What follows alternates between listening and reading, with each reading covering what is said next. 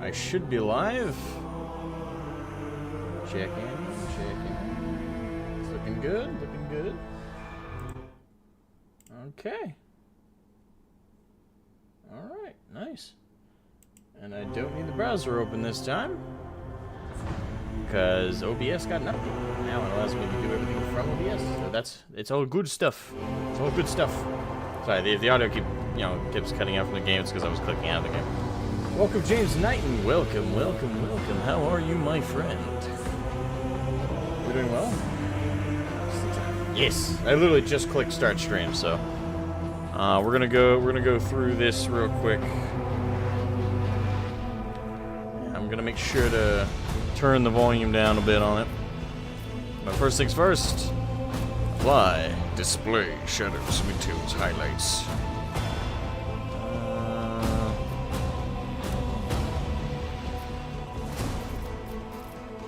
Slightly turn up the gamma. Other than that, I think we'll be fine. I'll tell you this off the bat, the music is nailing the tone of 40K, so credit to them there, man. Credit to them there. They're immediately hitting the tone.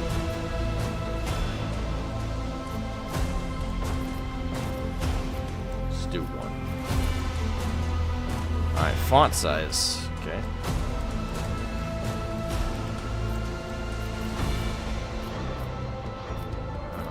How blind am I feeling today? I'll leave it at 1.0, and if it's a problem, we'll see it later. Alright. Protonopia, red-green, Deuteranopia, red-green, and Tritonopia, blue-yellow.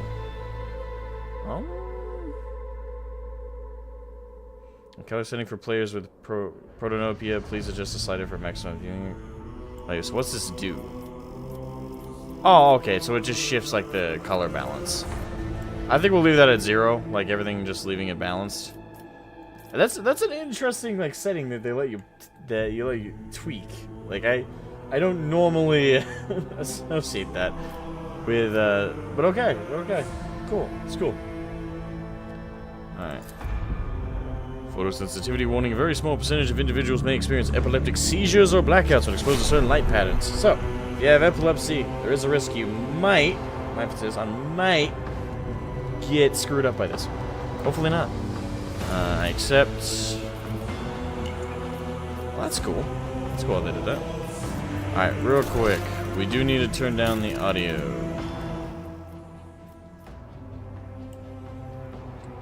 Not too much. Obviously, I still want the game to be quite audible, but let's try 50%. And you guys will hopefully let me know if 50% is too loud. I have had that weird that's a weird thing I've noticed sometimes when I'm streaming, is like people will be watching the stream and there will be an objective problem. An objective problem with the stream. Like, it'll be too loud, the audio mixing's off, or there'll be a visual glitch that I don't know about, and for some reason, no one will tell me. They'll be like, oh yeah, everything seems okay. Or they just don't say anything at all. And then I watch the stream after the fact, and I'm like, why did no one tell me that was happening? So if something is wrong, or if something isn't quite mixed right, let me know. Please and thank you. That way, anyone jumping into the stream doesn't immediately hop out because they think I'm trying to be avant-garde or something with a weird setting. That's a frequency of character voice response. Sets the frequency of companion remarks in the game. Constantly. Frequently, occasionally, never. I'll leave it at constantly to get a vibe of like how that feels. But if that, is if it's constantly literally means constantly, like every 5 feet I'm getting like oh blah blah blah blah blah blah blah blah blah blah blah blah blah blah blah blah, then I'll lower it. Alright, it's a display, graphics. Okay.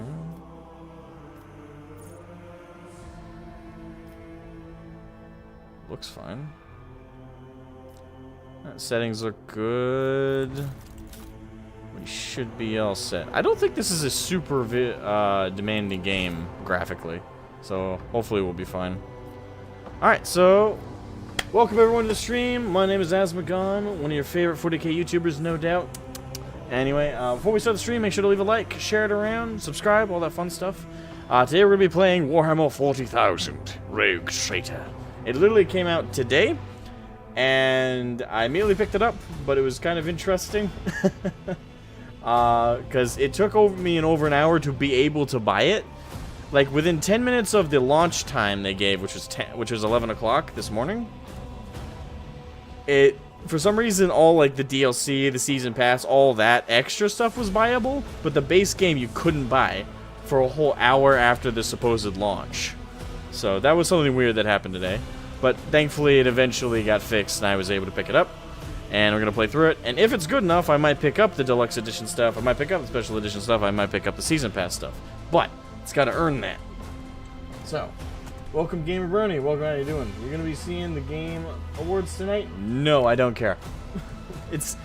I don't know why anybody puts any kind of value into the Game Awards. It's just a circle jerk, man. Like, that's all it is. It's also a politicized circle jerk because, you know, Hogwarts Legacy didn't even get, like, nominated for anything, and that game deserved to be nominated for some stuff. Even if you're not a Harry Potter fan, like, there was some really awesome stuff they did with that. So, you know, I don't like it. I don't like it any more than I like the Golden Globes or the Oscars. Like, all that stuff is literally just those industries self-aggrandizing themselves, and I don't know why people like them.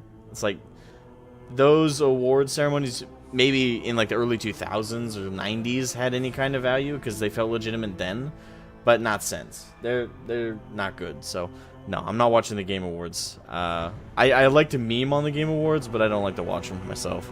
So anyway, that aside, let's hop in. Okay, we as developers are always striving to improve our work. To do this, we need to improve our game by sending game statistics and bug reports. Okay, so this is like... Okay, except... Fine. Alright, scenario... Main story. Take up the mantle of a rogue traitor, the scion of an ancient dynasty of daring privateers that reign over their trade protectorate, and explore the fringes of the known galaxy. Darkness looms over the bloodline of von Valencius, as it faces multiple threats from within its own ranks, and without as countless enemies seek to destroy the most daring and brave agents of humanity. It is up to you to hold the reins of this shattered protectorate and forge a new path for the von Valencius dynasty, currently finding itself in a vortex of wars, intrigues, calamities, and heresy. The stakes are high, and rise even higher as you cross paths with terrifyingly powerful and ambitious adversaries in the darkness of the Cronus Expanse. Fuck yeah! Let's get some 40k. Darkness. Actually, what's difficulty? We'll leave it on normal? Yeah, normal seems good. Okay. Wait, what's custom? I guess custom is like if you fuck with any of this stuff.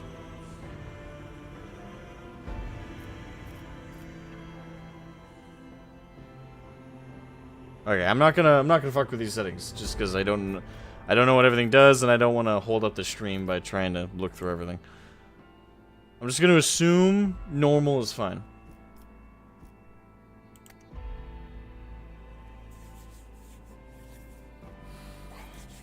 Let's see what insanity this game got. Yeah. Alright. I will say this before we get too much further. Just real quick. I intentionally avoided any interaction with this game before now. Like my buddy Arch, he made videos about this game. I know some other people have made videos about it. I know a lot of people have covered it. I have intentionally avoided it because I want to go into it blind. This is a blind playthrough. I have not watched any prior gameplay footage. I have not watched any story videos that might have come out about it. I have not watched any, like, pre-release reviews. I want to go in blind with no pre-established perspectives. I don't want to go in with any. I just simply knew the game was coming out. I know what it's pitched to be, and that's it. So, if I question something, or if something goes along and I just don't seem to understand something that you guys might because you saw prior, like, explanations for things, just know that's why. It's, you know, I intentionally avoided that stuff because I want that fresh experience and to not have any kind of pre-established conclusions about the game. So that's just to let you guys know. Alright, so Hekata, Darius, Bahador. He's a warrior, death world, illustrious glory, grim portents, commissar, charge at all costs. Okay. So these are like the preset characters you can play.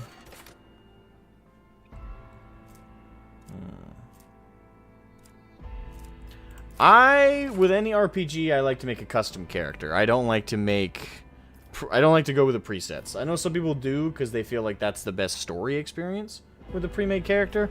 Me, I like to create my own. Possibilities are endless when it comes to customizing your character and choosing your homeworld, gender, and background. You can also choose from a wide variety of abilities and skills, such as combat skills, social skills, and technical skills. These abilities and skills determine how your character interacts with the world and what kind of challenges they can overcome. Finally, you can choose your character's archetype. Each archetype path offers its own unique set of opportunities and challenges, so choose wisely. With all these customization options at your fingertips, you can create a rogue trader that is truly one of a kind, and embark on an adventure unlike any other in the world of Warhammer 40,000. Fuck yeah. Curtis Thompson, thank you for the super chat. Awesome.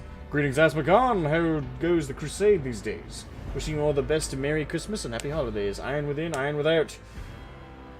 Well, thank you, man. I appreciate that. Iron within, iron without. And that's one of the few times you'll get me to say that back. Imperial Fist all the way. But I'm doing pretty good. I haven't made a lot of content on this channel, I know, in a while. I've been making some stuff on the gaming channel if you guys want to check that out. But that's just simply because I haven't really gotten back around to swinging to like my lore videos and stuff. I'm trying to make more content at the moment, and it's easier.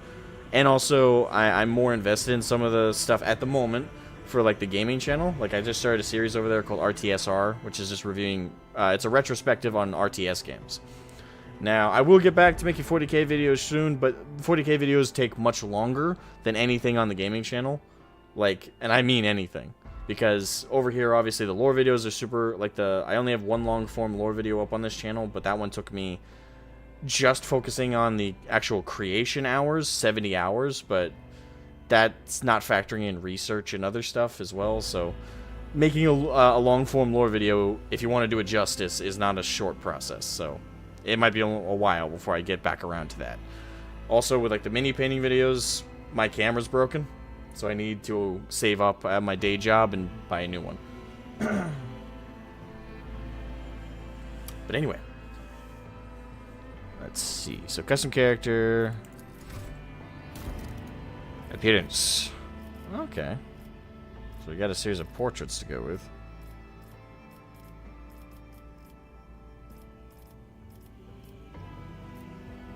Well, wait, custom. How does custom work?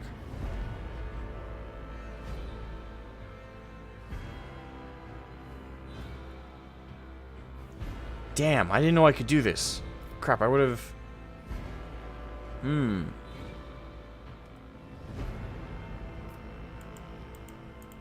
Wait, can I put a much bigger image in here? Hold on, let me see if I can put a much bigger image in here.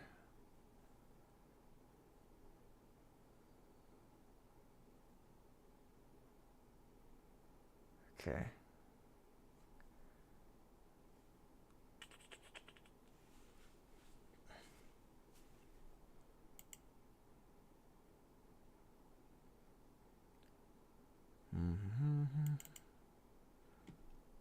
Yeah, I don't think I can. Fuck. I would have made a oh crap. I would have made a picture. That is cool. That is super cool though. That you can make your own portrait and put it in. Like that is cool. Alright, to use your own portraits, change the images in the folder. Do not change the names, formats, or sizes of the images. Okay, so you do need... Crap!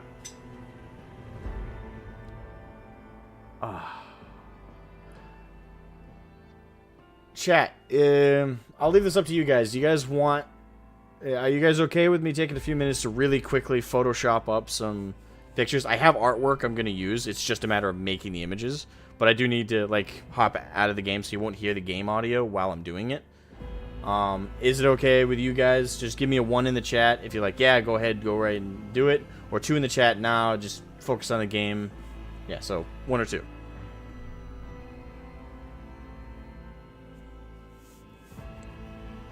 I will leave that up to you guys. This is a streaming experience, so...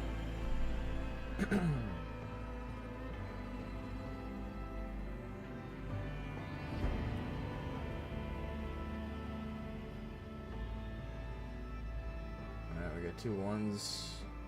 Nico, welcome! There's going to be a forced romance option with a towel, asking Inquisition to drop delivery. I mean, a drop pod on that would be hilarious to watch. Or send a Krieg regiment and they'll just bombard it for like the next 30 years. So yeah, it looks like both people who were in the chat before you, Nico, say 1. So I'm gonna take a few seconds to do this real quick, guys. I have all the folders and everything set up. I'm just gonna do this as quick as I can. I don't want to take away from the stream too long. Come on, open up. Photoshop, open up, you bitch. Okay, so let me do this. Create new. Alright, so the full length.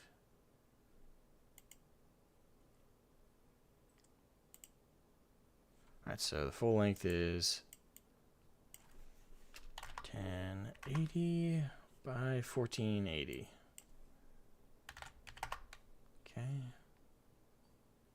Bit depth 24. Alright, should be fine like that. Okay, boom. And on the upside, you guys get to see me make it. So it's not like you don't... The votes was to, like, whether I take a few moments from the stream to make custom portraits for my character, which I intend to do. And Pyrrhus, fittingly enough, you'll recognize the artwork I'll pull up, because you made it. You made the artwork, my brother. Okay, do the working project.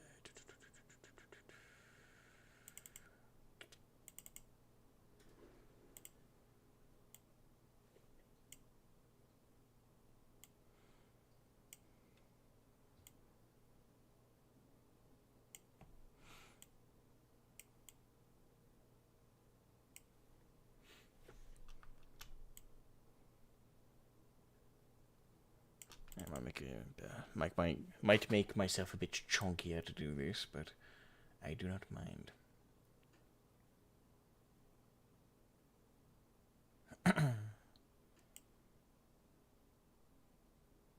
You're on break? Ah, okay, man. Hopefully I don't get you in trouble. Also have an Imperial Fist Successor Chapter army from 2008. Thinking about making a Black Templars kill team as well. I just really like Iron Warriors lore for the Horus Heresy. That's fair enough. I'm not a huge fan of Iron Warriors. But that comes a little bit with the rivalry. Most of it's memeing. But, yeah. I think they're cool objectively, but, like, lore-wise, the rivalry rise of the Imperial Fists, they're my natural enemy.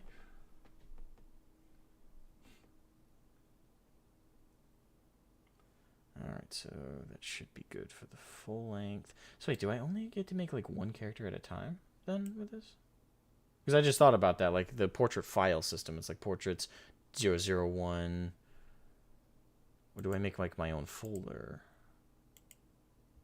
We're going to try making my own folder. See if it works. It might not.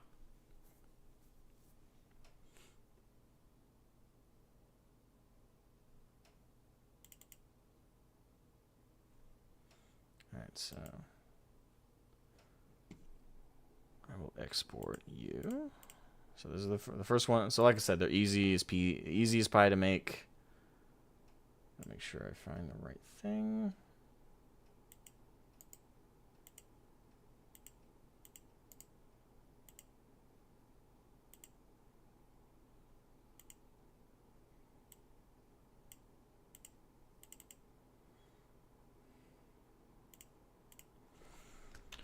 full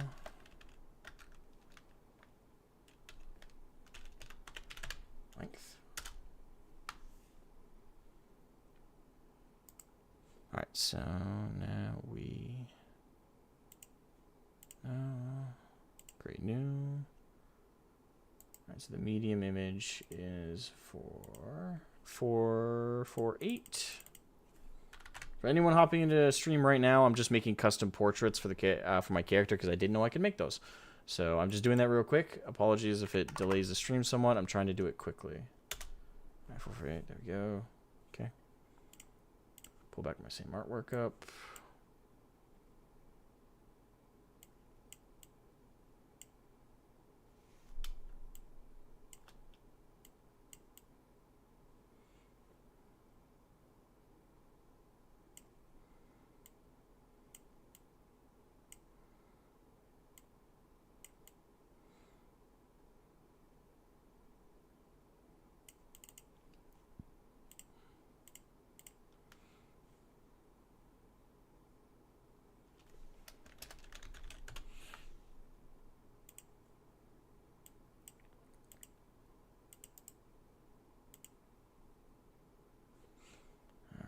Small.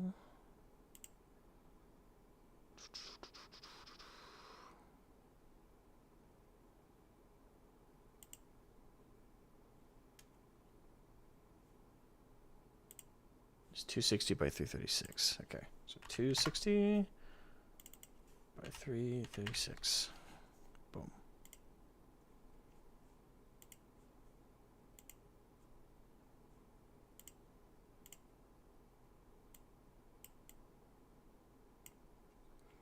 This is going to be like the close-up on the face.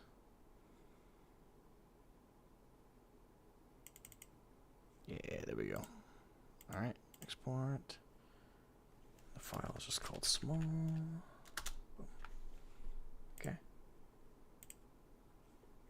Nice. That should be all I have to do.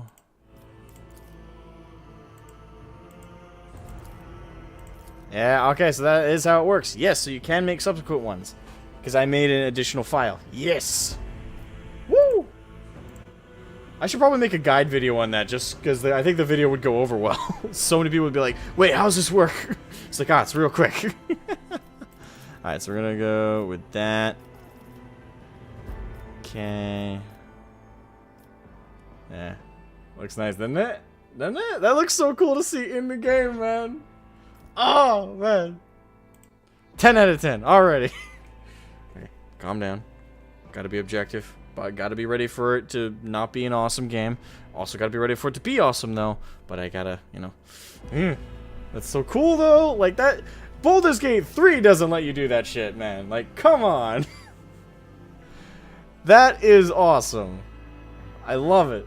I love it, man. Oh. I already loved this artwork that Pierce did for me, but... Mwah. By the way, if you want awesome artwork of this quality, make sure to check out Jacob Jones Illustrations. Pierce, please remind me your links. You have a DeviantArt, yes, and you also have an Instagram and, like, one other thing. Yeah, you like your own website, don't you? But yeah, point is, Pierce in the chat, Jacob Jones Illustrations. You cannot find higher quality work. So, ArtStation, yeah, okay, there you go. Look them up for on ArtStation. This is the kind of quality work you can expect. This portrait over here is his fine piece of work. Alright, so appearance. Right, so it's selected it, yes? I think it did. There's a little check mark there. This is not showing up in the corner here.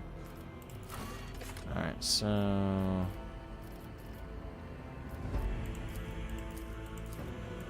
That's the body type, so... Male. Body.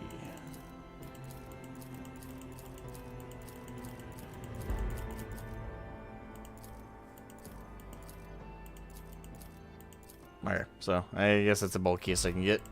I am a pale bastard, so... That'll work. Okay. Hair. What the fuck? Immediately I noticed the hair curls. That is glorious. Okay. Is there a style more matching my hair? There is. Mine's not like braided though, like that.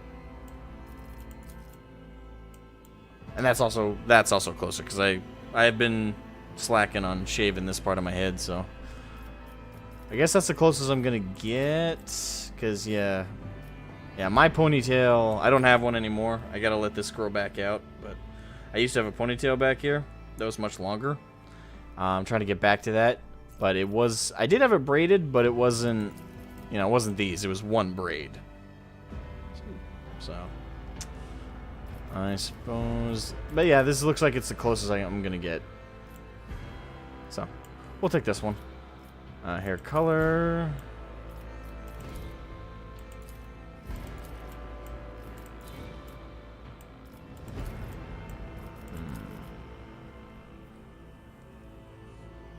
That works, so I can't provide the link right now. That's okay, man. That's okay. I will add them in the description after the stream. Asmogan could truly be in the game. I know, right? It's awesome. Baldur's Gate 3 didn't do that shit, so at least on the character creation front, this game is far superior so far. Oh, what's this hairstyle? Oh, okay, so that's just look back. That's that, daddy. This is the daddy issues haircut. No nonsense haircut. So I'm just looking at the other ones real quick.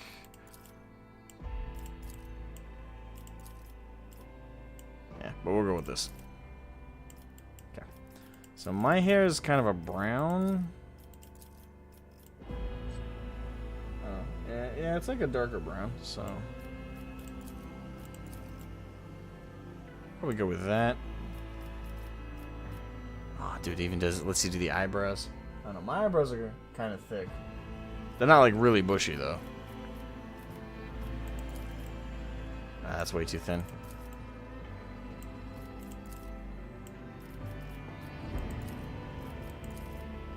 Okay, good. I can zoom in.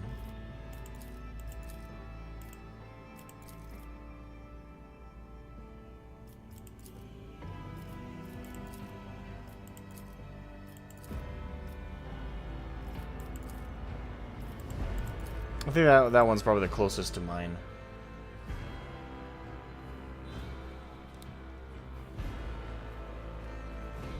Hey, Baldur's Gate 3 is a good game, by the way. I know I'm comparing them right now because the one thing I do think sucks objectively about Baldur's Gate 3 is the character creator.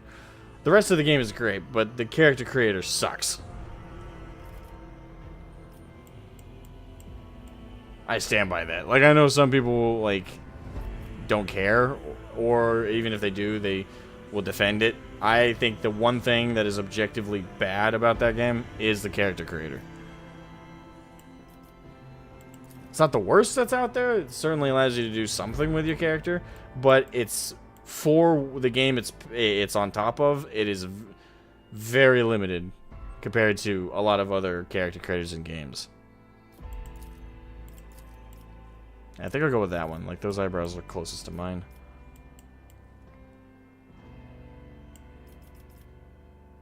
Alright, so beard. This is very important.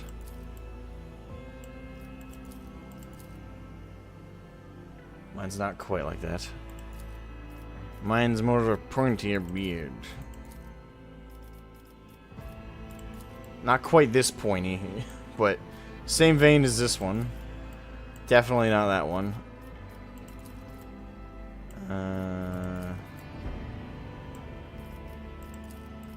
Probably not going to get my exact facial level, so that's closest.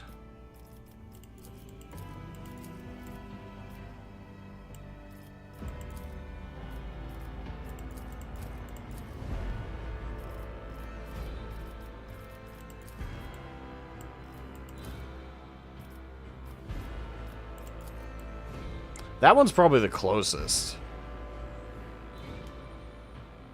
Yeah, we'll go with this one because it's the closest I'm gonna get.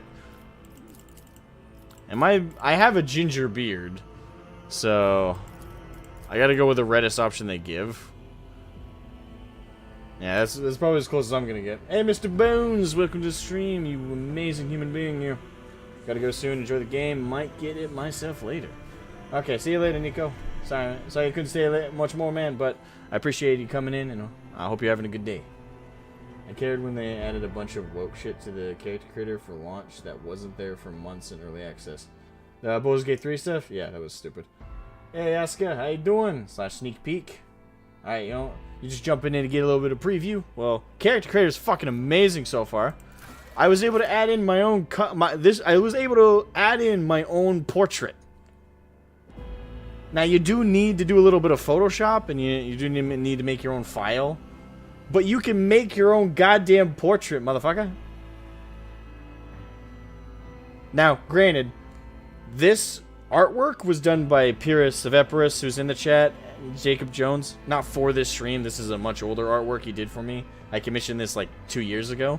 It's on the channel art and stuff, but the fact that I was able to just real quick Photoshop together my own portrait for the game, which, by the way, the custom portraits, I don't know if it'll, yeah, like you can change portrait. You can open from the directory here. You can open the file and add in your own file and add in. You have to name them very specific things, otherwise they won't be recognized by the game. But once you like follow the rules it sets like right in this lower part here to use your own portraits, change the images in the folder, blah blah blah. Yeah. But that's fucking cool. And yeah, hold on. Yeah, but it even shows you like the PNG sizes and stuff you need, which is really awesome. Like, this is a level of customization that you don't get that often. Oftentimes you need modding tools to be able to add in your own images and portraits. So this is fucking awesome that it's ingrained in the base game. Because the portrait is pretty standard in Owlcat games. Well, I haven't played a lot of Owlcat games, so sue me. Alright, so at least as far as I know, I haven't played a lot of Owlcat games. I don't often pay attention.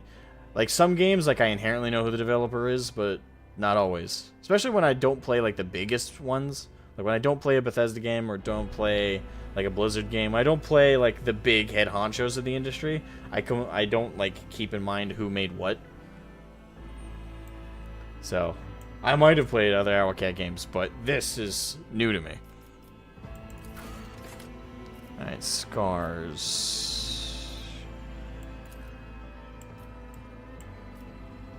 I don't really have any scars on my face, but in this universe I definitely would have at least one. Especially if you're a rogue trader.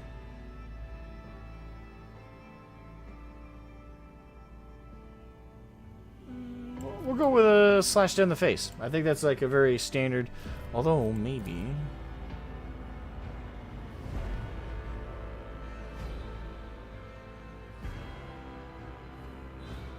I don't know, there was one through the eye, I saw.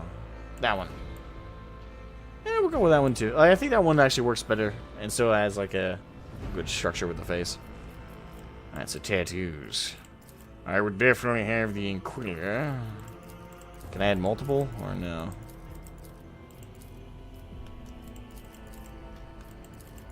Nope. I have to pick one specifically. Oh no, okay, no, I see.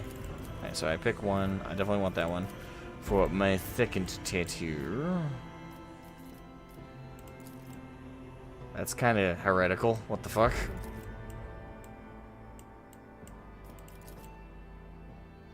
Mortis. Yes.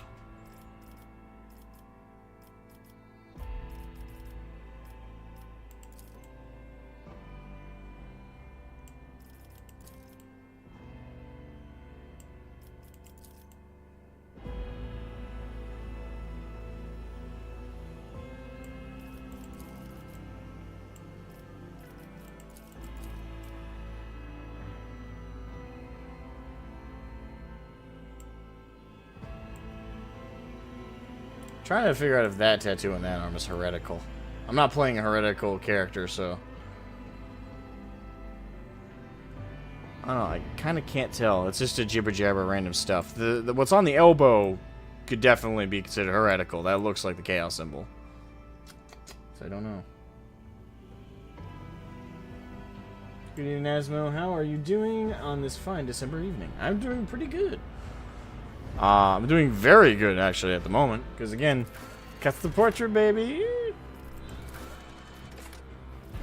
I don't care if everyone who's played, like, prior games, who's played prior Owlcat games, is like, oh, that's nothing. To me, this is major. So, leave me alone.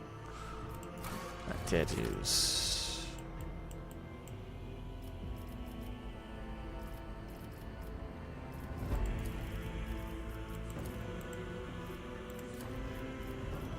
I prefer tattoos to be black, personally.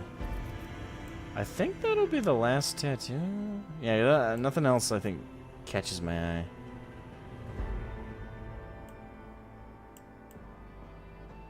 Yeah, they were good on tattoos, augmentations.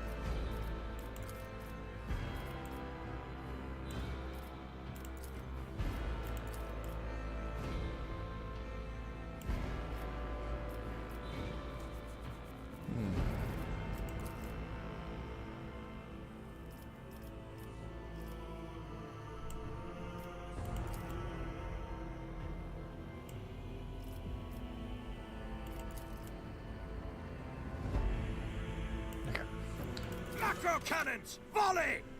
Alright. You didn't stand a chance! The Emperor gave me a vision. I'll make it happen. Whispers, guide my hand.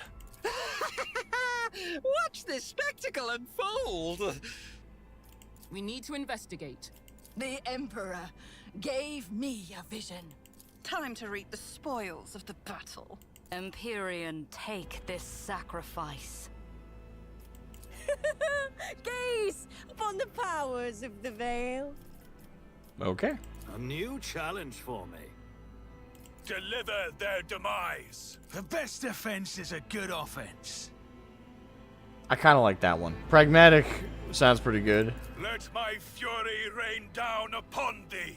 I also like pious. Lance batteries, volley! We have purified the battlefield of the enemy's taint. I'm a Black Templar at heart. I gotta go pious. Pious to the Empire. Pious to the Emperor. The Imperium will never fall. Alright, homeworld.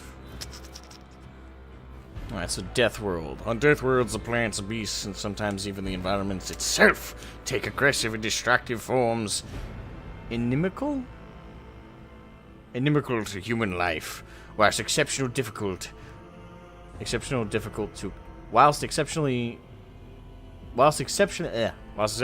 sorry, my brain was absorbing that line weirdly.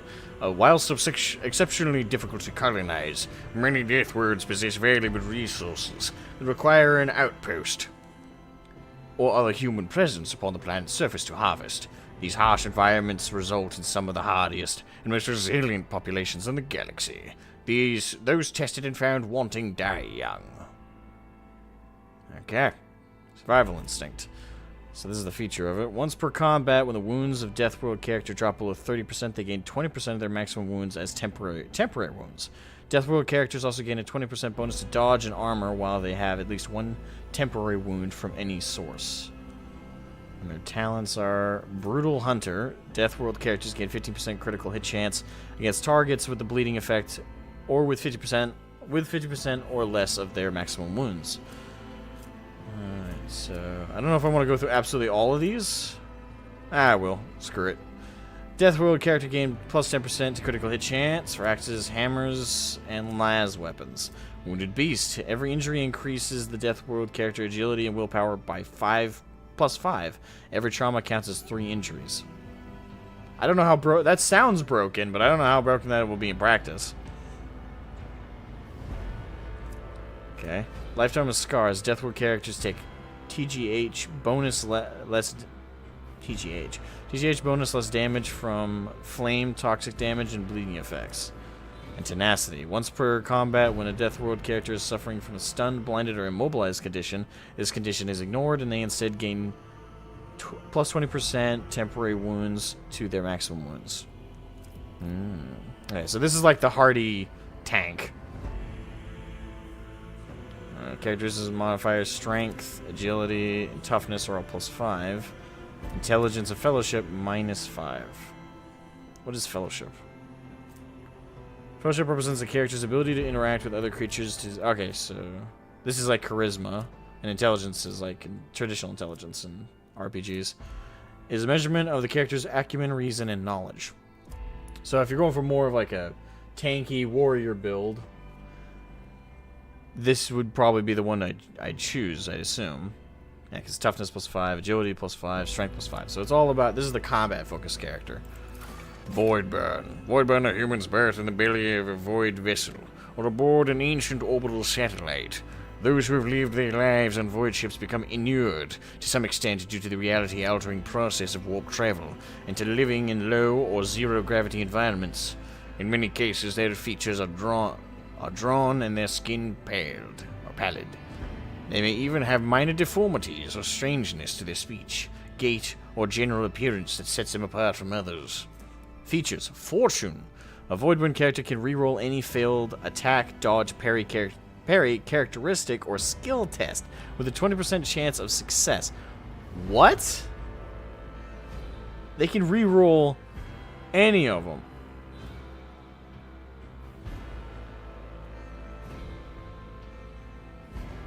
Damn, okay. Additionally, any enemy dodge or parry against a Voidburn character has 20% chance to fail after a successful roll. Okay. Characters and modifiers: willpower plus 5, intelligence plus 5, strength minus 5. Alright, so I'm assuming this would be like more of a mage psyker based kind of archetype boost. Okay, there's a 10% chance to double the damage. Okay, damn. Alright, so I'm not gonna so just kind of, we've been in character creator for a while here, so I'll streamline this a little bit.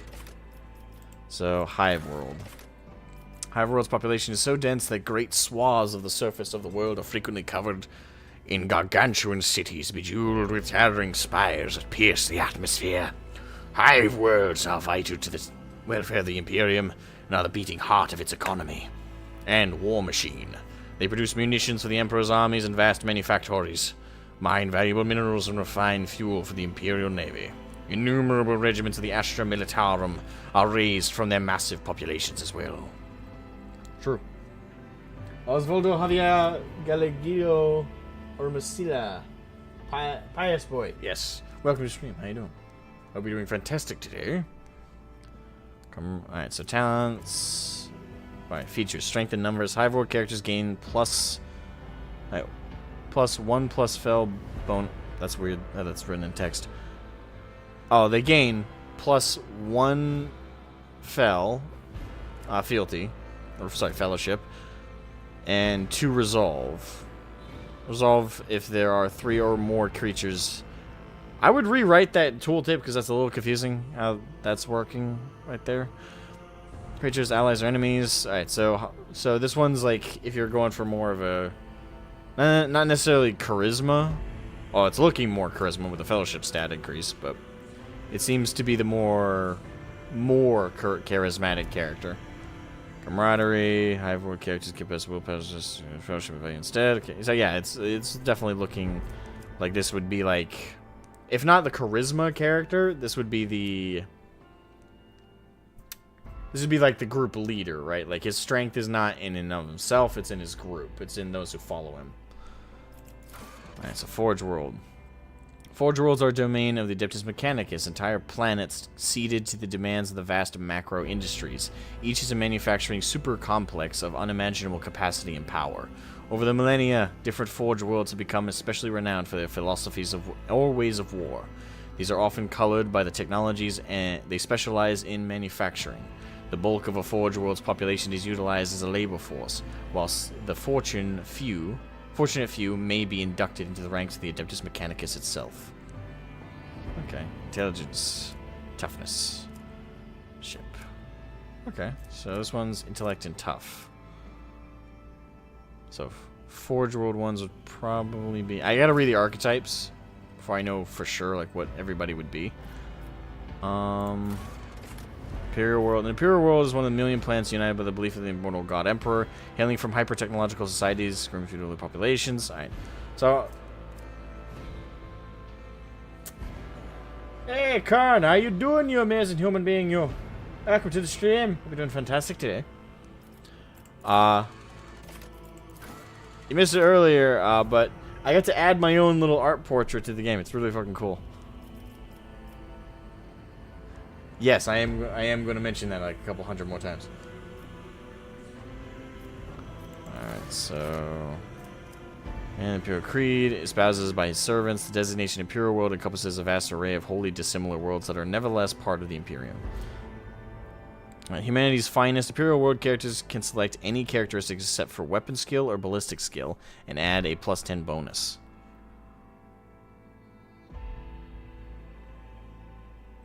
Okay. +10 bonus to anything other than ballistics or weapon skill. Okay. Alright, talents. Ready to serve. When the Imperial World character is affected by an ally's non-damaging ability or affects an ally with such an ability, their resolve is increased by fealty bonus 2 for 1 round. Better to die for the Emperor. While under 40% wounds, Imperial World characters gain a +10 bonus to all characteristics and a +2 to resolve. Doing my part. I'm doing my part. I'm doing my part. I'm doing my part too. Little Timmy's gonna die horribly. And actually, in this setting, that'd even be more horrifying. More of a familiar sight, but more horrifying. It's like, alright, what's gonna kill little Timmy? Tyranids? Orcs? Those are the best case scenarios. Everybody else. Actually, no, the best case scenario would be Necrons, because you get hit with a Gauss rifle, you're just erased. Like, I don't think you feel that very long. Actually, not Gauss. What is it? No, it is Gauss. The Necrons energy weapons. The deanimizing weapons.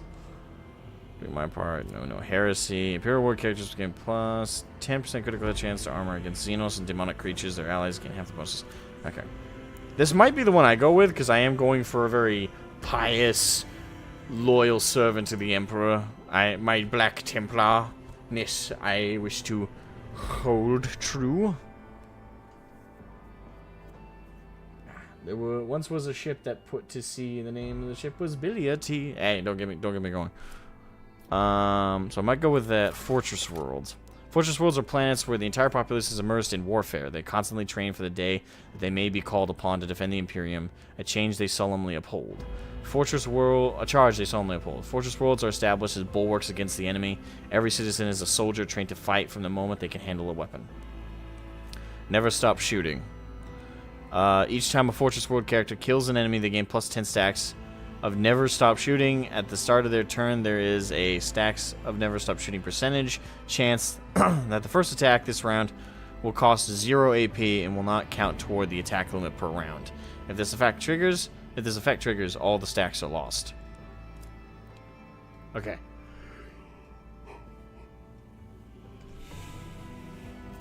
Alright, so +5 to perception, +5 to willpower, but -5 to fellowship.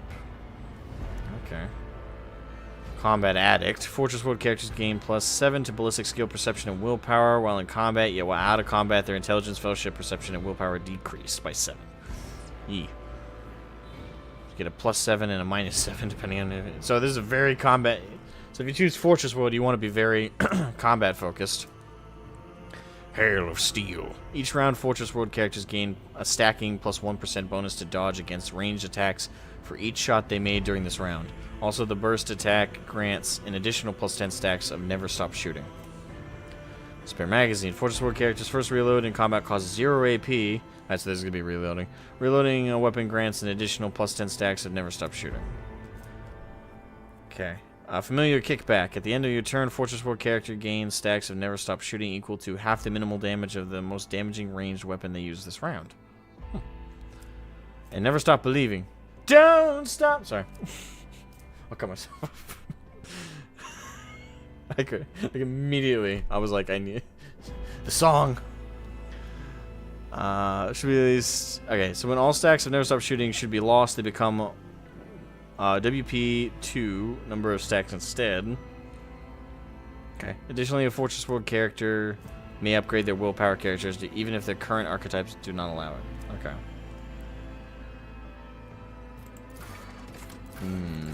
Okay, so now that we've read through them. Oh, okay.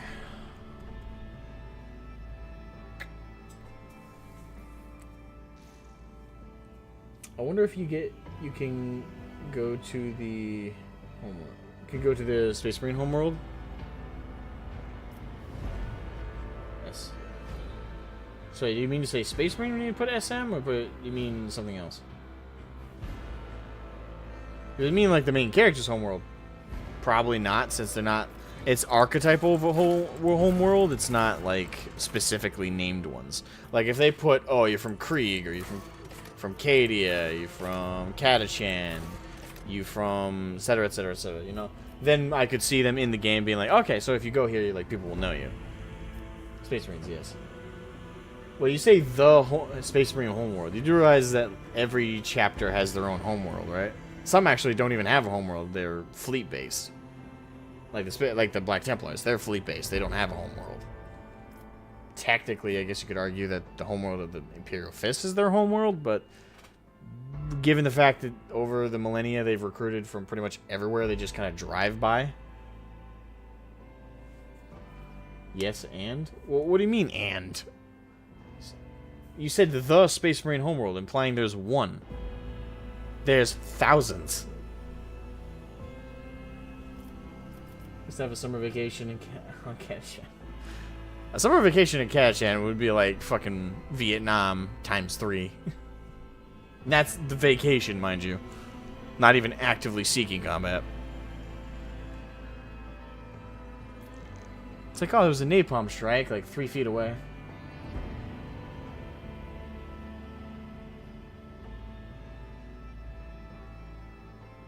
Space Marines are all from Space Marine. Everyone knows this, dude. Even Ham the Wars. I love you, Mr. Bones. I want to poop this snoot, Vulcan. Arcadia.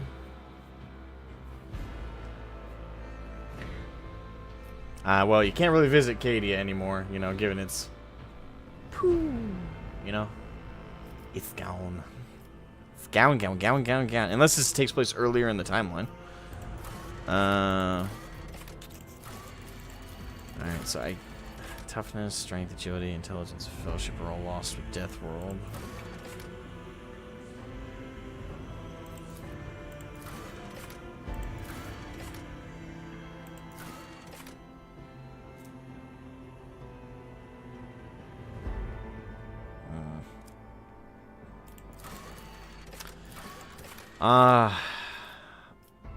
It's between Death World and Imperial World for my character, because I'm going for a very religiously zealoted, based on a Black Templar, but obviously I can't be one in the game, but based on a Black Templar. So, an Imperial World would make sense, because Humanity's Finest, ready to serve, they're very, no heresy. Death World also would make sense because Black Templar based melee combat, you're gonna need that toughness, you're gonna need agility, you're gonna need strength. Plus the talents look pretty good.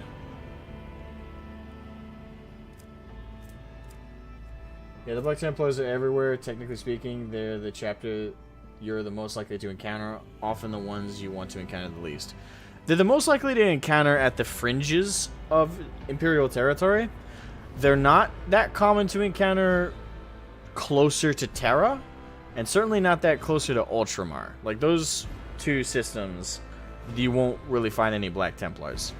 But, like, everywhere else, pretty much. They are operating multiple fleets at a time, too, so... I still love that they... the Black Templars just piss on the Codex Astartes. It's like, wait, we're not supposed... Hey, so you're telling me I'm not allowed to recruit more than 1,000 Space Marines? Yes, as it was ordained by Gilliman. Right. You see that door over there? There's a nice lounge with a copy of the Imperial Codex. If you'd like to read it, we double-checked it. We think we're allowed this number. Oh, poppycock. I know what's written in there. Door. They go inside. Door seals behind them. It's an airlock. And this Black Templars just like... jettisons the Inquisitor in space. The Inquisition sends a letter. Hey, what happened to our guy? Ah, we got into a firefight. He died. Very inconvenient. We also blew up his ship, too. I mean, it was blown up. Sorry.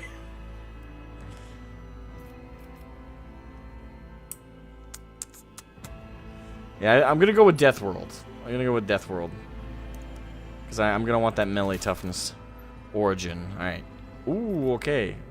Okay. Okay, so I think I just realized something. So Homeworld, Origin, and Triumph are all gonna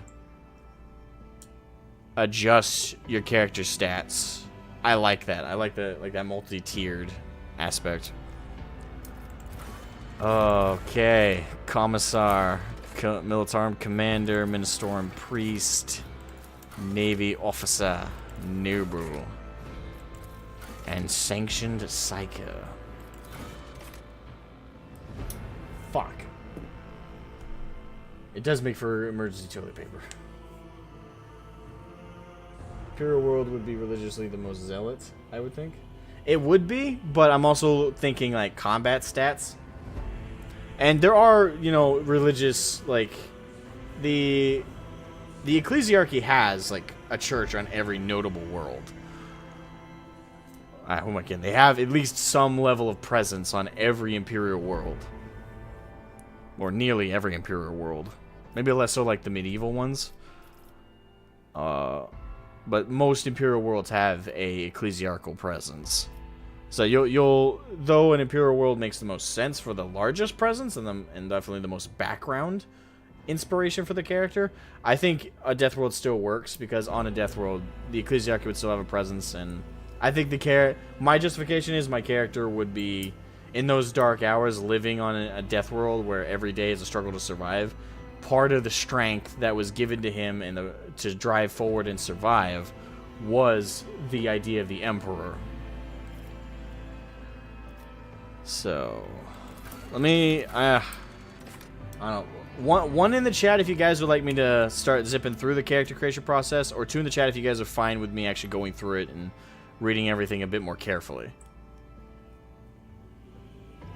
Because I do want to go through and be more, you know, analytical, but I also don't want you guys to feel like you're, you know, being dragged along.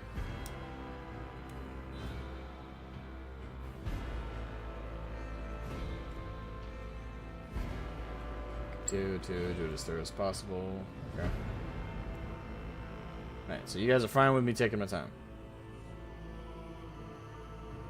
Okay. Alright, so we'll go through. Alright, so the Astra Militarum Commander. The Astra Militarum, commonly known as the Codex supports this action. Alright, so yeah, it looks like majority are for continuing to go thorough. Okay. Good. I just want to make sure you guys don't feel like you're being dragged through the boring process. Farming botanist 14, I got time. Okay. Hey, that works for me. Alright, so the Astra Militarum Commander, commonly known as the Imperial Guard, is the primary fighting force of the Imperium and the first line of defense. It's a proper Warhammer 40k game. You gotta marinate in the atmosphere. True. I gotta say that this music has not gotten old the entire time I've been going through. I know it's been looping, but it doesn't feel like it. Just feels pure 40k right now. This is my jam, man. Okay. Is the primary fighting force of the Imperium and the first line of defense from the myriad threats that endanger the existence of humanity in the 41st millennium. You have served as one of the commanders of an Astra Militarum regiment, commanding thousands and winning battles in the name of the God Emperor. Alright, features. Regimental tactics. The Astra Militarum commander and all their allies deal an additional plus 20 plus 2 times per perception bonus percentage. Okay. This really is 40k product. There's a lot of math involved. Damage to all enemies that are adjacent to the commander or their allies until the end of the commander's next turn. All the commander's allies also take no damage from other allies' attacks. Can only be used once per combat. Okay.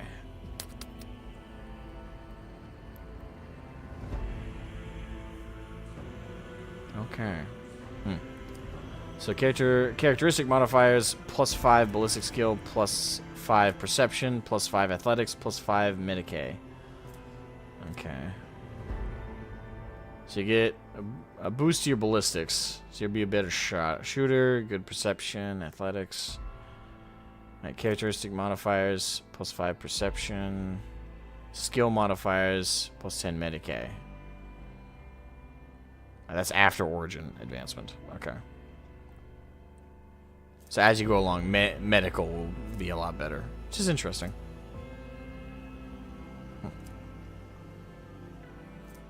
Talents: suppression fire. While the Astra Militarum commander is under the regimental tactics effect, their single target melee, range attacks, and area attacks gain +20% to dodge reduction, parry reduction, and cover penetration against enemies adjacent to the commander or their allies. Field of Fire. While the Astra Militarum commander is under the regimental tactics effect, all their allies gain +5% to the rate of fire for every attack they have made since the start of this effect. Timely Rescue. While the Astra Militarum commander is under the regimental tactics effect, killing an enemy adjacent to any ally grants the ally an additional +10 momentum. Unflinching Heroism. Every time the Astra Militarum commander's ally uses a heroic act, the commander gains +5 to all their characteristics to the end of combat. To the end of combat? Not to the end of the round, but into end of combat. Okay. Shoulder to shoulder. While the Astra Militarum commander is adjacent to any ally, the commander deals an additional +10 plus perception bonus percentage damage to all enemies adjacent to the commander's allies. This stacks with the regimental tactics. Okay. So yeah, this is very group leader focused, also with a little bit of a medical twist to it. No, well, not twist, but a medical incentive. So if you want to be like the part-time medic of the group. At least someone, anyway. Which kind of makes sense, you know.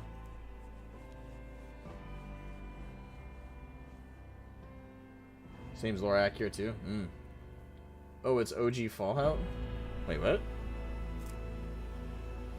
Oh, do you mean like with like the character creator? Alright, so go with Commissar. Commissars are the Officio Prefectus. The Officio Prefectus are ruthless officers charged with maintaining the morale, discipline, and fighting spirit of their Astra Militarum regiment. Unless you're a Krieg regiment, in that case, the Krieg regiment, your job is to make sure your troops just don't all throw themselves at the enemy and die.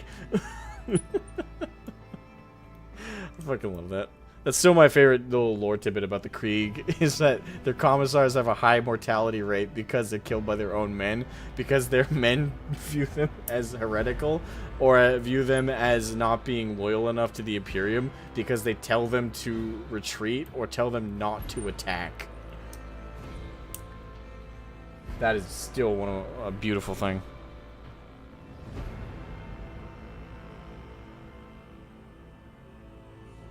No, the gameplay with the actual points would need to see the gameplay first. Okay. Believing, pussy.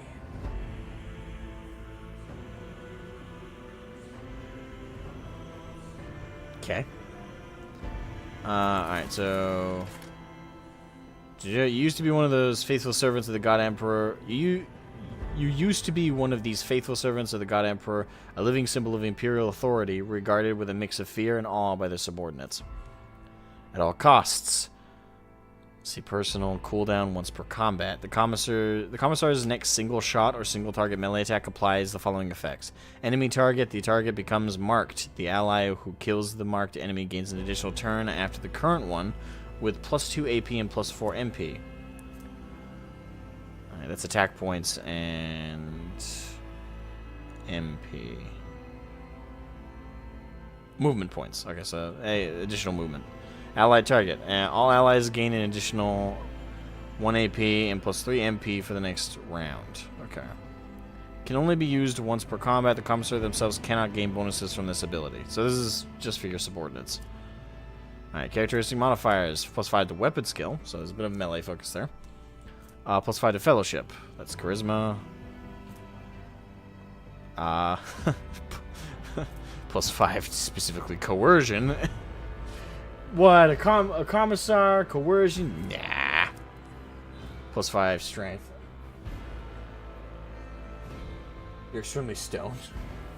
Well, go easy, man. Just commenting and create. Alright, +5 to fellowship later, and plus an additional 10 to coercion. And then the talents are duty and honor. While the Commissar's ally is under the effects of at all costs, that ally suffers +50% damage but gains +2 AP and +4 MP instead of +1 AP and +3 MP. Okay. Show them contempt. While the Commissar is adjacent to an enemy, all their allies gain. Plus Commissar's fealty. I keep calling it. It's fellowship. I don't know why I keep wanting to call it fealty. Bonus to resolve. Okay. Motivation. Anytime the Commissar grants additional movement points to any allied character, they give +2 movement points more. Summary execution. If the Commissar kills the target with at all costs, they can use at all costs once more this combat for 0 AP. For the Emperor, when momentum is less than 100 points, killing the marked enemy or targeting an ally grants +20 +2 times fellowship bonus momentum. Okay. The Commissar is also very, slightly charisma focused. And just like the Military Commander, very focused on like buffing their group. So and Commissar would work better for like the more religious side of things I'm going for. But still, Crime Lord. The Imperium survives and prospers in no small part due to the narrowness of its vision, but a rebellious mind and with such as yours could not be so easily constrained. The dark paths of smugglers and renegades that wind beneath the facade of the Imperium society offer a dangerous refuge for those unwilling to bow to the law. You used to be one of these dangerous yet resourceful individuals. I can tell you off the bat, I'm not going with this one, but I'll still read through it real quick. Surefire plan. At the start of combat, the Crime Lord gains plus intelligence bonus stacks of the Surefire plan effect. Activation of this ability consumes 1 stack and makes the next action stronger depending on the type of action. If the Crime Lord attacks, they deal +10 plus perception bonus percentage. More damage. If the Crime Lord moves, they gain +10 plus perception bonus percentage. Dodge and parry until the start of the next turn. If the Crime Lord uses a non-damaging ability on an enemy, that enemy suffers a -10 plus intelligence bonus percent penalty to damage for 1 round. Can be used multiple times per turn. Okay. Perception describes how well a character perceives their certain. Okay, so I don't know why I'm reading that. Alright, weapon skill +5, perception +5, awareness +5, logic +5. Okay. And then further on, you can get +5 additional perception and +10 awareness. They got escape plan, contingency plan, last plan, disorienting plan, and killing plan. So yeah, they look like they all have a... I'm just gonna scan... I'm actually kind of afraid I'm gonna lose my voice. I'm talking a lot right now, and I'm starting to feel that itchiness in the throat. So, just eyeballing them. There's a focus on dodging, bonuses to your character. Yeah. So yeah. Alright, Minnestorm Priest. The Ecclesiarchy, known formally as the Adeptus Minnestorm, is a vast institution that oversees the galaxy spanning religion of the Imperium. Drink water? I don't have any on me. I forgot to grab some. The Ecclesiarchy's complex hierarchies of cardinals, missionaries, preachers, and zealous laity ensure the prescribed prayers and invocations are made, all the while instructing the masses to guard against heresy and deviancy. You used to be one of those fiery and charismatic individuals concerned with keeping a close watch on your congregation. +5 to toughness, really. +5 to willpower. For skill modifiers, +5 to lore, Imperium. And +5 to Medicae. And then later on, plus an additional 5 to willpower, plus another 10 to lore. Ooh, I might actually go with this one.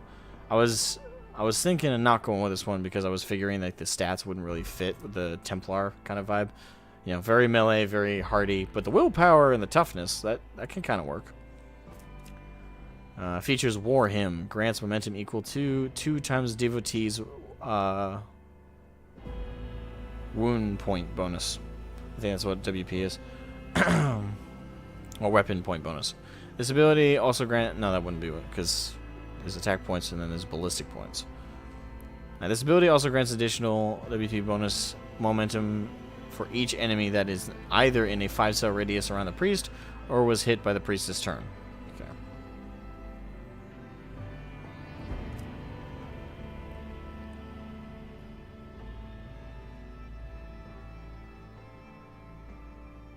Some of the people seem to like. Yeah, people lack logic these days. It's a crying shame. Okay, so talents, linear purification.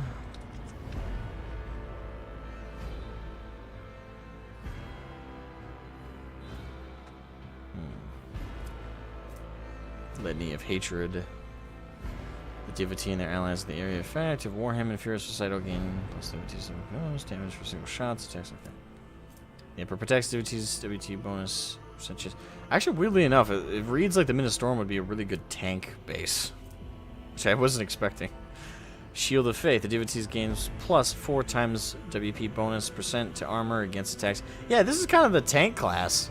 I'm sorry, the tank origin. I don't know why. Like, I always in my head, like when I think of like the base humans in the Imperium, I don't think of the Minnestorm as like the tanks, but to an extent, I could see why that would make sense. Alright, Navy Officer. The Imperial Navy is responsible for the fleets of void ships that assert... Hey, void ships! They didn't do what most of the time do, and they go with like spaceships. They actually went with void ships that assert the dominance of the Imperium amid the stars and fulfill their other duties connected to the void and warp travel. You used to be a Navy officer and a commander of a void ship hardened in numerous battles and famous for resounding victories. Alright, so features. Brace for impact.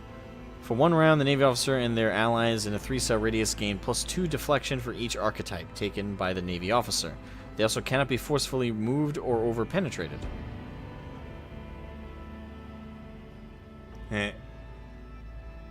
Sorry. I'm mature, I swear. Alright, so characteristic modifiers, +5 agility, +5 fellowship, +5 commerce, +5 demolition. Okay, so this would be...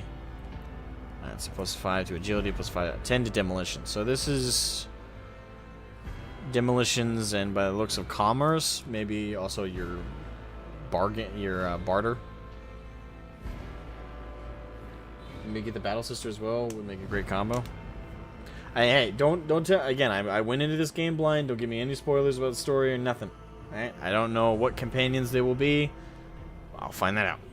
But if there is a Sister of Battle, you bet your fucking ass she's gonna be on my group. I do not falter. Perfect timing. Get into cover. Get off of me. Scatter. Okay.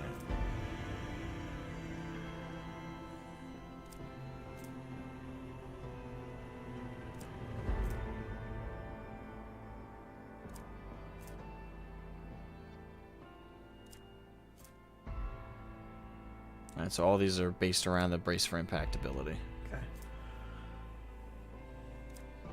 They're mostly about shielding your allies from being negatively affected by it or boosting them off of it. Okay. Noble. Well, I need to drink something. And of course, the one thing I do have on hand is not good for the throat, but at least it's something.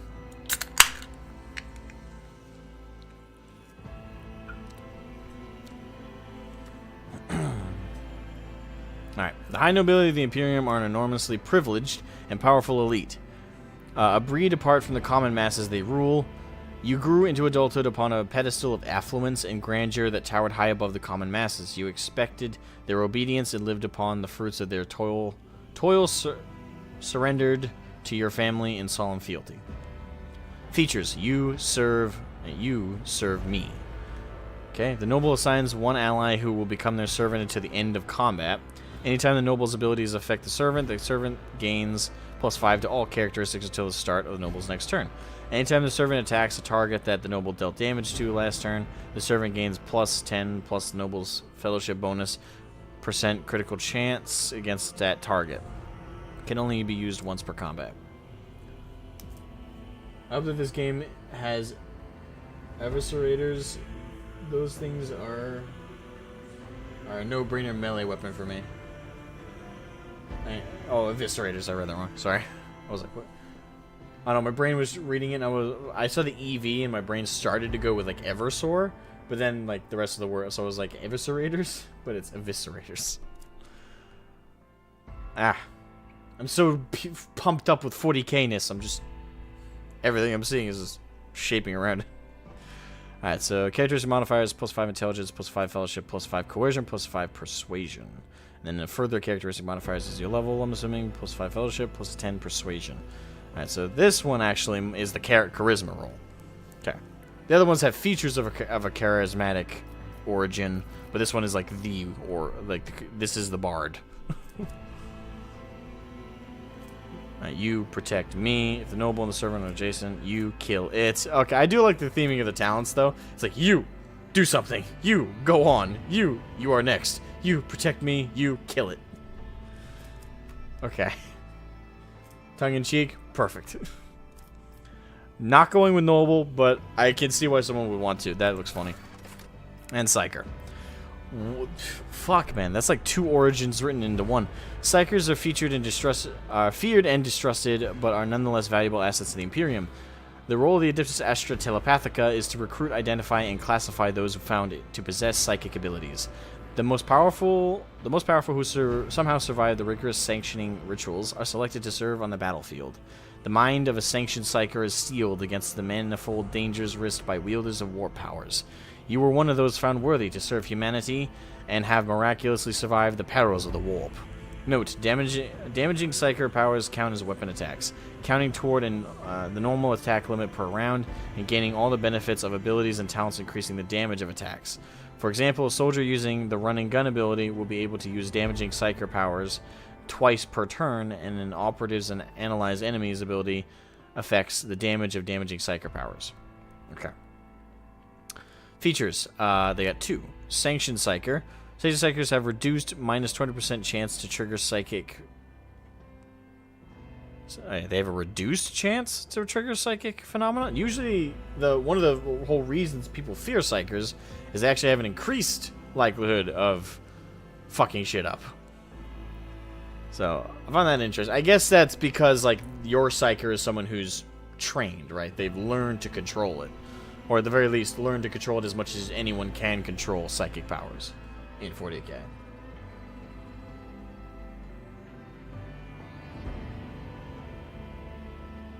You mean Perils of the Warp? This character is a Psyker, albeit Psi rating 0, albeit quite a weak one. Aww. Fuck you. Come on, really? Psi rating 0? For those who don't know, there is multiple Psi ratings. I think the max one is 7. I could be wrong. But if I'm remembering correctly, they go from 0 to 7. And like class 7 Psykers or Psi rating of 7 is like you are a walking exterminatus if you like. I think the Emperor is one of the only class 7s to exist. Again, I could be wrong by the numbers. They could go all the way up to 10. But I think it's 0 to 7. So, but yeah, if you're 7, you're God. You know, the Emperor was a class 7 Psyker. And I know when like the Astartes animation came out, I had a conversation in the comment section of like when the two twins in that, the ones with like the masks and stuff, and they fought the Astartes, the big guys. I pointed out to everybody, because like the powers they were using, everybody was like, "Oh, these guys are like fucking terribly weak psychers." And I'm like, well, the powers they demonstrated weren't like the weakest. Like they were able to send Astartes flying, not necessarily easily, but they were able to do it and fend them off. They weren't able to beat them, but they were able to fend them off for longer than most could. So I would have rated them like 1 or 2, like their psi rating of 1 or 2. Probably 2. Definitely wouldn't have gone 3 and above. 3, you could argue, but 3 and above, hell no. But yeah, 1 or 2. They were like 1 or 2. So to give you an idea of like how they range. Although normally when you have a psi rating of 0, at least as far as I've always interpreted it in the lore, it means you don't have psychic powers. Like that's how it's normally interpreted. So I find it interesting that here it's like, oh, you have a rating of 0, but you're still a psyker. It's like, then technically you should be a class, even if you're a weak psyker, even if you barely can do anything with it. Lore-wise, I'm pretty sure you should still be classified at, if you're called a psyker and people see you as a psyker, you should have a psi rating of 1 or higher. I'm pretty sure. But again, I could be wrong about the numbers, so I'm not. I remember it being 1 through 7, but apparently it's 0 through 7. I'd have to double check that, so I'm not going to state that with like that's wrong. I'm not going to say what they put there is wrong, but I'm just going to say like it doesn't quite match up with what I recall reading. But it's a minor thing. Toughness +5, willpower +5, lore, warp +5, and carouse. Or carouse?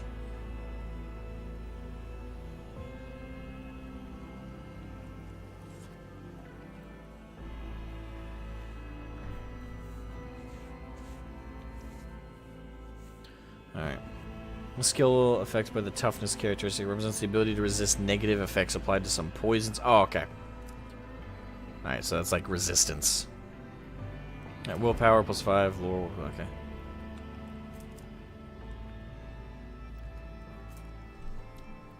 I'm not playing a psyker, by the way. Black Templar here. Abhor the witch, motherfucker. Abhor the witch, motherfucker. Alright, but anyway. Abilities. Okay, so they have telepathy, divination, biomancy, pyromancy, and psionic powers.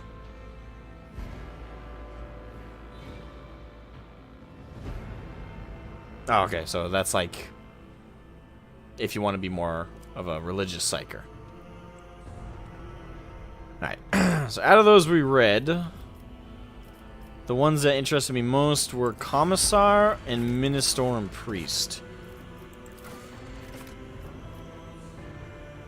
Commissar mainly for the weapon skill and coercion. Both feel very Black Templar in theme. And obviously, again, I know you can't play a Black Templar, you can't play a Space Marine. You're playing a Rogue Trader human. That being said, that's who I am. That's my love in 40k. So it's gonna be a human Templar, effectively. So Commissar for Commissar for the weapon skill and also the coercion. Ministorum Priest for the toughness and the theme of like faith. And also willpower will be quite good. I think we're gonna go with Ministorum Priest. I like that one. Hopefully I don't have to keep the outfit.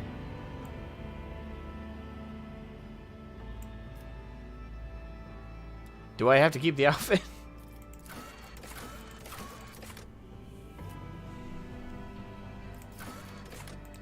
I don't know. Maybe going with Commissar wouldn't be half a bad idea. I don't know. Hopefully we can change the outfit. So Triumph. Adam Wolford coming in with a $10 super chat. Thank you, thank you, thank you, thank you, you brilliant human being, you. So Professor X would be 5 or 4 in Warhammer 40k, but that would mean Jean Grey would be also 7 or lower. Also, hey, me, Adam. Have you seen Godzilla -1 yet? It was an awesome movie. Also, hi, LOL. Hi, how you doing? And thank you again for the generous donation. Professor X, I think, would be 3. Well, it depends. Like if he's using Cerebro, it'd probably be a 4. But without Cerebro, probably be a 3. Because keep in mind, 7, you can crush a planet with your brain, right? Like that's how powerful. You're basically borderline a god if you're a 7th tier sidekick. Again, with my recollection being what it is about like the psi designation system, it goes from 1 to 7. So Professor X with Cerebro, he's an Exterminatus level threat with Cerebro because it boosts his range to a whole planet. So yeah, he'd be with that enhancement. He would be a classification 4, I would say, because it's still not like he's not like summoning warp storms and bringing them down the planet. He's just stopping everybody, and he can control their minds and have them kill themselves. He could be an Exterminatus in that sense to the population, but he's no threat to forces that can resist psychic penetration. He's no threat to, like, he can't conjure up physical threats. He can only make you your own physical threat. So I'd say classification 3 normally, and 4 at most with the help of Cerebro.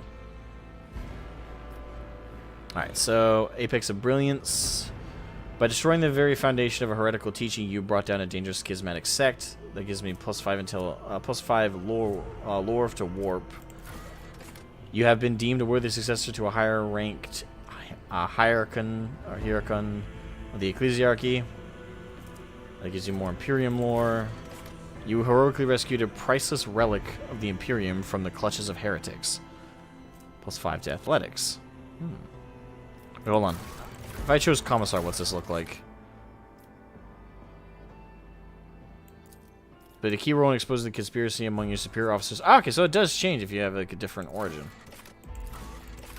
And it gives you different bonuses. Logic, coercion, demolition.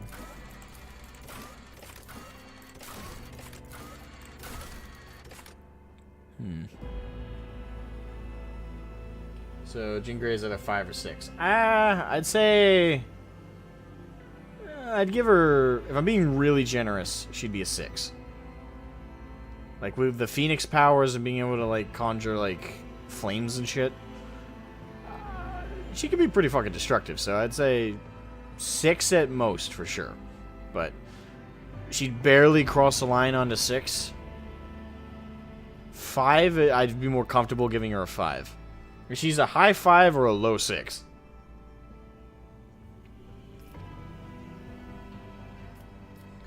By destroying the very foundation, that's factoring in the Phoenix Force.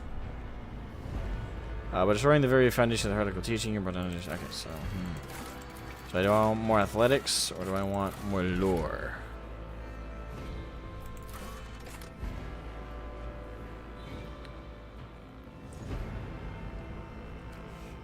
I already have a bonus to my Imperium lore. And later on I get even more. So having some lore to my warp would be nice. So I'm going to go with Apex of Brilliance.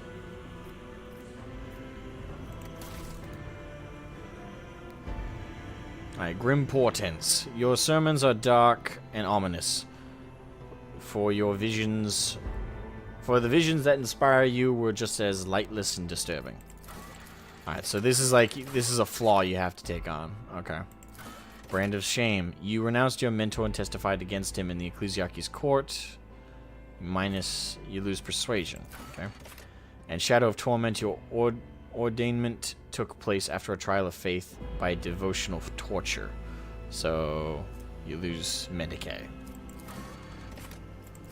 I feel like Medicae is the least important there. It's still important. Like, they're all important, but I feel like Persuasion and Awareness are going to be pretty fucking important. So I'm going to go with Shadow of Torment.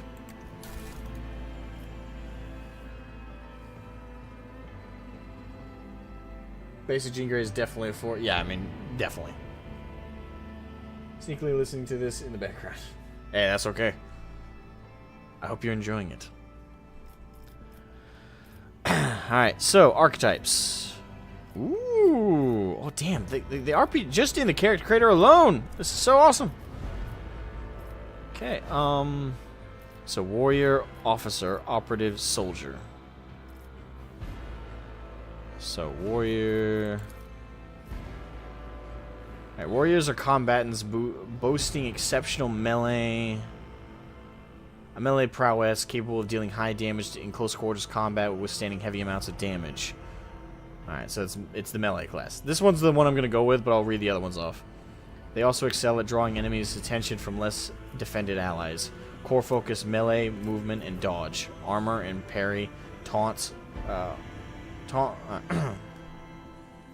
dodge, armor, and parry, taunts, soaking damage. Keystone features, charge, ultimate abilities, daring breach, and 2 different colors. It's the same thing, isn't it?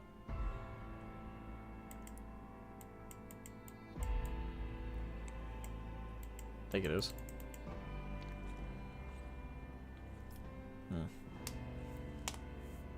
Characteristics: weapon skill, strength, toughness, ability. Skills: carouse, athletics, coercion, demolition, Medicae. Okay. So yeah, that's the one I'm going to go with, and it looks like it goes on. It can either be an arch militant, a vanguard, or an assassin. I'll probably go with vanguard just by the name. Can I read that? Oh, whoops. Someone. So I can't even read what the vanguard is at the moment. It looks like everything becomes an exemplar at level 36. I don't know how I feel about that. Like, I like that the warrior, officer, and operative all have, like, a mid-tier difference in what they are, but why everything becomes an exemplar at the end? I don't know how I feel about that. I mean, I'm assuming you keep, like, your level 1 archetype and your level 16 archetype, like, abilities when you become an exemplar, but it feels weird that they all end at the same point.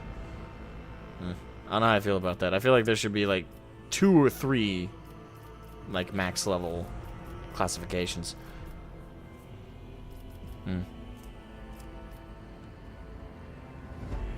Yeah, I'll go with warrior, but what's an officer? Officers use their willpower and fellowship to improve the combat capabilities of their allies, turning them into even greater threats in the battlefield. Core focus, extra turns, single target buffs, rescuing allies, momentum. So features: bring it down, voice of command, finest hour. Oh wait, now it starts showing me that stuff. Alright, so daring breach for warrior was... Warrior immediately restores all AP and MP and gains a agility bonus MP until the end of the turn. They don't lose MP. Okay, so that's like... Alright, oh, okay, so they're slightly different. They're both daring breach, but one's heroic act and the other one's a desperate measures. Anyway.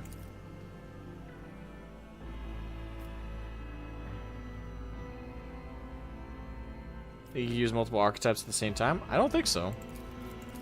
At least in this menu, it only lets you pick one.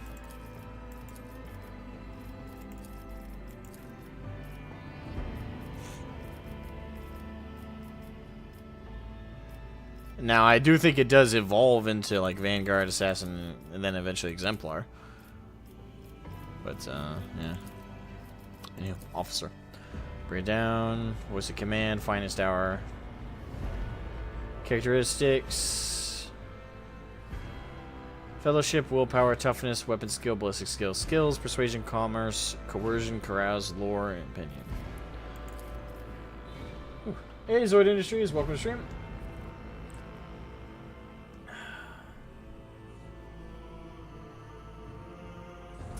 General gaming question for you. Is it possible to change a game's engine to an upgraded version through an update to the game?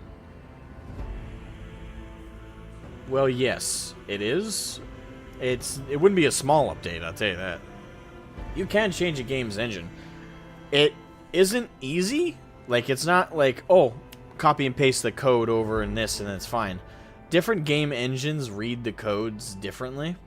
And even if they both have the same programming language, what characterizes a game engine is how it basically translates all of the code and all of the 3D models and objects, how it puts everything together. Like, it's the foundation off of everything. And when you change foundations, not everything can stay the exact same. So there's a lot of adjustments and a lot of things that the engine switch may not take very well. But the short answer is yes, you can change engines, but it's a huge fucking undertaking, and it's not easy. And once it's done, you can't factor for everything. There will be something wrong out of that. Because if you build a game on one engine and move it to another, that second engine, there will result in bugs, there will result in visual clutter, there will be a lot of negative side effects. That's why a lot of studios won't do that. Like, if they make a game on an engine, it stays on that engine as long as the game exists. Even if the engine sucks.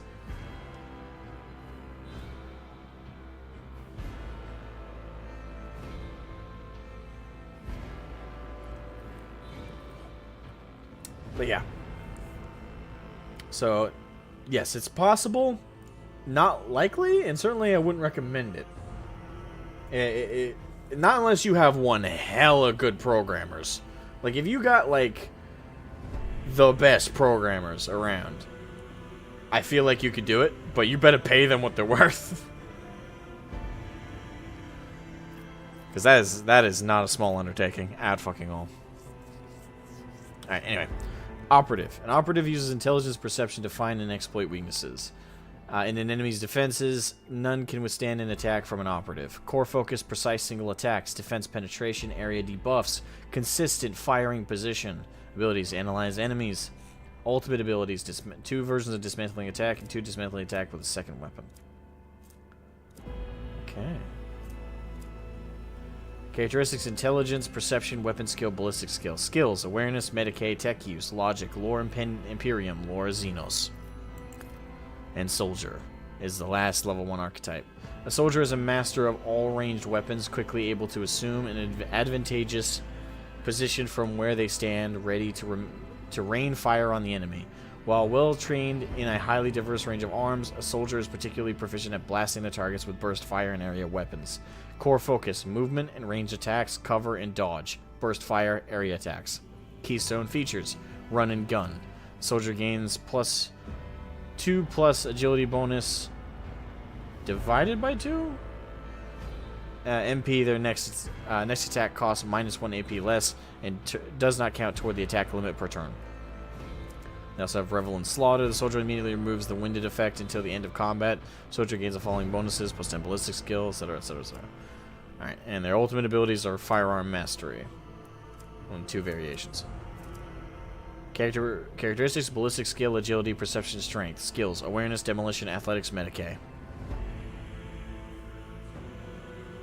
Alright, so like I said, I'm going with Warrior, and I'll probably, just going off the names because I can't read the descriptions, I'll probably morph into Vanguard, and then obviously everything goes to Exemplar at the end. Okay, so Warrior selected, characteristics. So this is the stat allocation. Oh my god, we have been through a lot. Adam Wolford, thank you for the $5. If it was that easy, I would change the engine from every Bethesda game to the newest Unreal Engine or the Frostbite. It's showing its age. Yes, the Creation Engine is the engine used by Bethesda, and that they made that engine, if I'm not mistaken. It's an in-house built engine, and it was made back in, like, I want to say Daggerfall? If not Daggerfall, I'm pretty sure Morrowind. Like, it's an engine they've been using for a fucking ridiculous amount of time. It is an old-ass engine. And they, for some reason, never want to fucking... Yeah, early 90s, yeah. Like, for some reason, they've... they do with the Creation Engine what... Like, I worked as a designer for the Navy. Like, the United States Navy. And we used a 3D software. Thankfully, this isn't a breach of my NDA. But we used a software called CATIA to design the ship in a 3D environment. That was my job as a designer, was the 3D building and then the blueprints. That was my bread and butter.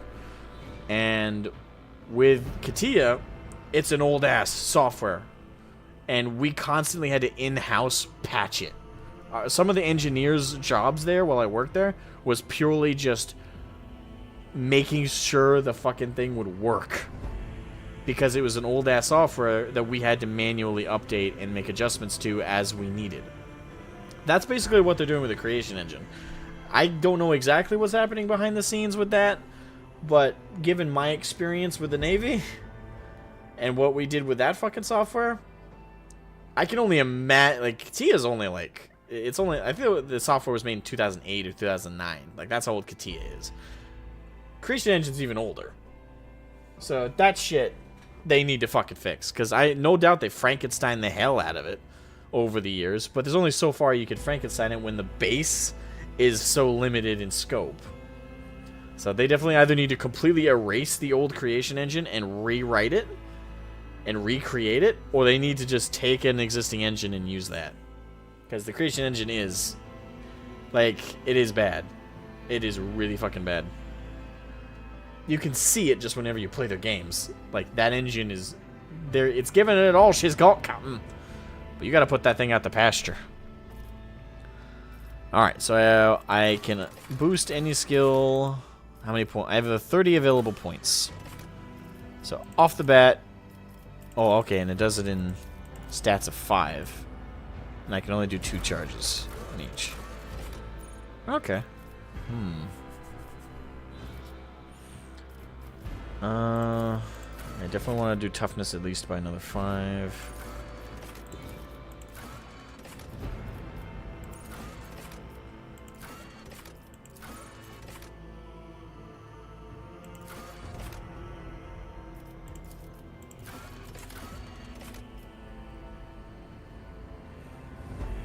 Actually, let me read off the descriptions before I finalize anything.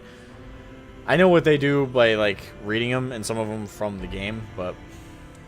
so, weapon skill, or WS, reflects a character's combat competence in all forms of close combat. It increases their parry and reduces enemy parry and dodge chance against melee attacks. It also increases chances of scoring a critical hit in melee combat. Ballistic skill...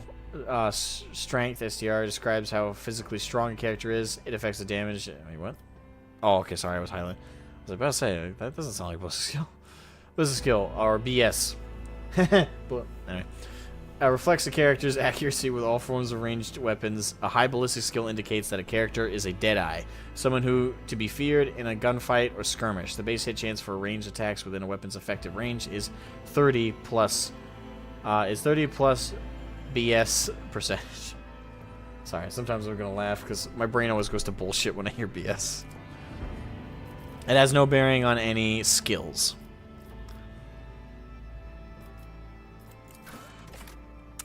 Strength. That has an effect on athletics.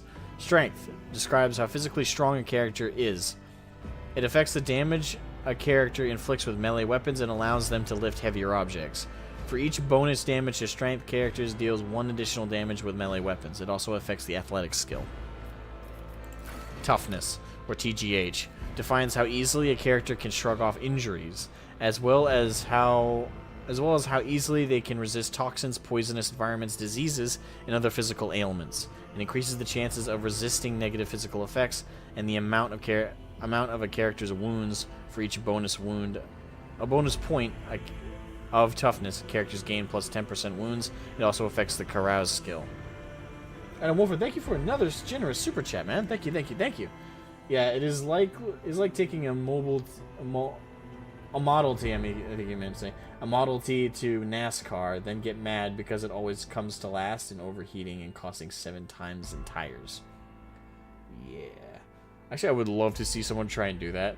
That would be such a funny... I would watch that. I don't watch NASCAR, but I'd watch that NASCAR. If someone showed up with a goddamn Model T, that thing would be in the way back. Like, they would fucking circle that son of a bitch, like, the whole time.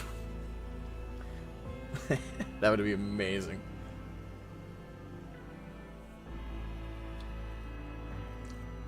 This is 40k, so it might as well really be bullshit. I mean, yeah. Yeah, but thank you again, Anna Wolfer, for the super generosity. Yeah, thank you.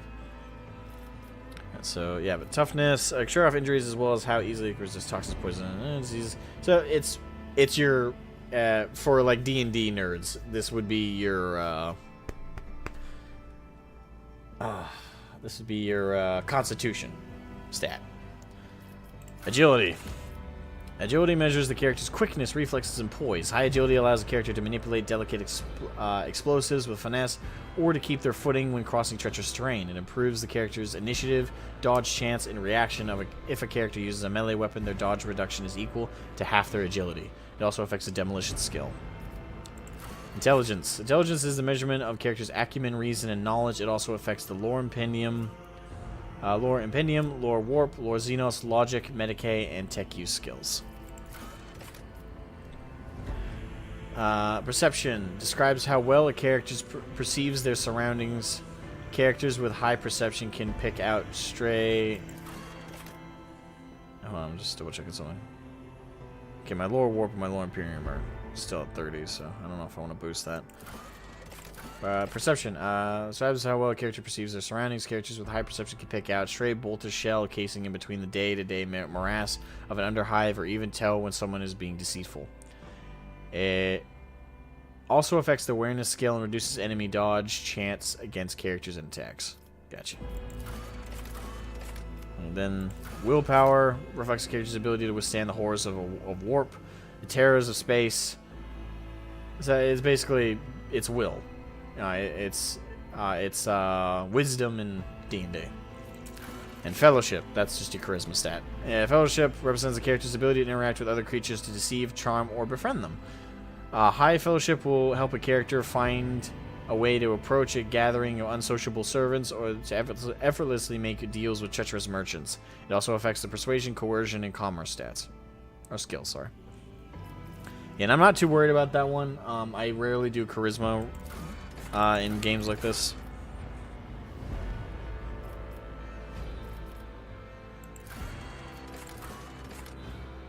Kind of want to bring toughness to 50.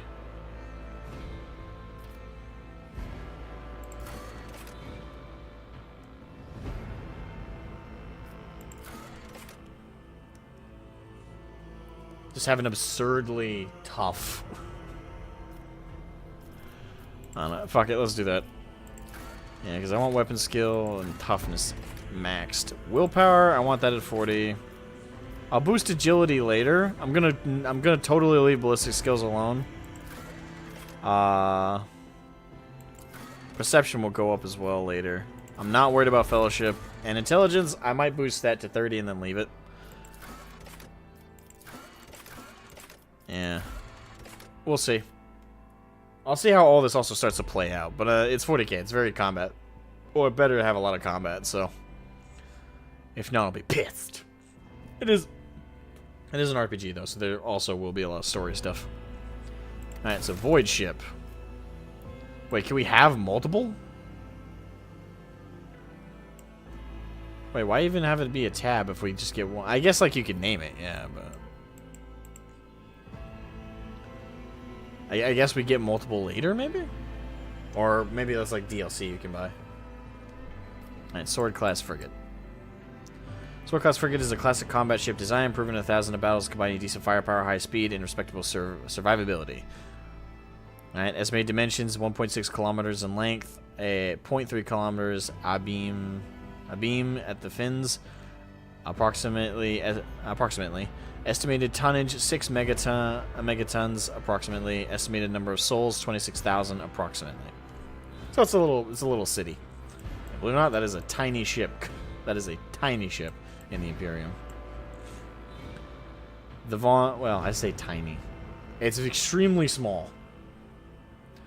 The Von Valancius flagship is the mightiest void ship belonging to the Von Valancius dynasty. Alright, so that's our ship.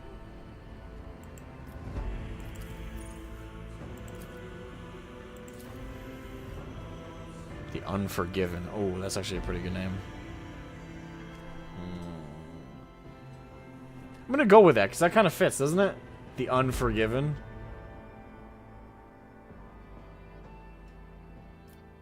We do not forget or forgive. I'm gonna keep it in mind. Let me see if another random name.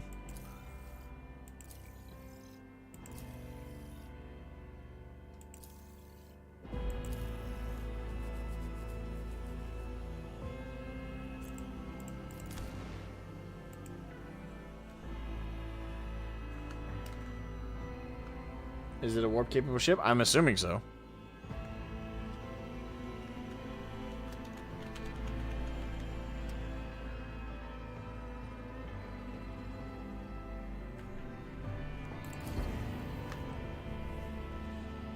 Largest ship in the Imperium. The largest ship.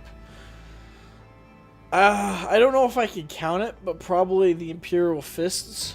The Imperial Fist ship. Oh, crap. The name just slipped my brain. I was about to say it, too. Hold on. Imperial Fist.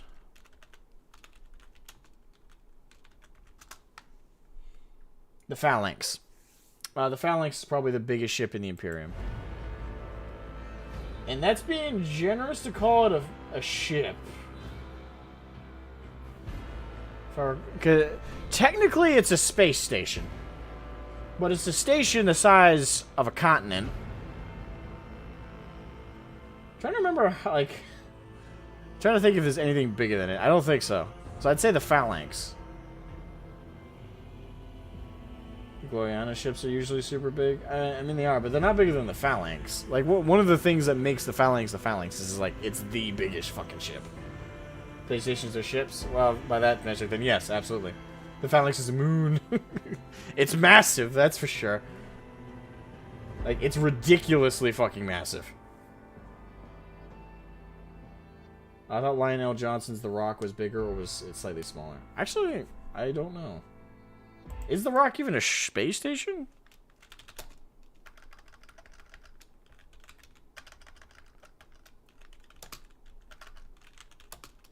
I don't know. Whenever I think of The Rock, I think of, like, a planet.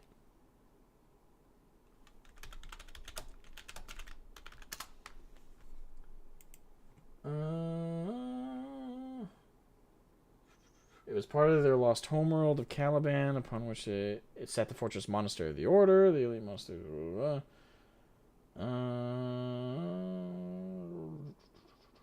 Okay, so it is a ship.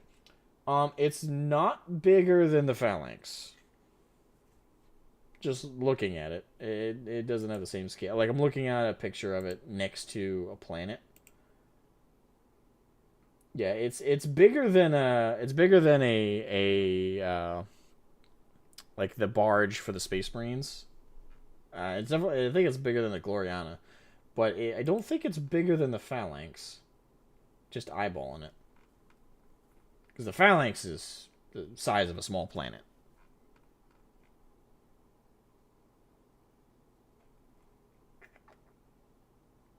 I know it's just planet chunks, but that's my point though. It's chunks of a planet. It's not like the Phalanx is like a small planet. So though it's probably a contender in size, I just eyeballing a picture of it someone put in with like images of other ships around it. It looks smaller than the Phalanx. But I would literally need a side by side of the Rock and the Phalanx to be able to say that with any kind of certainty. For now, I'm just going to go with my gut and say that it's closer to the size of the Phalanx, but it's still not as big. So the Phalanx is bigger. So I would say the answer to that question is still the biggest fucking ship is the Phalanx. I think it's slightly... I think the difference, though, is marginal. I don't think, like, the Phalanx is, like, twice the size of the Rock or anything. I think it's a difference of, like, a couple 100 miles or so, which I know might sound big, but in 40K, that is a minor difference between the two. Especially since both are comparable to small planets. But you know what I mean. Alright, so we'll go with the Unforgiven, because I like that.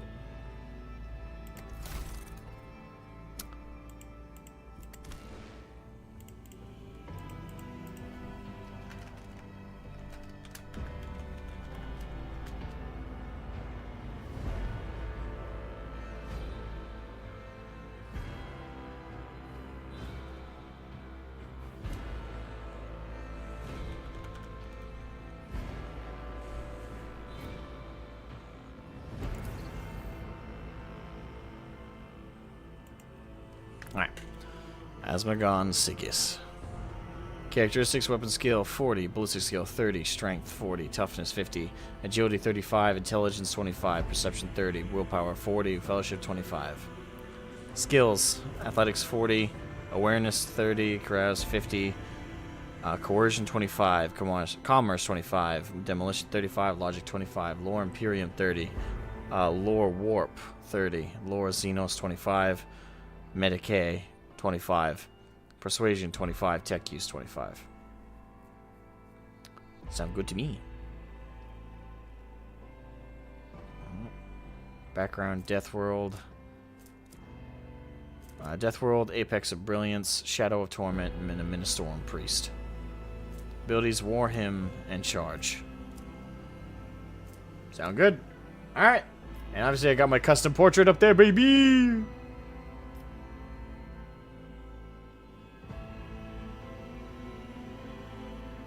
Sorry, I still love that. I still love that I got to add my own goddamn portrait. It's amazing. The rock is 8 kilometers, the phalanx is 20 kilometers, so you're right. Told you! Wait, they're that big of a difference? I thought it was a little closer.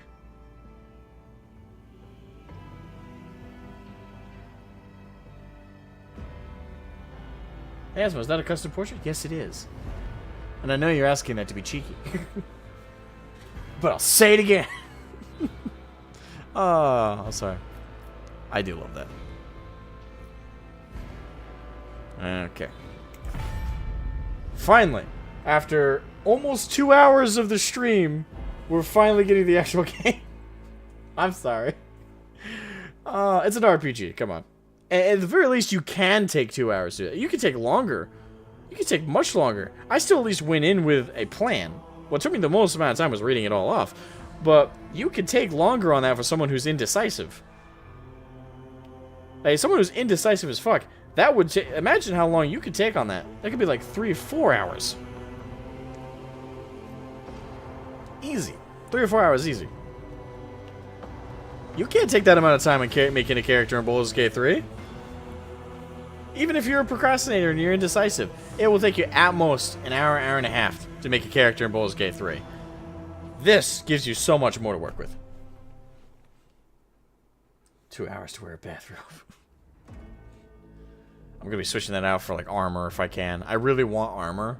So if they force me because of my origin to only wear like fucking priesty outfits, I'll be pissed.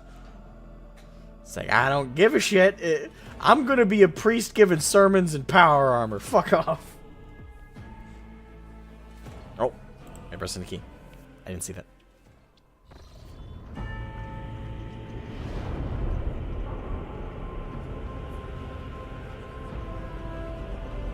Welcome, Orin. Agaglu? Or Agauglu? Welcome.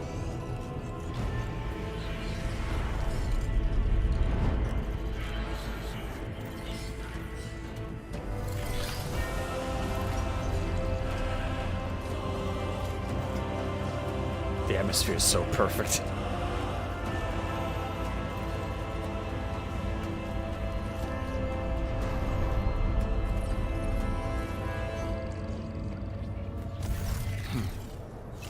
An excellent place for contemplation. One has the best view of the cathedral from here.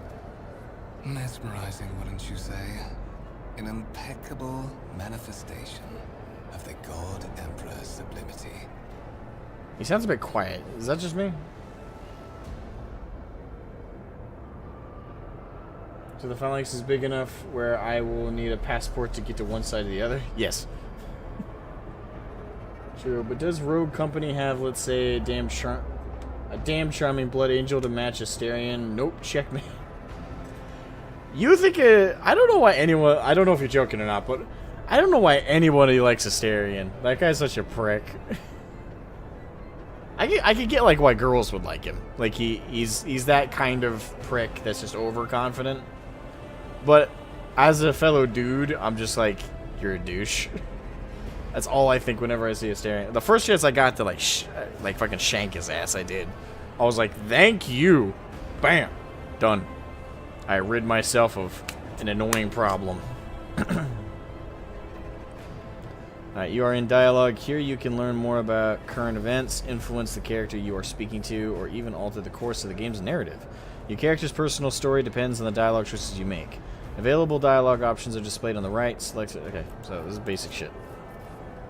Alright, so truly an awe-inspiring sight. Frankly, such success can be tiring at times.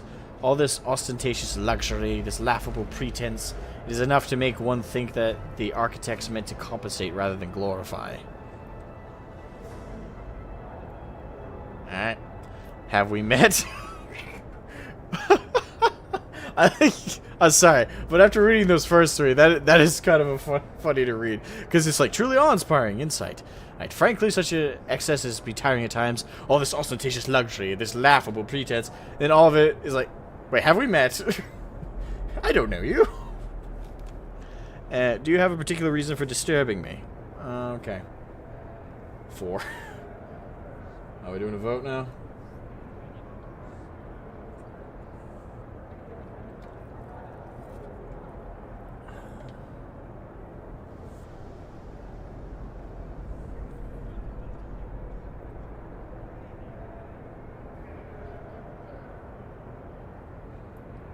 Women love douches, that's why they're called douche. Okay. James Ann's like 4.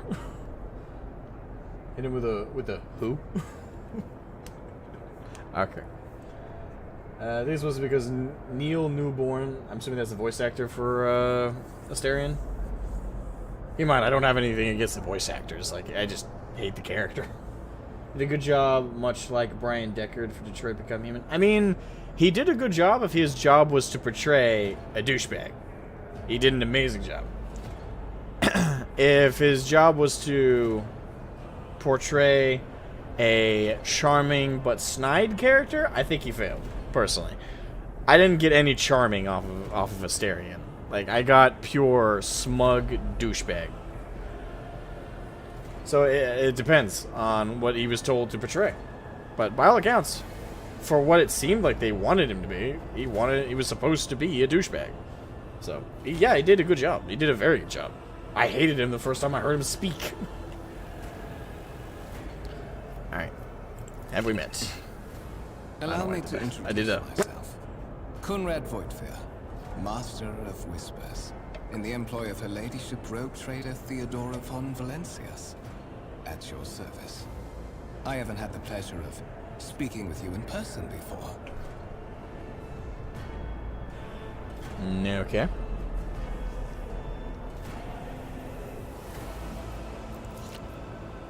My name is Asmogan Sigis, the venerable Archdeacon Asmogan Sigis.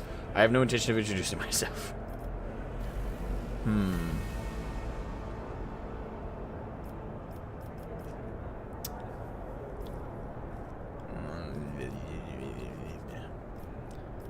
I don't know. I guess I should be respectful. I don't know. Do I want to boast myself up though, or just say my name is Asmogan Sigis? Throw him off the balcony. Well, I can't yet. I gotta know why he came. If you throw him off the balcony immediately, it's just like, oh wait, why'd you call? Okay, bye. Alright, I have no intention of introducing myself. The venerable Archdeacon Asmogan Sigis. Big time him? Okay. My regards, Your Reverence. As far as I'm aware, you were in charge of resource distribution for the Adeptus Ministorum. A rather fortunate coincidence, considering where fate has brought you in the end. I was in charge of resource distribution? Look at this guy, the kiss asses put him in his place. Man, you guys are as vicious as I am. I love my audience. Like, I read over expecting you guys to be reasonable and me be the douchebag, but I go over and you guys are like, kill him! I'm like, I'm so proud. Quote Razorfist on Astarion. The moment I had another rogue in the party, Count Twinkula died as he lived, penetrated by wood. Oh, that's gold. That's gold. I didn't watch any Razorfist's coverage of it. Oh, I should have now. I will be frank with you. You may forget your past titles, no matter who gave them to you, or what their origins are. From the moment you and the other candidate were brought aboard this void ship, your fate changed. You now serve Lord Captain Theodora von Valencius, and carry the burden of an heir of this house. Henceforth, you share your dynastic name with her ladyship. Bear it with honor. They give you a lot of dialogue options in this. Damn. That's a praise right there. And I am happy they didn't give us a voiced character, because keep in mind, the reason Fallout 4's dialogue sucks so much, partially, at the very least, is because of the voice acting. Like, they make your character voice acted, therefore they had to restrict how many lines he had. How many lines you had to work with. Here, because they don't force your character to be voice acted, at least in dialogue, you get a lot more options. Thank you. Lord Captain, a strange title for the Lady Theodora. Why am I aboard this vessel? Why have I been brought here? You have a curious title, Master of Whispers. What are your responsibilities? I wonder with a title like that. Tell me about the one on whose ship I have found myself. You say I am one of the rogue trader's heirs, so there is another candidate. I assume you had some goal in mind when you decided to seek me out. Let us address it.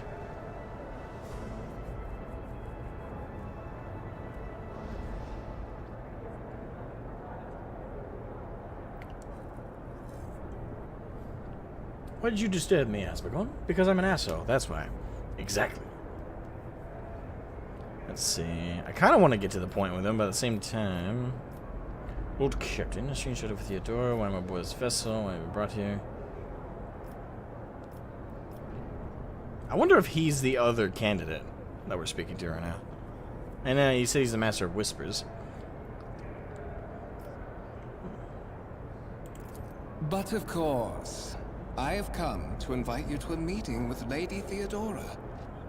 I imagine you have many questions for your patroness, and I'm sure she has just as many questions for you.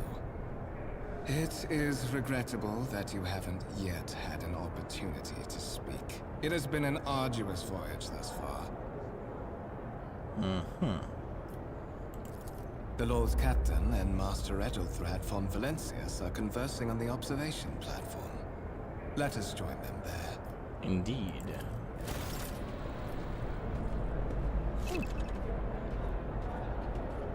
We shall reclaim what is rightfully ours. Alright, change your point of view. Move the camera using WSAD keys. Rotate the camera using Q and E's. Okay. Heresy grows from idleness. Ah. I love it. Love it! Ah!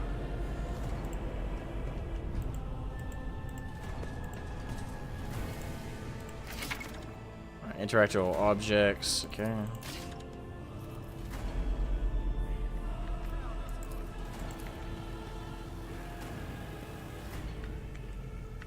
Oh, he's sitting in the chair. I wasn't sure what was going on there. The Divine watches over us.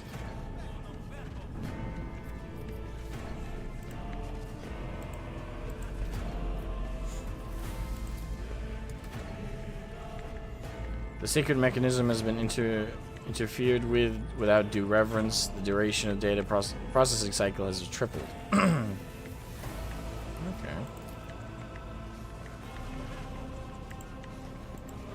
Alright.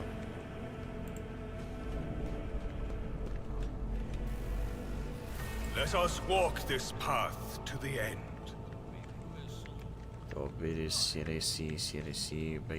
Retribution. To question to down. Okay. Okay. If I see you raise your head again, I'll hand you over to the tech priest for servitors. Oh damn. I'll have you lobotomized. Lobotomized. Oh whoops. Good to know I can immediately kill someone. Pistol shot. Oh wait. They don't start me out with a melee weapon? They start me out with a dinky pistol. You motherfucker. I'm a melee character and they forced me with a pistol. Great.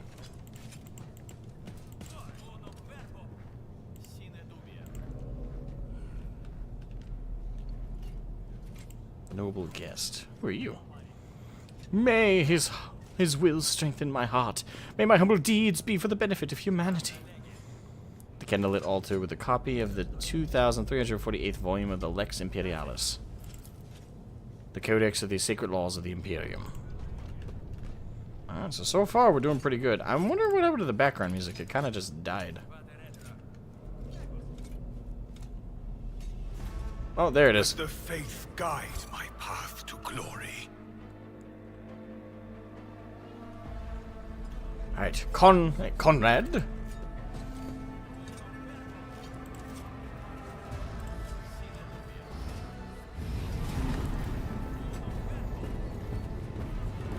One of the Fon Valencia's trophy rooms.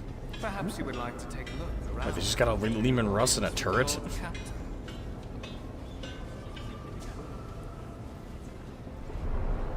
How that for? What's happening?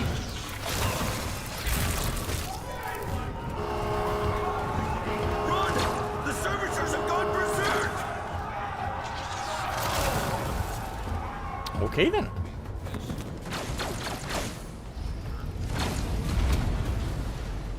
We're getting into our first combat. I am but a faithful herald of the righteous wrath. By the right of blood, you have been ambushed. The battle begins. To survive the grim darkness of the far future, you will have to face enemies of all kinds and fight for your life. These hints and tutorials will familiarize you with the combat system of Warhammer 40,000, Rogue Traitor. Click the button on the top of the screen to start the battle.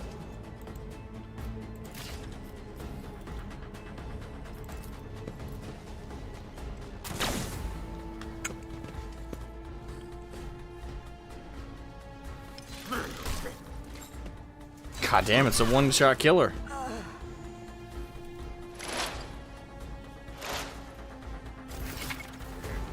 Movement and combat. Alright, all battles in the game are turn-based and take place on the grid.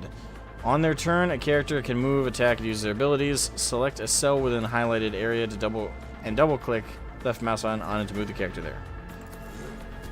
Movement points determine how far a character can move on their turn. 1 MP corresponds to 1 cell in the battlefield. Moving diagonally is more costly. Every second diagonal cell uses 2 MP. Okay.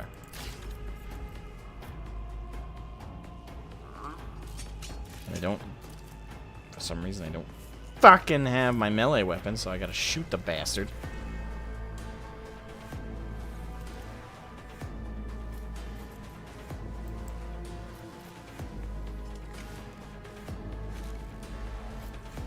Is there any advantage to getting closer to him right now? I mean, I feel like I should just shoot him.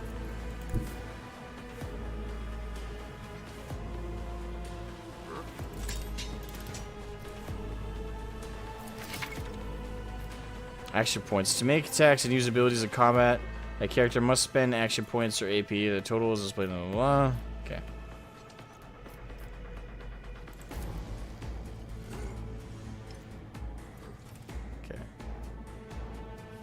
Pretty straightforward on that one. Can only be used once per turn. Let's see. Okay. So attack actions can only be used once per turn. I will not be deterred. Alright. Press space to... Okay, so... I'm gonna turn on spacebar. Boom. Has a cover system? Ain't true, but it's a melee... I figured it did, but... We're up against a melee combatant.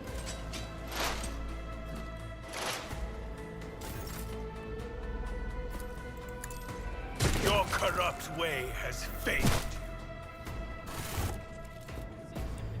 What suspiciously poor timing for such an accident.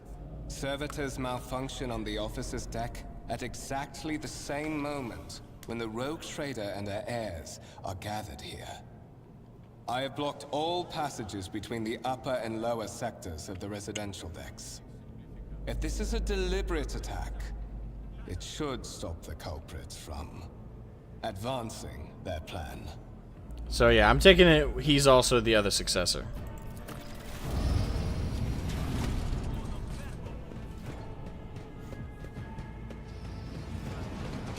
Spread out. No one is allowed to enter the premises. Stations. I'm afraid I must remain here. For Lady Theodora's safety, I have to oversee the execution of these orders personally. I hope you will have no difficulty reaching the observation platform on your own. It is just at the end of this corridor. Yeah, that's what I'm feeling. It's either him or Mechanicus. At least that's what makes the most sense. Technically, anyone can fuck with the servitor, but I don't know.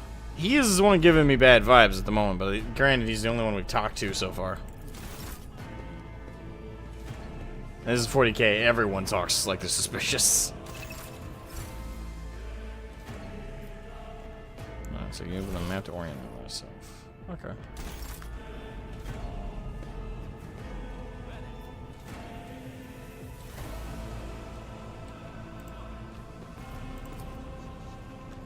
The wires on the servitor's head are still smoldering. It would seem the cause of this malfunction was the short circuiting of the motive force. Know your duty. Tarantula sentry gun constructed with the blessing of the Depths Mechanicus using a standard template construct in the manufactorums of Kiava Gamma. Lehman Russ battle tank reclaimed and restored by the grace of the God Emperor for the first to breach the capital walls during the pacification of Vortes Chiton, or Chiton. We are bound by the blood of Or martyrs. Chiton, or Chiton.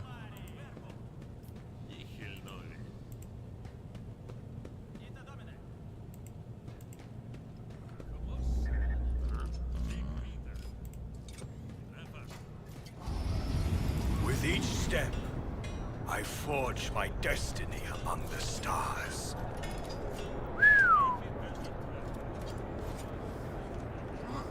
And the best part is, this is all in a spaceship. And most people would be like, oh, you're in like a city right now, right? No, this is just a ship, man. You should see what the cities look like. Oh, I love the scale of it. We shall reclaim what is rightfully ours.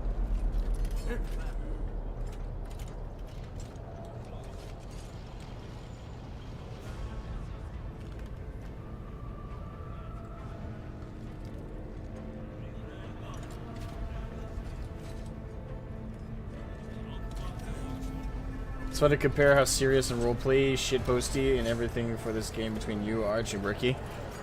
Well, I'm glad I'm on that list. The divine. I don't know. I'm watches gonna. over us. I'll take it semi-seriously. Obviously, it's a game. You're supposed to have fun, but I'll get a little shitposty here and there. It's simply irrational, Lady Theodora. Says the man dressed in peculiar garb, his voice tight with tension, his face, half of which is covered in sin skin, is twisted in a grimace of displeasure and disbelief. Assimilation to the trade structure would be politically and economic suicide. Practically an admission of heresy. Oh, I guess she doesn't have a voice actor. Theodora, the tall, gray-haired woman, pins him with her gaze, her cybernetic eye flashing crimson. That suggests an alternative that will satisfy me. I had described the situation. No worse than my Sinestral could have done. Make a decision. What will you do with Aeon 6? Eldethrad. Survey the room. I'm here to speak to the Lord Captain. Listen in silence.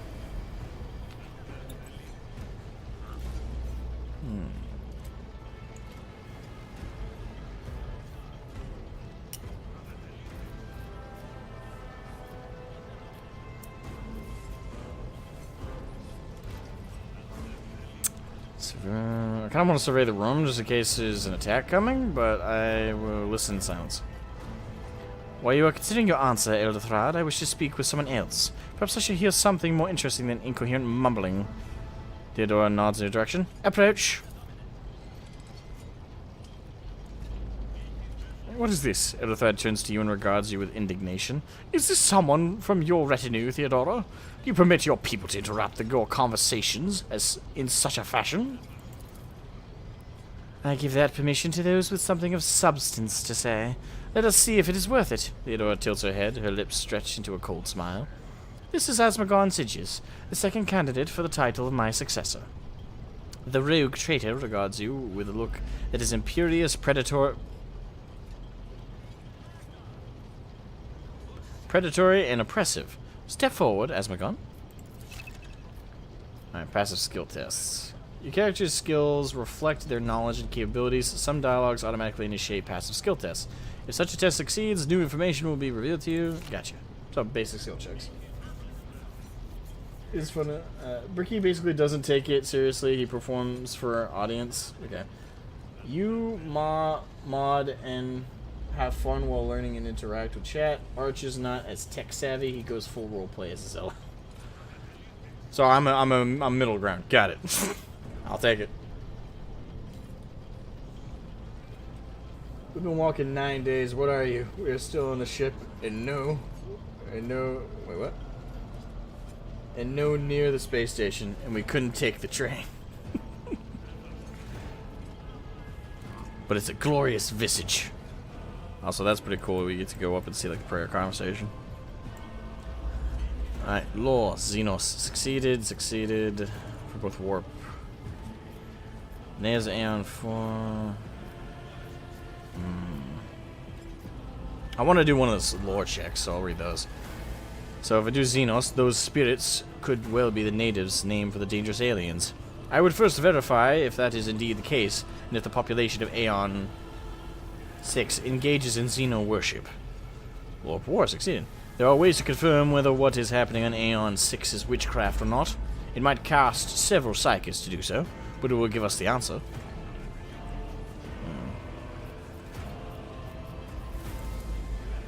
Go with the warp check. Remember rule number 1 of being a rogue trader. Have sexual relations with many aliens. Heresy! Kill him! This isn't Mass Effect. General Commander Shepard would be fucked if it was. And not in the way he likes. With a Space Marine's power fist up his ass. Thorough but presumptuous. It took me a great deal to find one psyker who could serve me well for many years, yet you speak of several. Sanctioned psykers are rare and valuable instruments of the Golden Throne, or do you, as regards suggest that we use heretics, who are an offense to the God Emperor's light? It would be rather careless of you to utter such profanity in the presence of his faithful servants. Okay. Shut your mouth, Elithard, before I decide to shut it for you. Yes! Asmo! You need to find the 40,000th Warhammer. There's way more than that in just like one battle. Alright. So I kinda like that last one. Shut your mouth, Elithard, before I decide to shut it for you. But I feel like that's the wrong thing to say in this situation.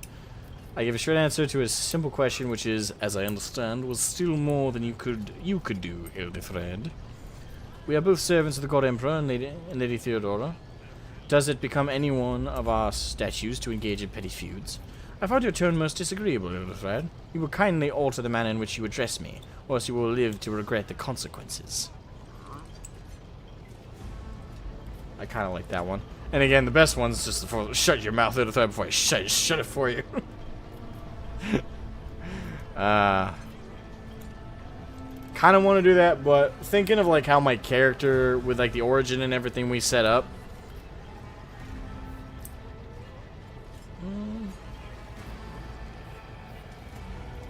I think the verbal bitch slap of the first one is the best one.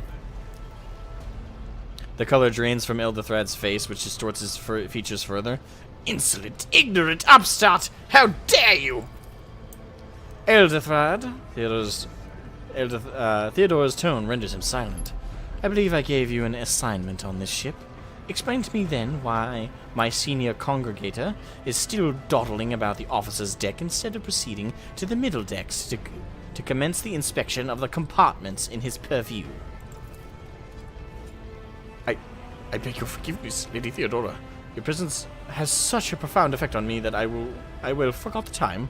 Editha bows ceremoniously and takes his leave without sparing you another look. What's that, bitch? Be down. So, Asmogan Sigis, why are you here? Was it not you who sent for me? There are questions that I wish to have answered. I do not know just yet. I hope you will clarify that.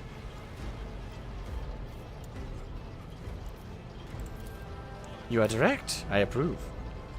But you will have to wait. There is something I want you to understand first. My name is Theodora von Valancius Massimo of I was about to say Sicaris, but I guess it's Scaris. I am a rogue trader in the service of the God Emperor of humanity, and my rights and freedoms are vindicated by a most sacred relic, the warrant of trade kept aboard this very vessel. Mine is the honor to venture into the darkness beyond the Imperium, and carry humanity's light where powers wicked and heretical reign, and both death and ruin to us all.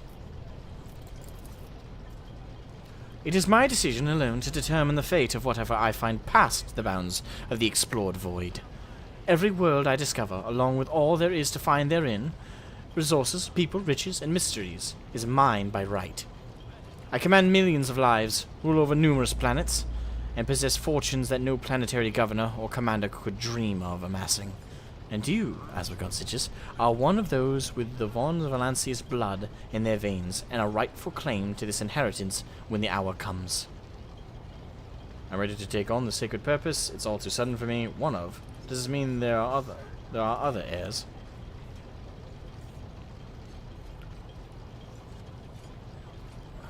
When does the Horus Heresy begin? Or the Horus Heresy begin?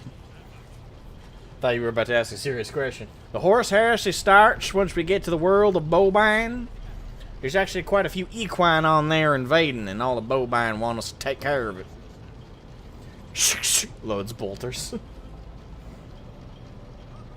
So she's your grandma? Pretty much. Certainly not our mother.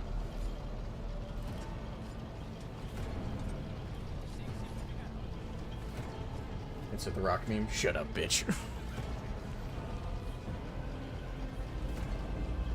Okay. So I am ready to take the sacred purpose. It's all too sudden for me. I ain't gonna do that. I ain't gonna do that bitch shit.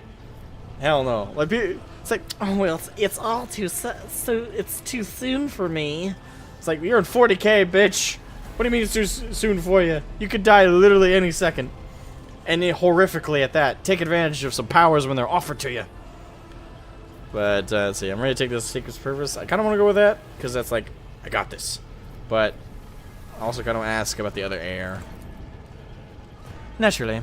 Some have yet to arrive on board, but you have had the pleasure of meeting one of them. Edelthrad may be somewhat disconcerted by the scale of the responsibilities that may potentially fall upon his shoulders. However, I have a good feeling about him as a candidate. Blood right alone is not enough to earn the high honor of becoming the bearer of a warrant of trade. Nonetheless, your abilities and talents may yet prove useful. If not for the role of Lord Captain, then for that of their closest ally. Theodora sighs and looks away pensively for a brief moment. Alas, even those responsibilities can at times be too challenging for those who share your blood. Conrad Voigtver, what the fuck? Voigtver. I'll just French it. Voigtver served me for many years before he made this mistake. His mistake. I'm ready to take on the sacred purpose. It's all too sudden for me.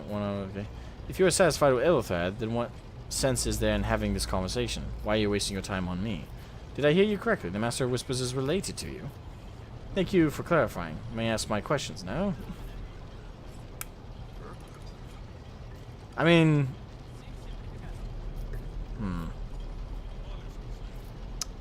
Chat. I'm either gonna say... Wait, no. Hold on. I might pick...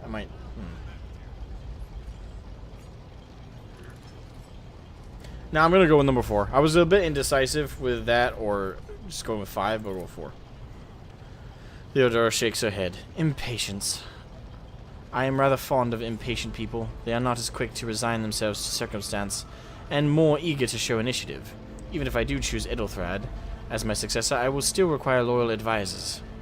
The skills and knowledge you acquired in your former life may prove invaluable here in the Coronis Expanse. A priest of the Adeptus Ministorum. I never would have thought that someone of my house would become one. Spare me the recital of your dogmas on humility and service. I am well aware that the Ecclesiarchy is no less versed in matters of logistics than the hair splitters from the Administratum. When your commercial interests are hidden behind a facade of concern for humanity's souls, any action you take will raise far fewer questions than it would have otherwise. I like this woman. This is basically my grandmother. It's like, spare me. Hey, spare me the posturing and the bullshit. I see right through you. Moreover, Theodora inclines her head slightly, your remarkable mental abilities were noted in your profile. If you can find a way to exhibit them in the service of the Von Valancius dynasty, well, so much the better.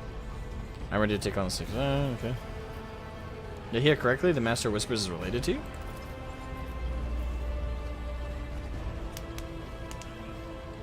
His kinship to me is most distant, as is yours. Nonetheless, he does bear the name Von Valancius, even if he avoids using it publicly, and as such, strictly speaking, can be considered my heir. That door, however, is closed to him. Voiver's performance in his current role is satisfactory. Or it used to be, at least.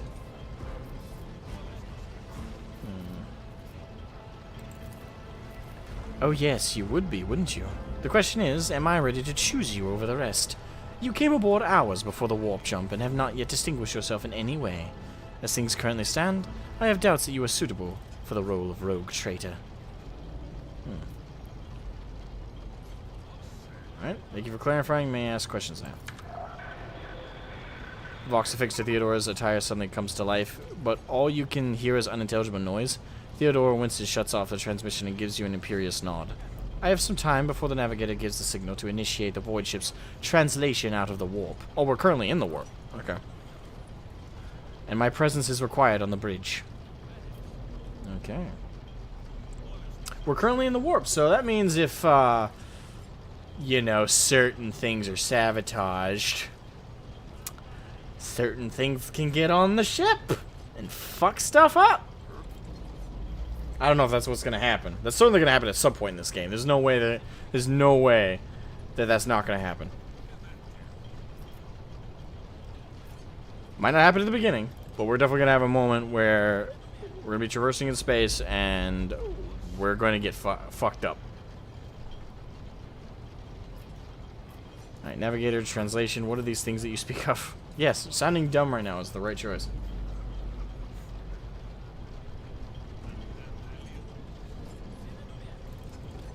Where's your ship headed? What are my current responsibilities? Gracious Lord Captain, surely there are ways I can prove myself a worthy heir. I have no more questions.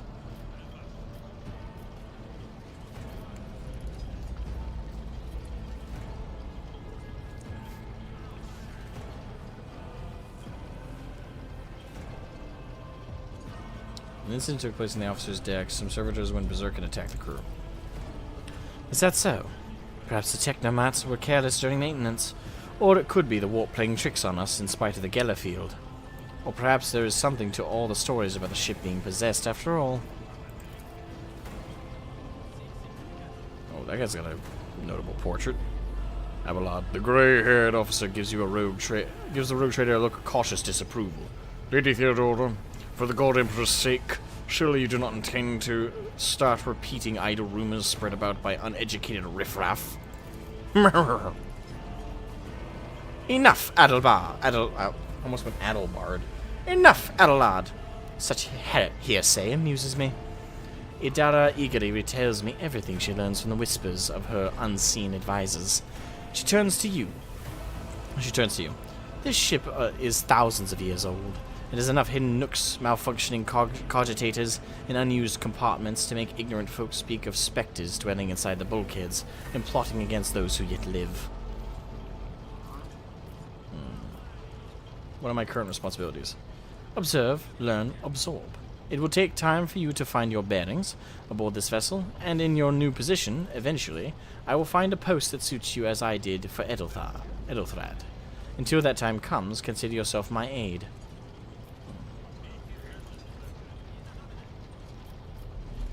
Alright, where is your ship headed? The Ricad system, or Ricard system, the domain of rogue trader Winterscale. One of my peers and rivals. Only three rogue traders exist in the Cronus expanse, and each of them possesses resources comparable to mine. Perhaps you will one day assist House von Valancius in surpassing both of them in affluence and splendor. I set the course for Rykad on the demand. Theodora grimaces. She gives you a stern look, then shrugs. For a very specific reason. Perhaps I shall yet apprise you of the purpose of this voyage, but now is not the time.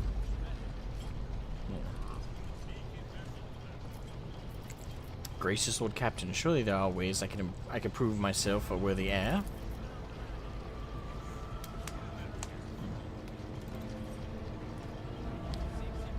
So if I take over the Road Trader house, my full name will be Asmogan Sigis, or Sigis Valancius. Asmogan Sigis Valancius. Wow. You can start by not asking questions of this sort. I have no need for sycophants. I will draw my conclusions when an opportunity to prove myself arises. As for when you will be granted the opportunity, only the God Emperor knows.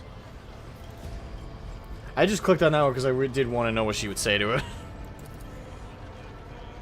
In that case, I shall head to... Theodora's Vox awakens once more. This time you pick up shouting. The Lord Captain freezes listening to the Voxcast, then nods and draws her weapon.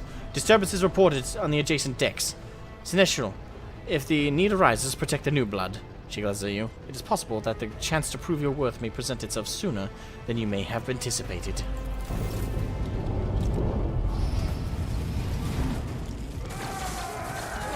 Heretics!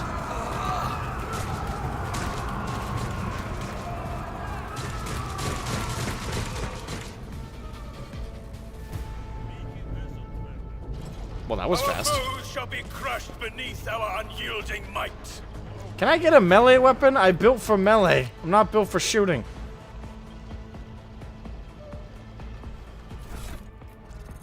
God damn it. Fine.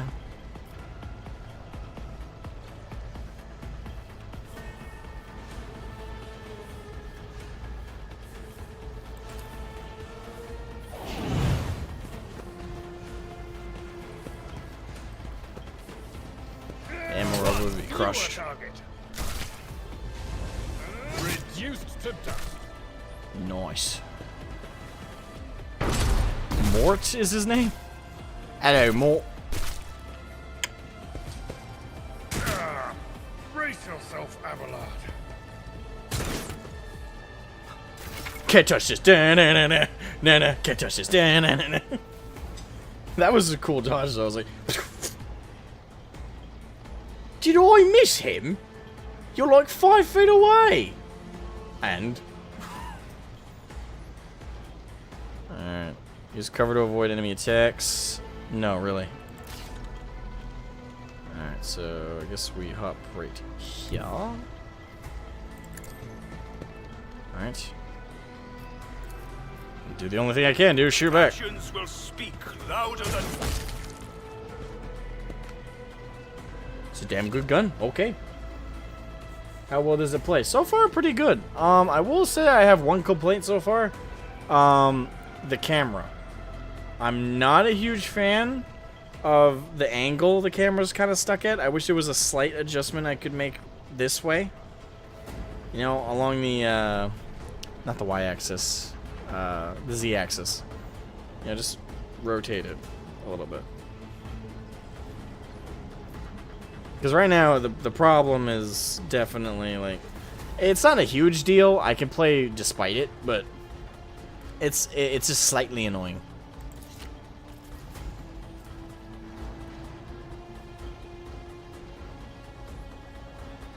Alright, we'll hold off on that one.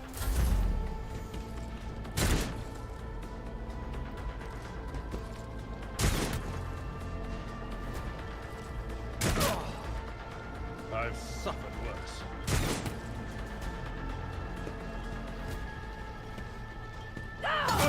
Just a minor setback.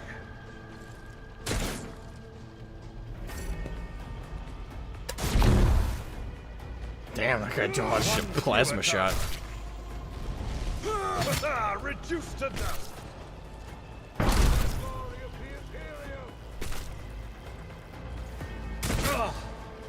Pain and duty go hand in hand. Positive effect. Your character has received a temporary positive effect from an ally. Such effects enhance your character's capabilities in combat in some way. To learn more about the effect. Okay.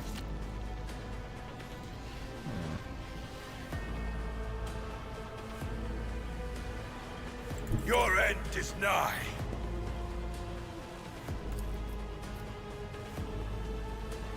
Rejoice in service. Let this be the warning to all who oppose us. Okay. Again, there's very little I can do at the moment. Can't wait till I get a melee weapon. Some of these guys are terrible shots.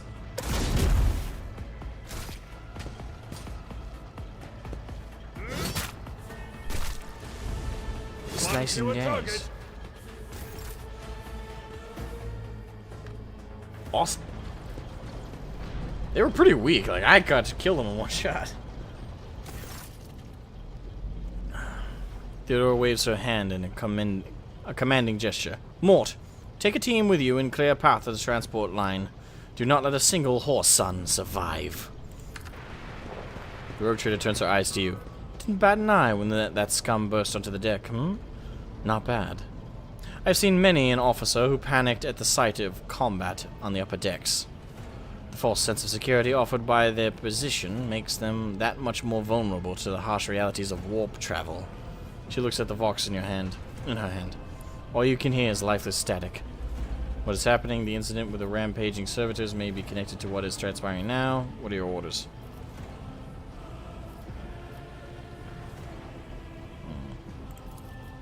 Possibly. Quite likely. Theodora winces and flicks the switch on her Vox a few times. We will investigate it at a later time. Right now, we need to isolate the affected compartments and try to assess the situation. What are your orders? She breaks eye contact with you. Mort has gone on ahead to clear a path for us. If you want to make yourself useful, go after him and see if the Arch-Militant requires aid. And be quick about it. Can I loot the bodies? Know your duty. Check the latest communication reports on the upper deck. Okay. Aww, I can't. This doesn't look like I can. I don't know, it's like an individual action I have to... Damn it! Give me my melee weapon! Ah! I want armor and a melee weapon. I want to start hacking people up.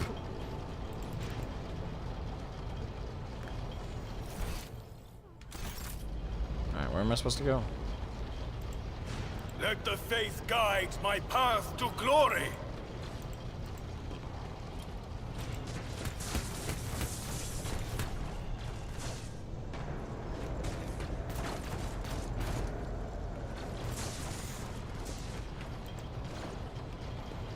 We are bound by the blood of masses. I have a tool that will allow me to check the status of the distant compartments of the Vox contact, but before we wait, Mort's results first. We shall reclaim what is rightfully ours.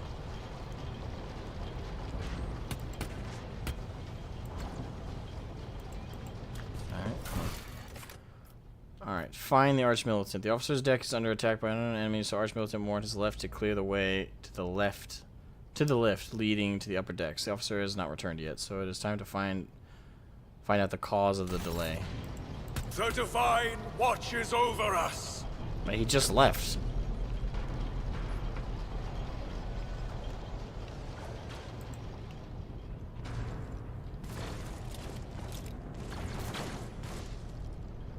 Know your duty.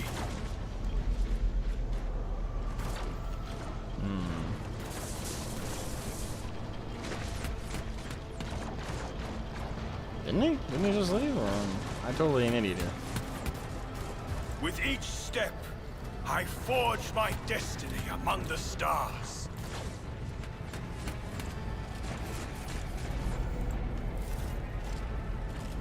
There we are. I like Mort. I haven't exchanged a single bit of dialogue with him, but I like him. What is hey? Welcome to the stream. How you doing? How's it going, ladies and gentlemen? Going pretty good on my end. I'm enjoying the hell out of this game. Thank you. Thank Providence you are alive and well. So I guess the game's just not voice acted. I don't know. I was expecting more of it to be after speaking a voice, but I guess it's not voice acted. Always on time, eh, comrade? The moment we finish chasing the riffraff around the deck, you show up.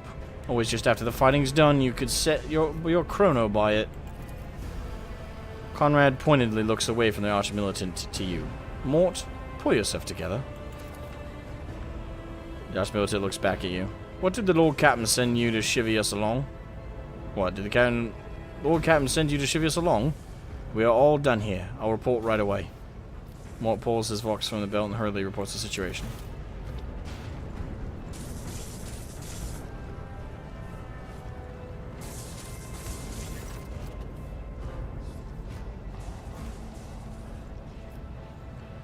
Master of Whispers, what is happening on my ship? The Voxnet is silent. The Vox Master is not responding. Armed assailants have stormed the officer's deck, and my arch-militant just destroyed several more heretics on the way here. Is this a severe case of warp madness? Have some of my crew lost their minds and forgotten who they are and whom they serve? Report! I have not yet received word from the Engineerium regarding any Gellerfield failures, but communications were already unstable half an hour ago, and now they have ceased altogether. Whatever the cause may be, the consequences are spreading fast. I am receiving scattered reports from the middle decks, and the only Vox casts from the lower bays are one-way heretical gibberish. Voivir pauses. That the madmen have already peached the officer's deck suggests that this outrage was planned in advance. Perhaps this is an organized mutiny. Mutiny? But who would attempt a mutiny here in the warp? A mutiny against the Emperor's anointed. Execute the traitors, every last one of them. That's the line I'm gonna go with. We must have... First, we have to confirm that the bridge and the navigator's sanctum are secure, and I have the means to do both things at once. Her expression changes as her eyes flash ominously. Theodore looks at Voivir. Edelthrad, where is he? I must know if he is unharmed. A psycho aboard a ship that is potentially being assailed by the warp could pose a greater threat to himself and others than the whole army of madmen with improvised weapons. I tried to locate him, but the last thing known about his movements is that he arrived in Transitional Deck 18.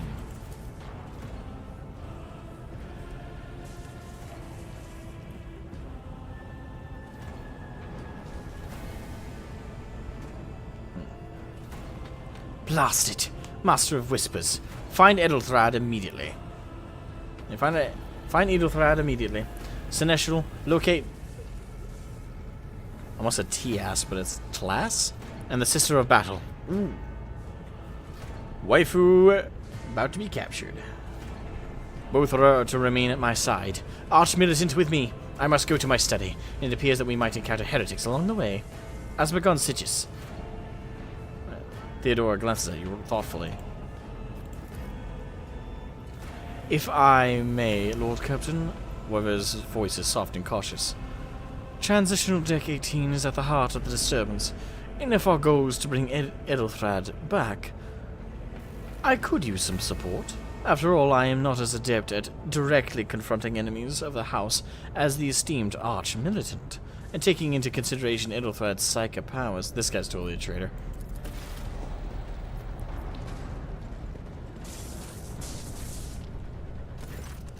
Then it's settled. Asmogan Sigis, find Edelthrad and bring him here. In whatever state you find him. This elevator, she points in the massive doors, leads to restricted compartments such as my personal chambers and the bridge. Do not let me down. I require you both. Do you understand? In whatever state? What does that mean?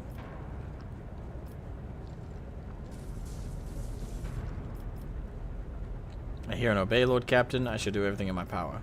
I cannot promise that I won't lose our dearest heir somewhere along the way. That's a little unsubtle for the politicking going on. I kind of want to... and I know what she means by that. I more so want to know why she wants him... Like, if he's dead, why should I bring him dead?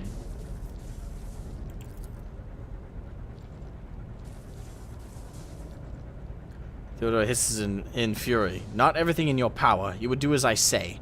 I'll have your heads if you fail. Is that clear? Then move out. Mort, come.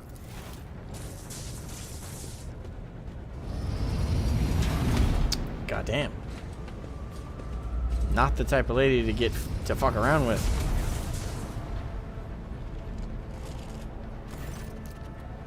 Are you ready to hit 18? It is a long walk and... Oh, he's going with me. Okay, I misunderstood that a little bit. And you do not even have proper gear. I shall make lead the way. I have a proposition. Since I am the more important person here, you can go in front and shield me from potential threats. You had better not fail me. The Lord Captain made it clear that relying on you is fraught with risk.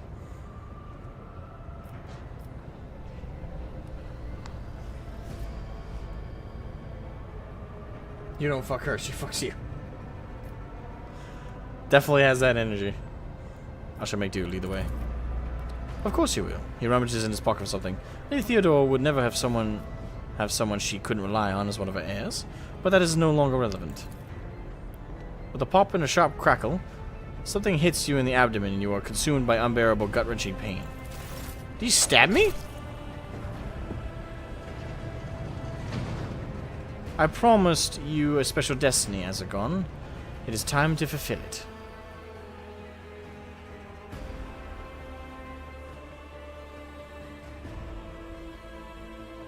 I mean, I knew he was going to betray me, but I thought we were going to get down there before he betrayed me.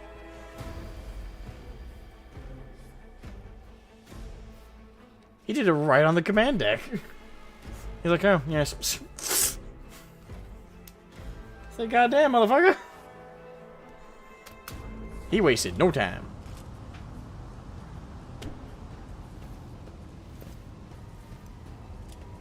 Careful, careful. Be gentle with our guest. He has an important mission to complete during our visit to the Warrant Chamber. And for that, I need him breathing. Oh, you are back with us, I see. Delightful. You are the one behind this mayhem. No shit. How perceptive of you.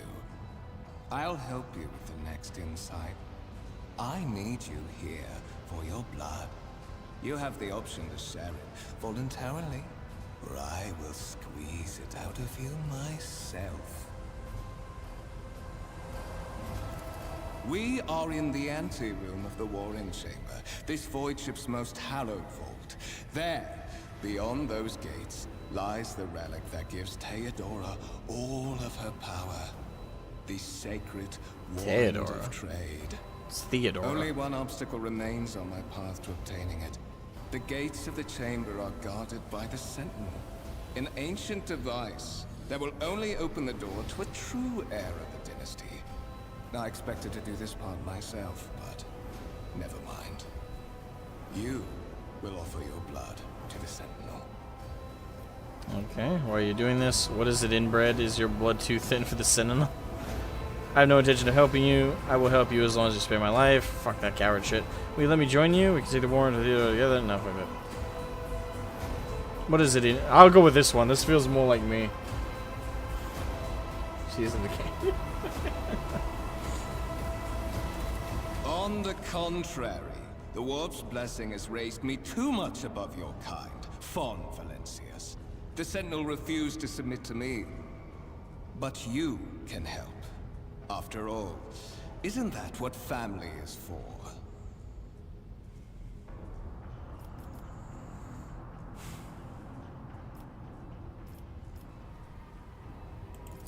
I am afraid that you have no choice in the matter. Try to resist, and I will demonstrate the power that the warp holds over mortals. Come to think of it, I might even take some pleasure in doing so.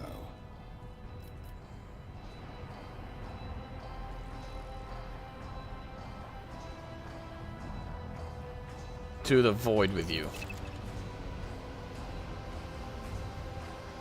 Alright, skill tests, okay.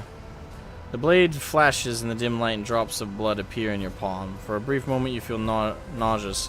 Your head is spinning and then quiet whispers begin to flood your mind. More and more sourceless voices echo each other, drowning out your own thoughts, placing them with singular urge. Go to the gate. Go to the gate. Go to the gate. Fight the voice in your head. Get out, I'm not your puppet. The voices in your head giggle and mock your desperate outcry. You feel as intruding influence forcing you on your feet and making you... God damn it.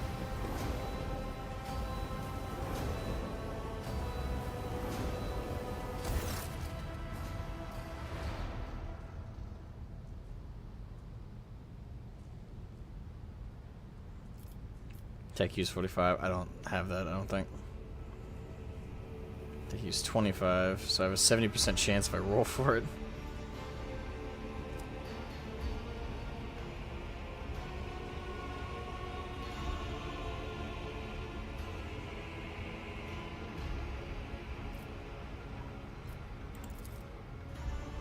You look around in hopes of finding at least something you can work as a weapon. Your search is in vain. The chamber after... Okay.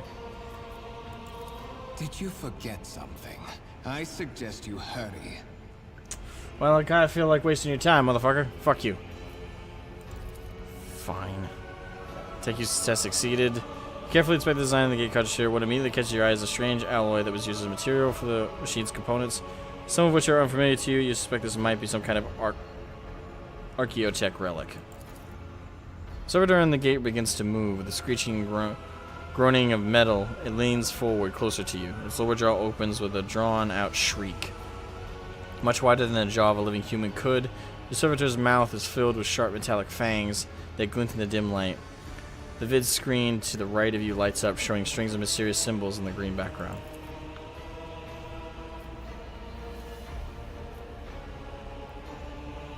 Okay. A whisper runs through your consciousness, insisting demanding sacrifice.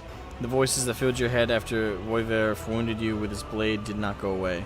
On the contrary, their source coiled itself into a tight knot somewhere in the depths of your mind. Examine the Sentinel. Servitor looks noticeably different from the ones you are used to. Its skin covering is stitched together with copper thread and has metal hinges in place of standard joints. It seems that the creators of the Sentinel did everything to ensure that the service life of this unit would be much longer than that of an ordinary automaton. I guess I kind of don't have a choice. Erebus, is that you? Nah, believe it or not, Erebus is still more of a dick than this motherfucker. Sentinel's jaws clamp around your hand, puncturing your skin, sinking into your flesh. A few dark drops fall into the servitor's throat. Immediately you hear humming as the servo motors start up and pumps stir into motion. The vid screen of the cogitator flickers. Several long minutes pass. Sentinel's jaws remain closed and you are beginning to feel sick. Perhaps if you were to lean against the gate, you could catch your breath. Maybe even close your eyes and pretend none of this ever happened. High levels of caustic humus. The subject is in a state of heightened stress. Do you require assistance?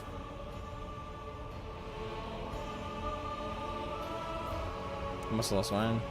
Yes, I do record. And subsides just quickly. It would seem the entity coiled in your consciousness does not have the ability to do you any real harm. Request accepted. Initiating defense protocol.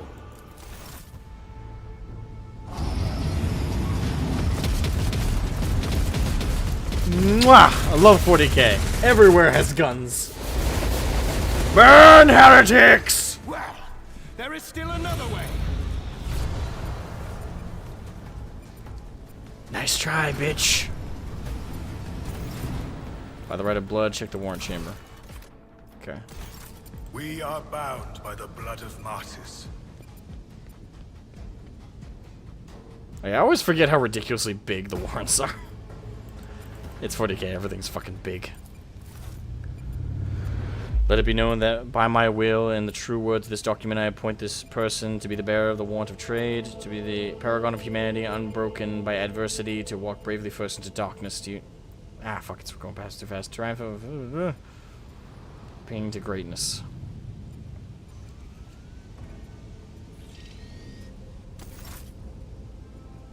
Escort the child of the house to safety. What madness is happening here? Who are you? Who addresses me? I need to contact someone, preferably Theodora. I need a weapon. I'm out of defenses. I'd like a weapon. Distance from the current location to the nearest arsenal. Initiating situational calculations. Voxcast frequencies disrupted. Initiating setup. Establishing connection.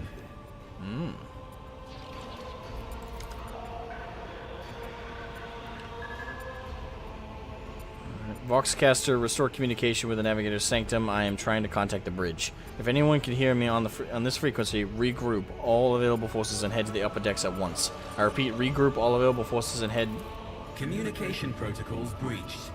Signal latency assessment unavailable. Unable to establish two-way connection. Fair enough. Temporary obnubilation following acute stress. Mobile unit of the Warren Sentinel standing by. Mobile unit of the Warren Sentinel designed as a personal escort of the Child of the House and a means of communicating with the Rogue Trader's subjects. Mobile unit standing by. Nice. Either way. Middle and upper decks. Assuming the probability of safe placement in areas of concentration of armed units. Calculating. To prevent unauthorized units from breaching the warrant chamber, preemptive sealing must be initiated. The mobile unit will start executing the received order immediately after the safety of the warrant is secured. Alright. Now, as the game story unfolds, you will see notifications at the top of the screen indicating that the statues of the current objective have been updated and new information has been added to your journal. You can open the journal by pressing J or by clicking L and B notification on the screen. Blah, blah. Okay. We shall reclaim what is rightfully ours. Oh, good God. That is such a good visual, though. They nailed showing one of the warrants. Like, I just love how over the top everything is, including this. Like, it's fucking massive. Let the faith guide my path to glory. Can I loot any of their corpses or no?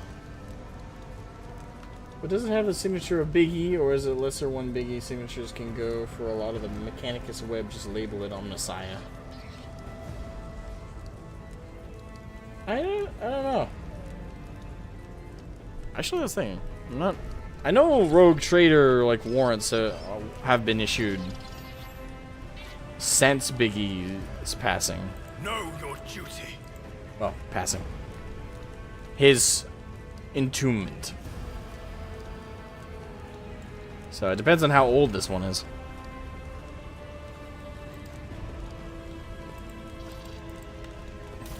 Alright, so by the right, no one must reach the warrant. A simple order to the Sentinel Cogitator will lock the chamber. Okay. Let us walk this path to the end.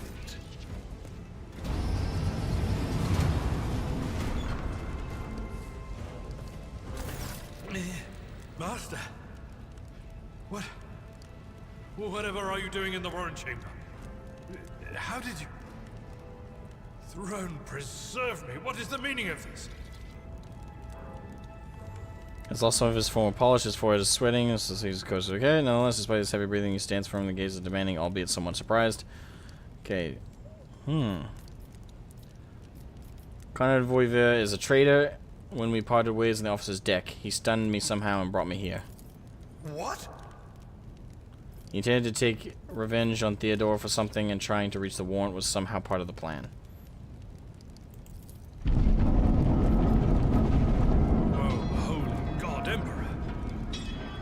I presume he is the one responsible for the mutiny. Bandmaster, I wish to remind you that you are to refer to the Lord Captain as Lady Theodora.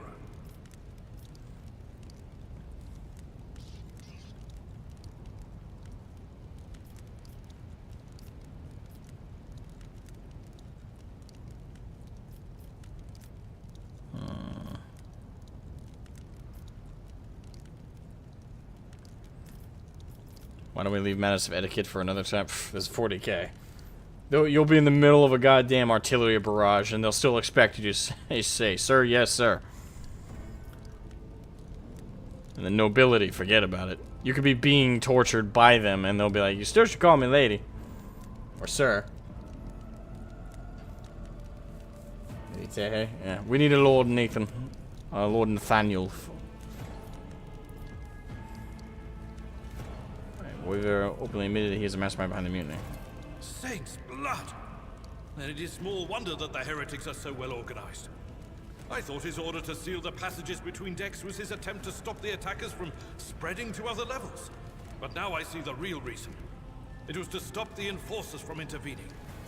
At least you are alive, and now safe, Master. Alas, I doubt we can afford to look for a compartment to sit out this disaster. You're in a bad way. I can treat your wounds. I have a Medicaid kit. And, for the love of the throne, now is not a good time to be walking around the decks without means of self-defense. I received. Oh, okay. So he gives me axe, auto pistol, flak, chest plate. Yes. Finally. Find a weapon, accept Albert's aid. Okay. The character has suffered an injury after being attacked by Conrad. This happens when a character receives damage that exceeds 50% in their maximum wounds within 1 round. The exact percentage of wounds a character must lose for this to happen may vary depending on the difficulty of the game you chose. Injuries reduce the character's resolve when a character initially... okay. So use medikits to restore wounds and heal injuries. Makes sense.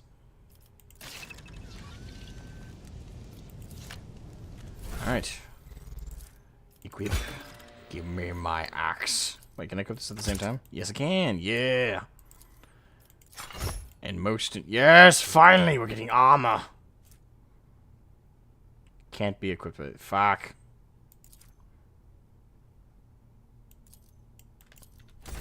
Well, fine then.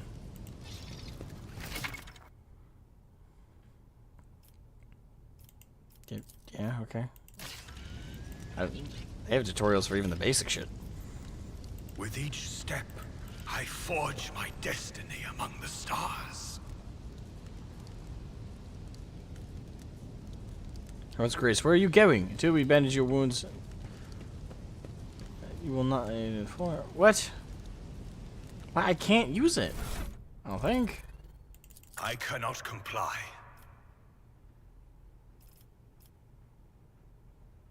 And I'm at full health. What are you talking about?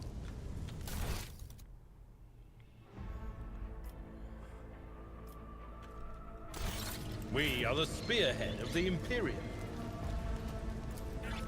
Let me help. That is a noticeable improvement. Now you're prepared for the trials ahead. The lower decks are teeming with heretics instigating the rabble to revolt. But that is the least of our problems. What are the classes or available things to play? Warrior, which is melee fighter, pretty much. There's archetypes, not necessarily classes. And what really makes up a lot of your stats is actually your origin, your homeworld, and there's like a darkest hour, which is like your character's flaw. It's a particular weakness you bear. So... those 3 in tandem with your actual archetype selection, select your ability, select what class you are. Right, there's warrior, soldier, officer, and there's one other one as like the base archetypes. Then there's additional ones at level 16, and then there's like one at level 36 everybody gets. But that is not the worst of it. All these jolts and shaking are most alarming. These are signs that the Navigator and the Master Helmsman are having difficulty translating the ship out of the war and into real space. I fear that they may have already lost control. We must reach the Navigator's sanctum and get a handle on the situation. If we can manage that, some aboard this vessel may yet survive. What exactly has gone wrong with the translation? How did you find me? What can we expect to find in Navigator's sanctum? I heard one of Theodore's Voxcast, the Navigator's Sanctum, very well. Will you lead the way? The Imperium and humanity lead the way. Come. Alright. A wave of static suddenly erupts from the server skull, and you can make out Theodore's words through the noise. To arms, loyal sons and daughters of the God Emperor. Fight the heresy and corruption that threatens to consume our home, and with all your might, destroy those who have dared. The Lord Captain is calling her crew to battle, which means the Vox networks are set up for broadcast transmission, not message exchange. Splendid. While the rogue trader inspires proper resolve to fight in her subjects, you and I shall prove that her trust in us is well deserved. You will die, screaming knights, offering Why do they sound like orcs? What the fuck? Fury, crush them. Right for battle, place characters in position. Okay. Alright, Adelard and I are both melee.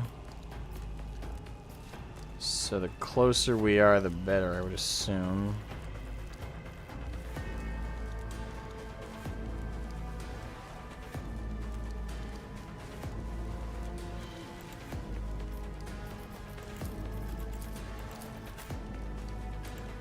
You take that half, I'll take this half.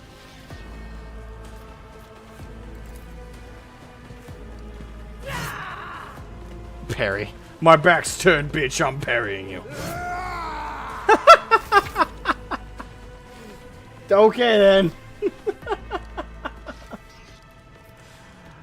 I'm not even looking at him, and I'm somehow parrying him, you know? Adelard's abilities. I think I can read that myself. Alright, so his abilities are strike and cleave. That's a very World Eater's symbol right there. Love to try it and play some of my favorite things. Yeah, I recommend it. I mean, so far it's pretty damn good. Alright, so...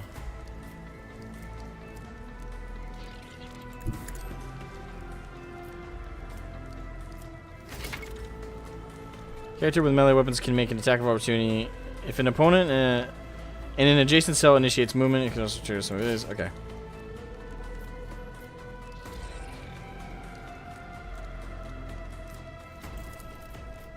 Victory!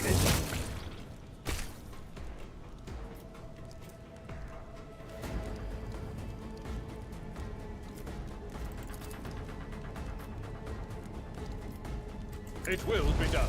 Reduce to dust. There we are.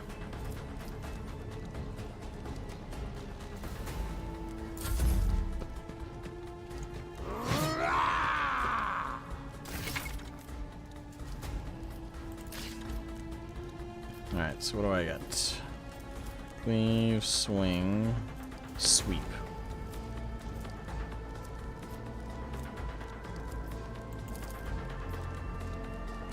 The Emperor commands. What was that? That was weird. It was just like, yeah. I cleaved them. And now I charge! Damn it! How dare you parry me, you bitch! So it shall be done.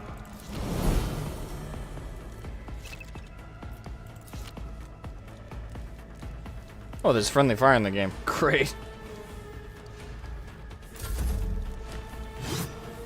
Missed, bitch. I endure everything. Oh, the motherfucker killed his own ally. I will do like I took care of this one.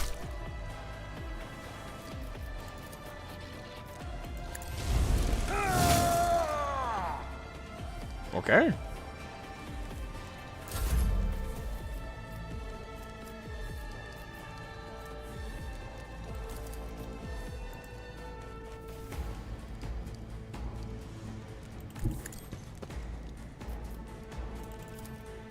Actions will your corrupt way has failed you. You've advanced the level of your character and companions. Prevailing in battles, exploring the Coronis expanse, and completing quests earns you experience points. Once you've accumulated through enough experience, your character gains a new level. Click on the arrow symbol on the character's portrait to open the level up screen.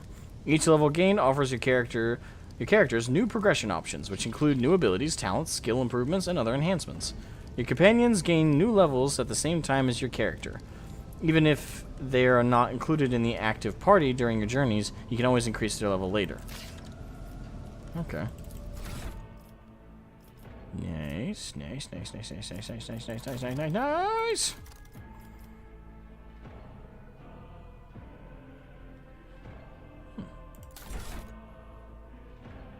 I still have I got to put my work in there. Alright, warrior. Choose skill. Oh, so this is a skill bonus.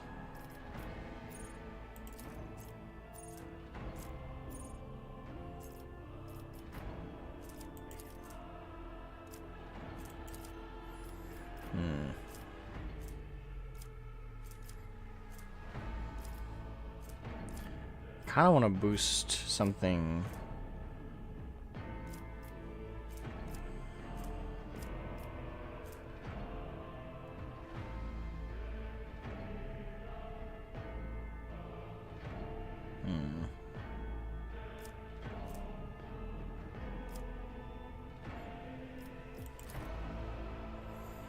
This would bring the Lore Imperium.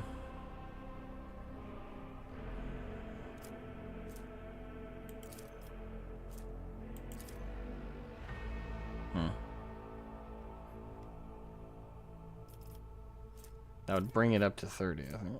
Or is that?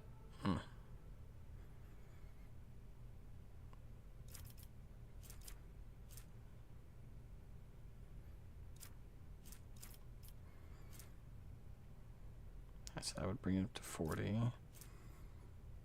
That would bring it to 50.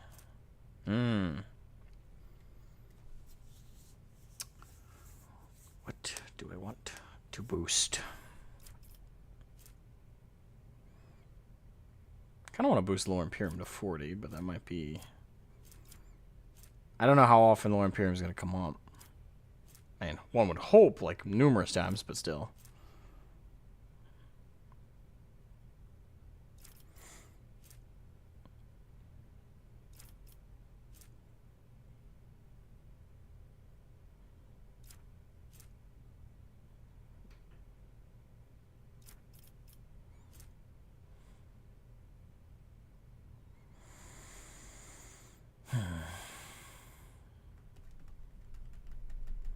Coercion or lore?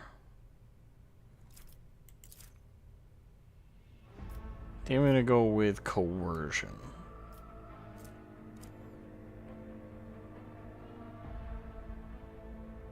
I don't know. You guys, what do you guys think? Coercion or Lore Imperium?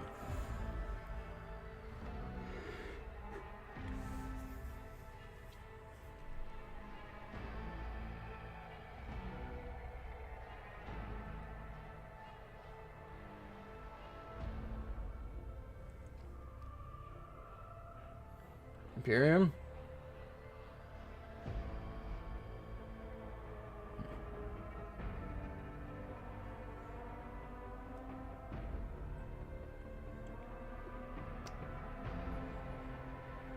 Are you a bully or a lore master?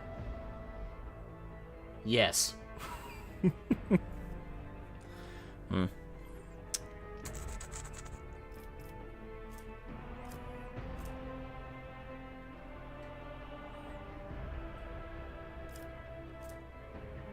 Yeah, we'll go with that.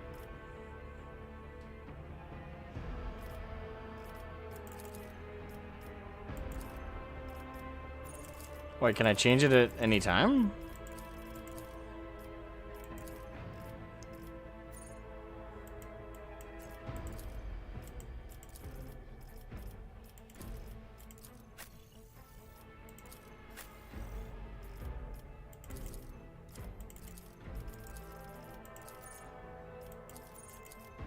I'm confused.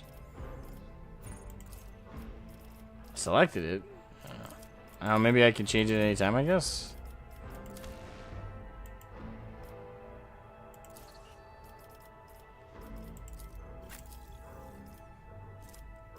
Oh, he's also a warrior. I'll give him... Wait, do we have the same stats? Okay, no, he has different stats than me. But they're slight. We're very similar, which is ironic. I will... Wait, no, those are my stats. Why are they showing my stats and not his?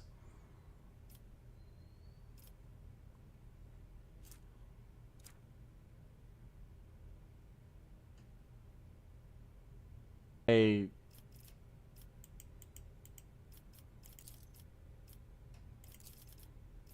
one rank's available.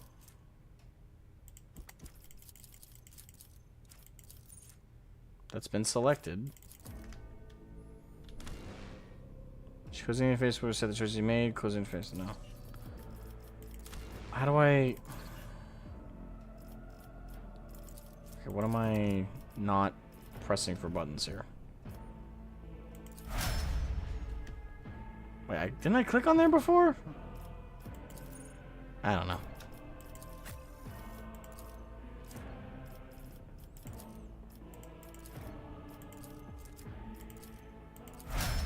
Okay, so there's 2 summary, and then I had to press it again for completion. There we go. Now I can do it. Yay. Wait, how many swords?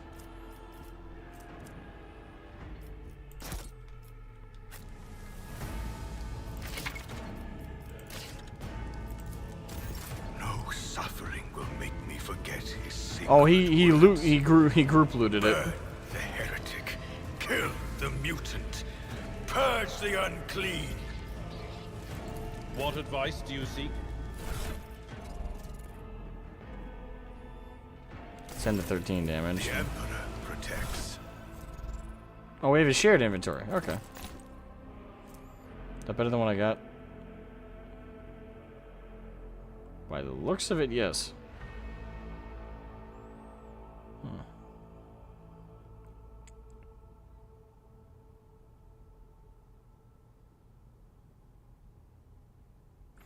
Alright, I'll equip one of those then.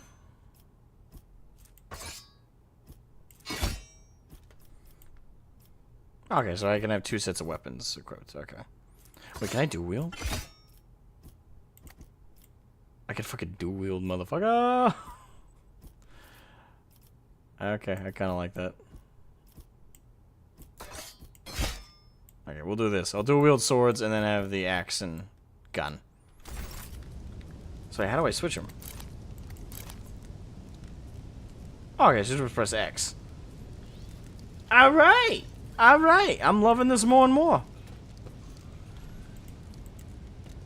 Sometimes. Wait, do I... Oh no. Do I have to move them... Heresy grows from idleness. Your seneschal is always there for you. For the Emperor. Wait, can't I link them? Please tell me I don't have to move them separately.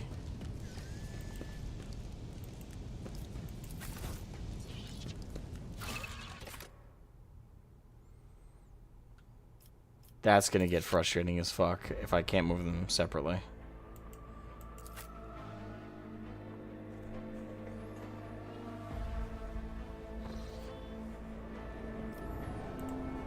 Okay, now they're moving together. The navigator sections directly along the passageway. I pray to the god Emperor.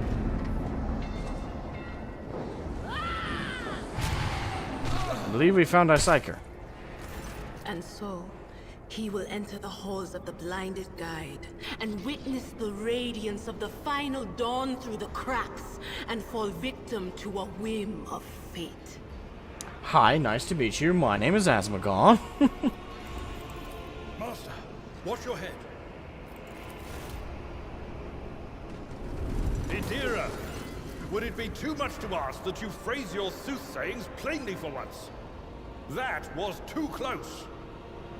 Oh, was what she was saying was in reference to that? Sorry, old man. The voices are so loud I can't even hear myself. They shriek, they sing, they... Oh, Abelard, how they sing!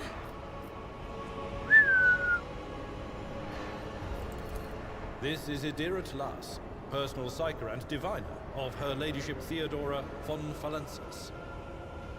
Idira? I'm not drunk, old man. I'm suffering the effects of the warp that is seeping through these walls. I see the ship's fate. To die in the waves of the Immaterium, fall under the burning rays of the final dawn. And in the roaring blaze, I see a figure standing. Who is it? I have no answer. The entity in your consciousness shrinks and crawls in deeper, its claws scraping against the walls of your mind, as if the presence is trying to hide from the sea standing before you. A diviner, are you? The voices from beyond the threshold whisper to me. Sometimes their murmurs are clear, they grant insight. Sometimes they drive me mad. But I am patient. I know how to listen and discern. But now, with this clamor around me, too many voices, too loud.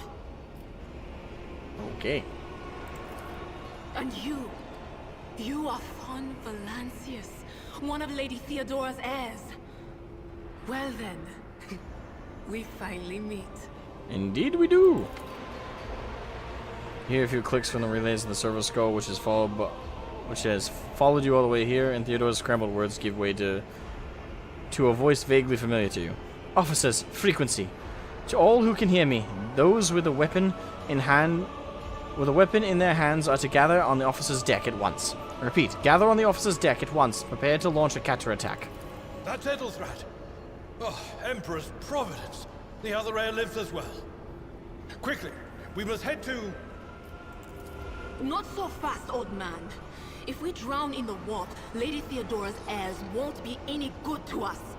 If Edelthrat's like me and hasn't yet surrendered his mind or body to the mercy of the warp, then he can still hold on a little longer without us. Blast it. You're right. First, we need to deal with what is happening here.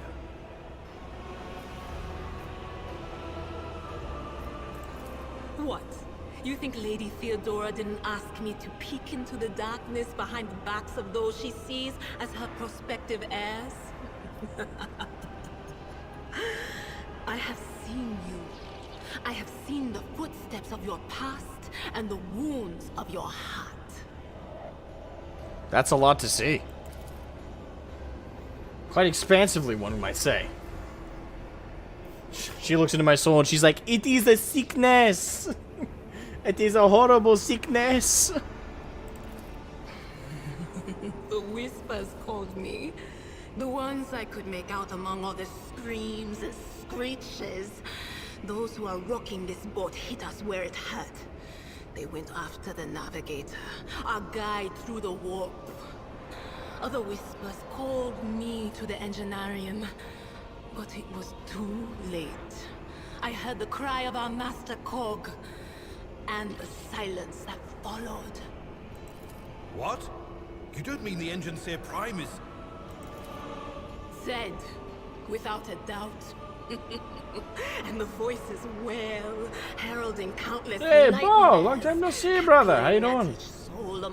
I'm doing well. I'm doing even more well now that you're here. How are you? From the Navigator's sanctum was louder than the rest. And it's better that we saved the Navigator than some lever puller from a cooling module or a cook from the middle decks. Oh no. No. Nothing is well about him. Can't you feel the chill crawling on your skin?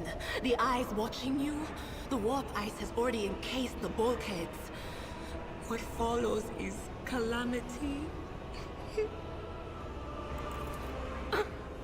She is enjoyably crazy. But we're not just going to stand here and take it, are we?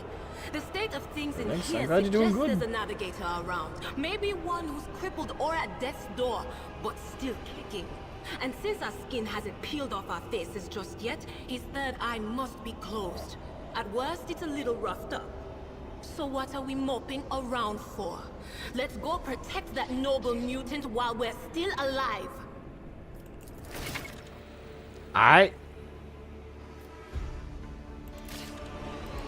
Crazy chick be crazy. Reclaim what is rightfully ours. Alright, so how do I... Did I mention that my whispers tell you jokes? Jokes that once said aloud make your eyes bleed and blood curdle. Look no further. Did you want something? My faith is my shield. The Emperor protects for the Emperor. Crap. Heresy grows. Oh, I gotta... Oh, okay, there we go. Let the faith guide my path to glory. Here we are. Don't keep our master waiting. Suffer not the mutant and live. Indeed. Know Suffer your not the duty. mutant or the heretic or the witch. Abhor them. Here we go again. I will level you. Alright, so Adelard, you're melee, so I'm gonna want you ready right there. Adira, you are not melee, you are behind cover. And me, I am melee. Let's do this. Come to me. I've seen worse battles than this in my time. One fewer target.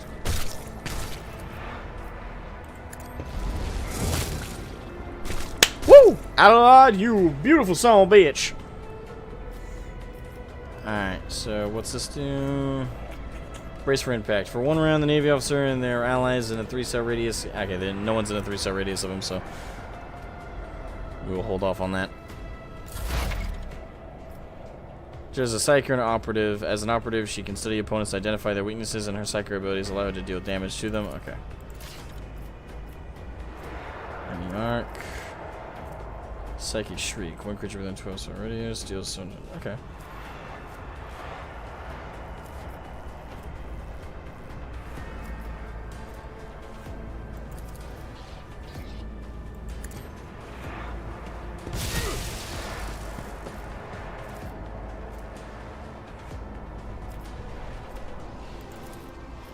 On it.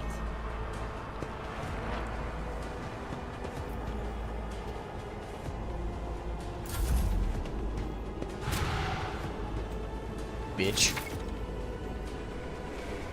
Alright, hologram. You can use a hologram to gauge the effectiveness. I do not care.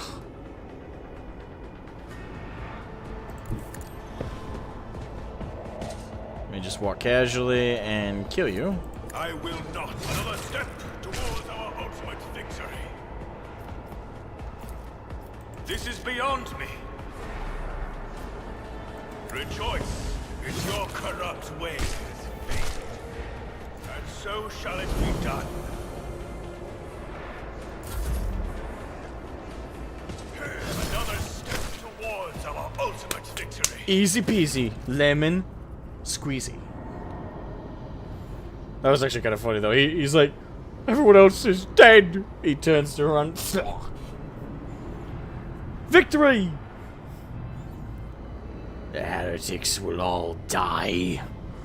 Alright, attack now. Characters with melee weapons block adjacent enemies' ability to perform attacks with ranged weapons, pistols, and shotguns. Okay, well. Okay, the creature in the chair appears as if it has become one with its throne. You see pink parchment-like skin stretching between the seat and the limbs. You have too many joints for a normal human being. The navigator is breathing heavy in the air, whistling as it exits through the 2 dark gill-like slits on its cheeks. Damn. The creature's eyes are shut. The 2 ordinary eyes, as well as a 3rd one that sits in the center of its forehead. I believe Master Vespidius still lives. The servants are dead, but the chamber, like the Emperor, is still sealed from the warp. Well, we have a chance to leave this place alive.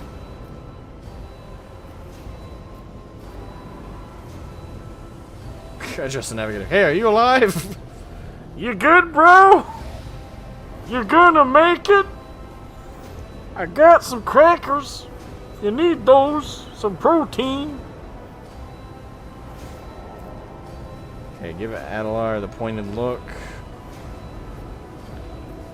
I'll just need you.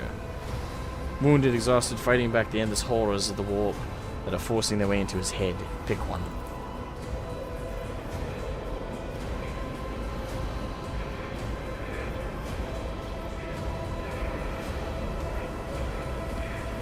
The navigator stirs, barely able to lift his head and half open his normal eyes. A dark drop rolls from under the closed lid of the 3rd eye and down his face, leaving behind a black trail. Your time is short. The voice is coming from the Vox grill at the base of the bizarre chair. It's unclear how the navigator is able to produce human speech.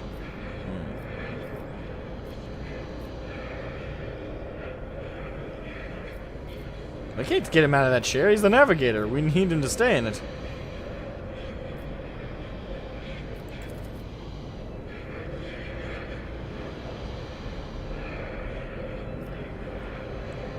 Suddenly, the navigator's body starts thrusting in place. It lurches forward, then falls back in the seat, then thrusts forward again as its bones crack and its skin tears open.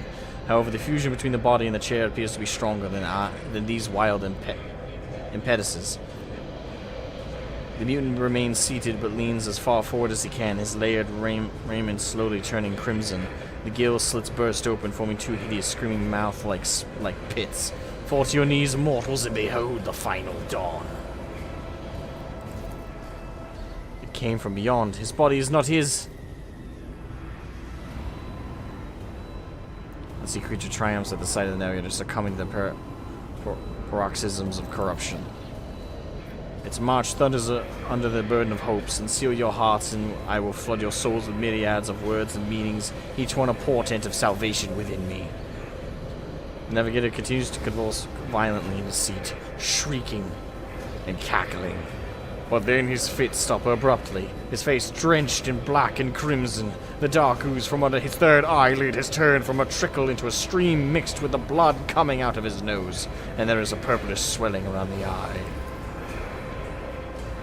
Run, flee from this place while I still have the strength. The words come out of the Vox as the labored rattle. I can contain the intrusion, but not for long. We must begin the translation. Leave the warp, but it can't be done without the Master Helmsman's help.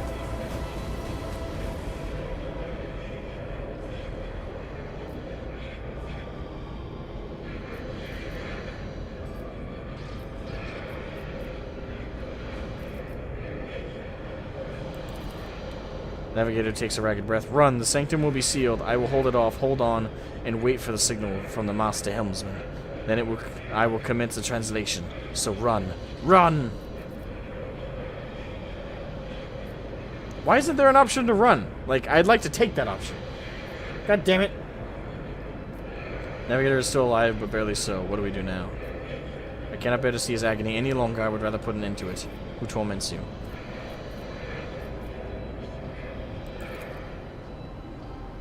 Seneschal gazes at the figure of the chair. The ship can only begin the translation with the assistance of the Master Helmsman. He is still alive. Yes, that's what he said. Why can't we just go off what the fucking navigator said?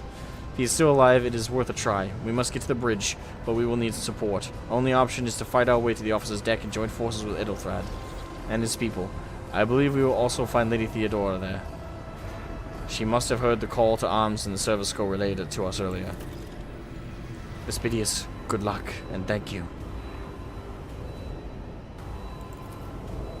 The navigator does not give her a response. Black tears mixed with the blood are streaming from under the closed eyelids, and the Vox at the base of the chair is bellowing out, static and interspersed, with distant echoes of otherworldly laughter. Damn, they're nailing 40k so far.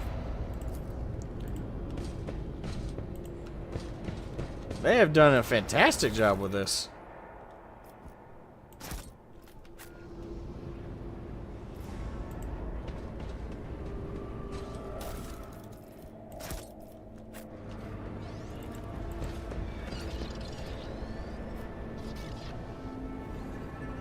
So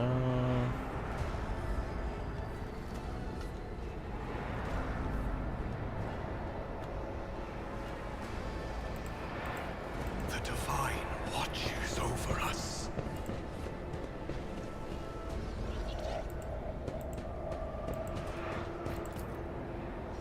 Wow. Wait, where else am I supposed to go? Because it came from this direction.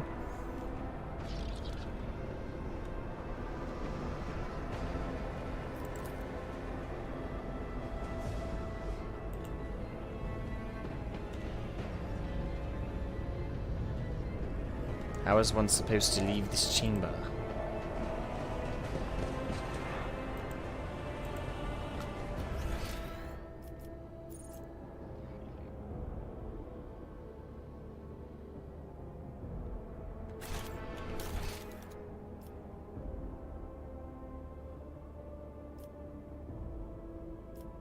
Okay.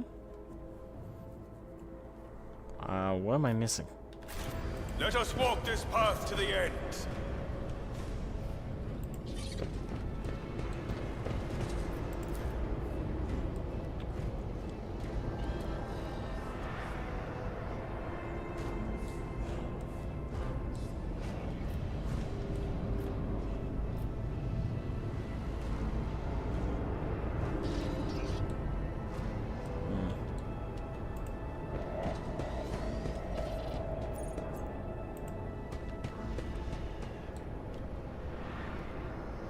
With each step, I forge my destiny among the stars.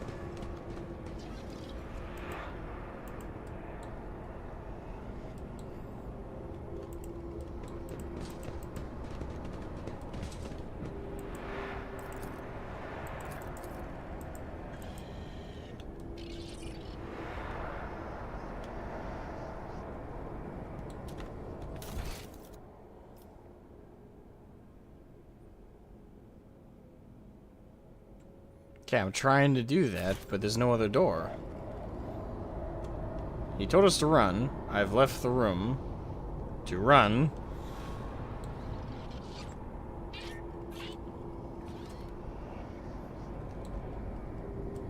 I was given no other indication other than leave. I've left. What now? Is it bugged? We shall reclaim what is rightfully ours.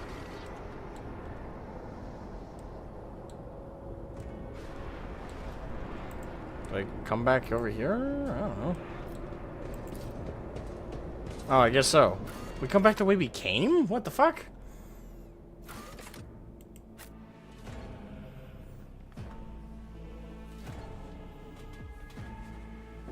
Yes, because I'd assume that.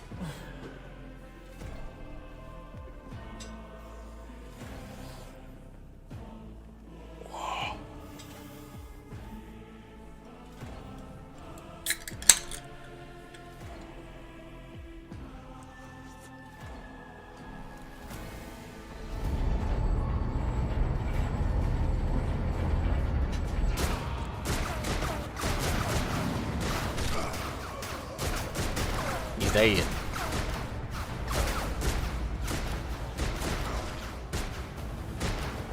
Ship's as good as ours. It's all over for you.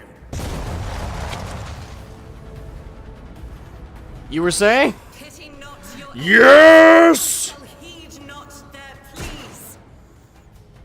Somebody shoot these. Shall betray not your tenets, nor stray one step further. Take not your gaze from me. Leave me not without your grace. Take me, woman! I told you he would protect us. My God, my light, my emperor.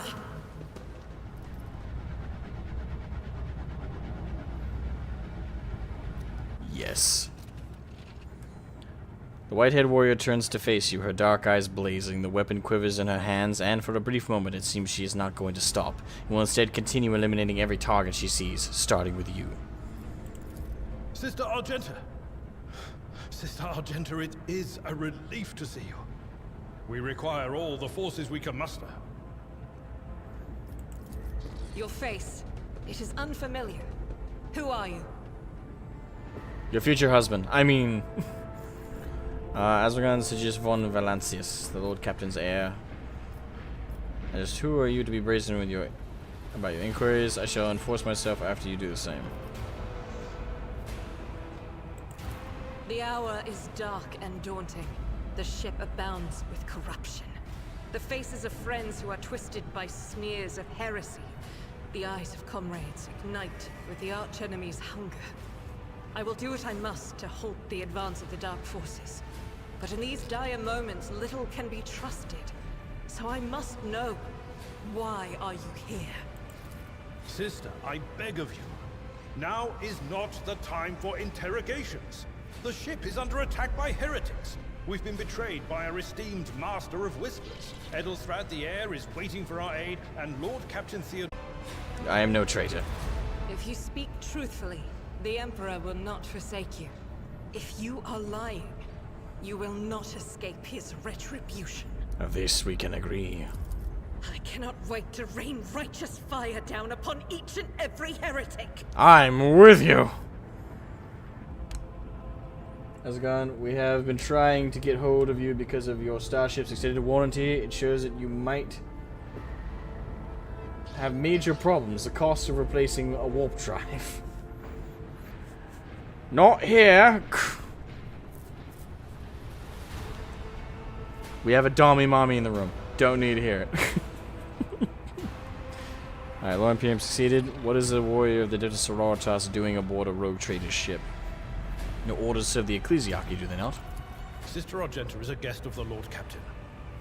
And that story deserves its own time and conversation. Under more appropriate circumstances. Fair enough. Enough idle chatter. I am where I must be, and that will suffice.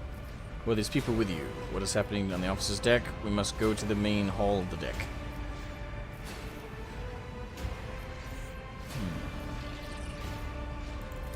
Overseer of Middle Deck AL-84, my lord. We were rounding up everyone we could find in the attack compartments when we ran into an ambush. Just about every enforcer fell. These are the survivors. Massacre, my lord. And heretics are not just killing the crew. Some kind of blight is sweeping through the decks, filling the air. I saw people going mad the moment they breathed it in, screaming about their dead comrades, tearing out their eyes. I implore you, my lord, be on your guard. I am on my guard.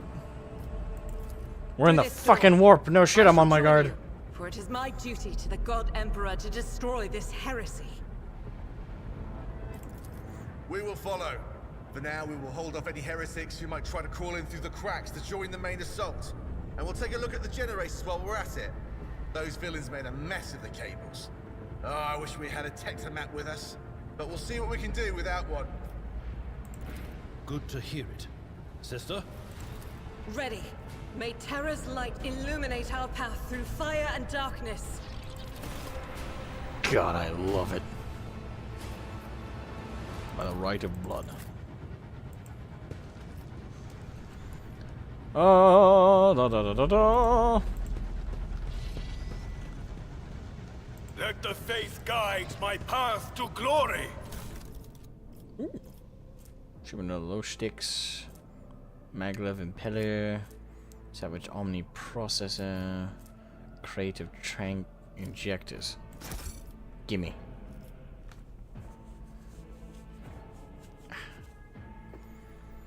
Yes, sister. Hey, sister, mommy, I mean, sister, mommy, I mean, sister, mommy, I mean, sister, mommy, I mean, battle sister. That would probably be me in the presence of a sister battle. I mean, fucking. We are bound by the blood of masses.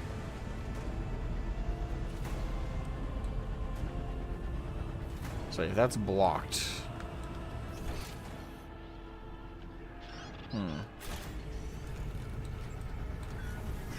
And she bursts through like fucking Hulk. Let us walk this path to the end. Well, as close and lock looks intact, it could probably be opened with the right tool.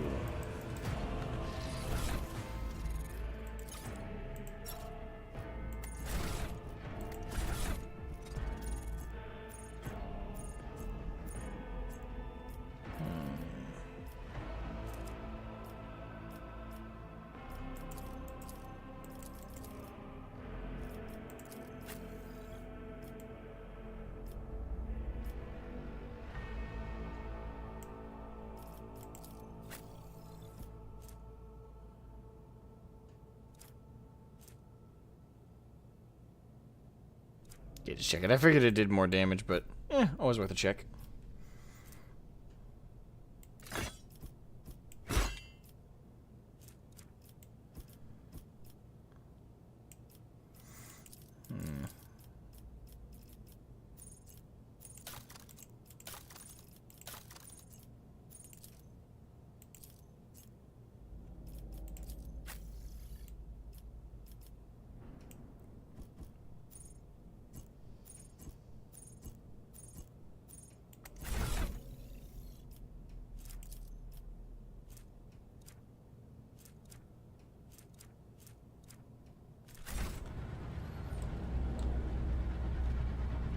Know your duty.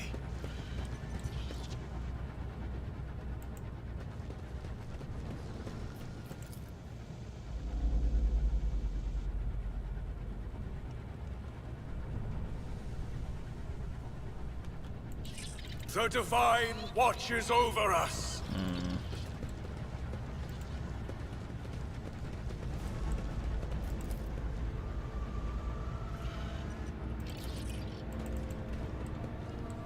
Let the faith guide my path to glory.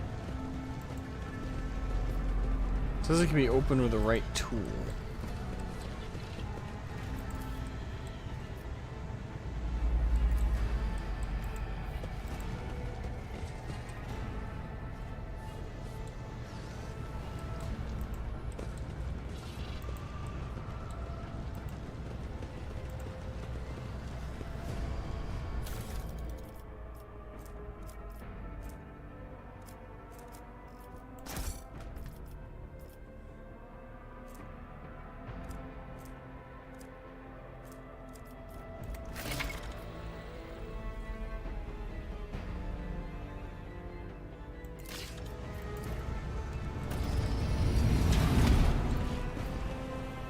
Okay.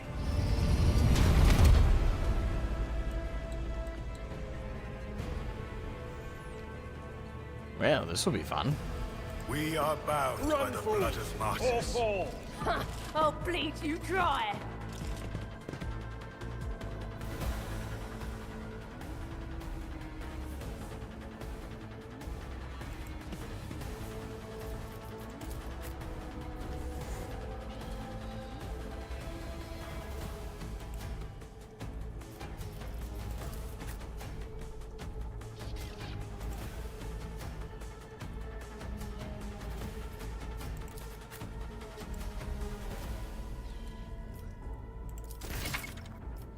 Alright, Argentina's abilities, I can read them myself.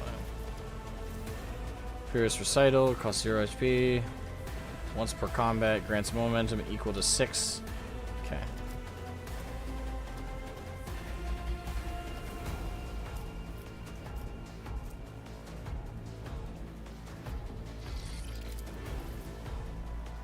As the Emperor commands, I act. None can escape the Emperor's judgment.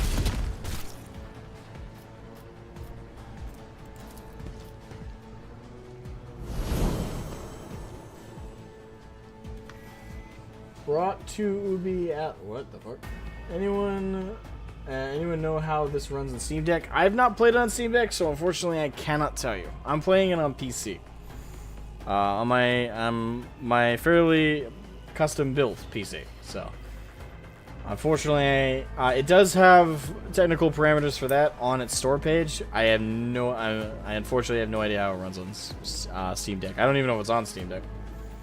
So I apologize. I don't know the answer to that question. But I hope you're having a good day, and thank you for tuning in. By the way, everyone who's enjoying the stream, make sure to leave a like, support the channel, all that fun stuff. Just saying.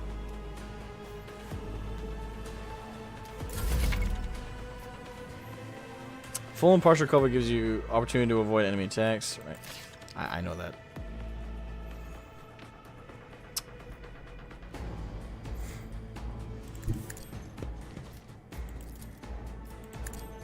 Let this be the warning to all who oppose us.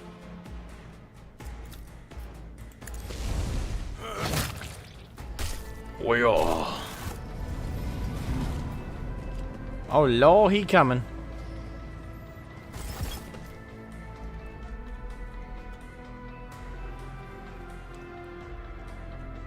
Alright, Avalon.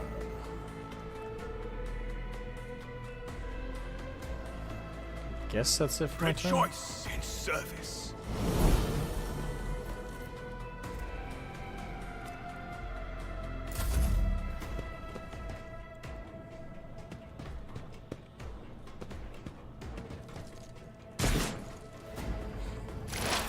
I find it funny when they miss.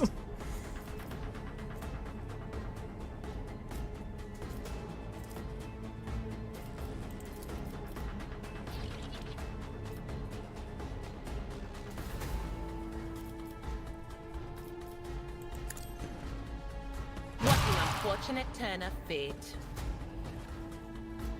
Damn.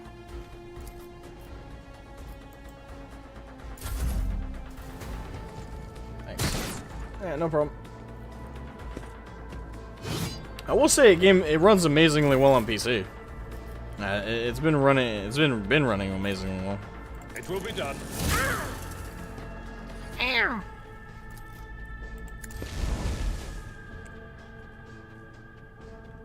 Indeed.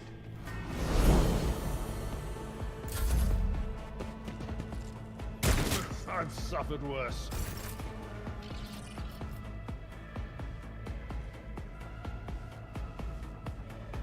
Rejoice in battle! Doubt is for the weak. Open fire. I'll do it.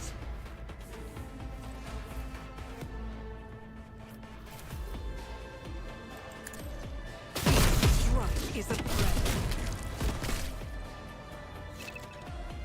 She's just a treat.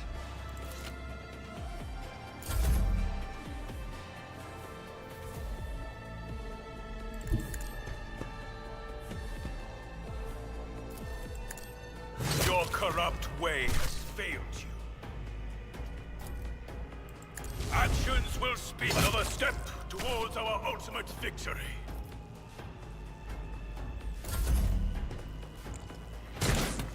Missed.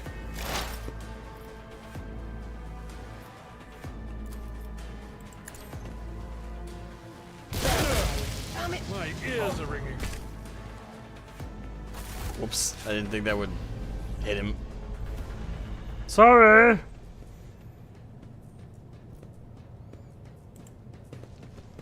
Alright, how much HP is Adelard down? Oh no, he's at full. I thought the lightning hit him. I guess I was wrong. Never We mind. shall reclaim what is rightfully ours. Wait, what the fuck is this? Oh, it's okay. It's a replica of the ship. Okay. It won't open. The damned heretics have blocked the door, trembling at the thought of our approach. Here. A melter charge will help. There's probably one around here somewhere.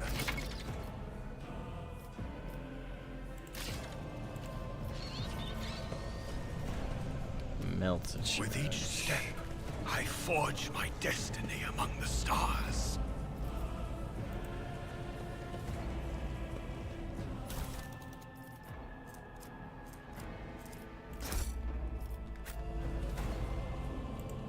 Let us walk this path to the end.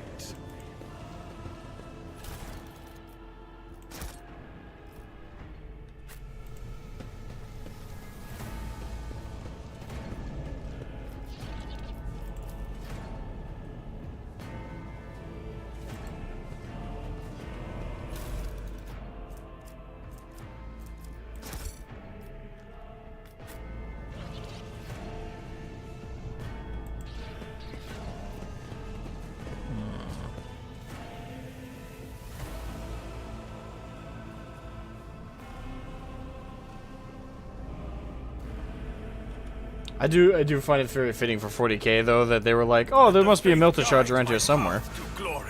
So the assumption is just. Would you look at that?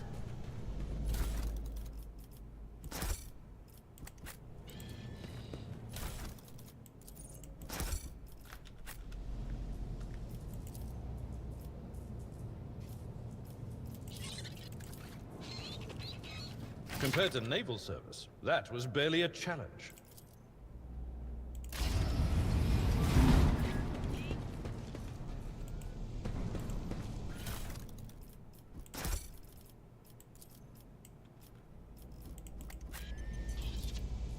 The Emperor protects.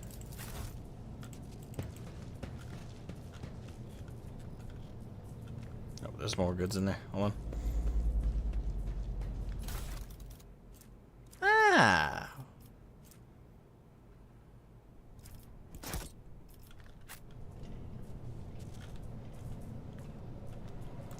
We are bound by the blood of martyrs. Where did my holy fire and sword come and go? Just vanished somehow. Oh. Did it? I don't know, maybe YouTube thought it was sus. That and YouTube has had glitches with its chats. Alright, so hold on. Who's got tech use? Mine's 25. Abelard's is better at 30. Aegis is better at 30. Even Argenta is better at 30. Okay, I'll give it to Adelard. Giving it to me would be a waste because it only boosts mine. At least the boost is like 33.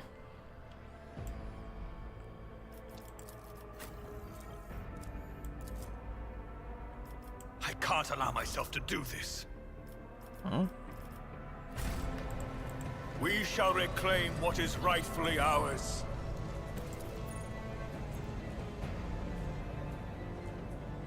Never doubt me.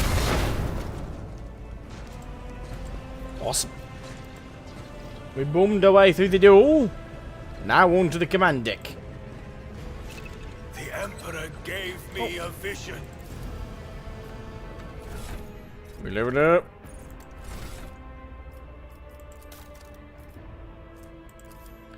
Alright, so I am at Endure. Until the warrior's next turn, all incoming damage is reduced by minus toughness bonus, and the warrior gains plus toughness bonus temporary wounds. Okay.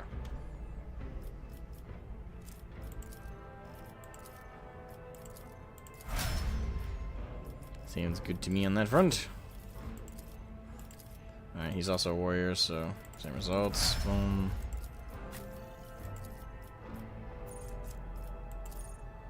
Set a higher awareness. Arbiter removes all exploits from the targets, decrease the target's dodge, parry, armor, bonus. Okay. And soldier. She's got an advantage in demolition. Revel in slaughter. The soldier immediately removes the winded effect until the end of the combat, and the soldier gains the following bonuses: plus 10 ballistic skill, plus 5 times 2 times agility, agility bonus, percentage critical damage. Wow.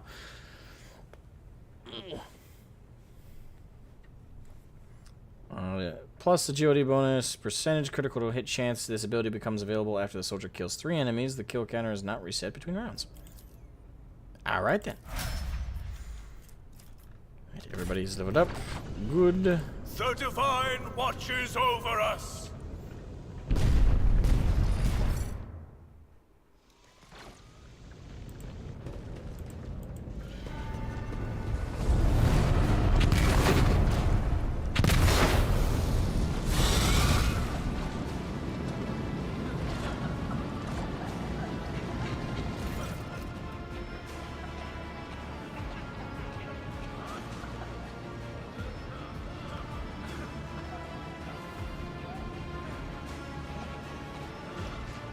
Depart. The roar of the flames rings in your ears, and the choking smoke makes you cough and gasp for air. You instinctively recoil from the scorching heat, wiping your face.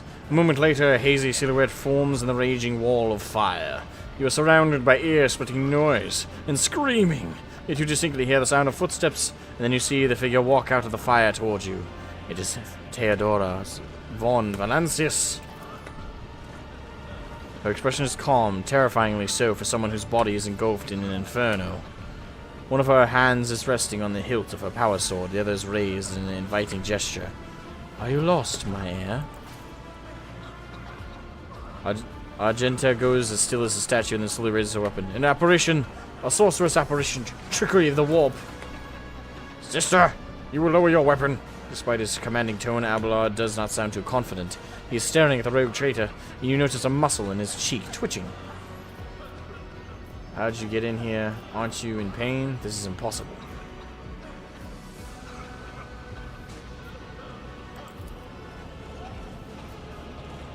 I doubt you are aware of the limits of what is possible, Asmogan. For your worldview is but an iota of what a rogue trader knows and sees. But I can tell you would like me to share the knowledge with you. The power over reality. Theodora watches you without blinking. Her snake-like gaze almost makes you forget about the fire searing you, leaving burns on your skin. I can lead you out of these flames, Asmogan. Show you a path, rid you of pain, and give you a weapon so that you may defeat your enemies. Decide. Your mouth begins to salivate. Each word Theodora speaks like music to your ears. The entity now dwells in the deepest recesses of your mind, is pleading, begging, demanding that you give her an immediate answer, and that answer can be nothing other than acceptance. Do not listen to this abomination! Asmogan, if there is a naught but his light in your heart, if you are resolute in your faith, then step into the flames. The Emperor protects. His faithful will not be deterred by either darkness or deceitful promises, nor will the fire burn those who carry the torch of faith in their soul. To the void with you. We need to follow Lady Theodora before we suffocate in this furnace. The people... Abelard looks back at the coughing, confused people around you. Asmogan, the survivors of the middle decks. We must help the crew. Lead them. Lead them out. Find a way around. Conviction. Sometimes your character will have to make tough decisions based on their values, interests, and goals, such as decisions affecting their convictions. This can develop in three directions. Dogmatic, iconoclast, and heretical. Each includes 5 ranks. The higher the rank, the more zealously the character follows their convictions, and the more noticeably the world around them reacts to their actions and decisions. Promoting through the ranks of each of the 3 directions opens up access to new dialogue lines, events, unique abilities, and also changes the attitude of others toward your character. Also, some items can only be equipped by characters with certain convictions. When one of the so we know, by the way, just so you guys know, I'm going dogmatic. We Black Templars up in here, bitch. We are the faithful. Hell yeah. We follow the Emperor.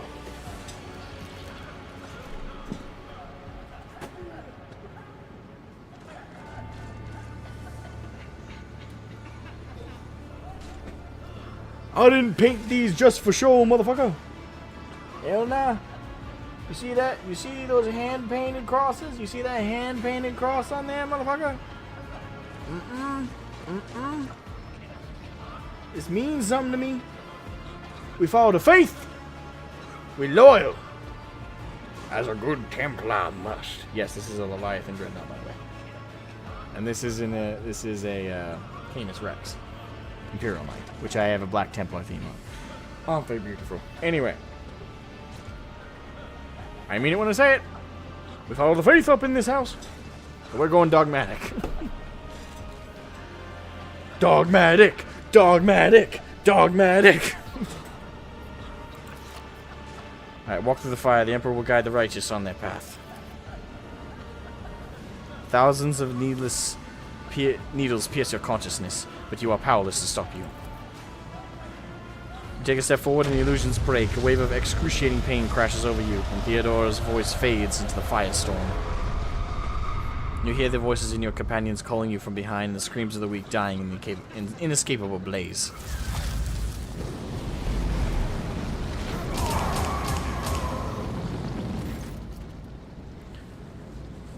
Okay then. The blinding inferno, the harrowing pyre, the all-consuming storm releases you as you step out, barely able to stay on your feet.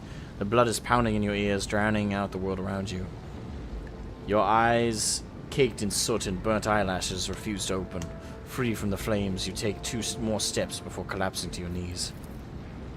The rush of blood in your temples and the horrible pain all over your scorched body cloud your mind, before suddenly retreating, as if driven away by some mighty will.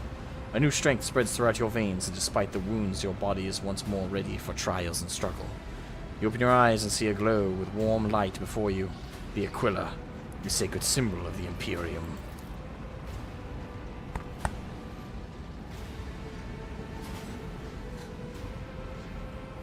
We are your brothers in this. Maccabean salute the sentiment. Yes. Fire seems to have burnt the entity away without a trace. In this moment, you are struck with another realization: the repulsive presence. That one. Okay, I was worried about this earlier when they were mentioning it. Oh, that presence in the back of your mind, that thing that coming. I was worried they were gonna steal like the whole Mind Flayer thing from the Baldur's Gate game. Because that was an early access while this was being developed. So I was kind of worried that they were stealing that plot point. But just we're gonna do the warp version of it. But no, thankfully, okay, you can burn it away. Master, can you hear me? Oh, you're alive. Which is more than I was expecting after what you just did. Praise the Emperor. We passed through the flames. How can this be anything but a portent? For so it is said, that the Emperor will bless the worthiest and most steadfast in their faith. We are not sleeping alone tonight. Beyond Argentina, you see Idra Talas doubled over in a rift of nausea. The rest of the people who were following you have withered away in the fire that continues to rage a mere 2 steps away from you. The Emperor protects, Initial. Did you see that? The Aquila. It was glowing. It was still alive. Fancy that. The Emperor protects. Indeed he does. Huh. If I hadn't seen it myself, I never would have believed. What happened to Lady Theodora? Did she follow us? There was no Theodora, witch. There was an illusion, a temptation, a foul taint that tried to lead us astray. But he perceived its true nature. Damn right. Is that right, Adepta Sanctimonious? What, we'll just pretend like we didn't see the Lord Captain standing there in the fire? Abelard, you tell her. Whatever it was, it matters no longer.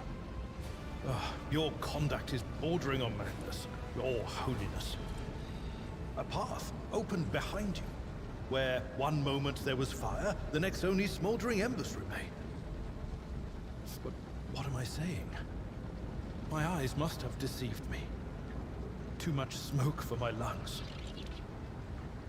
Truly, would you have received wounds like these if there had been no fire?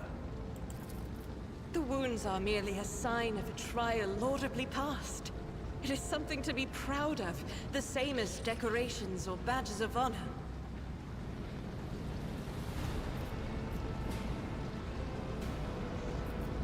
Alright, rise and stand tall. The music is so fitting for this too. It's like, hard, hard, hard. Rise and stand tall. No element holds power over the righteous. Dismiss the help and stand up on your own. I feel fine. Allow Abelard to help you. Admittedly, I've been better. Rise and stand tall. No element holds power over the righteous. I was going to suggest, even if you were anticipating another wave of pain, it does not come. Your muscles were strong and your limbs obey you without fail. And yet deep inside, somewhere next to your heart and stomach, you feel a certain tension akin to that of a taut string. You are at your limit. Be it adrenaline or the strength of your faith, it will not carry you much further.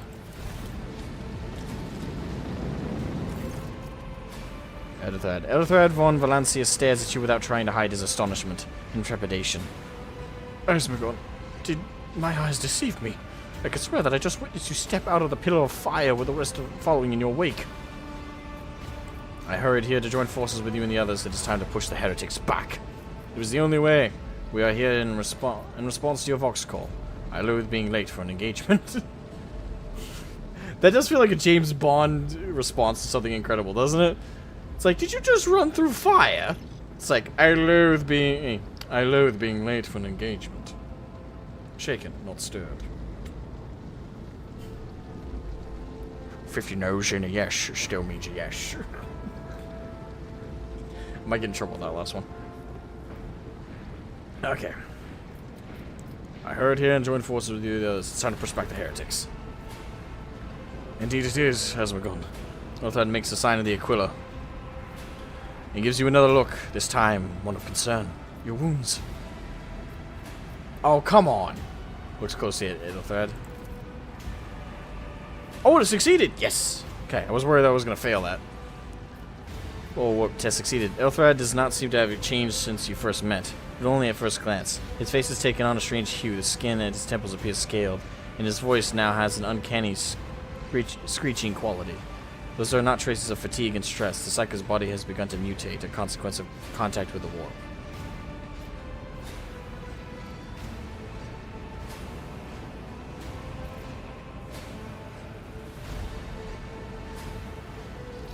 You are not in the best shape yourself, Elthad. My faith will keep me upright and with a weapon in my hand. That is all that matters. Again, we Black Templars, that's the line we're going with. Elthad holds up his hand in a placating gesture. Pray, forgive my insistence. I shall not be the one to doubt the faith of he who has passed a trial by fire.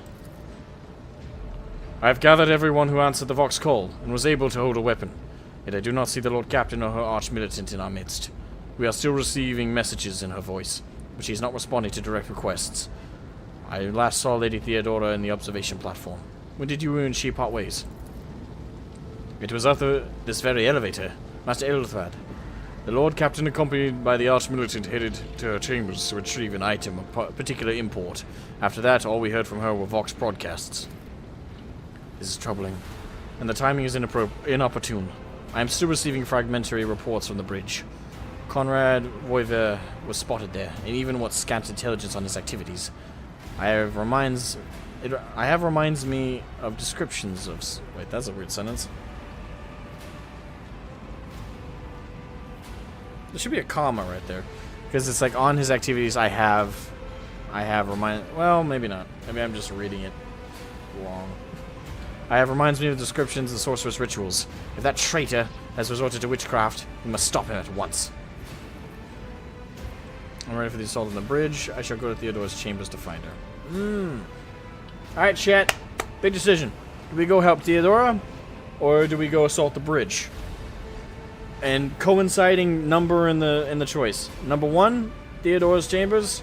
Number 2, assault the bridge. Go.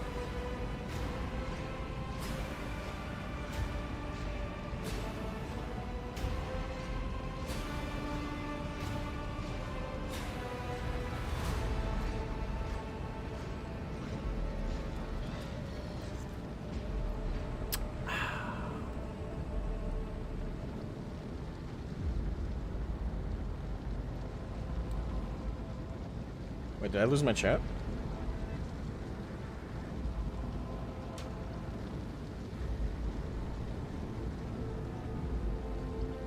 I might have lost my chat.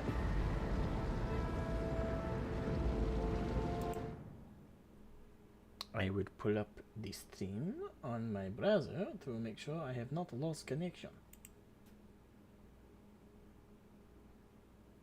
That would be embarrassing.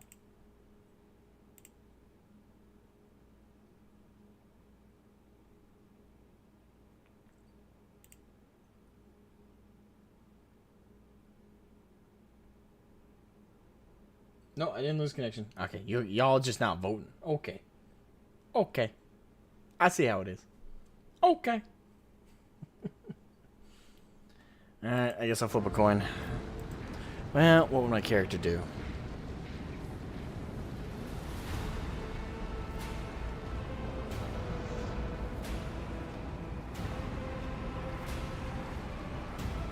Matthew Gordon, welcome to the stream, you wonderful human being. You assault Red's chainsword. Yes. I'd say we take the bridge. No, has it gone? You must certainly not. You can barely stand upright after what happened. It is best that we go to retrieve Lady Theodora and let Edelthar commence the attack at Voivod. Oh, okay, so it was a false choice. Damn you! Edelthar nods. A reasonable approach. Take your escort with you. You may be waylaid. Once you have found the Lord Captain, you must beg... The fuck, man? Come on, Owlcat. Don't pull a Telltale Games on me. It's like, hey, here's some choices you can make. It's like, alright, I make this one. Alright, that was the right choice. Go on ahead. Alright, I make this one. Oh, you know, you really chose this one, didn't you? Okay, go ahead. Wait, what? Motherfucker. Until next we meet, Asmogan. May the Emperor bless your deeds. I shall see you on the field of battle. Know your duty. Damn it. False choice. Head-ass motherfucker.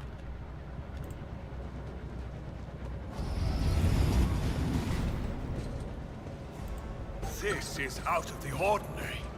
Wanted to blow the damn bridge. Okay. Oh, hello.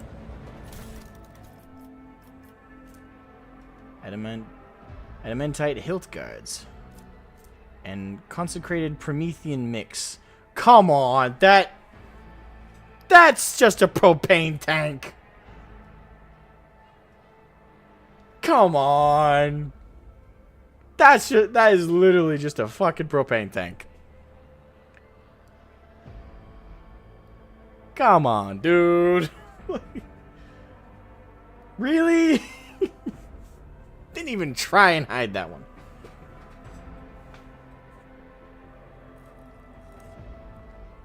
That is literally just a goddamn propane tank. I'm not saying they can't use propane tanks in the 41st millennium, but seriously? Didn't even try and make it look sci-fi? Eh.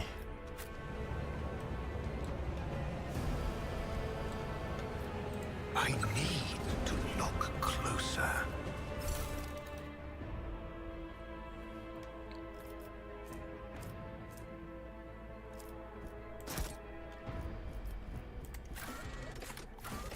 Alright, Lord Captain's quarters. Checkaroo.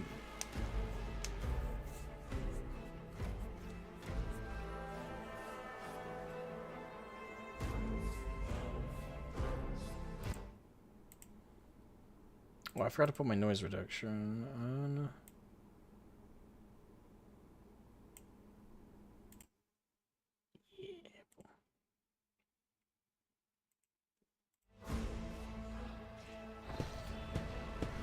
I like to have a noise suppressor on, but I totally forgot to add it on, so you guys might have been hearing some background noise.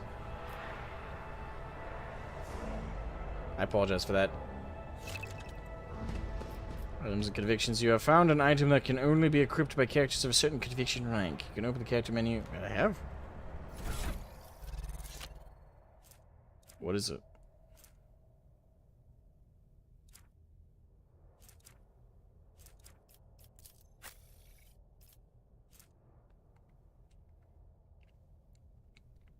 It's the same exact thing, so nothing special there. So what item is it?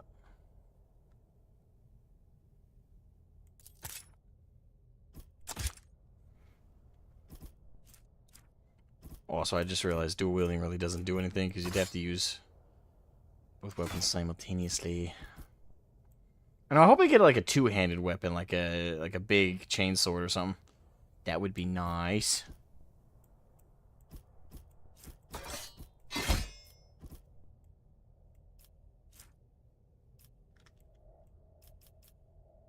Yeah, what did I gain? That's like that.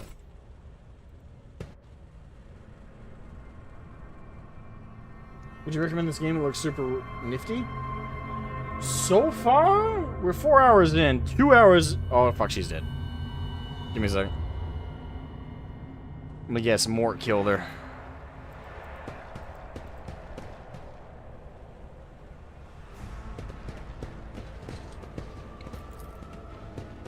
The murder scene looks like something. Okay. Theodora von Valancius' body is sprawled on the large, blood-drenched desk. The arch-militant's corpse, still clutching a weapon, is slumped against one of the bulkheads. Emperor, accept thy faithful souls.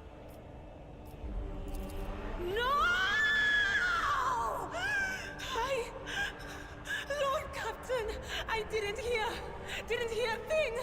Not a whisper, not a breath. It was so loud. Why didn't I foresee this? The voice acting is incredible.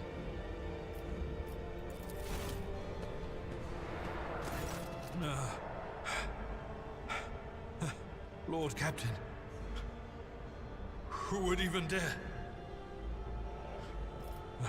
Unless that rat, Voidsphere.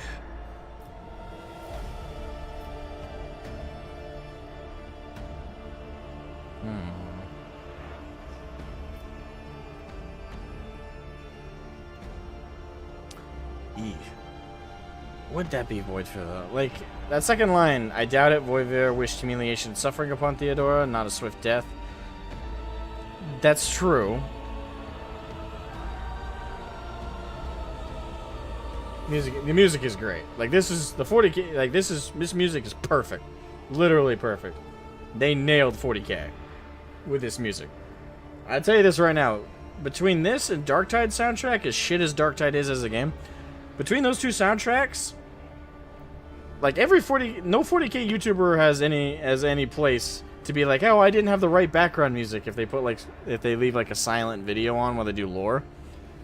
both have provided soundtracks that are fucking amazing. Now, granted, they might get copyright striked, but most of the time with gaming music, with the music that's produced for a game, usually those are safe to use for like videos and stuff, because you know the companies that produce the games want people to advertise them via playing them on YouTube and stuff, so they don't want streamers and stuff to be dissuaded from advertising their game for free on a live stream or something, because they don't want to risk getting copyright struck by the music. So it's usually safe to use the music from video games in videos and stuff. And if that stays true for both this game and Darktide, the soundtracks for both are literally perfect for like any 40k video. Whether you're doing lore, whether you're just talking the tabletop, whether you're doing a battle report, doesn't matter. We now have the ultimate sets of soundtrack for anything 40k related.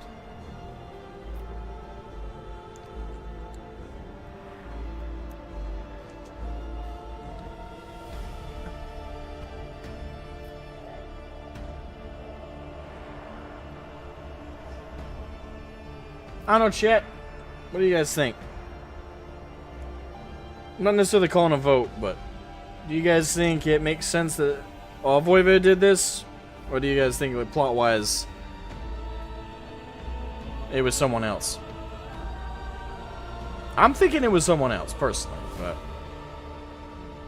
maybe I'm overthinking it. I do that sometimes.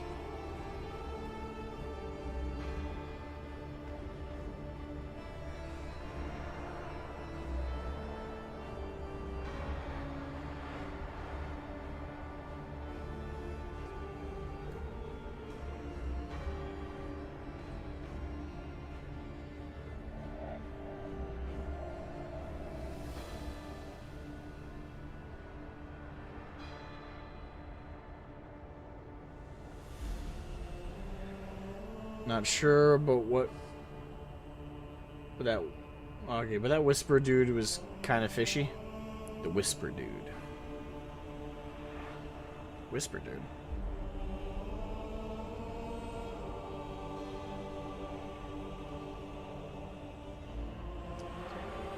I'm not sure who you mean by Whisper dude. You mean Edelthred? I mean, he has every incentive to kill her. He's one of the other heirs other than us. And if we're taken out of the picture, although I'm not sure.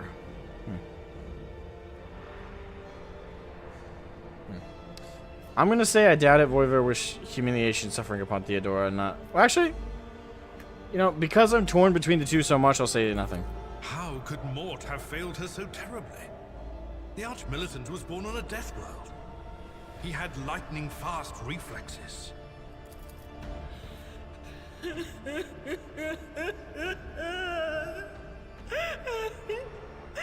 Wait, where's the Arch-Militant's body? Oh, there he is. Look at things in my own way. If you find something that might bear the imprint of the killer, just give it to me, and I'll try to see what secrets it holds.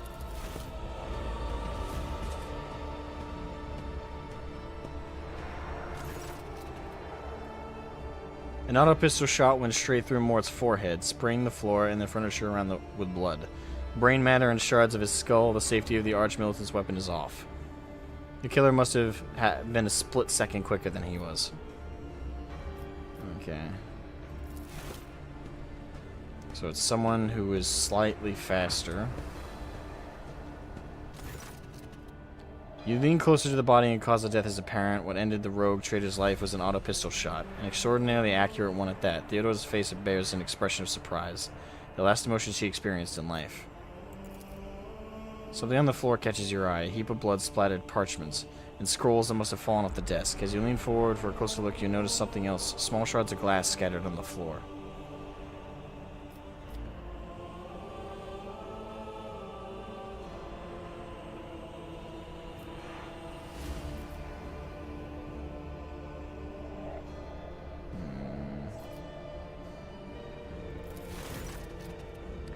It is difficult to say what exactly was broken. The object fell on the floor, and that is as much as you can ascertain.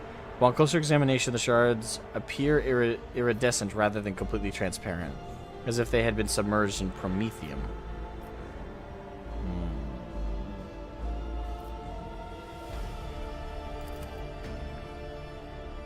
Handwritten letter with a seal. Reports, accounts, dispatches. You go over the side scrolls until you stumble upon a document that is starkly different from the rest. It's handwritten letter signed with the initials XC, and a seal with a symbol that is vaguely familiar to you. Lord Imperium test succeeded. And sends a shiver down your spine. The author of this letter, addressed to Theodora von Valencia, signed it with the seal of one of the holy ordos of the Emperor's Inquisition, the secret police of the Imperium that relentlessly hunt heretics, xenos, and other enemies of humanity. Dear, would you like touching Theodora? You might see the killer through her eyes. What do these shards tell you? I see streaks of color, luminescence, blue lights. Faces drawing closer. Lady Theodora and Conrad and what is that? Ah! Something dark, enormous. Oh, this glass thing was something foul, that's for sure. Tainted witchcraft.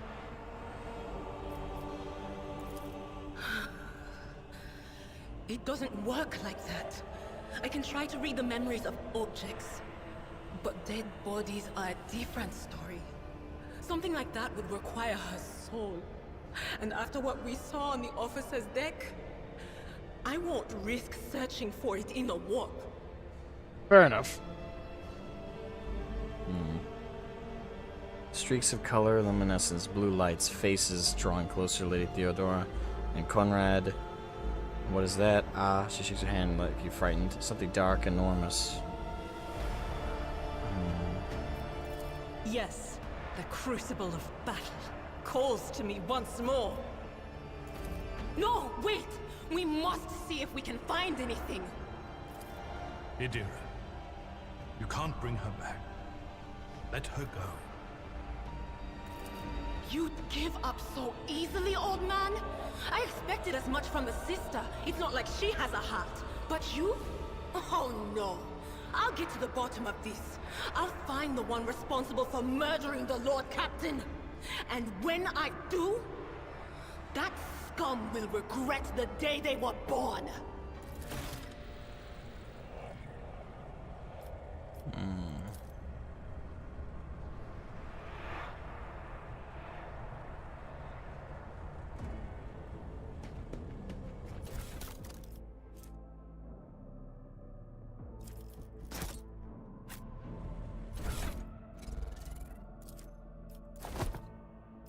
Aw, I was hoping it was actually red.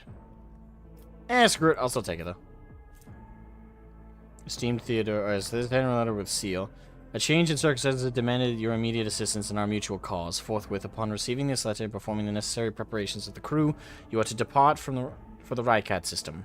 One of my agents, Interrogator Heinrichs von Kalux, operates there at the present time.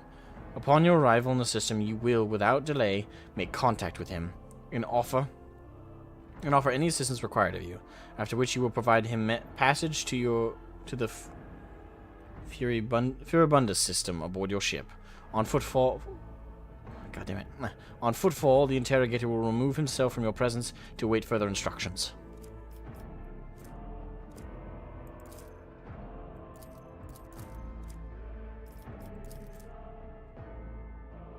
Anticipating any questions you may have, I will stress that the nature of Interrogator Van Kaluk's activities on Rykad Minoris is of no concern to you. If required, Van Kalux himself will disclose the details of his mission. May the Emperor's light be with you, XC.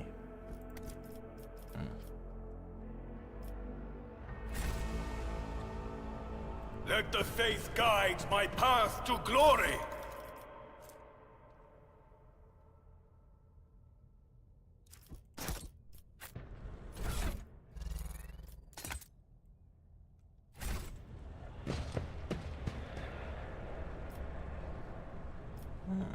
We are bound by the blood of martyrs.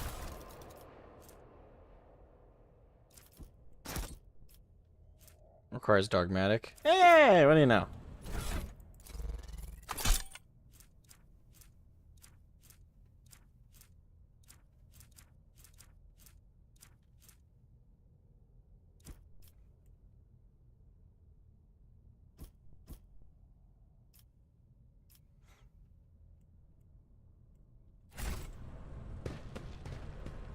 Actually, can I hide the head slot?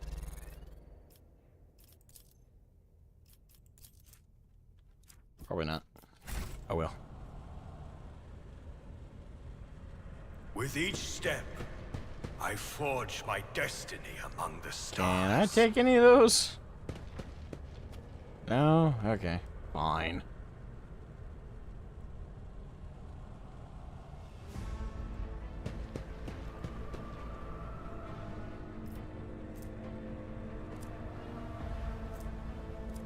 We are the spearhead of the Imperium.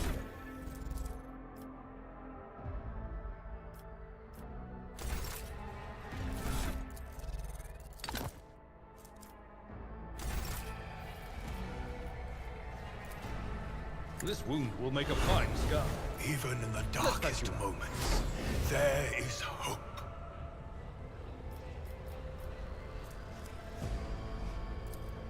Let me help. Your aid will not be forgotten. We shall reclaim what is rightfully ours.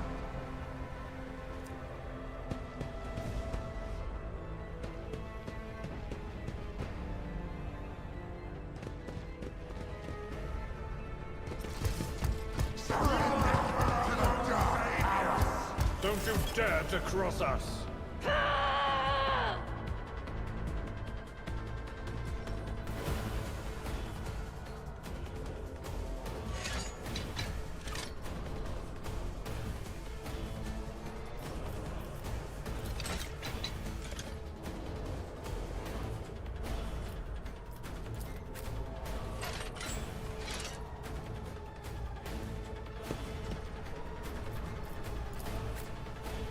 And I'll leave you there.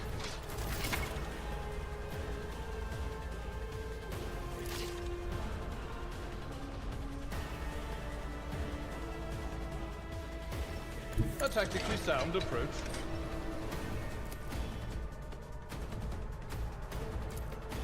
Victory is imminent. I took care of this one.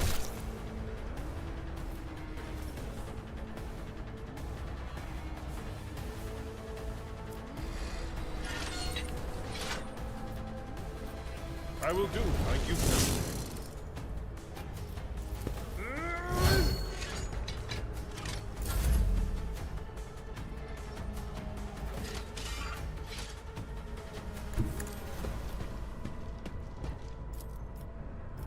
The Emperor commands!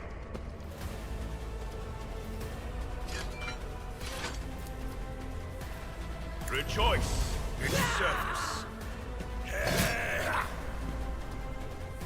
And so shall it be done. That might have been stupid of me.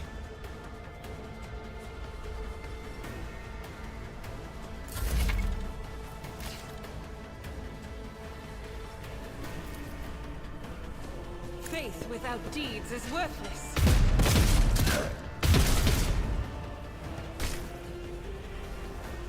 As the Emperor commands, I act.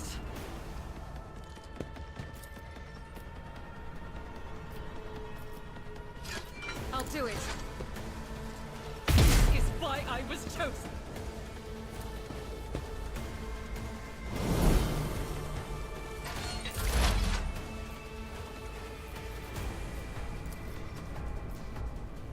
Anything else? What an unfortunate turn of fate.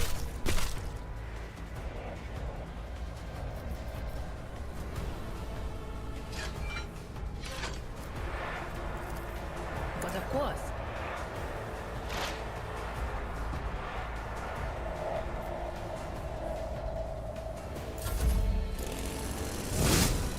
Oh, that was cool.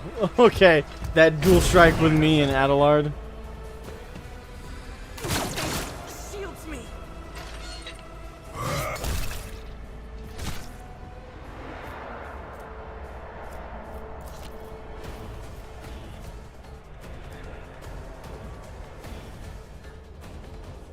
It will be done. Follow my lead. Indeed.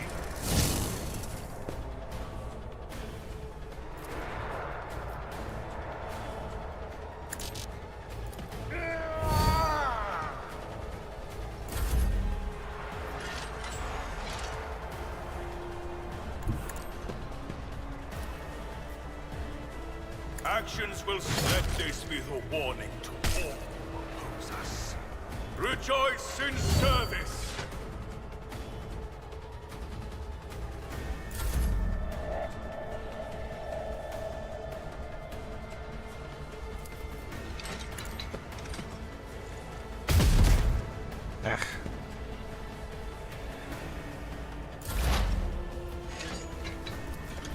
Will do. Recon. Okay, good. Worked.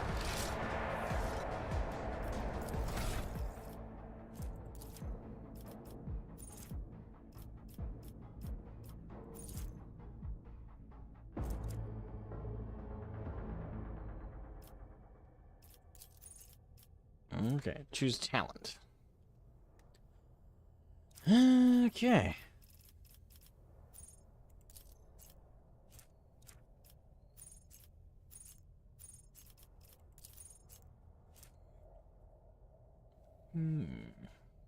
Whenever an enemy attacks the warrior's next melee attack against the enemy deals an additional toughness plus bonus damage. Does not stack, but it can be reactivated after another attack made by either the same enemy or a different one. Okay. Enrage. If the warrior has less than 50% wounds, they gain plus. Okay. I think I might want to invest in that. Let me read my other options here.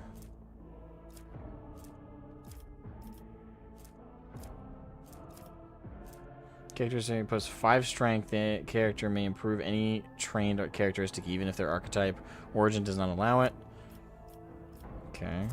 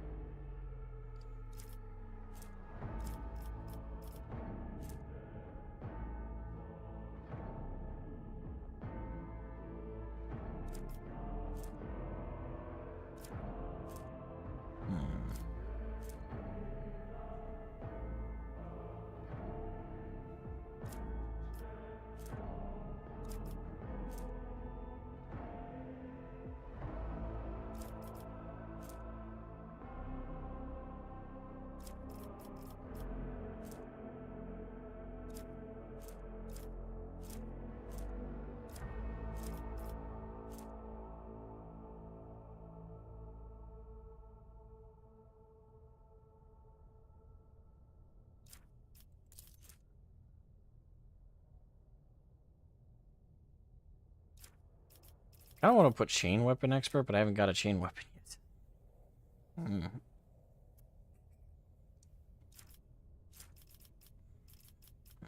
Looks like a defense.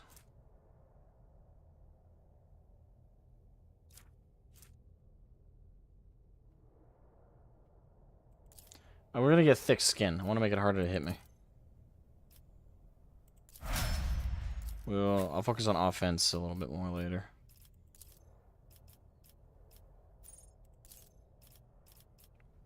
You, on the other hand, I will give an offensive ability too.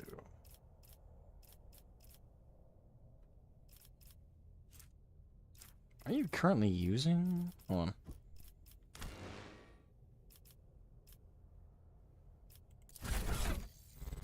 Well, I'm gonna see what he's using for a weapon. He's currently using a chainsword, so maybe have him stick with it. And I'll give him chainsword.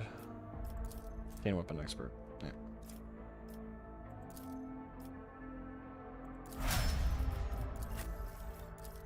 Operative. Whenever the operative triggers an exploit in the enemy, operate against weapons damage. Okay.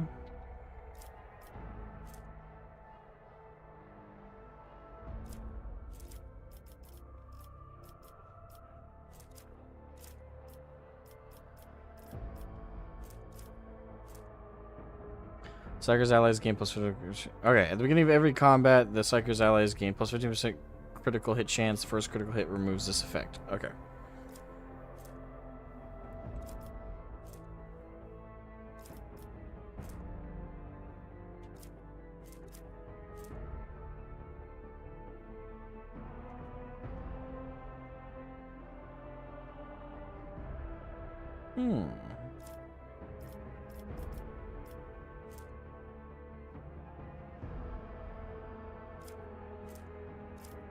There's actually quite a few psyker abilities I'd like to use.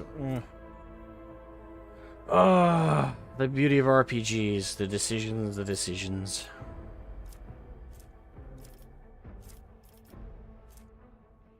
I'm gonna go with Edge of Fate, just to give the group a bonus to criticals. Alright, you lass will be receiving, actually, what firearm mastery? Soldier gains the ability to make a number of extra attacks equal to their weapon's fire to fire. Awesome. I definitely want to focus on offense.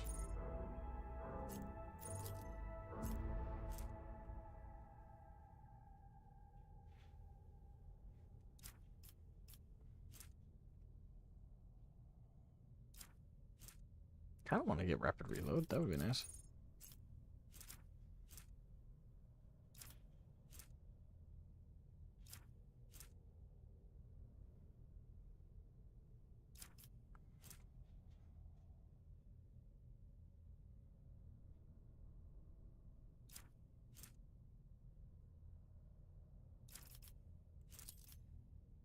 I go with rapid reload.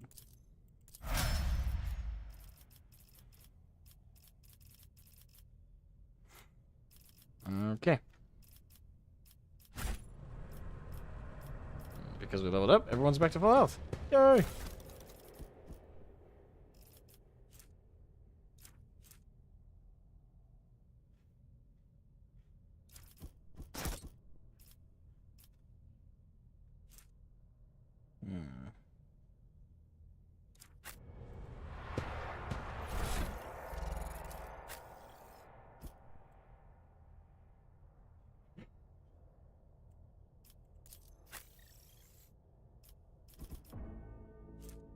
It's not 35.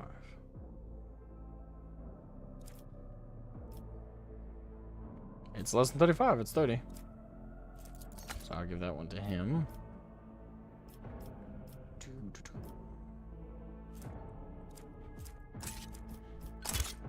Just to pair with your weapon there, my friend. She's pretty much got what I can give her. I will not. Ah. Come on.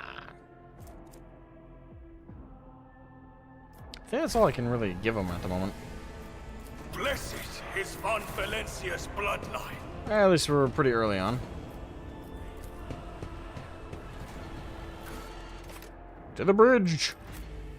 To kill the enemy!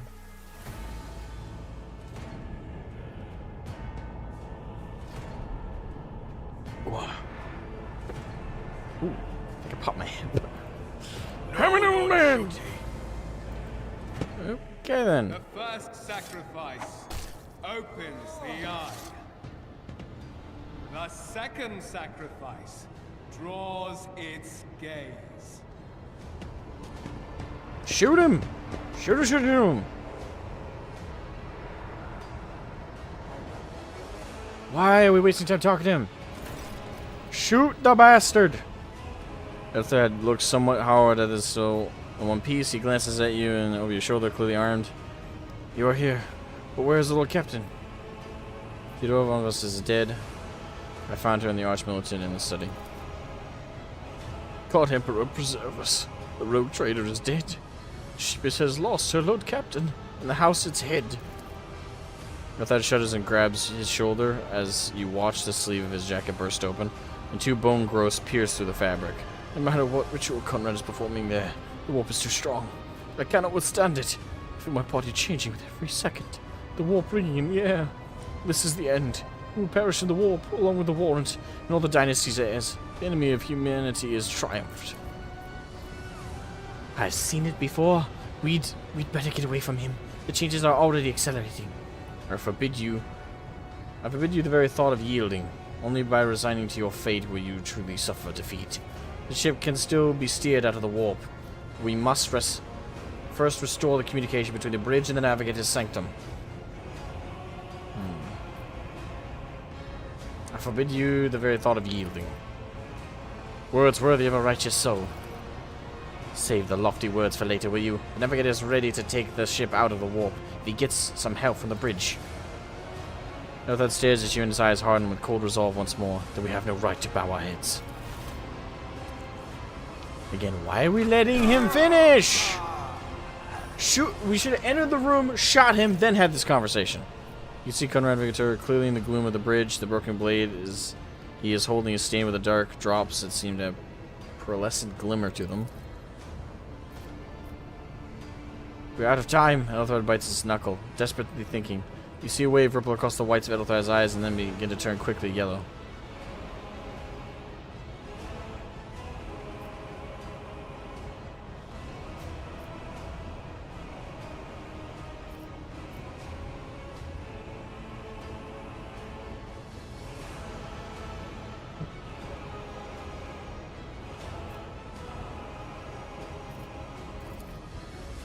What? Theodore is dead?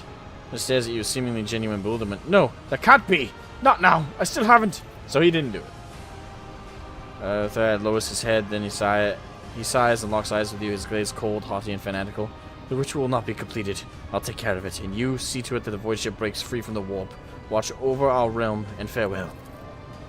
Edelthad, don't! Your ritual won't be finished, heretic!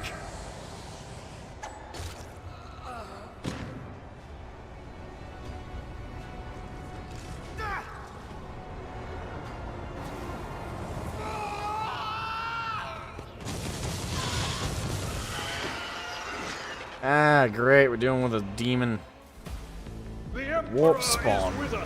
I'll turn you into corpse starch.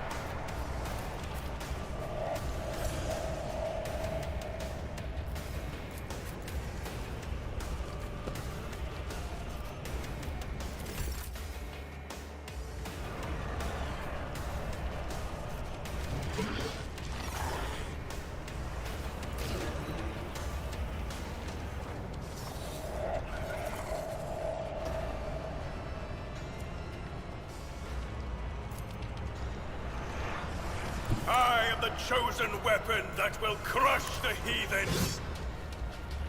Ah, great. I parried it. And so it shall be done. Crap! Another step towards our ultimate victory. Rejoice in service. Alright, this is where we gotta lay down the law.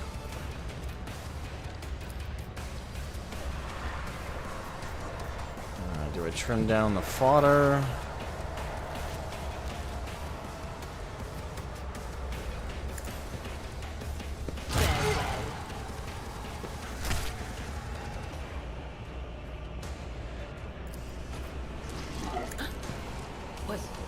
Was that you? Or...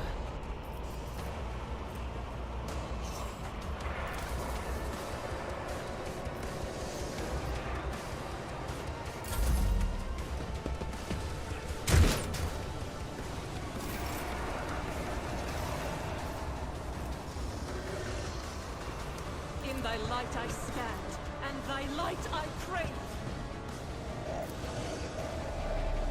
As the Emperor commands, I act. Faith without deeds is worthless. I'll do it.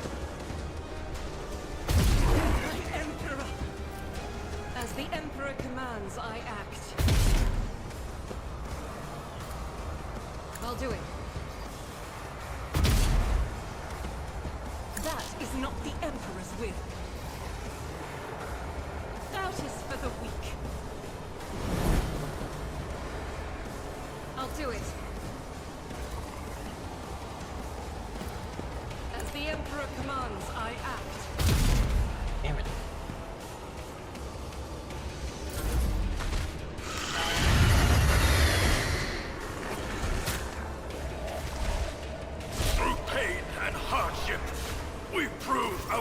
destruction.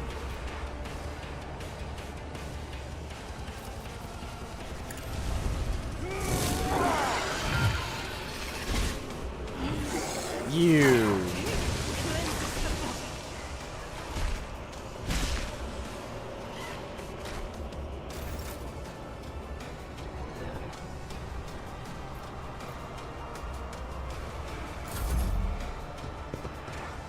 So we have to kill the fodder because it'll use them to heal itself.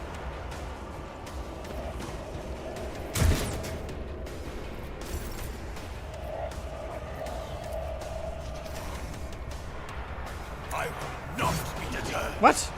No, I shift to fuck. Your corrupt way has failed you. Crap, I'm already at half health. High momentum.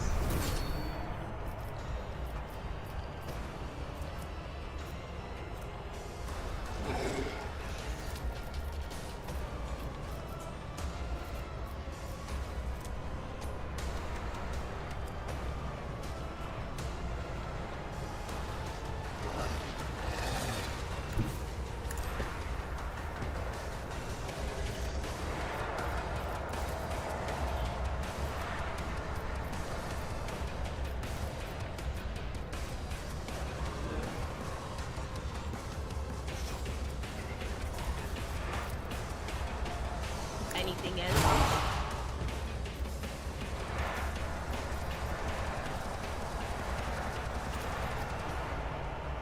I'm not so sure.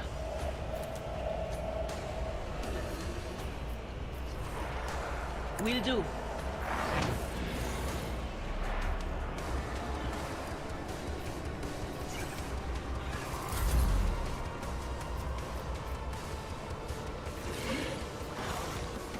Guided by faith. I'll do it. Eradicate it.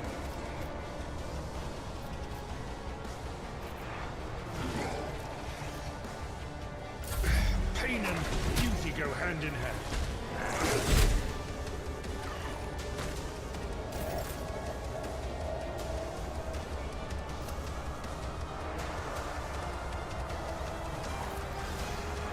At your beck and call.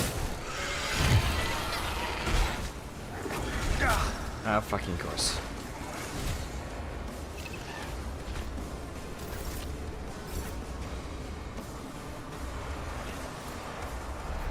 The Emperor commands. Power resides in the will of the righteous. Actions will speak louder than words. And so shall it be done. Rejoice in service.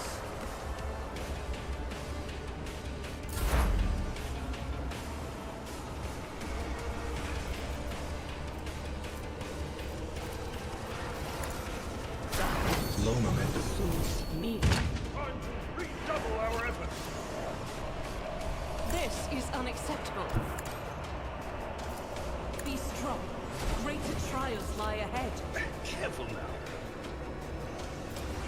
Faith without peace is worthless.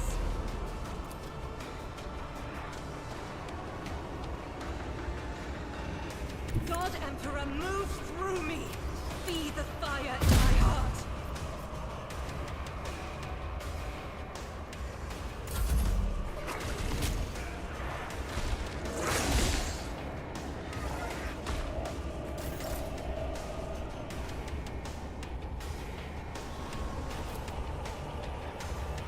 It will be done.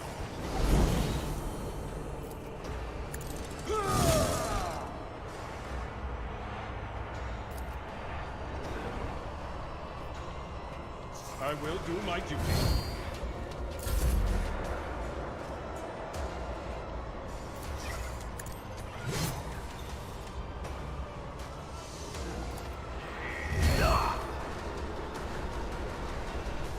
Oy, oy.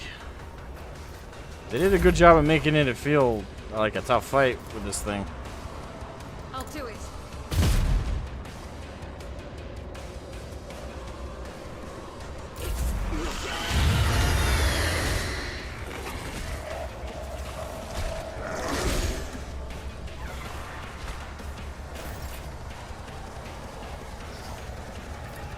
indeed.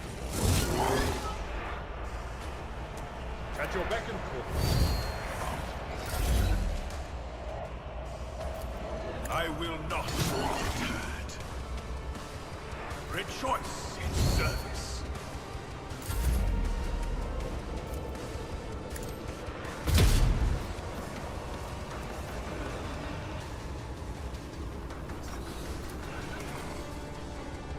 The enemies of the Emperor will be undone. I will Damn it. not. Wait, what? It only takes 2. I have 2 left. I refuse.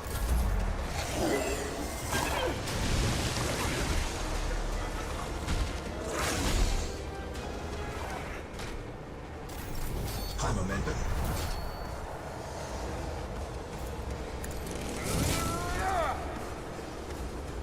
It will be done. Forth on Valencius! At your back and an exemplary struck.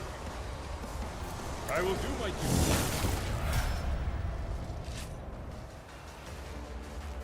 Stop mocking me.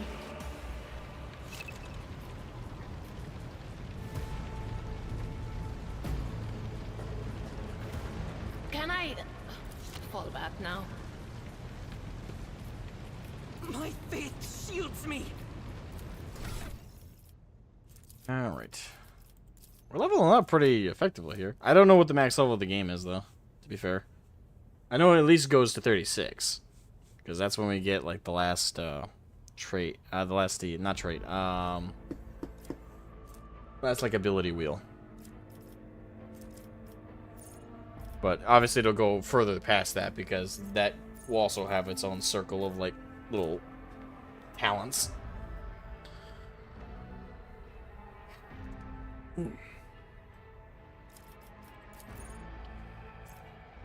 Alright, I can choose a characteristic to increase.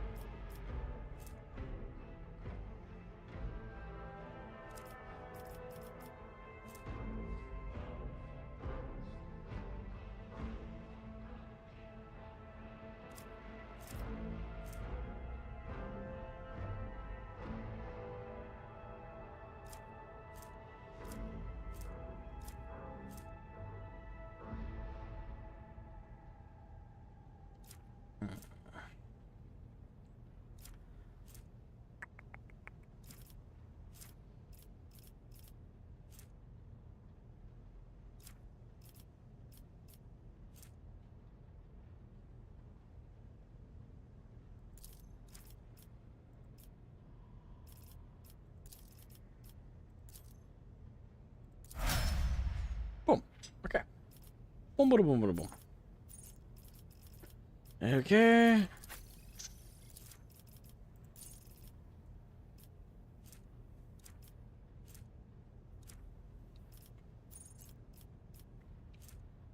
Now I'm extra confused who the fuck killed the rogue trader lady, because if it wasn't if it wasn't the other heir, which is what I was thinking, and it's not the douchebag voyeur guy, I have no idea who did it.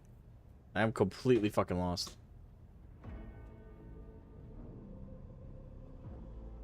Yeah.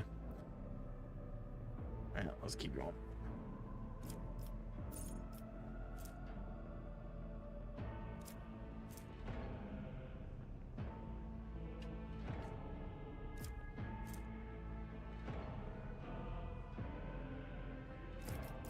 Probably ought to give him... Yeah, we have him thick skin, so he's tougher. And what's your toughness, boss? Yeah, he's already got pretty good toughness.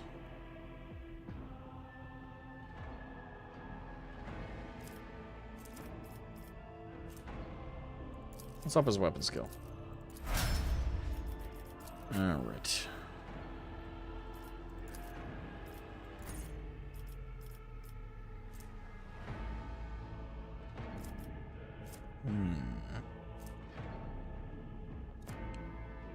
All our stats are really low. This is like plus 20, plus 20, plus 20, plus 20. Why?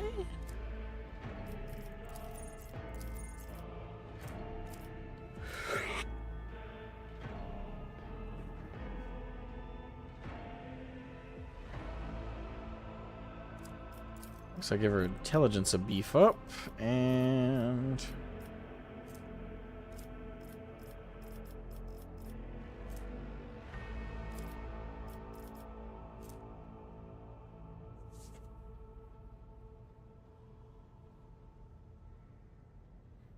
Oh, that's the one I need for my main character, because I want a dual weapon setup.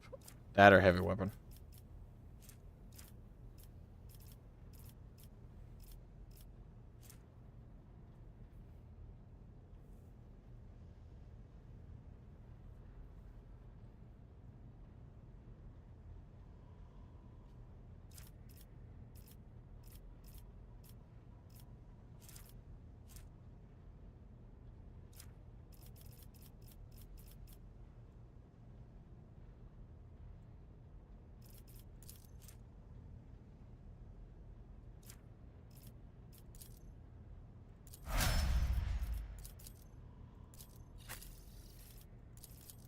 This one. Okay. Can I boost for you? I kind of want to boost her ballistics, even if they're really good at the moment. Yeah, let's get that to 50. Just make her a really damn good shot. Exploit surroundings. Cover efficiency is increased by 10%. Full cover and 20%. Okay. That could be good.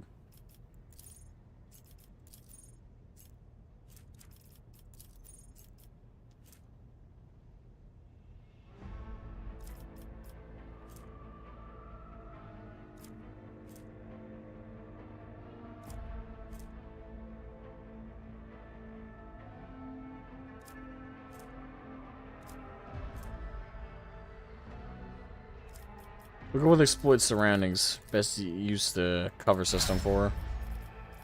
Alright, there we go. That one's leveled up. Good.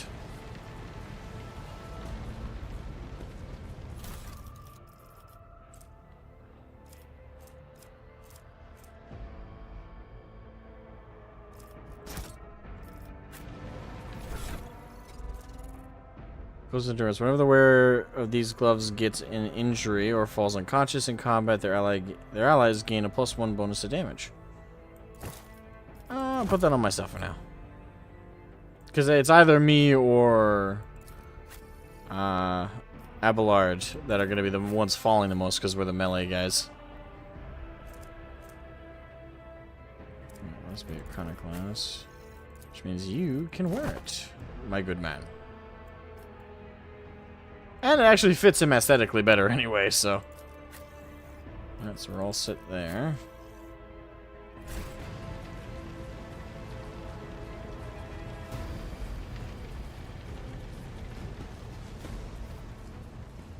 Let us walk this path to the end.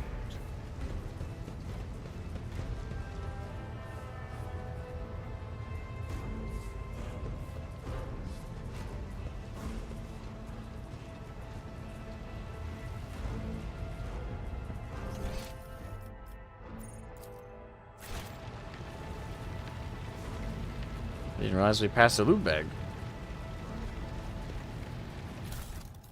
Ah, okay.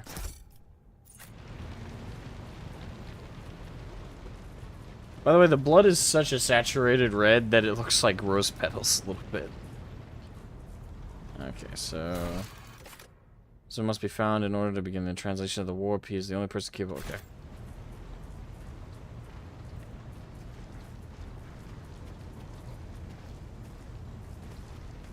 I take it that's not him.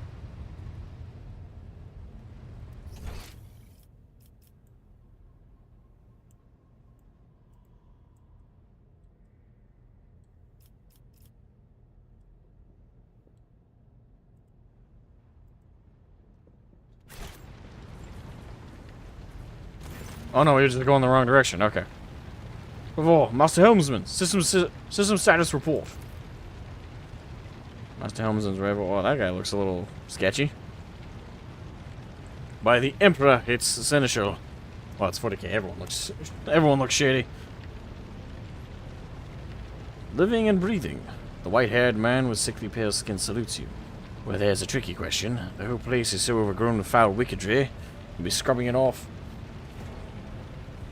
The vid screens for the throne knows how long.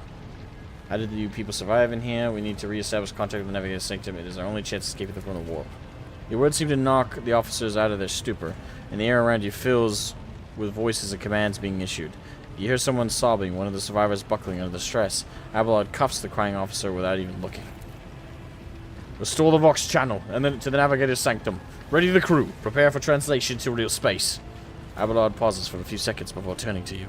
Asmogan, you may call me superstitious, but translation is not a good time to disregard rules. You are the only one who speaks for House von Valancius. You may not be the Lord Captain, but you, more than anyone else, deserve to take your place in the ritual that is about to commence. How do you people survive in here? What must I do? Am I ready? I am ready. Begin the ritual. What must I do? Take the Lord Captain's seat. Order the final preparations. Wait for the officers to report. Blast it all to the void. Translation is a craft, not something to be explained in a tick. Just go up to the throne, Master Asmogan. These people are about to do the impossible. The least they deserve is the solace of seeing a figure sitting on the usual spot. Please hurry.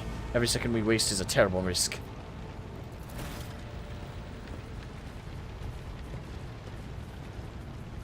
By the right of blood.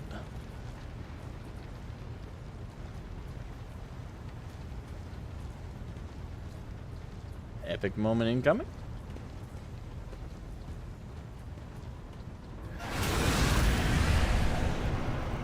Theodora. The image before you is hazy, swaying in sorcerous currents invisible to mortal eyes. As if whatever is beneath this thin shell is constantly changing while still remaining the same. It is taking on the guise of Theodora, but the false rogue trader's eyes reveal the entity's true, surreal nature.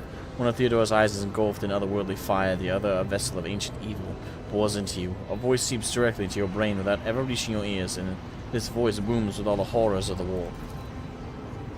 Mortal, who are you to oppose the very flows of fate? The vision lowers its head, its harrowing gaze towards you, boring into you. For a moment, something changes in Theodora's expression. It almost looks like a shadow of fear. It matters not. Your footfalls are an echo of the sand pouring between the scales. Your hopes and faith are my mockery. You are to blame for Theodora's death. I've already resisted the temptation of the warp once. Whatever you are, you will not cloud my mind with a new illusion. Begone, phantom. What do you want with me?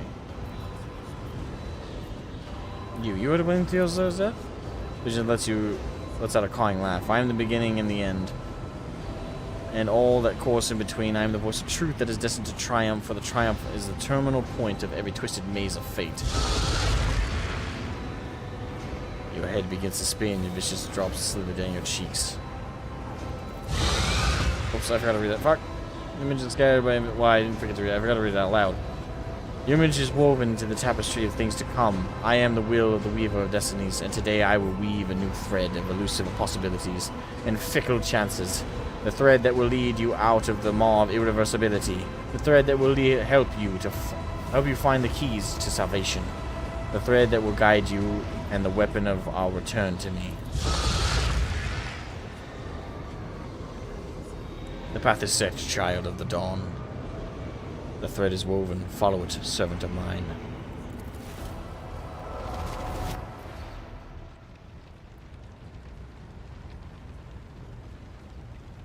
Sure. The Navigator's Sanctum is silent.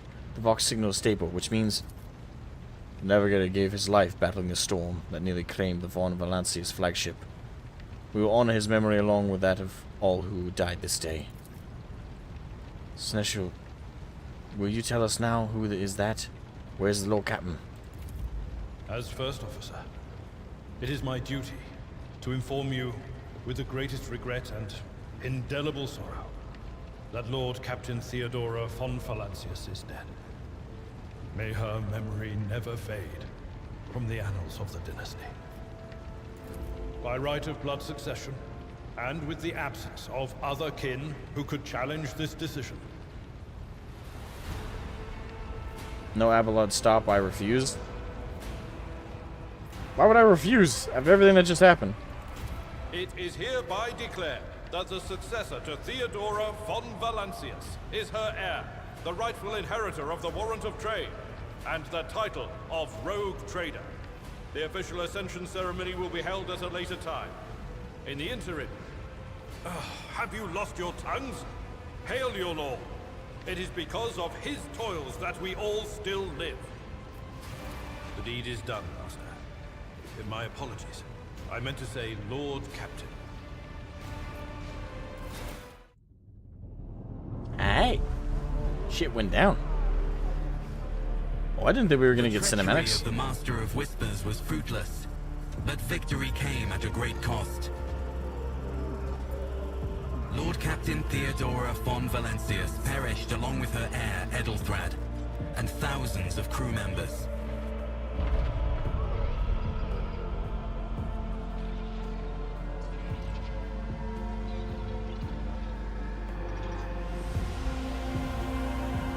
Yet hope remained, for the second in line to the Rogue Trader dynasty survived. To hang the ancestral banners once again, and exact vengeance on the enemies of House von Valancius and humanity.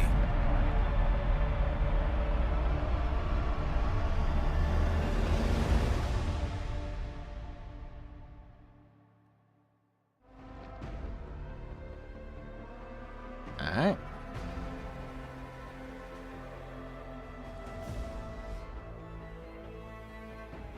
What a intro, man. Like this is a really, really solid start. This is how you do 40k. This is how you do fucking 40k. God damn. We're gonna need a new navigator though. The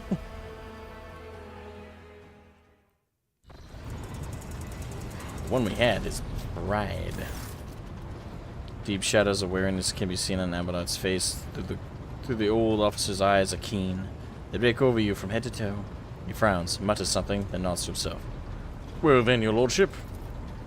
You had us worried for a few hours there. Abelard offers a thin smile. But after witnessing you fearlessly rush into the fray on deck, the only thing that surprises me is how long you stayed on your feet. Your strength only left you once the fighting was all over. Such fortitude is most admirable in the Lord Captain. You must now hold your first officer's briefing in your new role as Lord Captain. For many of those who are about to join us on the bridge, this will also be their first briefing. We sustained massive losses among the senior and middle-ranking officers. Some posts have had to be filled by the deputy's deputy, while others go unfulfilled entirely. And now the deck clans are deciding who will take over the leaderless cruise. How did we come to lose so many officers? What is on the agenda for this meeting? Have you succeeded in tracking down Voidiver? I mean, oh, that's right. You got away.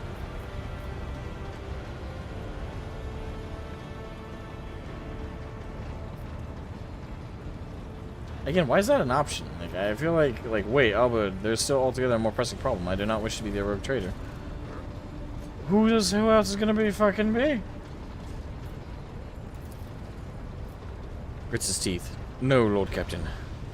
In all the commotion, his trail went cold. Our people are still in the hunt for him and any mutineers who may still be skulking in the ship's many corridors. But frankly, I would not be surprised to hear that we are now one shuttle short.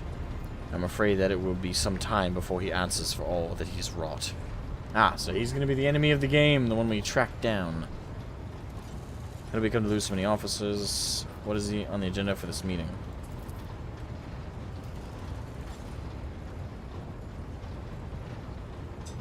Reports on the condition of the ship and crew.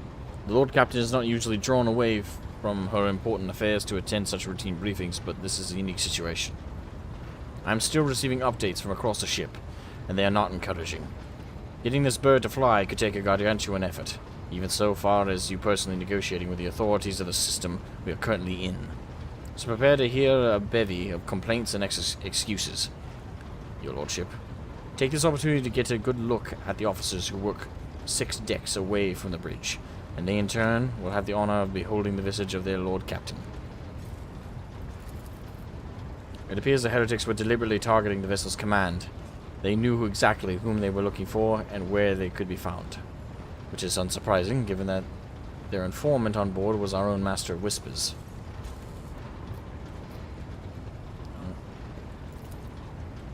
With gesture, Abelard relays the order of the adjutant at the far end of the magnificent chamber. Consumables, you have found a consumable. Oh, fuck off.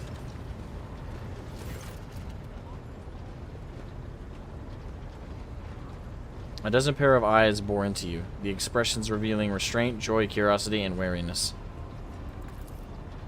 Attention, officers! You have been granted an honor. Lord Captain Asmogan will personally conduct today's briefing. Our most gracious lord is ready to hear your reports. Oh, that's yawn. I haven't the time to be listening to every last officer on this hulking rig. Abelard, give me a precise. What are the? Give me a precise. What are the major problems and what needs to be done? Perhaps you would introduce those at present, Abelard. As you wish, your lordship. Abelard points to a tall, slender woman whose body seems to contain as many implants as it does flesh. Vigdis Suri Ota of the Ptoleman line, our new Vox Master. Vox Master Vigdis. It is an honor to serve your lordship. Your lordship. The Vox Master offers a deep bow. Aboard this vessel, you have at your command thousands of crew members and hundreds of officers and section chiefs. I am responsible for receiving, processing, and sending all communications between you and them, as well as external sources. I am your eyes and mouth, Lord Captain. Beside her is Revor, the Master Helmsman. He steers our ship along the course set by the Lord Captain and monitors the void around us, to ensure that we do not stray into an asteroid field or a pirate ship. The bearded man with pale, almost transparent skin, large dark circles under his eyes, and dour expression that seems hardwired into his face, gives a sullen nod. Hail, Lord Captain. This airship's as good as home to me, so rest assured she's in safe hands. I'll die before I let her come to any grief.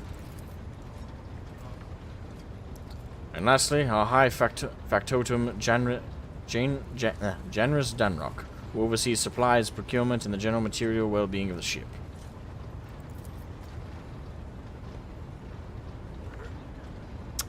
Okay. Dressed in an embroidered jacket, the heavy-set man with oiled hair offers an obsequious smile and bows. It is an honor, your lordship. It is an honor, your lordship. You may trust me with all matters concerning your comfort. Everything will be done to the highest standard. In the second row, we have 3 officers charged with overseeing the ship's vital functions. The Master of Ordnance is responsible for the artillery aboard, the Infernus Master. Artillery aboard, the Infernus Master, whose crew work to prevent and extinguish fires on the ship, and lastly, the Drives Master, servant of the Omnissiah.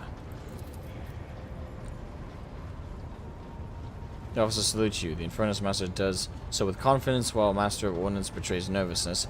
The Drives Master offers a salute resembling a dance involving the complicated manipulation of all the tech priest's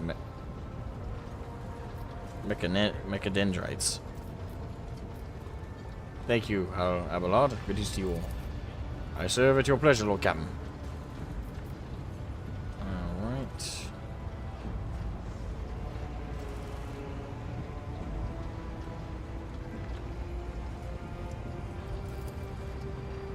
Yes, Lord Captain. Tell young man bows his head in deference. I can report that all fires across the decks have now been extinguished. The preliminary damage assessment, in terms of material losses and crew casualties, has been completed. The results have been submitted to the Seneschal and the High Factotum.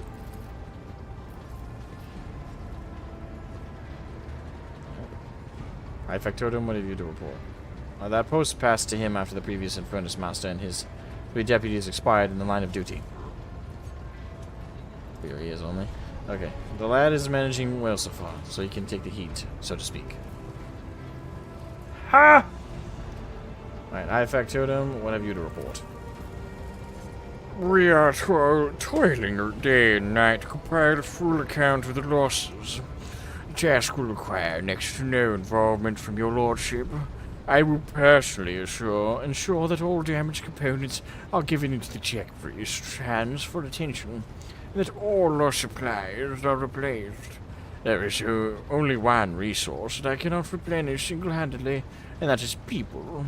We have lost more than 2,000 crew members, and unfortunately this number is not confined to the scum from the lower decks, which are easily replaced, but also includes trained professionals.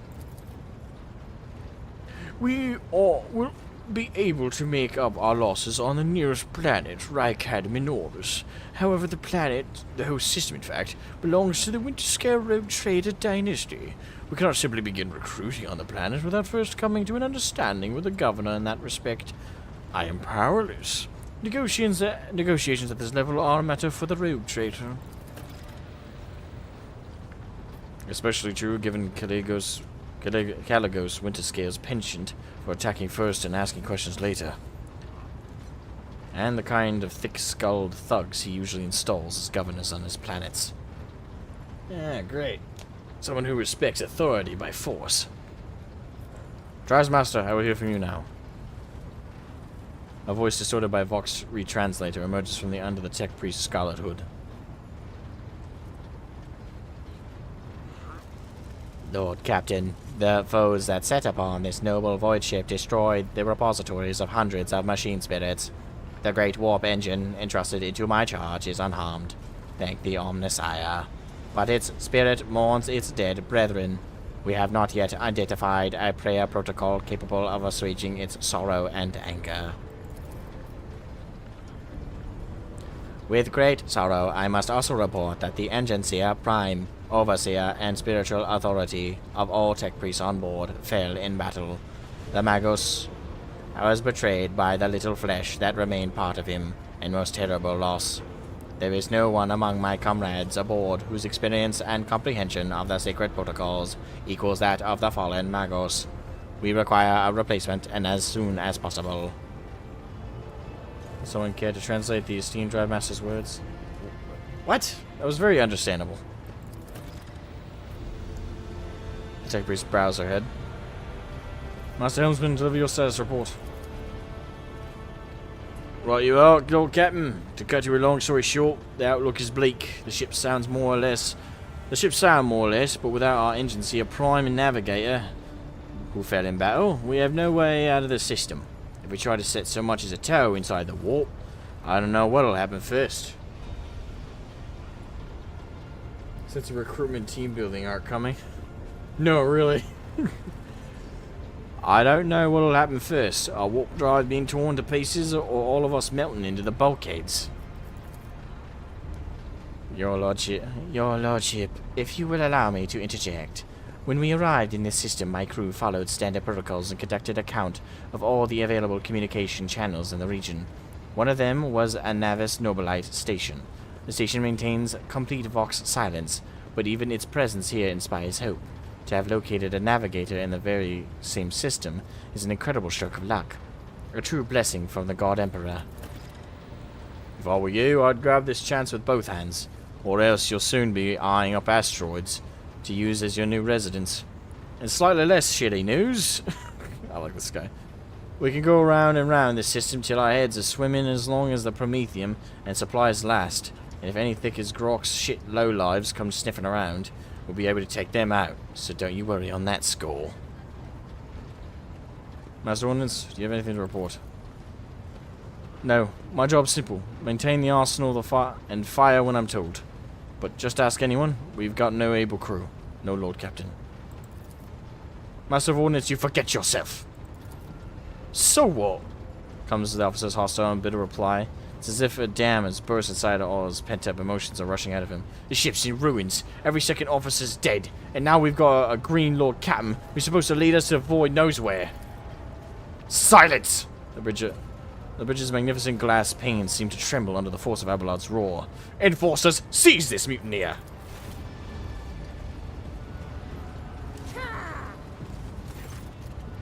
Abelard grunts. If only one officer out of the whole lot has fallen to pieces, then that's not bad at all, your lordship. I do humbly apologize on behalf of the entire crew. What would you have us do with Master Ordnance? The former Master of Ordnance, I should say. Besides find a replacement, that is. For we already have one lined up.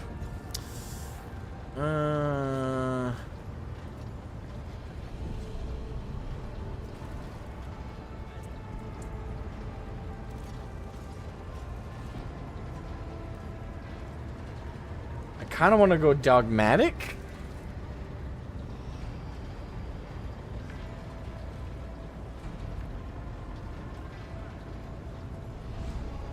Iconoclast also seems fair, though, at the moment. Like...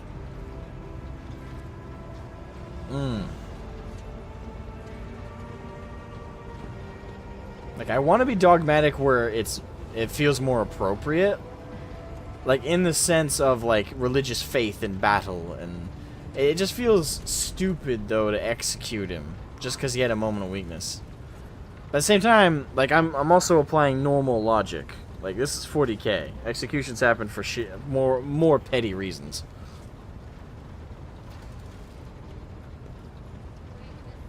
One? Yeah, I'm thinking one.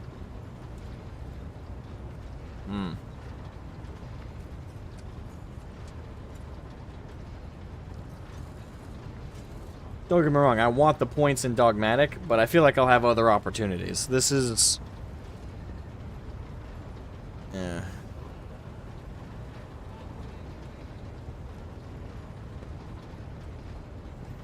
I think I'm going to go with Iconoclast. In this circumstance. Abelard stares unblinkingly at the Master of Ordnance. Cease your sniveling. You disgrace yourself and your entire clan. Enough! The hysterics are over. Let us resume. Master of Ordnance stands up, wiping the blood from his broken nose. His face is the picture of shock. What just happened seems to be dawning on him only now, and the knowledge of fate he has so narrowly escaped. To summarize, we have sustained serious losses in crew members. We require a new agency, a prime, and a navigator. Is this all that is preventing us from continuing the voyage? Precisely, Lord Captain. But bear in mind that this will not be the end of our trials. The ship's systems must be properly inspected for major damage, which can only be carried out at Footfall Station, home to the only dockyard in the sector. But we will never reach Footfall without first solving...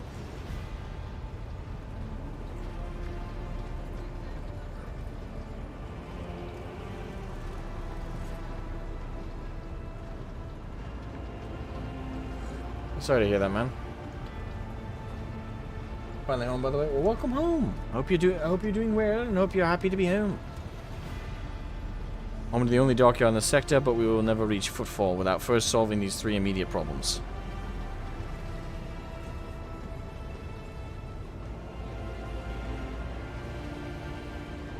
What can you tell me about the system in which we currently find ourselves? Thank you. All of your reports dismissed.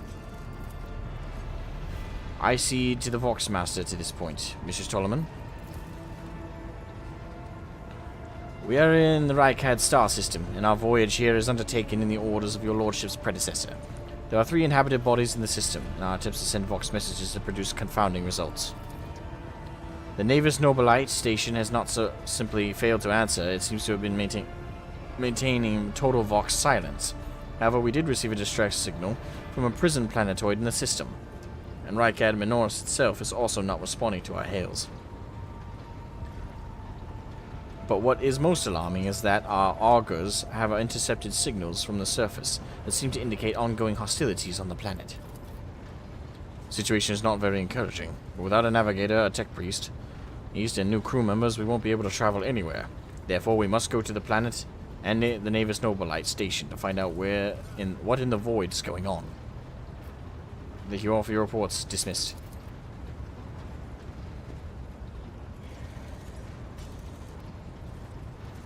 I think that guy failed the salute. I don't know if that's a bug or if he's still being an ass. Maybe I should have executed him. Right, your lordship, there is one other thing. A confidential matter of the utmost importance. Lady Theodora, Abelard hesitates, your eternally esteemed predecessor, brought the ship here, to this system, for a reason. She was given secret commission. You perhaps are wondering who has the authority to commission a rogue trader to do anything. And I shall tell you. The Lord Inquisitor, the hand of the Emperor, the chief architect of his will in the Coronis expanse. I would be honored to fulfill the Inquisitor's commission. What is it? He asked of Theodora.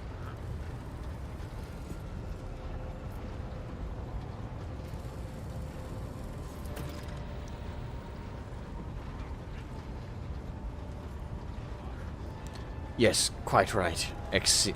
Xavier Calcazar. Lady Theodora was to seek out Lord Inquisitor's right-hand man, once Henrik van Calix, an interrogator, you understand. All I know is that he is somewhere in this system, and that we must find him and offer him whatever assistance he requires, and then deliver him to Footfall in the Furibundus system. Finding him without any more information to go on will be difficult indeed. But an Inquisitor is an important individual. The authorities in the system, either the Navis Nobilite or the Governor of Rykad Minoris, may know something. That is all of it, your lordship. You have a great deal of work ahead of you, but it is a mere taste of the daily burden of a rogue traitor. Soon you must take up the reins of the Von Valancius Protectorate. Abelard gives you another scrutinizing look as if trying to gauge how long you will hold out under the mountains of problems. His face softens slightly, and it seems he is about to offer some words of encouragement.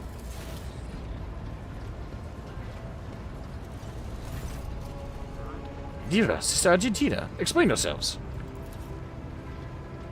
Grimly nods toward Dira. The Psyker is suffering some ailment, or dark madness. She insists on seeing the rogue trader. I judge that it would be unwise to leave her unsupervised. Sister Argentina's voice sounds hesitant. I was also hoping to approach you with a personal request, but it can wait. Speak with me when you have time, rogue trader. I don't mind speaking to you in private chambers.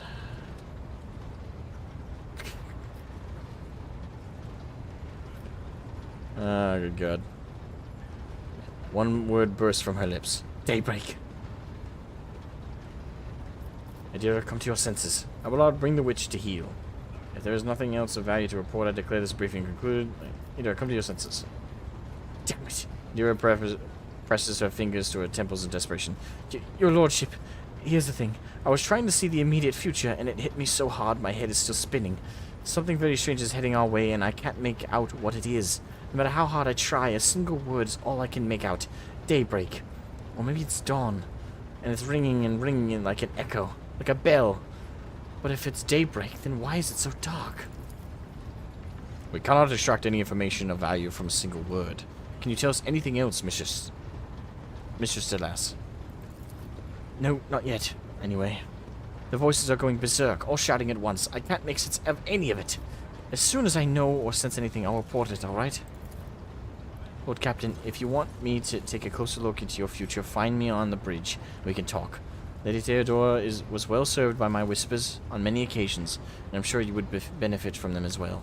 Saiga's bitten lips stretch into a wry smile. If there's nothing else of value to report, I declare this briefing concluded. It is time to get to work. I gotta really praise the Owl Cat. Like, they've done such an amazing job with this. Not only due to the music and atmosphere, or the aesthetic, which are both nailed perfectly. The storyline is also very 40k so far. Very dark, very overbearing. But also, to top it all off, just outside of that, it's very rare for me to see an RPG where you take the reins of an authority figure from the get-go. Like, don't get me wrong, there are other ones out there, of course. And some popular ones. But they're very hard to do. Like, it's not easy to make an RPG, like, about the head of, like, the group, you know? Like, obviously, you're usually the head of, like, an adventuring group. But it's really hard to like write a story where you're about someone this level of authority. You know, like you're a rogue trader. These are your servants. These are people who are below you substantially. Like, you are on a throne in this fucking picture here.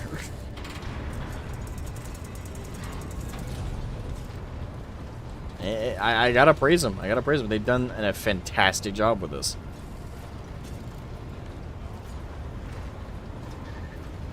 Sweet Lord. Alright, I am gonna go to the bathroom real quick. I will be right back. Also, before I do though, I should probably save game. Alright. I see this as a game I will be playing through multiple times. Okay. Alright, I'm gonna run to the bathroom. I will be right back.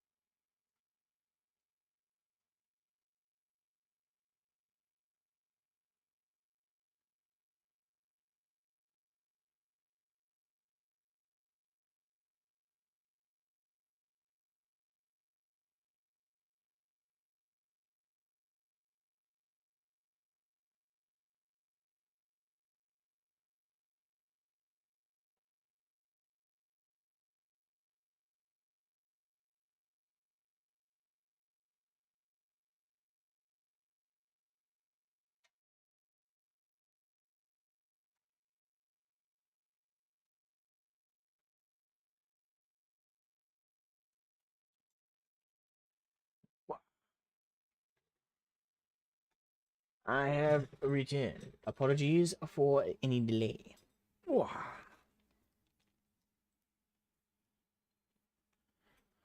Okay.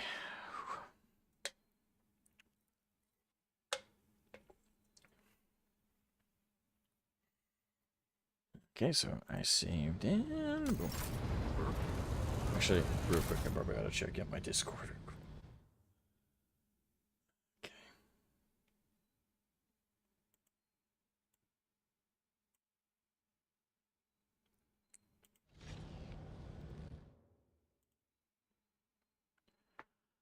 Alright.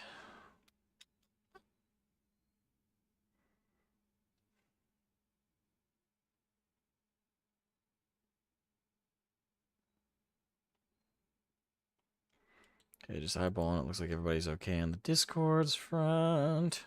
Okay. Right here. So.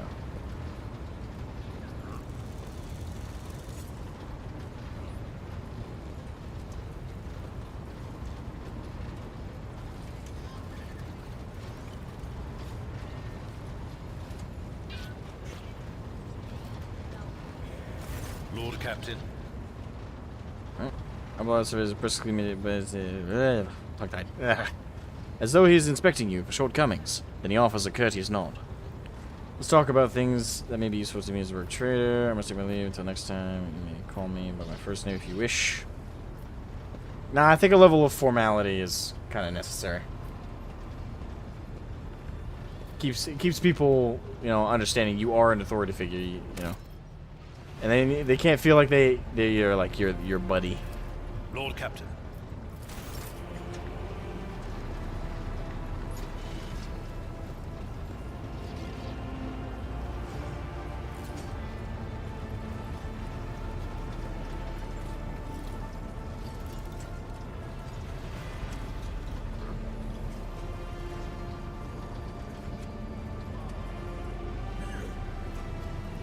Alright, so where's the sister?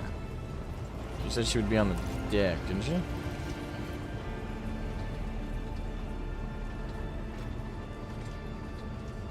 There you go. I probably walked past her.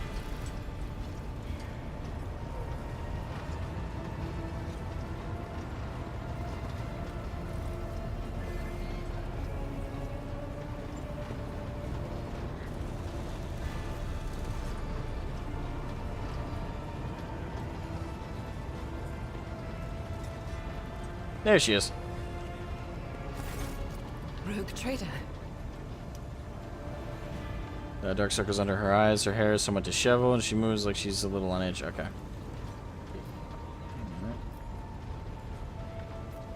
Tell me about yourself. About me? I am the Emperor's daughter and his servant. What else is there to tell about me?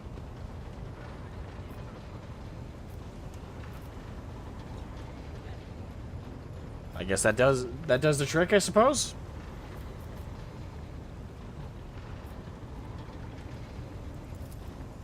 I first came here when I found myself in need of passage from Footfall to a remote planet.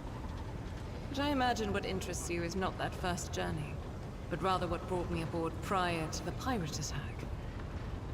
That story is complicated. It just so happened that You won't get into her convent that easily? Hey, I'm gonna try. And I never thought it was easy. I'm not in for an easy ride. I'm in for the long road. My commitment to this course of action is absolute. In a moment of laxity, I was ambushed by the accursed followers of the archenemy. I was badly wounded. Lady Theodora came to my aid and brought me aboard her ship, while her crew attended to me in my weakened state. It all happened not too long ago. I barely recovered from my wounds when the pirates struck. Truly, the servants of evil know no rest. There is no place where we can be safe from their machinations.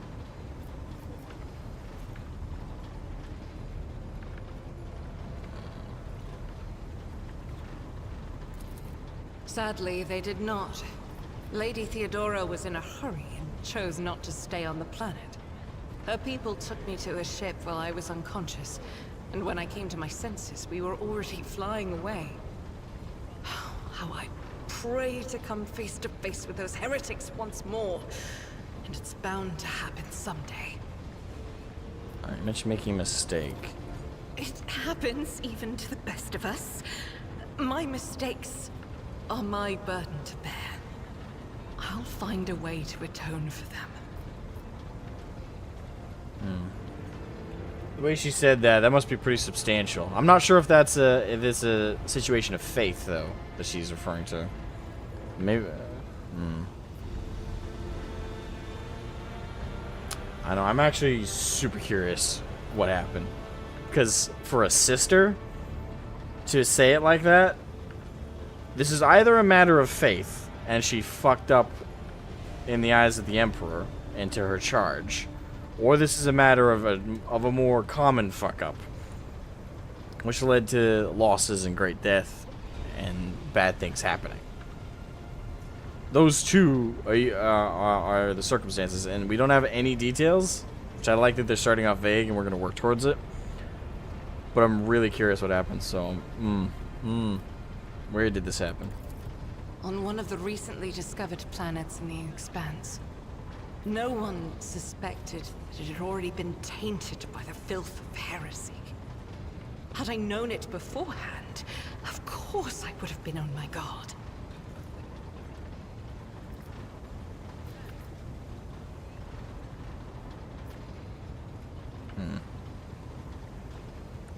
We can go to that planet and deal with the Chaos Worshippers. Well, obviously not right now, but...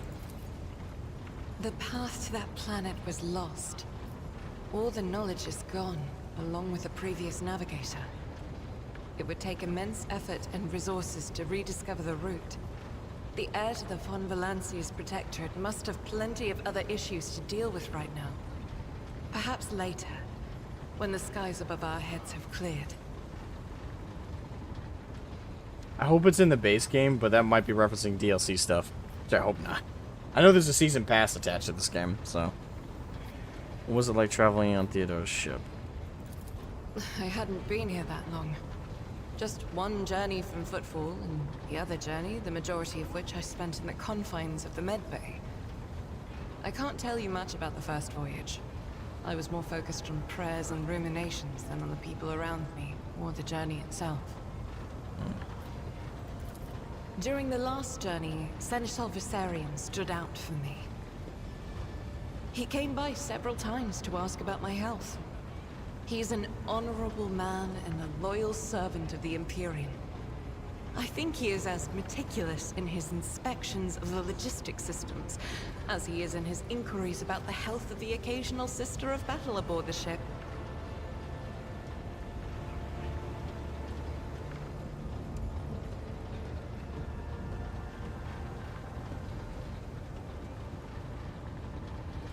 Damn it, does she already have a crush? But not all of Theodora's people have earned my trust. You know who I'm talking about. There is no place for Adira Tlas among the God Emperor's faithful. I'm surprised she wasn't in league with the pirates. And I'm equally surprised by how deep heresy and treason run in this place. I'm glad we all made it through that dark hour. May the day that follows be bright.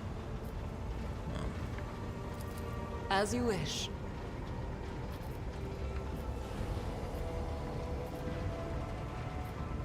Gladly. There are none more faithful to the God Emperor than my sisters. We fight against his enemies by the will of the Holy Ecclesia. Except maybe? We... I beg your pardon, rogue trader. Here Except I am maybe talking one group. about what every lesser noble in the Imperium knows. So what exactly are you interested in hearing about? There is one group I think that are a little more faithful to the God Emperor. Not saying that the sisters are not faithful, obviously, but there's two groups I could think of that are either on par or more so, and that would have to. Well, I guess from a religious standpoint, no, I'll have to take one of those off. I guess I'll count 3. So on the same level as sisters, you got the Maccabean Janissaries and Krieg. And the one I was gonna say was the Custodes. But then I thought about it. They're his companions. They are not religiously connected to the Emperor. Well, they are in a form. Like, they have the fervency of religious zealots. But they're not actually religious. Like, they know the God Emperor is a man. And was a man. Like, they understand that. In fact, he was more of a man than they are, because a lot of them were created from the ground up to be what they are.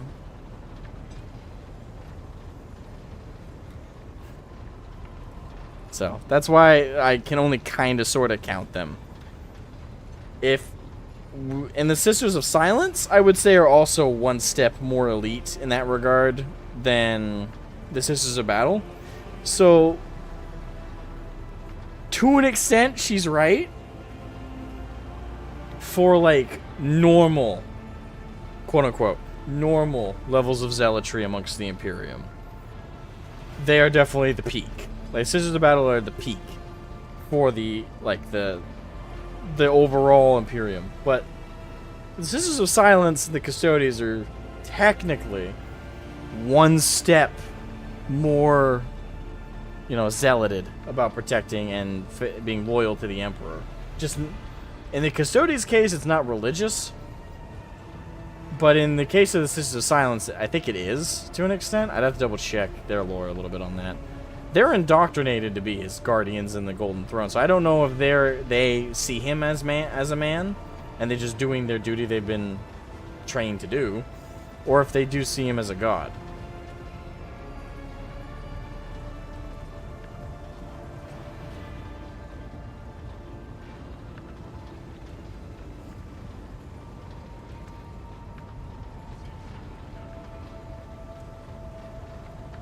This is at the peak of religious faith, I'd say. Yeah, I'd say they're the peak of religious faith. I'd say the Custodes are the peak of loyalty and single-mindedness. Yeah. Them and the sisters are definitely that. But purely from the religious angle, I'd give it to the sisters. They're at the peak. Next to them, on either equal footing or slightly below them, is Krieg and the Maccabean Janissaries. Both of them are also quite zealoted. It's kind of a, kinda situation. To the Adeptus Sororitas, the fiercest in their faith among the warriors of the Imperium. Is this true? It is. The Sisters of Battle are a fire lit by the God Emperor. They are the echo of his voice that travels through the dark expanses of the universe. We bring his wrath to heretics, mutants, and other enemies of humanity. We protect the faithful from the unholy and unhallowed. Sometimes with words, more often than not with a bolter. Black Templars, actually, I would be so bold, and I might get some flack for this, but I'd be so bold as to say they are one step more zealoted than the Sisters. One step more. Because the shit that they've done in the name of religious zealotry to the Emperor is a step above. Now, granted, would the Sisters have done the same thing if they had the same means? Yes. But they didn't do that, so I'm gonna be bold and say that Black Templars are just a notch more zealoted than the Sisters are. To a stupid level. Yeah, it's a difference in capabilities, which is fair. So yeah, I don't know. I might be, like I said, I'm bold in my claim that I think it's a notch more, but that's me. Are all Sisters as truly as faultless as they say? Even the novices of the Adeptus Sororitas are drawn from among the most worthy. Those who have taken the vows and become a full-fledged sister are the best of the best, tested by trials of body and spirit. Yes, there have been cases when a sister stumbled or showed weakness, but do not expect to hear a story of depravity or downfall from me. Each such occurrence is a great tragedy for us all. Light cannot bear the smallest speck of darkness within. And thus those who have trespassed or shown weakness of spirit are given a chance at redemption.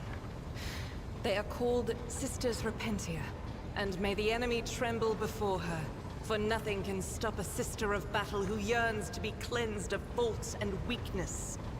Maybe I've been saying it wrong this whole time, but I always pronounced it Repentia. I always said the Sisters Repentia.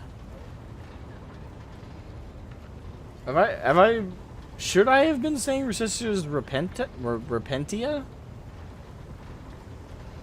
Maybe I've been fucking that up for a long time. Huh. In terms of pure religiosity. Is that a word? Maccabians are a step above Krieg, in my opinion.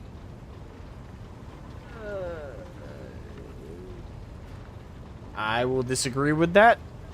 I would say they're on the same level.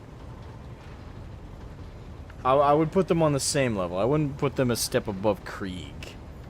Because Krieg, like, that's their whole thing.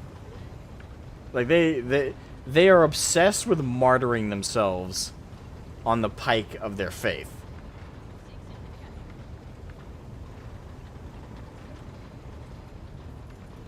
Like that's pretty much their that's their sole reason for existing to a lot of Krieg. So I would say it's hard to beat that. There's more than one pronunciation, I think. Although it is kind of funny, we're having a conversation and debating like who is the most psychotically religious for the Emperor.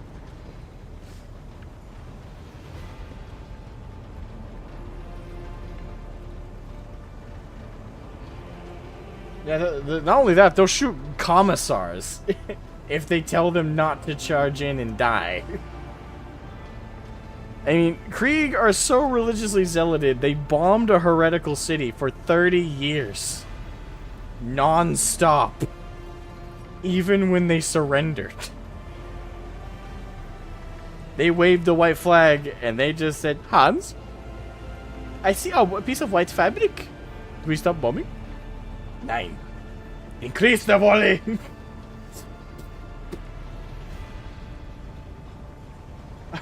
I don't know. I don't think the Maccabians have anything that's greater than that. Same level, but not greater.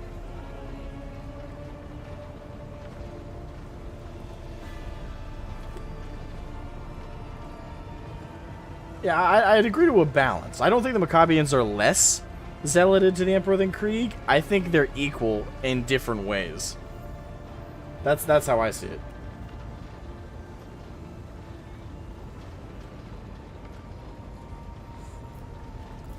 wearing nothing but robes, no armor, eviscerator in hand. Those sisters who have once faltered find repentance on the battlefield. Their lives are seldom long, but a death in the name of purgation is a better fate than to live with a shadow in one's soul. What order are you from? Once I had completed my novitiate, Yep, our martyred lady. I was sent to the Calixian Yeah, Lodge of baby. the Order of our Martyred Lady, assigned to the Order's Pronatus. The Order's mission is vital and noble. The Sisters Pronatus protect great relics of the Imperium. We guard them, preserve them, escort them when they are brought onto the battlefield or presented for pilgrims to venerate. And we seek out the relics that have been lost. Neither a coven of heretics nor the most wicked death world can deter Sisters Pronatus when their goal is to return a piece of the great legacy of the Imperium into the hands of the faithful. I love this so much. You said you belong to the...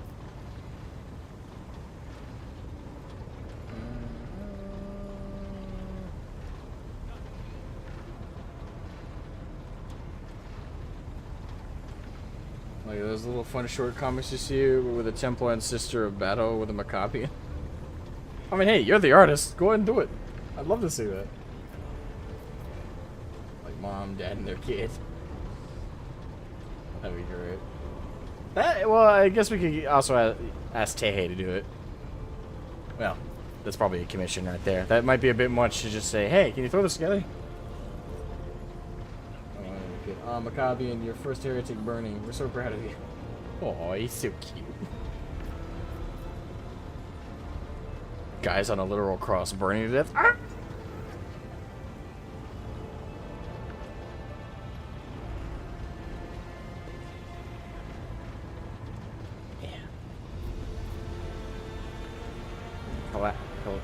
Calixian branch of your order, or brought you to Coronis Expanse. The Order sent me to Footfall. My undertaking was to assist the local priesthood of Drusians in caring for a sacred reliquary that had been there since the time of Mr. Wayne, the station's founder. None that I'm aware of, but the Sisterhood's orders are many, and can operate independently of one another, sending their sisters wherever their presence is needed as deemed by the Ecclesiarchy. Perhaps somewhere in the Lord Inquisitor's retinue, may his path be blessed, my sisters perform their duty as we speak. I wish it were so. Even a single evening spent in joint prayer and training would bring me joy. Should any more arise, keeping them to yourself would be imprudent. It is a virtue to take an interest in holiness. I know, lass. Holiness to the Gold Emperor. You said you have a personal request for me. What is it that gives you in my retinue? I'm going to save that question for later. I indeed have a request, Rogue Trader. Alright, okay, I gotta read this. The accursed servants of Chaos who assaulted this ship took the lives of your loyal crew members, and they orphaned many children, including the progeny of the brave officers who defended their posts to the bitter end. I don't know what customary practices there are for cases like this in Von Valancia's territory, but in the world I'm familiar with, the children of such brave souls could expect to receive some special consideration. Perhaps the Rogue Trader could meet with the orphans. I was not expecting that. Okay. That is not the request I thought was coming. I thought she was gonna, like, ask us to, on a side quest thing. Like, she was gonna give us, like, an additional quest line. On top of the one we already have. Now, technically, that is what this is, but you know what I mean, though. Like, traditional RPG kind of side quest. Okay. What good would meeting them do? I mean, that's the wrong mentality to have. Make arrangements for a meeting worthy of a rogue trader. I will address the orphans with a speech. They're kids. I don't think they'd value that much. Well, it depends on how old they are. I will meet with them, no formalities needed. These are the children of the people who gave their lives to the von Valancius dynasty. My consideration is the least that they deserve. Deliver this order on my behalf. The orphans are to properly provided for, but a personal meeting with the rogue trader is too much. Why would I? Do you wish to fill these children's heads with illusions that the world and its rulers care about them? I have no part. That is, to be honest, like, as fucked up as that one sounds, that's kind of accurate. If not for the real world, that is accurate for 40k. Right there. That's brutal honesty. Right? I feel like that's the wrong thing to say, though. I'll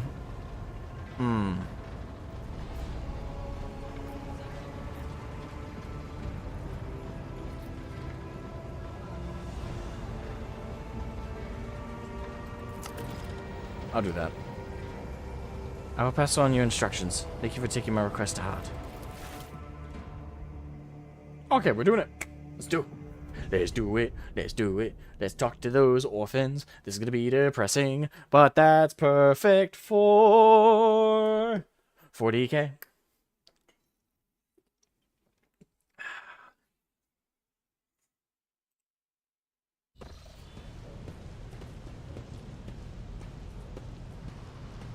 Oh, they don't look too young. Like, they look like they're teens.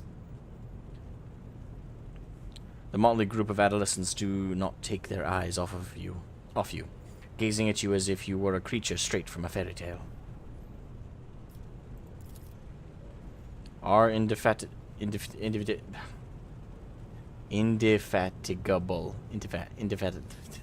I can't say that word. I know how it's supposed to be pronounced. Indefatigable. I freaking had it. Indefatigable. That word. Our indefatigable sister has been keeping an eye on those pups. On these pups. Abelard glances at the gathered children. There's hardly the Scola Progenium in here, but we have provided the orphans on our ship with adequate care and instruction.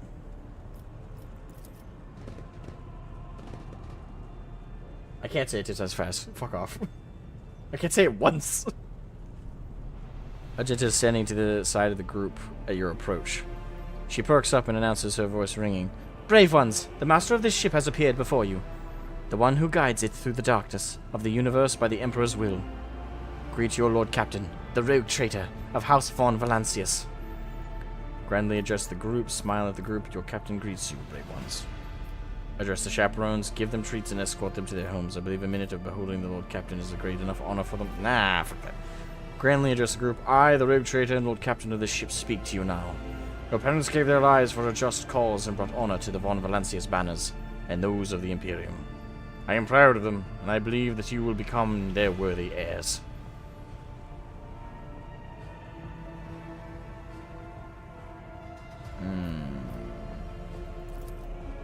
Teenagers hang on your every word with bated breath. Only a few at the far end of the row seem sullen and not participating, particularly impressed by your speech.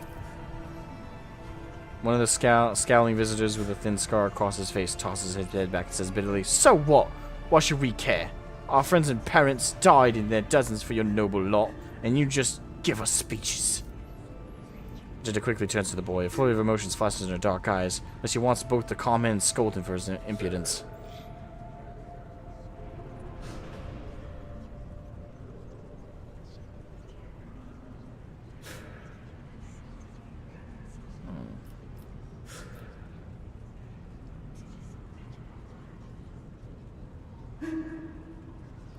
Ooh.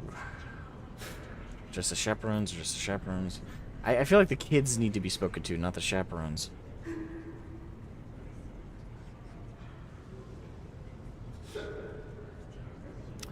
If you have things to say them without fear. I will listen. It doesn't matter what we say. It won't bring our parents back. And it won't change our fates either. We'll keep slaving away on this ship until we drop it and die like our folks. Or worse.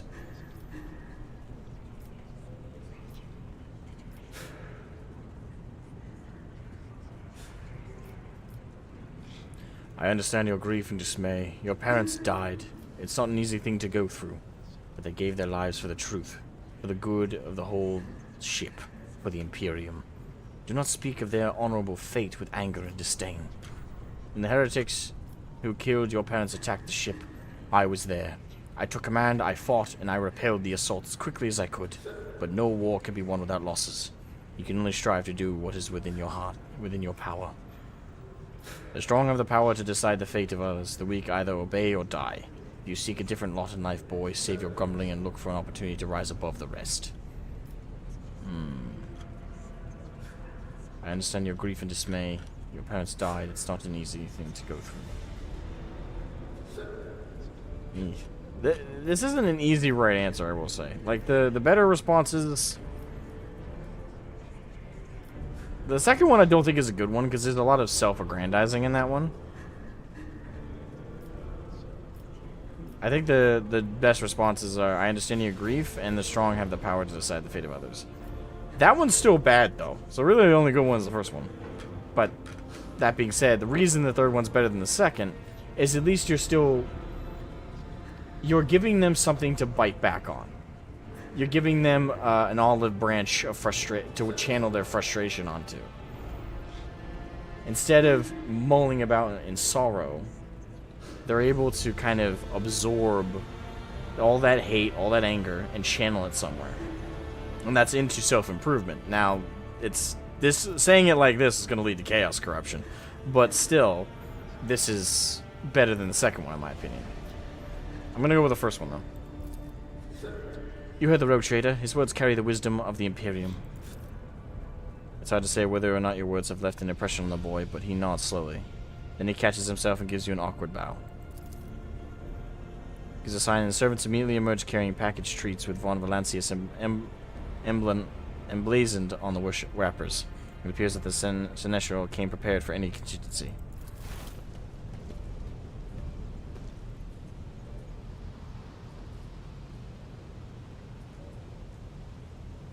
This feels kind of awkward. Argentina rubs her temple pensively. She smiles and offers a few more words of encouragement, then leaves the bay.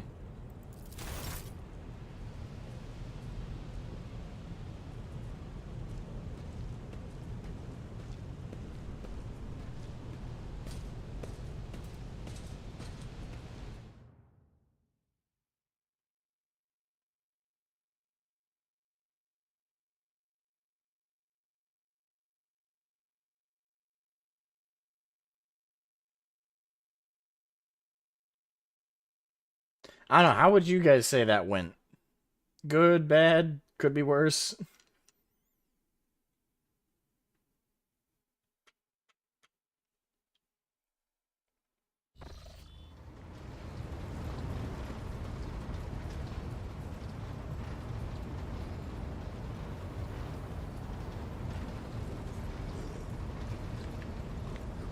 Nobody had to be shot. What is that? Greetings. No riot. Guess that's the best case scenario. Even in stillness, Sister Argenta radiates energy. With her dark eyes shining and slightly blush to her cheek, she is reciting a prayer and looks at you. Only once she has spoken the final line. Okay, so I wanted to talk to her about how that went, but clearly I'm not going to get a response.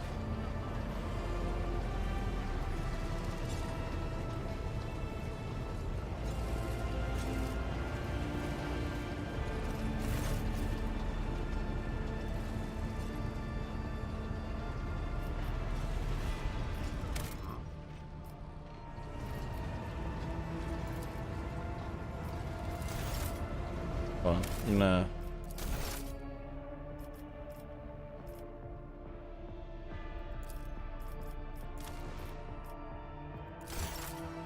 save over that. And I am going to save scum this next part, because I don't think it's going to work, but... Oh, it succeeded! Never mind. The Voxmaster nods obediently and presses several switches on the device she's holding. It is done, Lord Captain. You address the crew with a rousing speech and hear your voice roll through the ship, reaching even the normally quiet corners of the vessel. When the broadcast ends, you hear distant shouts of approval. Remind me who you are. What are the Voxmaster's duties? Why do you look so strange? Those all feel kind of rude.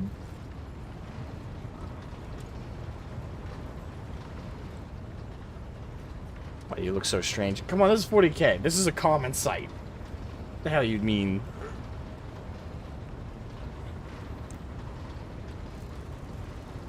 I bumped the mic. What are the Voxmaster's duties? Why do you look so strange? Remind me who you are. I'm all good on those.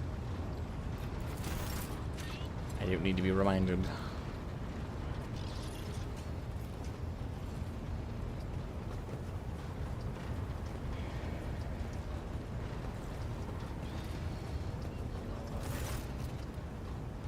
Okay.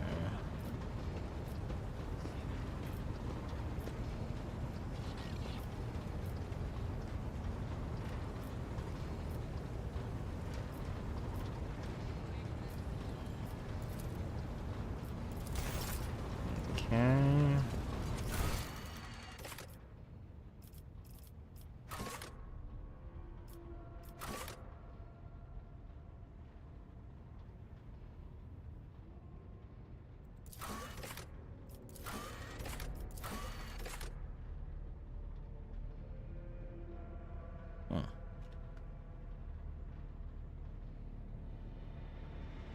Hold on, I gotta check something.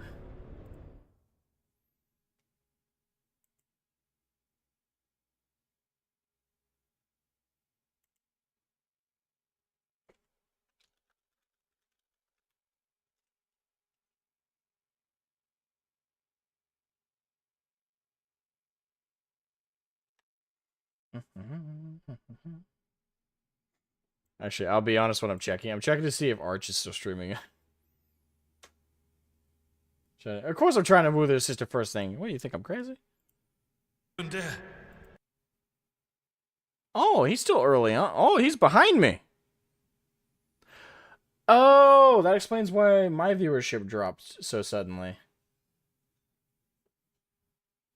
He's only started streaming about 2 hours ago, and that's when like my count was like, which was at like, I want to say 18 I had at my peak concurrent viewers. It dropped to like 7. I was like, oh, that was a sudden drop. It's because he went live. So that makes sense. That or they just got bored. One of the two. Okay. So, yeah, it looks like he's been going... How long did he... I want to know how long he took for the character creator. Yeah, you are still here, and I greatly appreciate that, Pierce. Don't think for a moment I devalue you. Anyway. I really want to know how long it took him to do the character creator. He probably went way fucking faster than I did. Let's see. He started the character creator... I don't know, I'm just checking this real quick because I want to know. Me nursing a hangover? A hangover? Go easy on yourself, man. Alright, so he started the character creator 2 hours ago. Towards the very start of the stream, obviously. And he finished it. Oh, wow, he finished it exceedingly quickly. He must not have read it. Like, read everything like I did. That or he's really fast at reading everything. Yeah, it only took him like 20 minutes. Okay. I'm going to leave a like on his stream. Alright, let's keep going.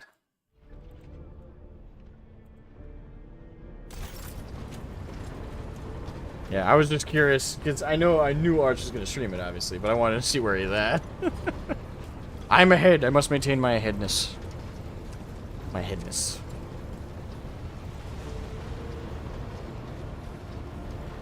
Alright, so... Cronus Expanse. Sister Argenta.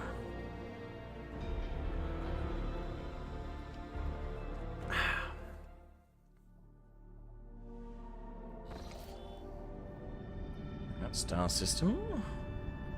The events of Warhammer 40,000 Rogue Trader take place in a vast region of space known as the Cronus Expanse.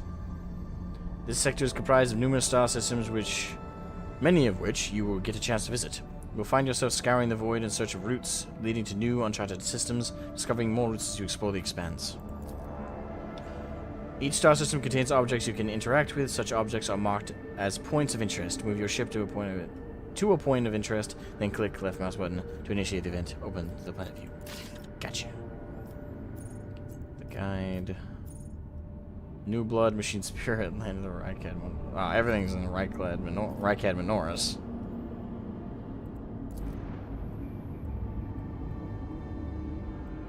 What was that? Oh, okay, that's the ship moving.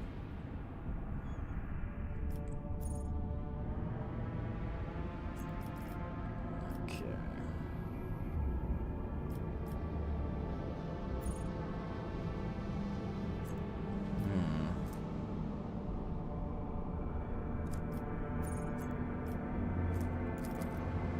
We'll go to Urix as it's closest. Voxmaster Vigdis. Lord Captain, reporting. The heralds of the Navis Nobilite continue to maintain Vox silence, perhaps due to Urix 5 being off-limits to visitors. We intercepted signals from the beacons drifted in the station's orbit. The demands are clear. We are told to turn the ship around immediately. We have also detected an accumulation of space debris near the station's docks. Presumably it is the remains of interplanetary shuttles. Perhaps the esteemed Navis Nobilite house requires aid, and therefore cannot respond to our Vox transmissions.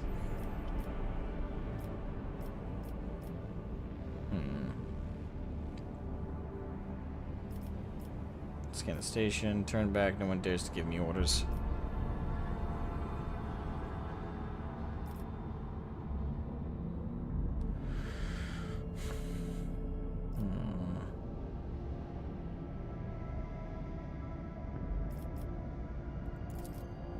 The Vox relays a cadent sound, grinding gears and clicking terminals. I'm sorry, Lord Captain. The station does not reply.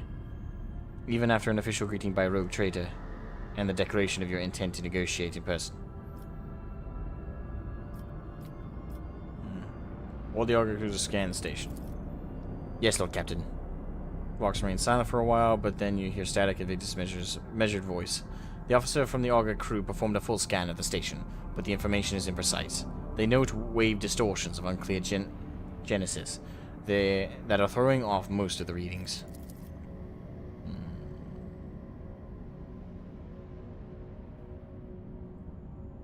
We were able to ascertain that the reactor core of the station is still active, but many compartments are unpowered and some fully depressurized. The signs of biological activity are largely present in the central module, which means the station has not yet been abandoned. So the question remains, why are the esteemed navigators' heralds ignoring us?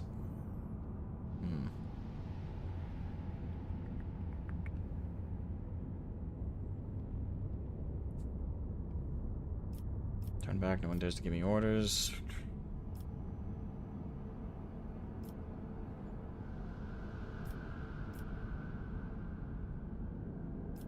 Order the crew to commence docking with the station. Affirmative, Lord Captain. We do not know what is happening on the station, so you will have to look for the esteemed navigators blind. Dock safely, and may the God Emperor light your path.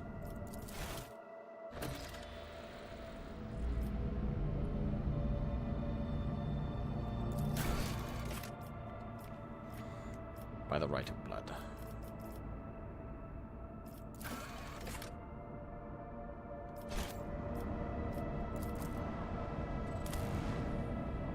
What?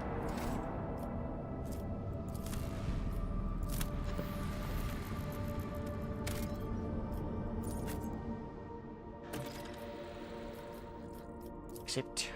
Alright, let's drop on in. Hello. How are you today? My name is Asmogan. I intend to meet with you. Yes.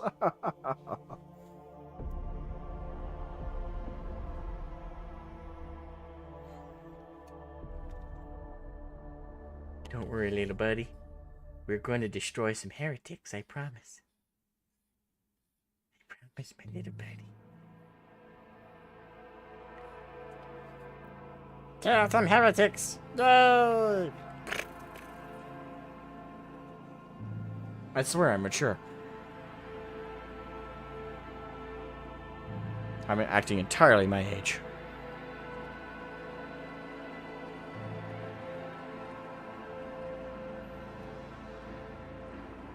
Happy little Imperial Night noises. Yes. Fabulous.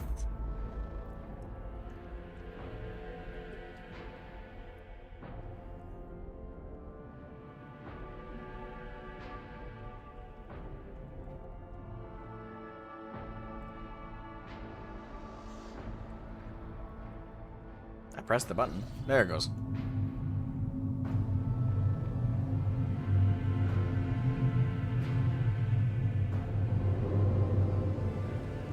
Pathetic worm. You dare to argue with your master? It was not you whom I swore to serve within these walls. My lips are sealed. Confess. What was the old man's last command? What are you planning? Give up, Keeper. You have lost this battle. Again. We're getting nowhere with these ones, sir. Permission to execute them.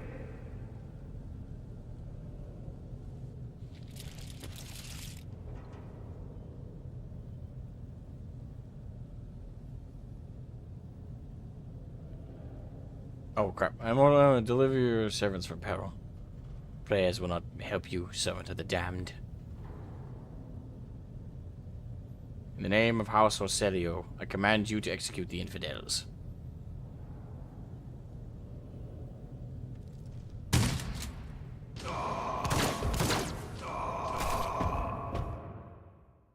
That was a bit awkward. Not a step further. Master, we have some strange guests on the station.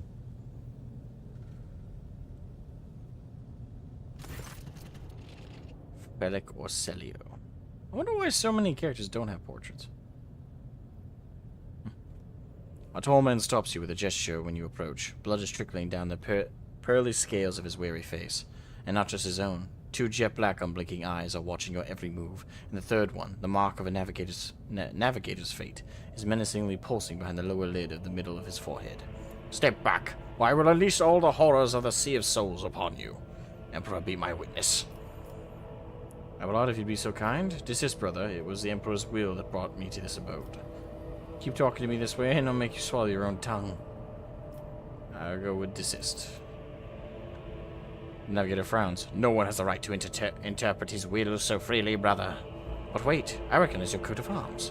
You must be the lord of the von Valancius dynasty. Yes, I am absolutely positive, in fact. And since fate has brought such an important person into my abode, allow me to introduce myself. Before you stands Felic Christoph August, keeper of this station. So you did not come to offer support to the traitors? This is great news. Having said that, you must understand that Uric 5 is a holy sanctum for House Orselio. And the path to it is only revealed to a select few. It pains me to say you are not on the guest list. Provide me with a navigator and I'll immediately depart the station. I came here in search of a navigator, so you are coming with me. I'm looking for the... I don't know if I want this guy. So, I am looking for the Lord Inquisitor's interrogator, one Heinrich von Kalux. Do you know anything about his present location? What is happening on the station? Where did all these corpses come from?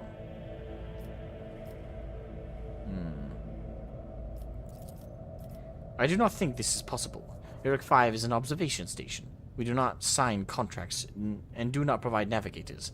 We delve into the depths of infinity and chart the movements and warp storms. And besides, Felic gestures at the disorder around him, you have chosen an inopportune time for negotiations. I came here in search of a navigator, so you're coming with me. Yeah, I kind of already said that. I'm looking for the Lord Inquisitor interrogator. The Lord Inquisitor's interrogator? I think I would know if such an important individual decided to pay us a visit. Okay. And what is happening on the station? Where did all these corpses come from? Betrayal.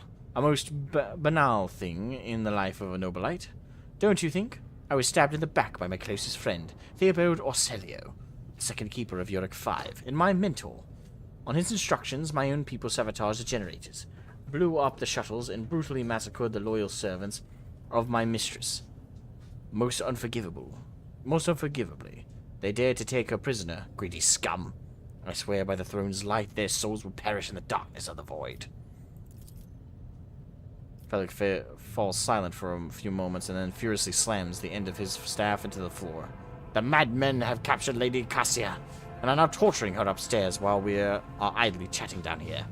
Help me rescue her or be gone, but waste no more of my precious time. I can attack, okay.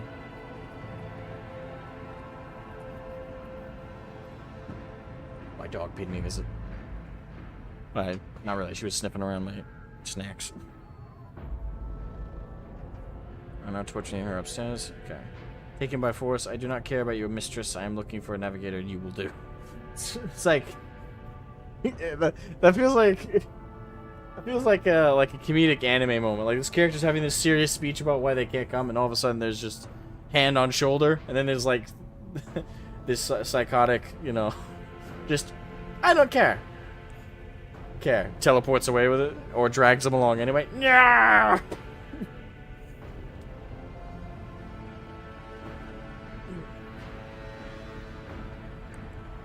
What kind of help are you talking about?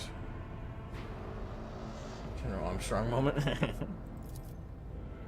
I would never ask you for such a favor under different circumstances, and yet... Felix takes his hand away from his ribcage, notices blood and winces in pain. And yet, Lady Cassia's well-being is above all. I haven't got many people left, and my wounds are too deep for me to act with precision and swiftness. But you may actually succeed. In order to ascend to the mistress's chambers, you will need to remake a holy relic sanctified with the blood of Lady Orselio herself. This is the control rod for the elevator machine spirit. I have one part and the other was lost during the mutiny. But even this relic will be of no use unless the elevator mechanism is powered.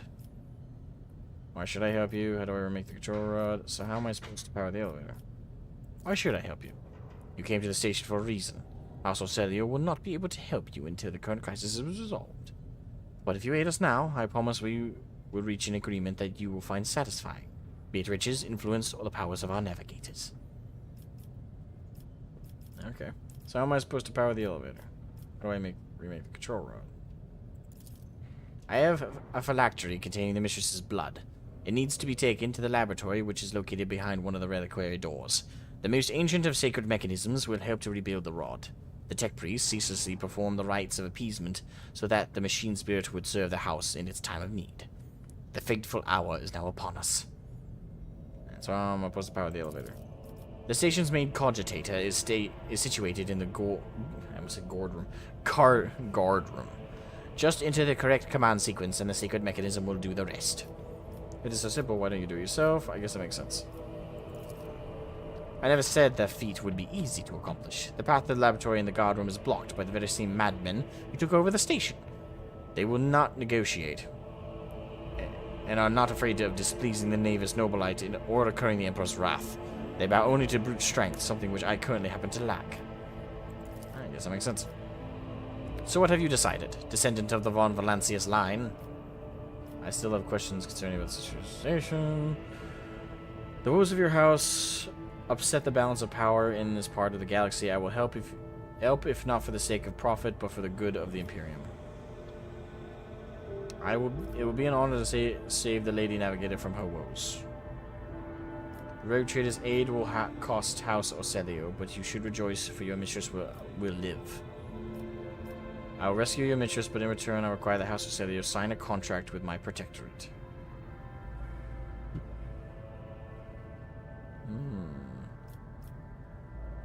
That one might be a bit bold.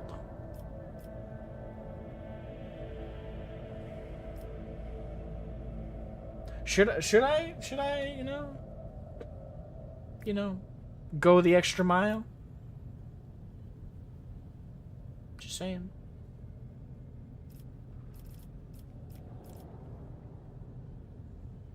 But do we think we should try and be? Because the thing is, that is a bit more than just asking for a navigator. That's like, hey, you're gonna be my bitches now.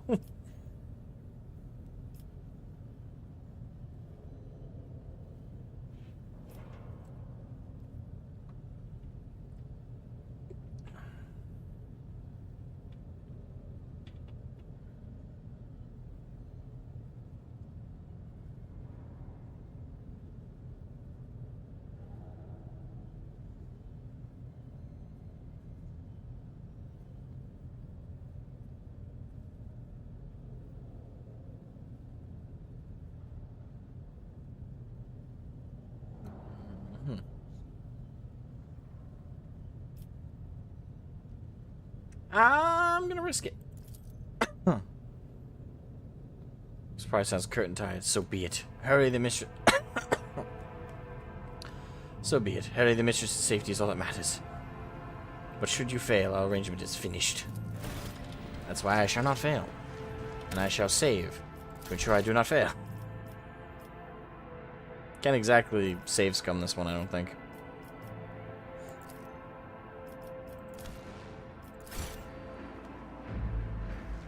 Let the faith guide my path to glory.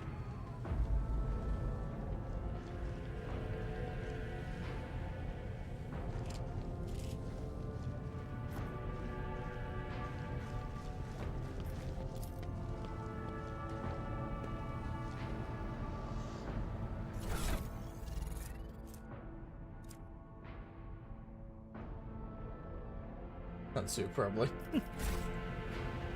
Yeah, I don't think I can save We scum are it, bound by the blood of martyrs.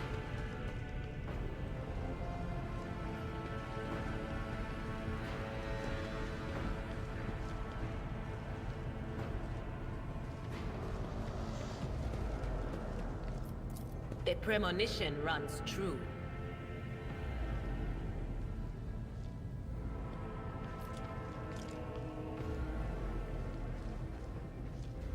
With each step, I forge my destiny among the stars.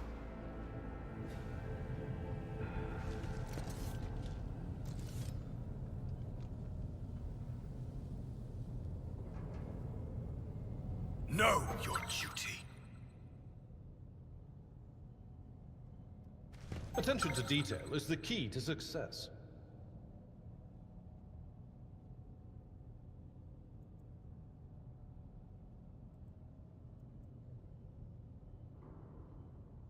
For the Emperor!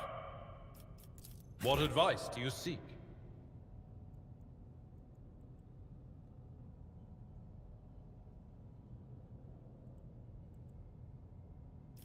The Emperor protects.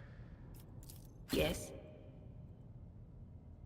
Sins hidden in the heart turn all to decay.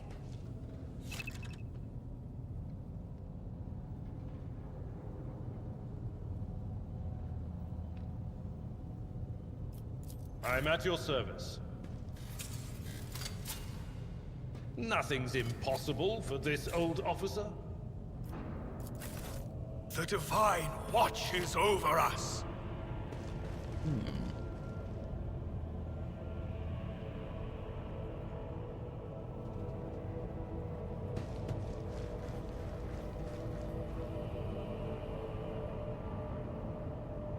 Wait, I'm missing someone.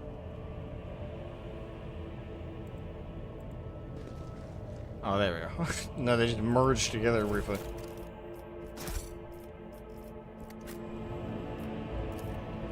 Oh, the irony.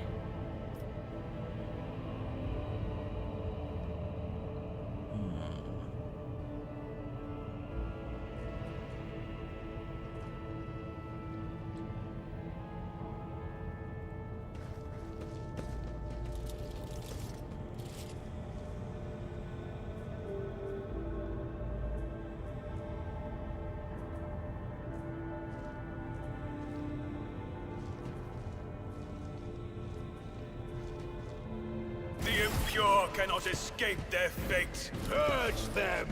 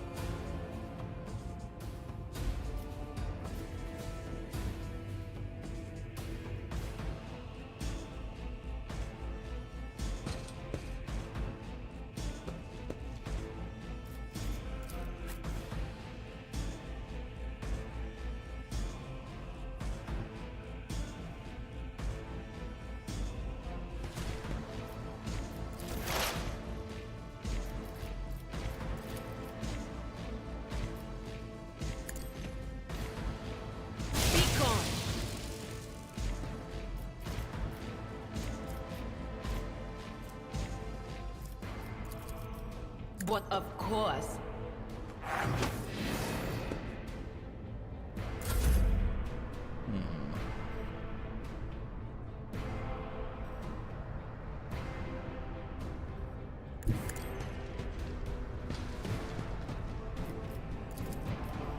At your beck and call. No fewer targets. Indeed.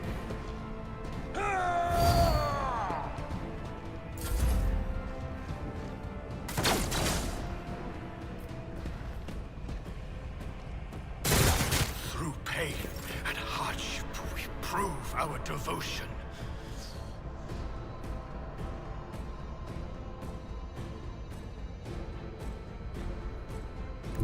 My enemies shall be crushed like dust beneath my feet. The Emperor commands. You have been judged and found wanting.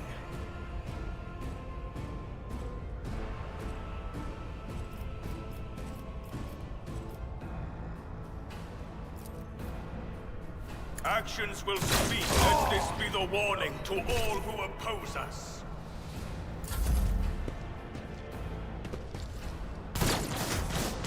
I love how he's got a perfect shot on me. Shark gets fucking... You guys literally have like a free shot on me.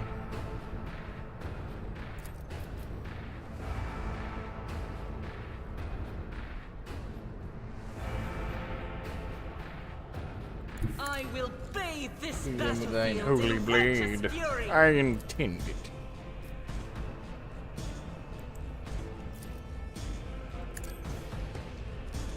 None can escape the Emperor's judgment.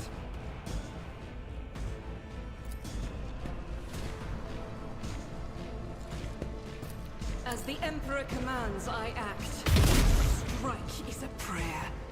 That is accurate to bolters, though. It goes right through the fucking terrain.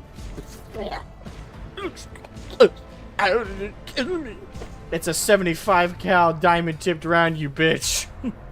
That's why.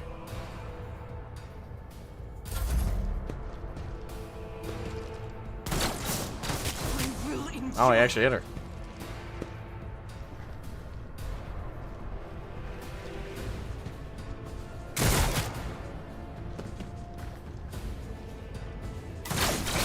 Cheap bitch. Do everything with unshakable faith. Did he just get 2 turns?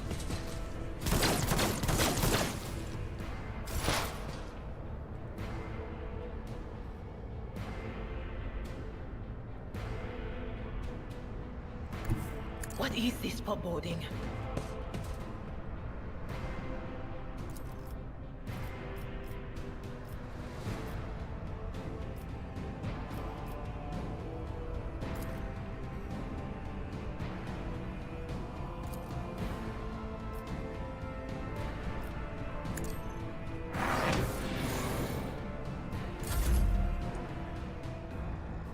Tried and tested tactics are the best ones. I took care of this momentum.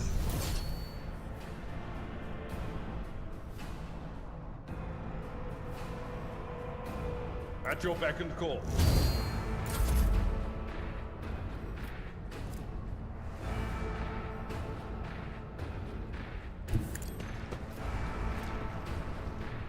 I am but a vessel for the higher purpose. Rejoice in service.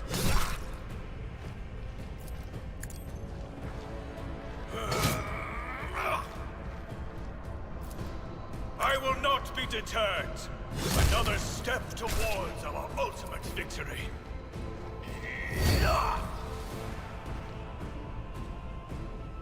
Rejoice in service. The pain of this mortal flesh means nothing.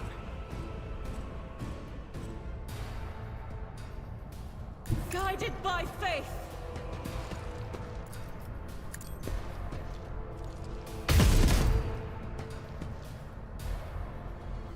I'll do it.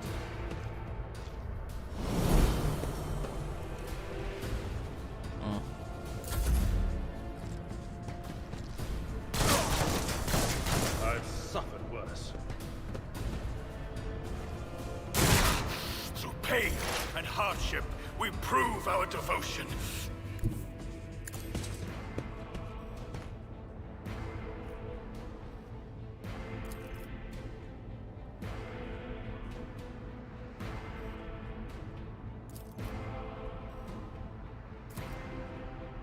No can do. Okay. It's kind of useless this turn then.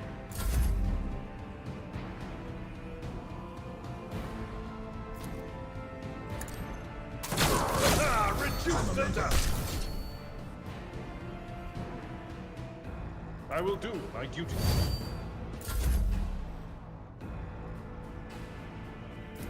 Actions will speak louder than...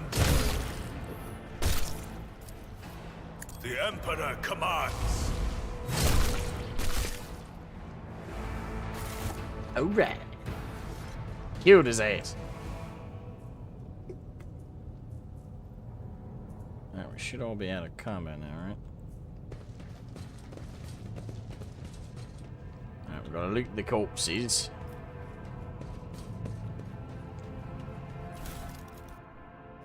Collecto. Collecto.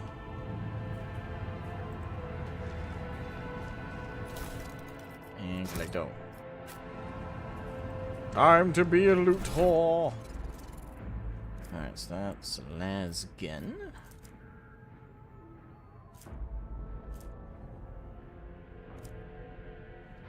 I figured they were the same thing, but we're checking just in case. Scrappy auto pistol. My last pistol was superior. That's all I needed to know.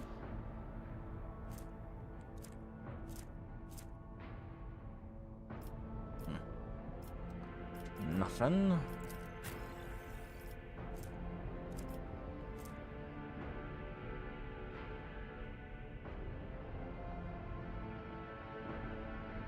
That's what he's got is better.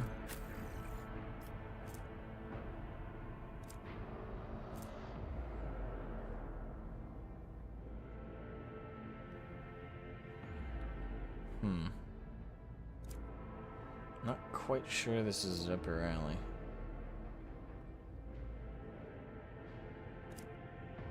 Wait, the last pistol does more damage than the last gun? Wow. I mean, yeah, last guns are pretty weak in 40k overall, but still, really? The last pistol does better? That feels a bit fucking weird.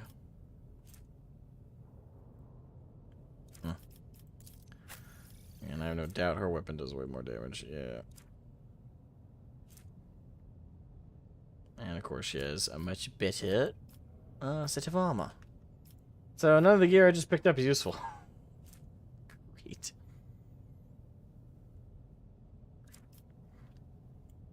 It's not even useful in the least.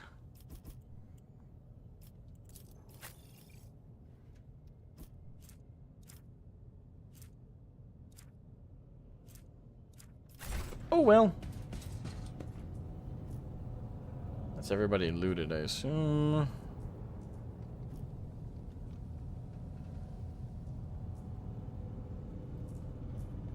We shall reclaim what is rightfully ours.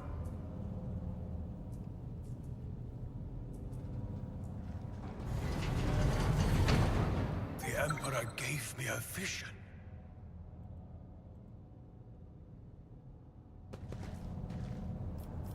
Your seneschal is always there for you. An expected result. Blessed is von Valencia's bloodline. Ah, now we get a flesh sample. The crew continues to mourn Lady Theodora. I fear it may affect the performance of their duties in service of the Lord Captain. The strain has taken its toll. Experience. Nothing matters more.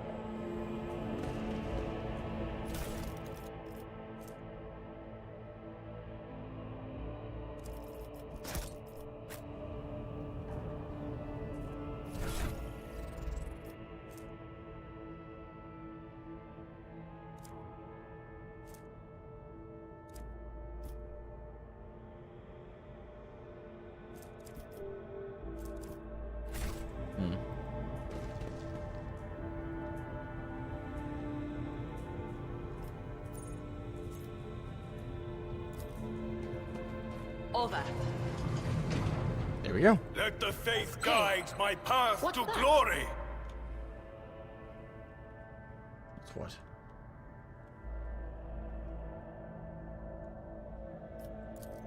What advice do you seek?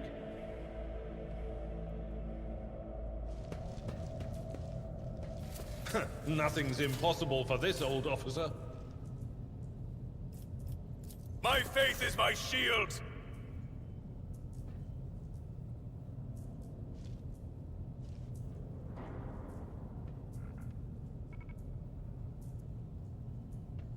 What? I have to visit the void ship to remove it?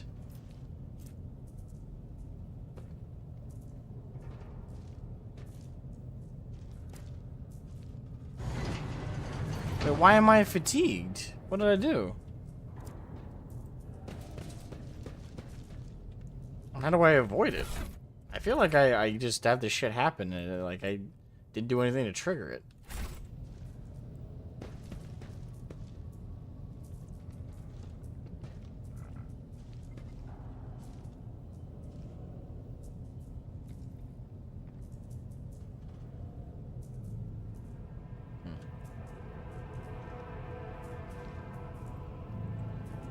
We are bound by the blood of martyrs.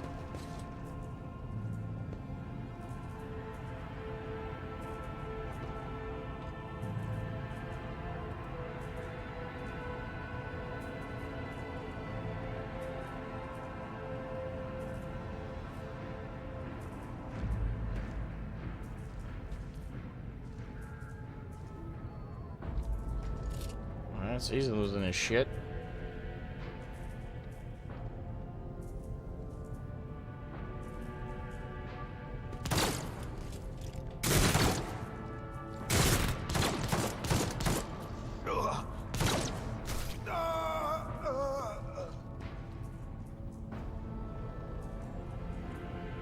Hey, who are you?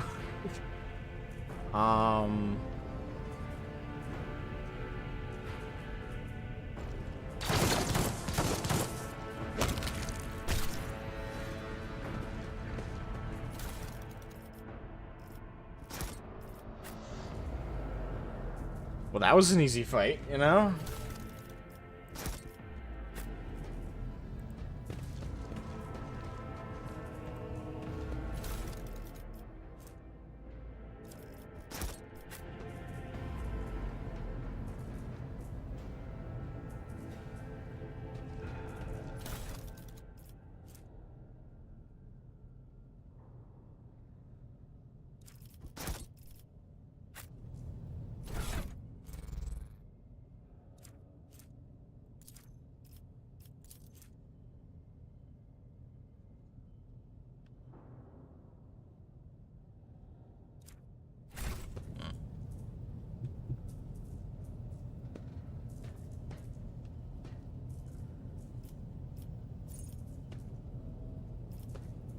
Look no further.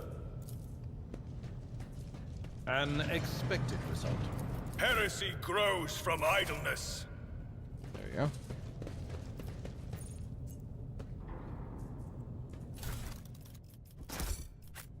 Let us walk this path to the end. Huh.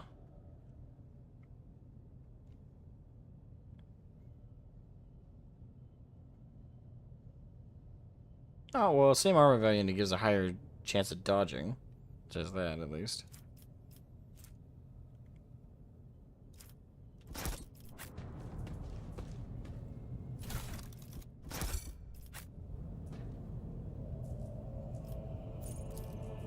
That wasn't so difficult.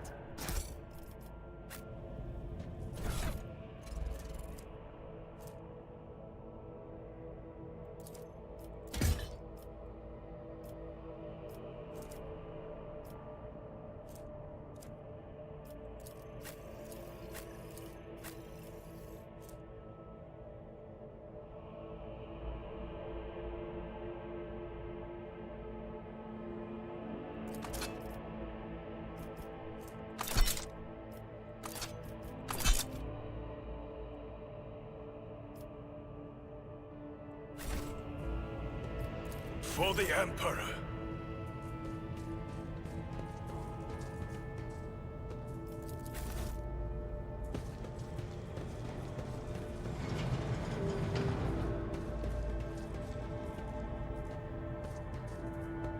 Where's the child? Is she safe? We're done for. They'll kill us all. For some reason, the arch enemy's twisted influence has found its way. Oh, chaos corruption.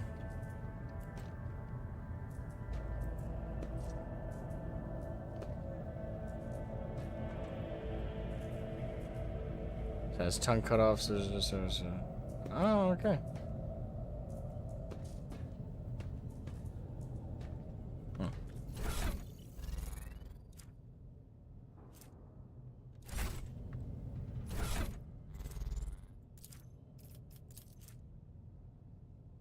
Dark-eyed monster painted with fresh blood.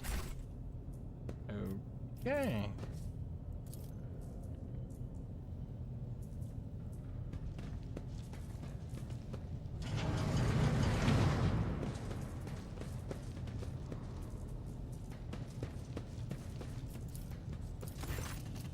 Cogitator's vid screen is covered with cracks and stained with dry blood. I hope I can tell it later too. My inventory is getting full. Showing dry blood. The buttons, switches, and levers were ripped out of the control panel with exceptional cruelty and scattered around the sacred mechanism that now sparks and hisses in agony, still refusing to perish. Okay. Awaken the cogitator. Step away from the cogitator. Awaken the cogitator. You turn a few of the remaining dials and pull the activation lever. The cracked vid screen, the sacred engine flickers. Cogitator's insides emit creaks, and groans, and the lumens oscillate at random. It takes a while, but eventually the machine spirits do grant you access to the cogitator systems.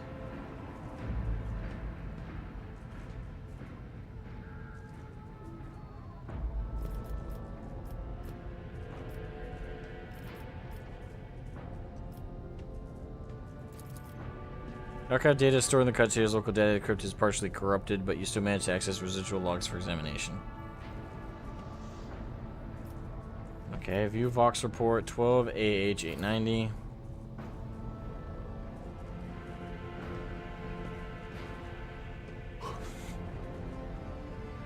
This is Officer A282. Do you copy? Several generators overheated in the lower levels. Chambers A to D are unpowered.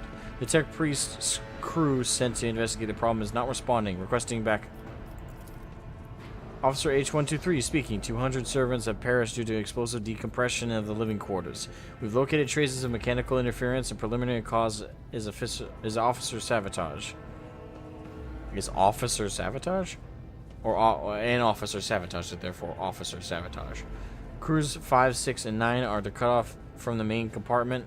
We have enough oxygen for 20 minutes. May the Emperor save our souls. Senior station officers, this is the captain speaking. We attempted to contact the Winterscale Scion for help, but something is jamming the signal. We never received a reply and cannot be sure it is even sent in the first place. Our rescue team is not coming. We are on our own. So remain vigilant. Anyone could be a traitor. You hear me? Anyone. If you are in doubt, shoot to kill. Yeah, great. Just spinning around fucking paranoia. Following Vox recordings are too bodily distorted to make out even a single word. Report X880. Originator classified. Date classified. Servants close to the child have started butchering one another. One other again. An order came from above to have their remains reprocessed. The negotiations with the Winter Scales were a success. A new batch of servants will arrive in 10 moons. Escort them to the laboratory at once. It is imperative that we increase the new retainer's resistance to the child's powers. The child. Okay. Okay. Report X891. Originator classified. Date classified. Data expunged.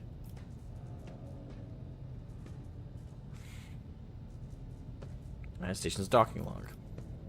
Log is almost completely uncorrupted, but they managed to recover the latest entry. Identified Regent Oranto or Celio. Date of visit classified. Reason for visit classified. Date of departure classified.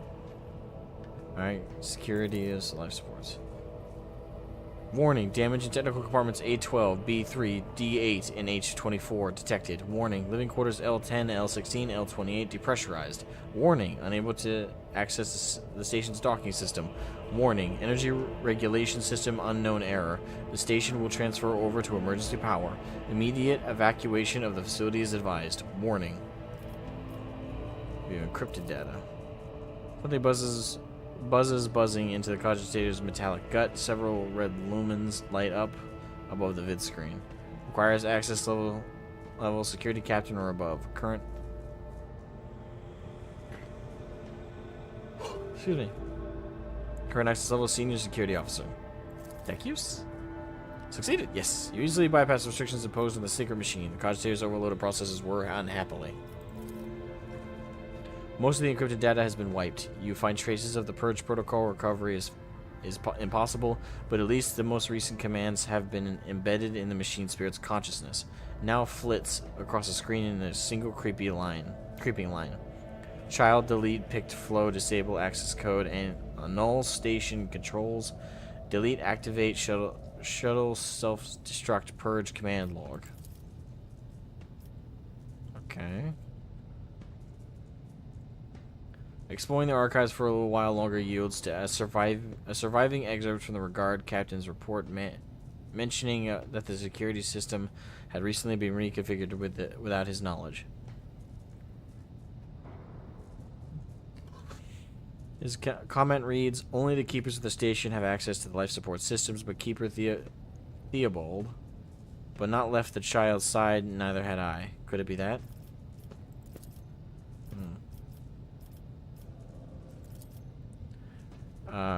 After a brief pause, the data appears on the vid screen. Felic or Celio, location main hall, status alive. Theobald or Celio, location upper chamber, status alive. Calamira or Celio, Alexis or Celio, and Rasmus Estevan or Celio are all deceased.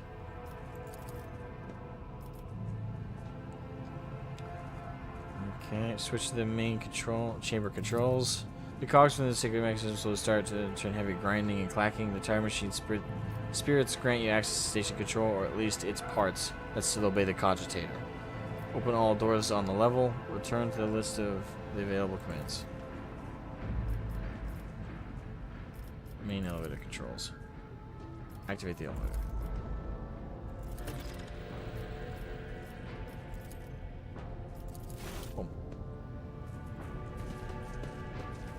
Know your duty.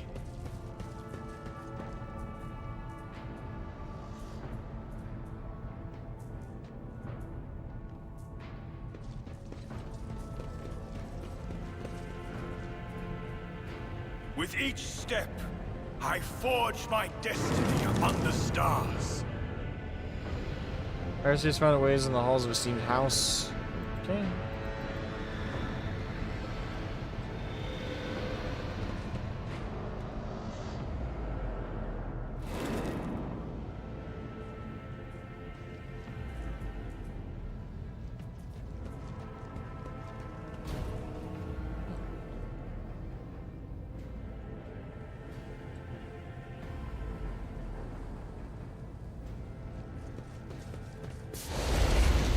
Whoops. Lesson learned. I shall repent. Experience? Nothing matters more.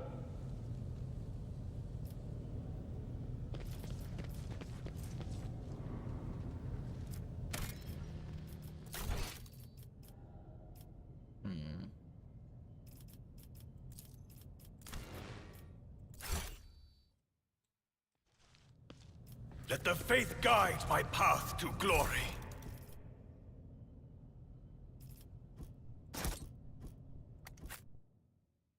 I just want to get rid of my fatigue stats.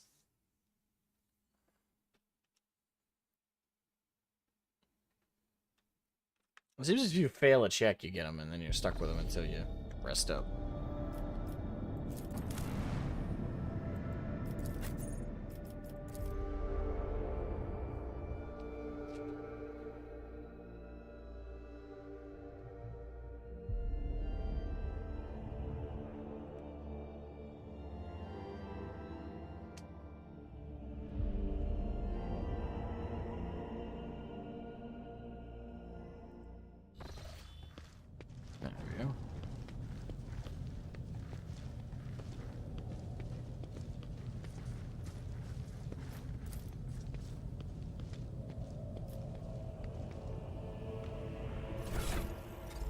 I not have that?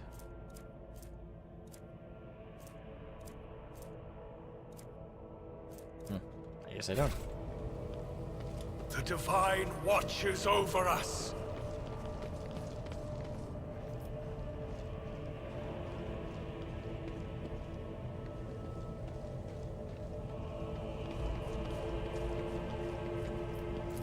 The duty prevails.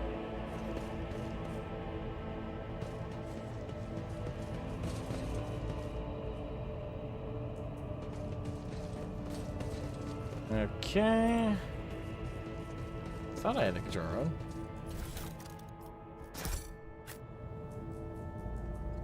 We are bound by the blood of martyrs.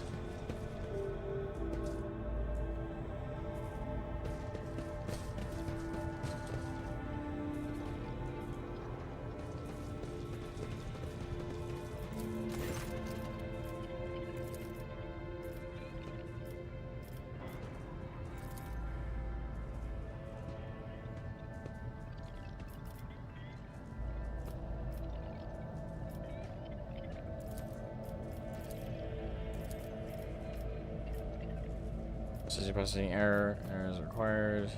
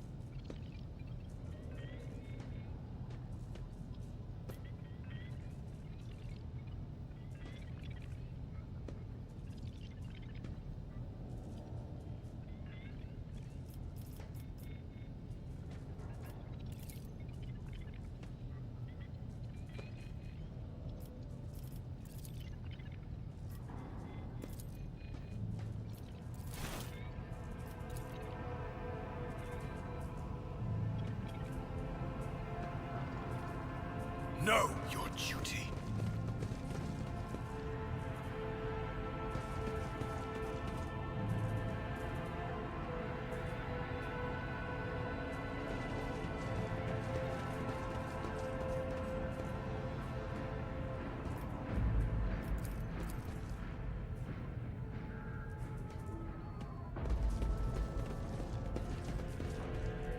We shall reclaim what is rightfully ours.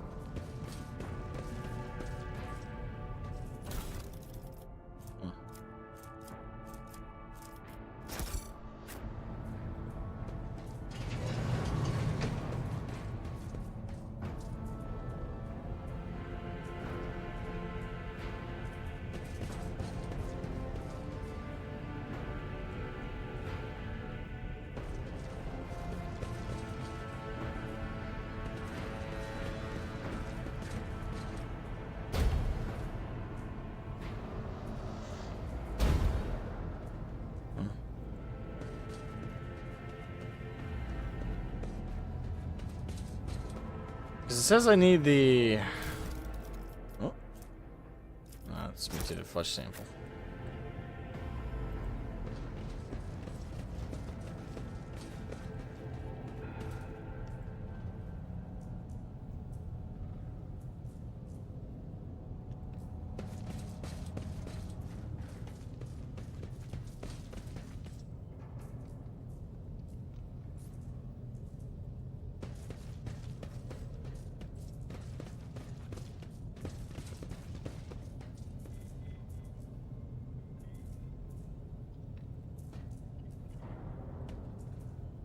Let the faith guide my path to glory.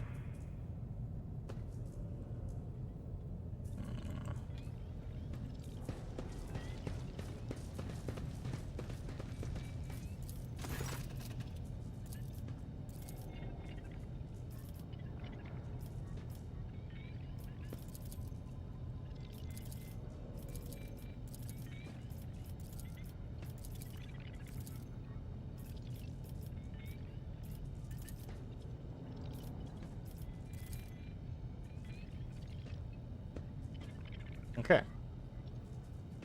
I just guessed. So it says...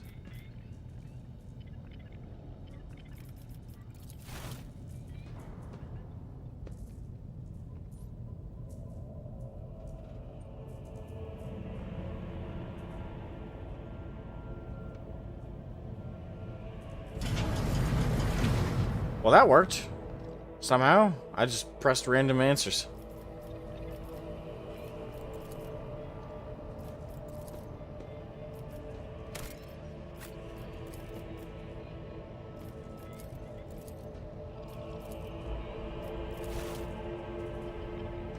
Oh well, if it works, it works. Let us walk this path to the end.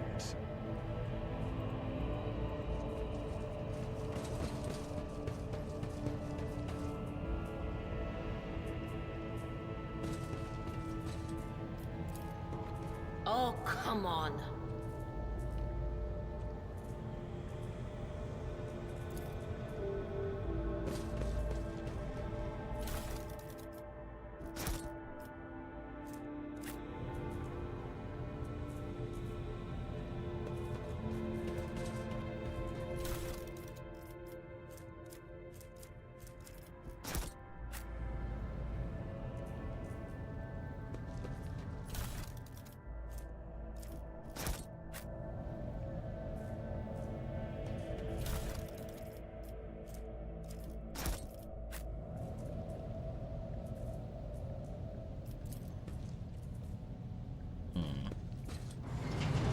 With each step, I forge my destiny among the stars.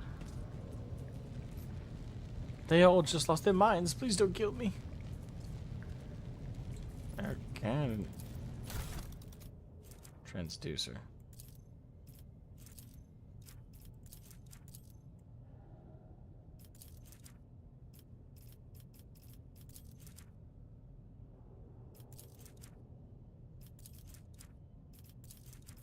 Stay faithful, and you will be rewarded.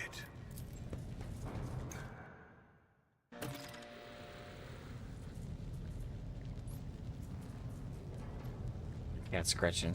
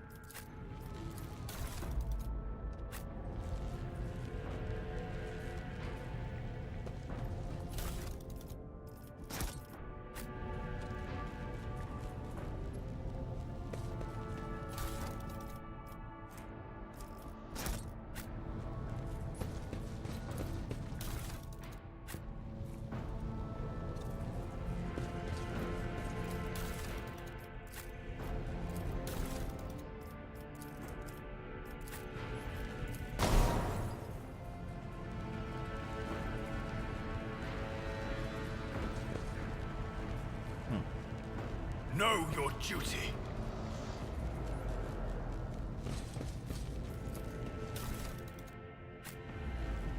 Well, that did something.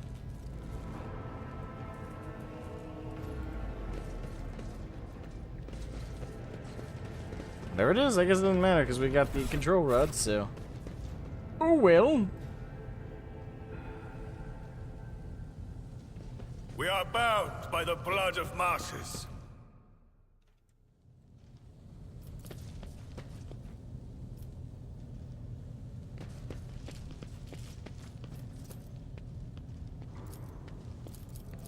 We have a control rod.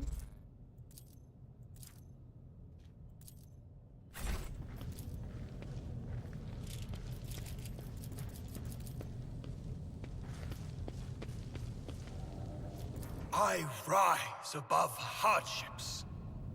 We shall I'm confused. I have reclaim the what is control. rightfully ours.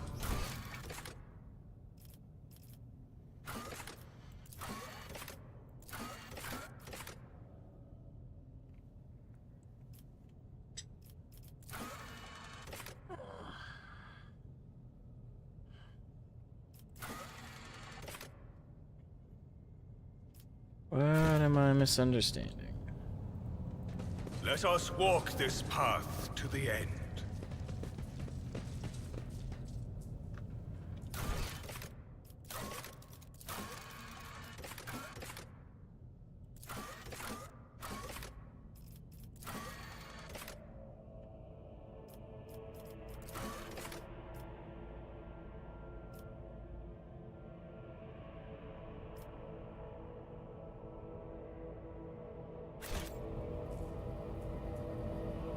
Wait, didn't I go... I'm so confused. So I had to talk to him? I couldn't just turn on the elevator and go up? Accomplished.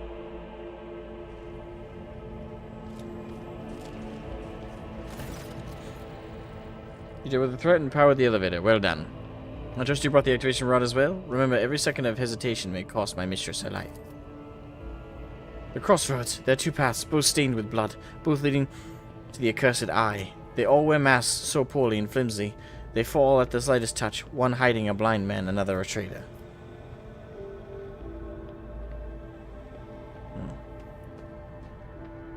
Thank you, everything is clear now.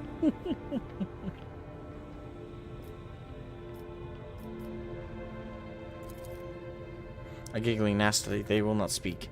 The naughty little things. They say that tearing off the mask is your concern. Other with hatred and treachery.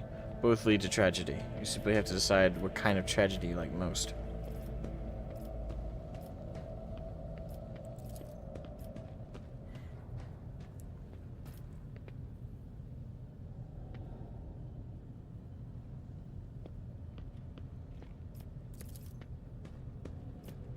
Who is the child mentioned in the documents report found at the station? You meddled with something you should have left alone. Gibo folds his arms and shakes his head disapprovingly. The child's is what the station servants call Lady Cassia. For the commoners' dirty mouths must not sully her name by uttering it. You see, it is not beneficial for all servants to have their vocal organs altered. Some prove to be more useful when they are still able to speak. The madmen I fought were convinced that we were the traitors. That's why they are insane. You really heed the ramblings of retainers who dare to raise their hand against the scions of a noble bloodline? Can't be blamed for what happened in the station. Most corpses I discover are either unarmed or feeble. Did you really think mere servants could plan a coup? The senior officers are just as guilty. Half of my guards butchered one another because they suspected treason. As for real culprit, the coup is staged by the closest to the mistress.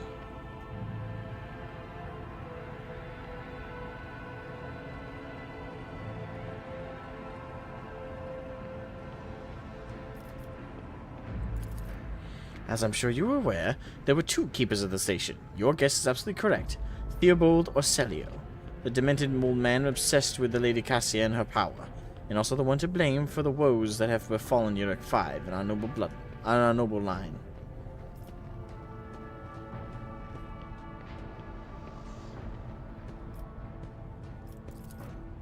Which means he did it before the report was filed.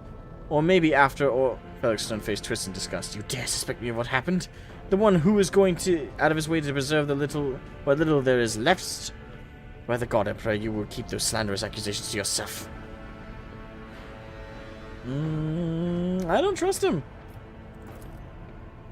Is it really, it really is time to end this. I was hoping to find an ally in you, but now you are merely delaying the sorrowful end of your story. Prepare to die. Grovel before the faithful. For the Emperor!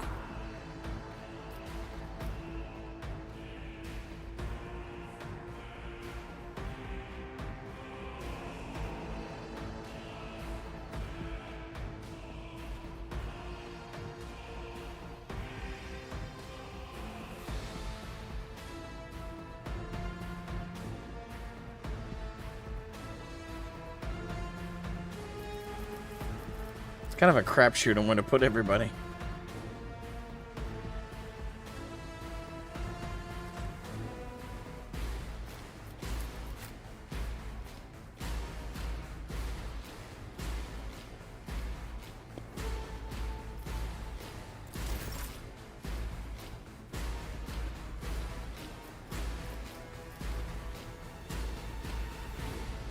I've seen worse battles than this in my time. An exemplary strike. At your beck and call. Victory is imminent. Let my fury rain down upon thee.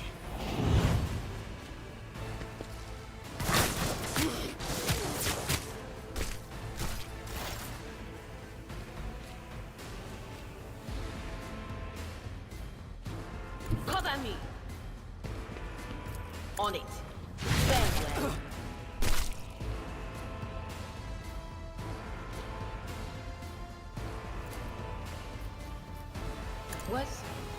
Was that you? Or... Will do.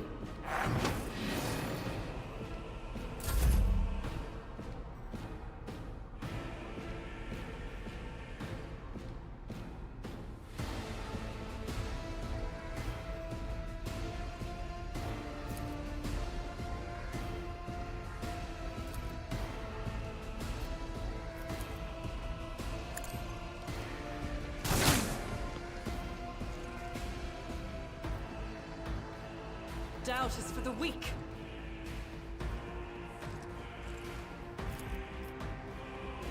I'll do it.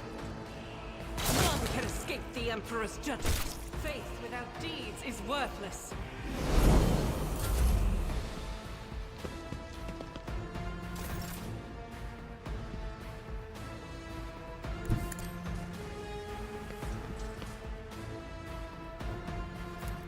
Rejoice, your defiance is futile. High momentum. May my wrath be thy undoing.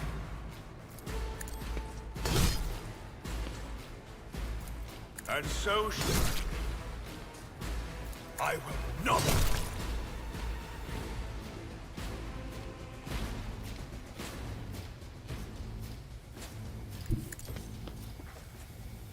And so let my fury rain down upon thee.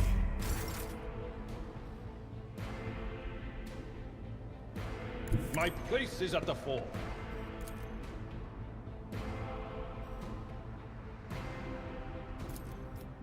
At your beck and call. It will be done. What? Ah, crap. Press the wrong button.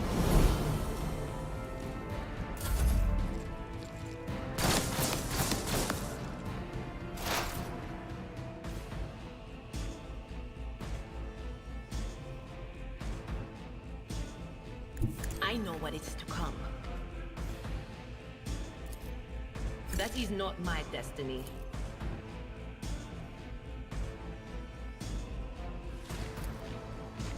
But of course.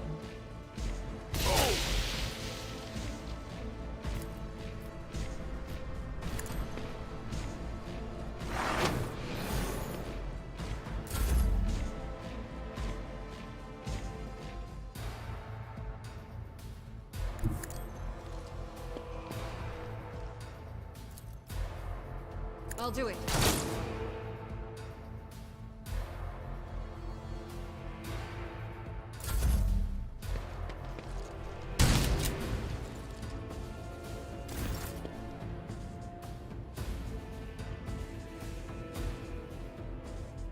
May the Divine's will be done.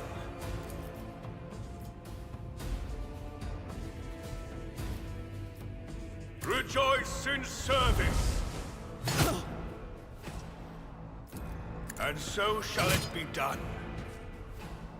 Actions will speak louder than words. Missed. A tactically sound approach. Indeed. One fewer target. It will be done. Reduced to dust. High momentum.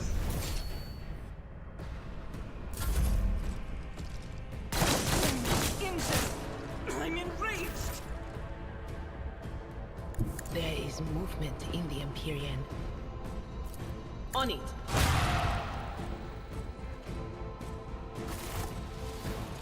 And we got him. Nice.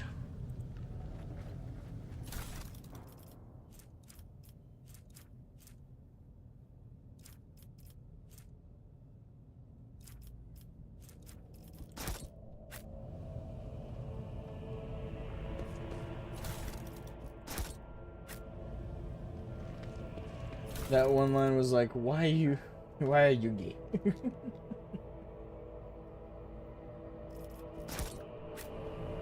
Same accent. And the question is, did we kill the right people or did we make the wrong call here?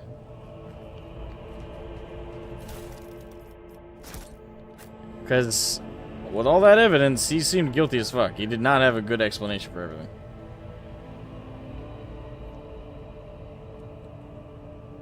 Know your duty.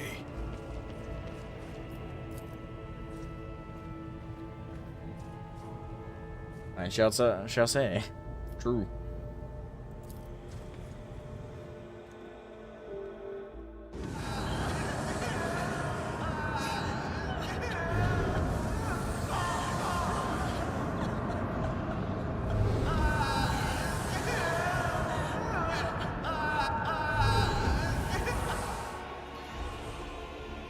Cassia.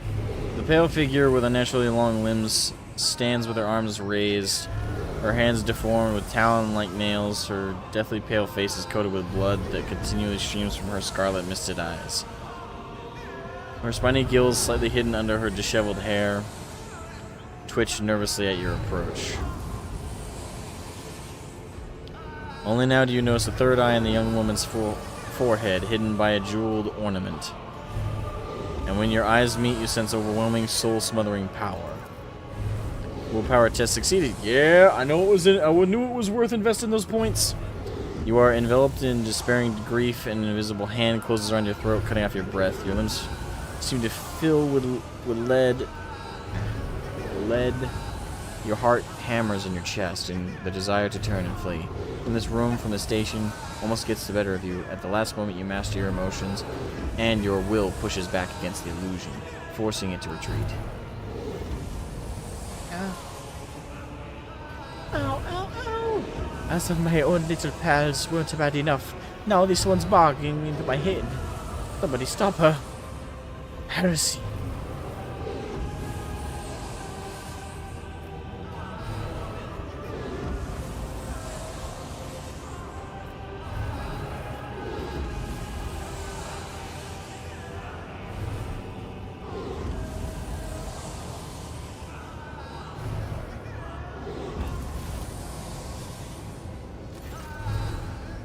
Yeah.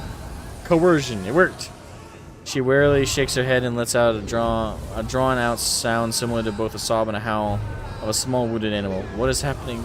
Was someone calling my name? Are all the betrayers dead already? And you, who are you?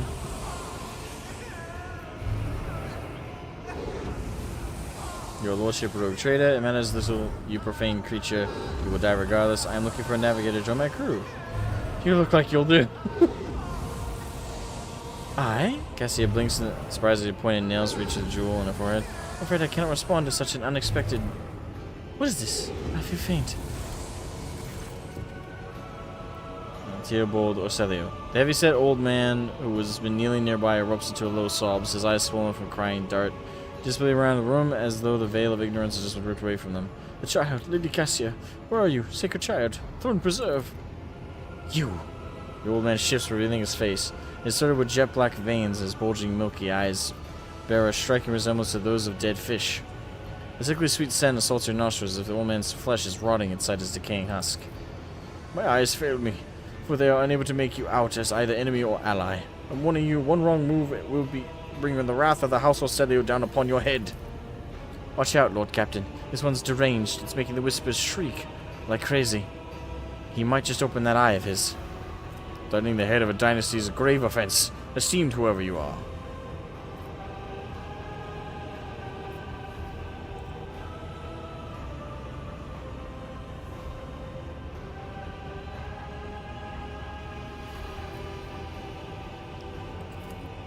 Fuck. Cast you Damn it. to eternal darkness. How many do we gotta kill? An entire room full. Okay.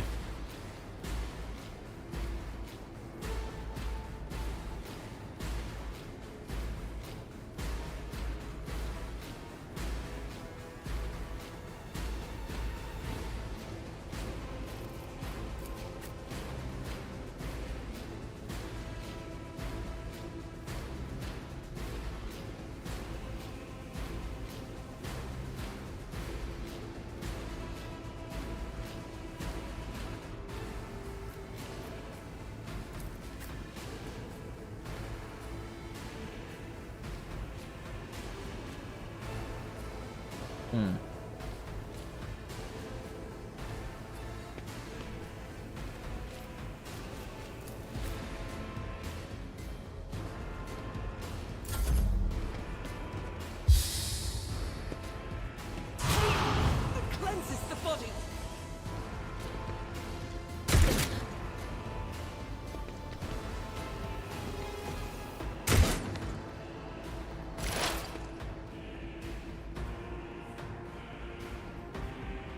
What is this foreboding? Was that you? Or anything else?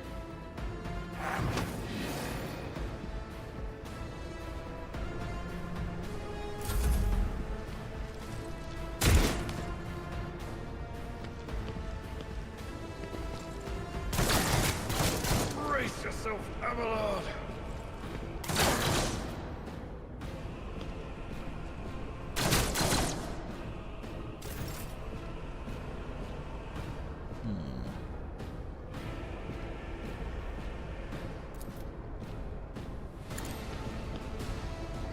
Eradicated. Doubt is for the weak. This is unacceptable. As the Emperor commands, I act. Damn it. Faith without deeds is worthless.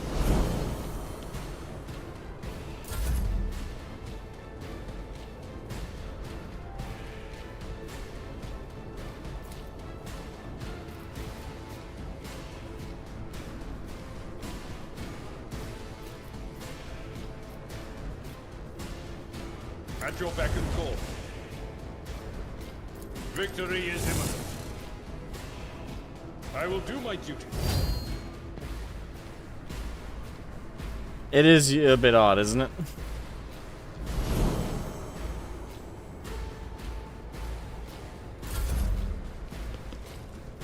Nothing.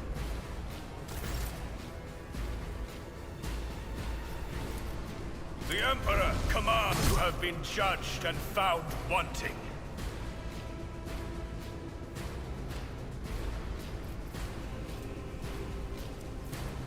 Rejoice, let my fury rain down upon thee.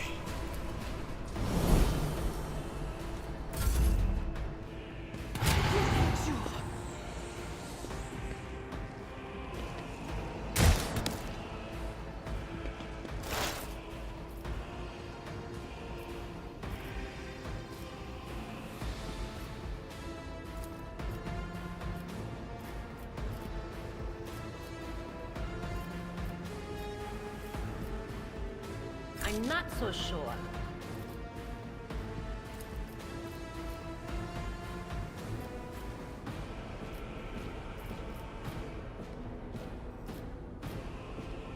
Will do.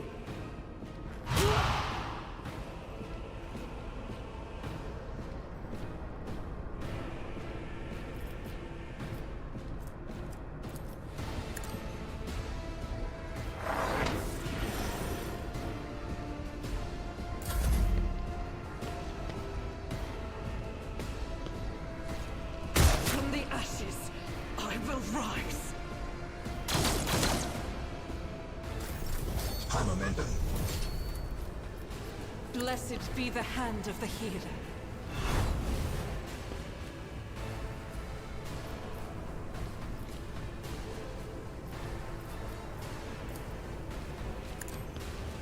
Kill him, kill him, kill him, kill him. Thank you. Finally. I am his will made manifest.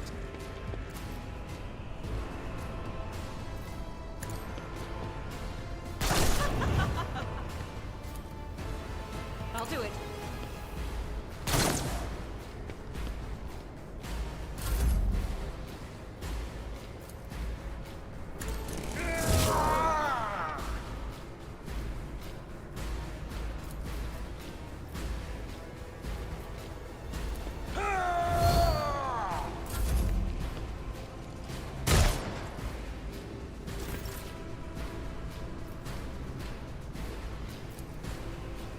I will not think your corrupt way has failed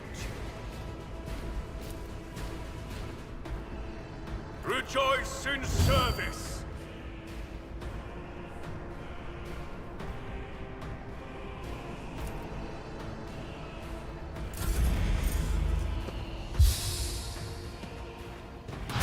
Injured. I'm enraged.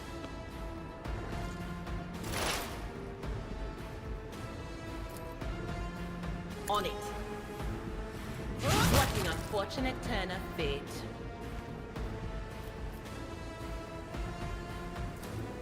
Anything else?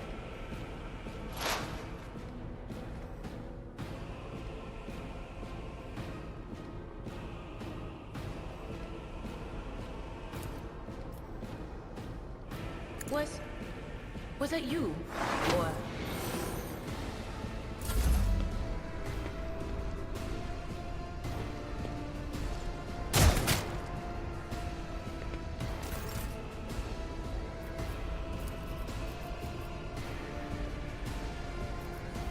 As the Emperor commands, I act. None can escape the Emperor's judgment.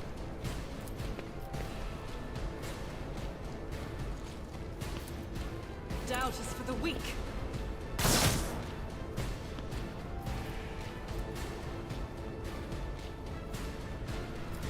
Faith without deeds is worthless.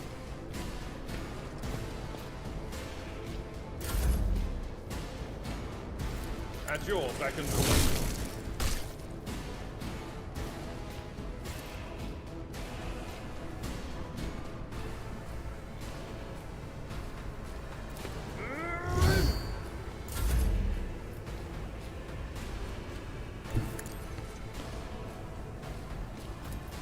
The Emperor commands.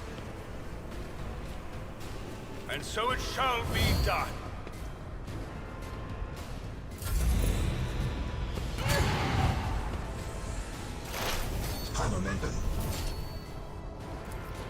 Anything else?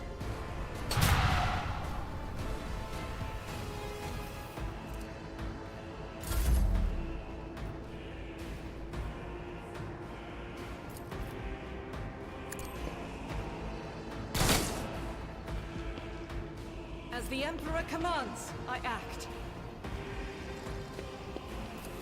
I'll do it. Yes, got him. Theobald! No! Don't leave me alone in this violet brown haze! Wake up! Your mistress is giving you an order! Do you hear me? What have you done? With the urgency, but we should have stationed immediately. Systems are unstable and may fail at any moment. What need have I for your regrets? I just want things to go back to the way they were before. What are you going to do to me?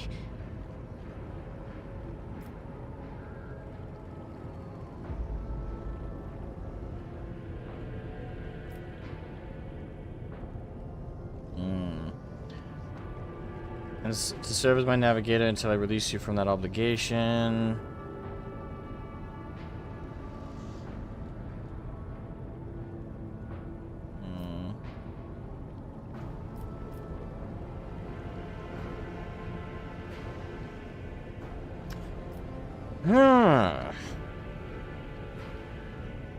Kind of need her, no matter what, so maybe just being honest and forcing her and forcing you to do it will work, but I don't know.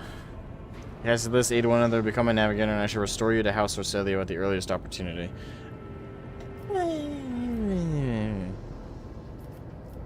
If we should leave the station alive, you must first sign a contract or won't take service. I beg your pardon, but what about my servants? Your Act 5 is still full of people loyal to House Orcelio. I'll probably instantly, naturally, this includes servants. All who can be saved will be given succor on board my ship. Yeah. I am afraid you leave me no choice, Lord Captain. I agree. Now take me to your vessel. I feel like that was the best way I could do it.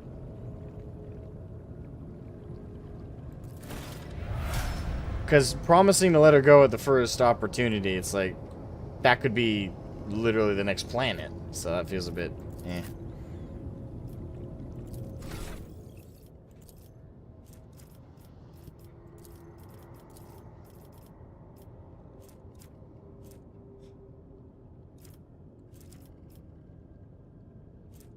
Wow, perception and willpower are pretty boosted.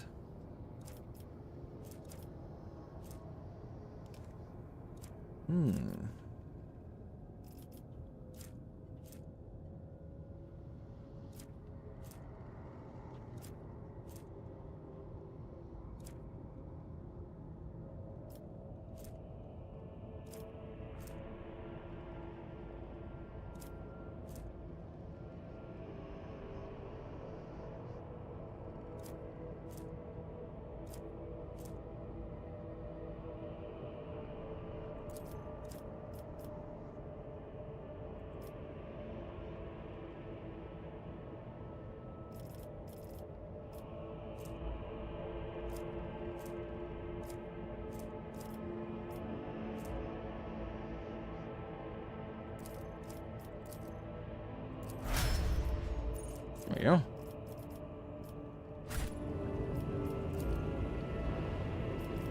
While no one appears to be living in the cage, somebody still filled the trowel with dried fruit and fresh water. The painting was rendered by several different hands. The timid, uncertain lines are unfertilized. Okay. This whole situation is fucking weird.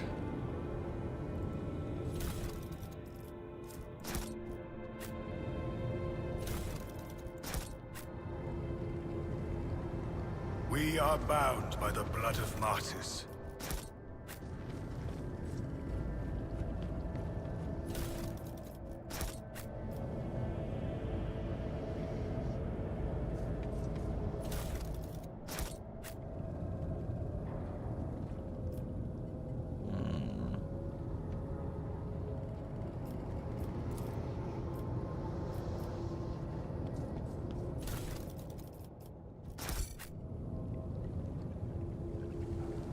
Before we leave, make sure I properly loot the place.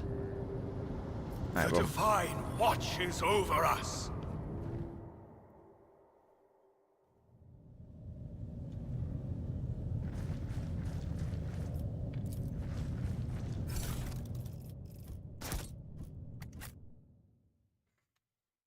Well, that could have gone better. I mean, we killed pretty much everybody.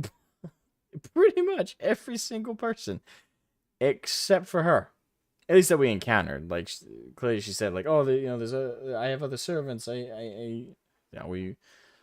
there's still people there somewhere that we can offer succor to, but still, it was a high casualty rate mission right there. It's like, oh, who didn't we kill? Good question.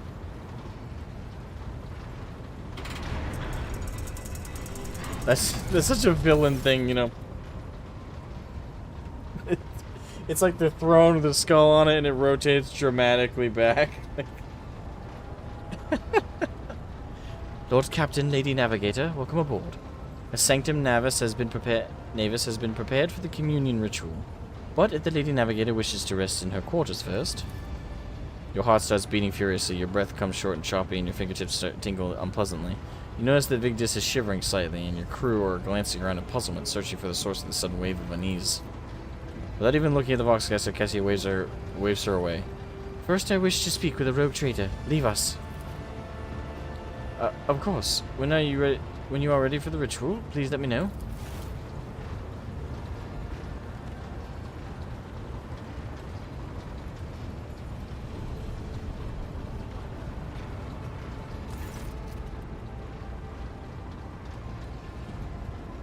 Cassia sweeps her pensive gaze over Vigdis, then lowering her lashes slightly, turns to you.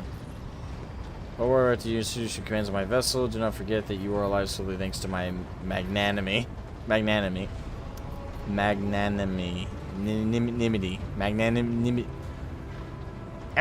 Words. English. What did you wish to speak about? Tell me more about what the ritual entails. First, you will do your duty as navigator. All of the conversations can wait.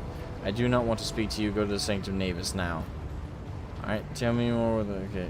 What do you wish to speak about? After a few seconds hesitation, Cassia lets out a small exhale, then raises her pointed chin. Rogue trader, you took advantage of my wretched position, forced me to board your vessel under fear of death, and now you stand there, expecting my cooperation. Please dispel once and for all the tenebrous fog of doubt in my mind. I am a prisoner on this void ship.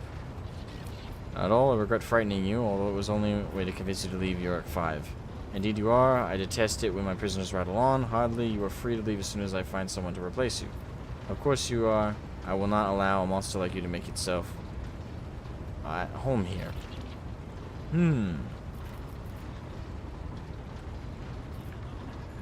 It's between 1 and 3, because I need her cooperation.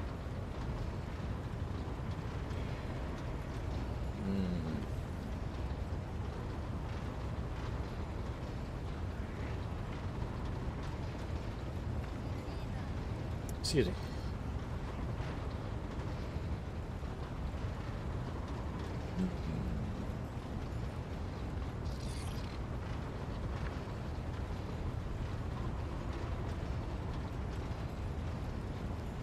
I don't know, Pierce, what do you think? 1 or 3?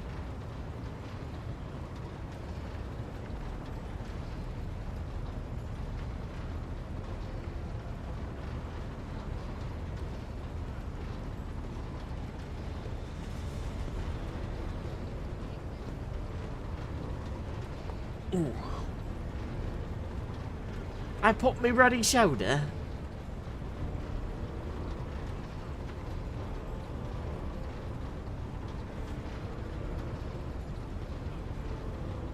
One seems more cordial and talk to a noble to me. And how you talk to a noble to me. 3 is more direct. Probably 1.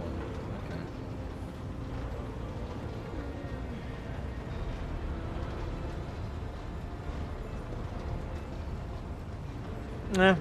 I see that. Alright, we'll go with 1. Are you trying to convince me of that, or yourself? Hey, but her voice gains the slightest hint of warmth. I'm also deeply grateful that you saved my servants, especially my valet. Uwe served on the station for more than 5 years, much longer than any who preceded him. He knows how to properly attend to me during journeys through the Immaterium, and what to serve me for breakfast. His presence envelops me in a cloak of amber. But now, I am ready to go to the Sanctum Navis and perform the sacred rite. I require brushes, canvas, and the best paints you have on board, but no red.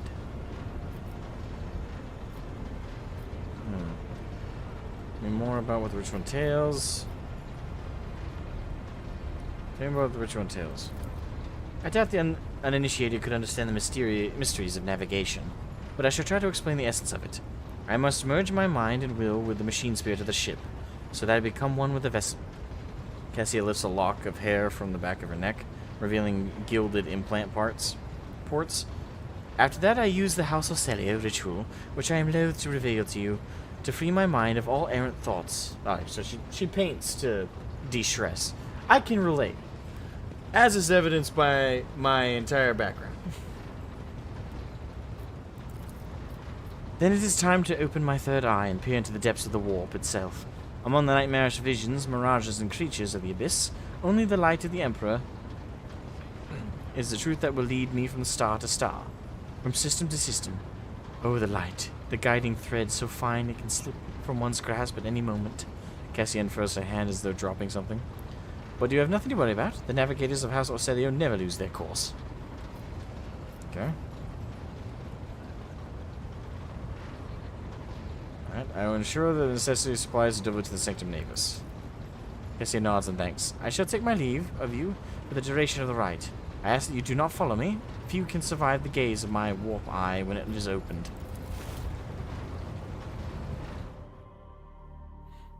Alright, that went as well as could be expected.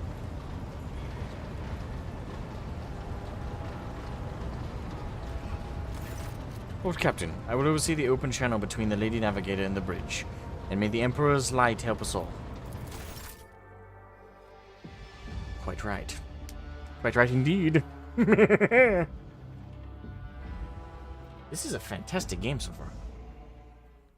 Well and above my expectations, actually. Cassia, the Voxcaster in the Sanctum Navis picks up the susurration of closed pious chanting and the metallic clicking of implants. Then the serene voice of the Lady Navigator breaks the silence. Initiating communion ritual. Come here, Uwe. The exultant ring of metal freed from its scabbard, the low sob of the servant, the rhythmic drip of liquid in canvas, the faint whisper of the brush. Go. Footsteps hurrying away. I see. Violet vortexes lashing an ocean, with a million flails and umber shadows spinning over the surface of a fiery dance. A storm rising above foaming waters, armadas drowning in fog. The path from one end to another cannot be seen. And here beyond the wall of glass, a daughter forsaken by her father yearns for her brother, and the sun's pale disk goes in tireless pursuit. Of her? No, of me. Its frozen rays lie that spring is here, that light is deadened, and the great ruler is gone! Voxmaster recoils at Cassie's words and accidentally snaps one of the cogitated levers.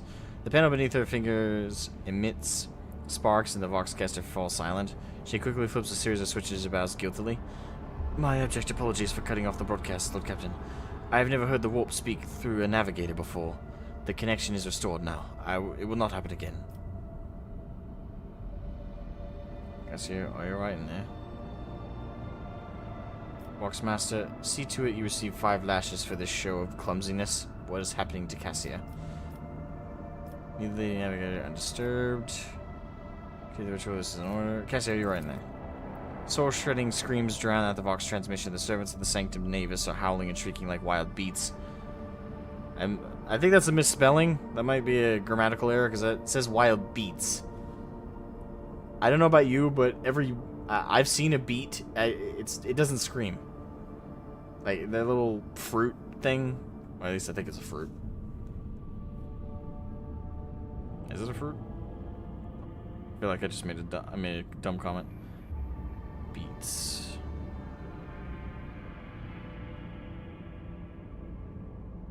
Oh no, I'm thinking of BEE teats. Like that kind of beat. BE. This is like Sonic, like a Sonic beat, like an audio beat. So vegetable. Yeah, I was thinking. I don't know why. My brain translated that wrong. I've been streaming for almost 8 hours. Give me a break. And I haven't eaten today, actually. That's how good this game is. I was thinking of streaming like, oh, I'd stream for like 3 or 4 hours, and then I'll get off and like, eat and have dinner and stuff like that. Nah, I've been going 8 hours straight, and I've been ignoring the growling in my stomach. That's a pretty good endorsement of a game, don't you think? Their throats raw from the strain, and then sudden silence. The dull thud of dropping bodies proclaims their fate. Go eat, damn it! I will.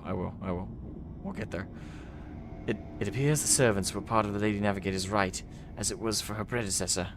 I'll arrange for the bodies to be removed from the Sanctum Navis after the ritual, or what is left of them. Ah.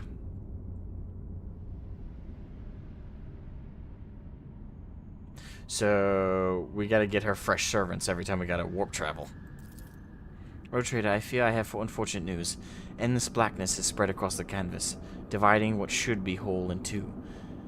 And my sight cannot glimpse the light of the Emperor as clearly as before. I cannot turn around my brush, only draws me onward. The way is blocked. You hear a heavy exhale, rustling fabric, and a metallic clicking. By the Emperor's grace, the ritual was successful. Your vessel's temperate presented a challenge. temperament presented a challenge. Its cold steel grip did not allow me to breathe freely, even for a second. It was as if the depths of the ship housed not only machine spirits, but something other. Now I will retreat to my chambers to recover my strength. Send for me if you have need of me. Lord Captain, congratulations on acquiring a navigator. Spare me a few moments of your time, please. There are several matters that require your attention. First of all, I want to report on the condition of the station Yurik 5. Had you opted to begin your visit to the Rycat system with a different destination, the station could have become critically unstable. Fortunately, the decision to immediately visit the representatives of Navis Nobilite bought us precious time. We can either send our forces to disassemble the station and procure technological components for our new own vessel, or attempt to save as many valuables as we can.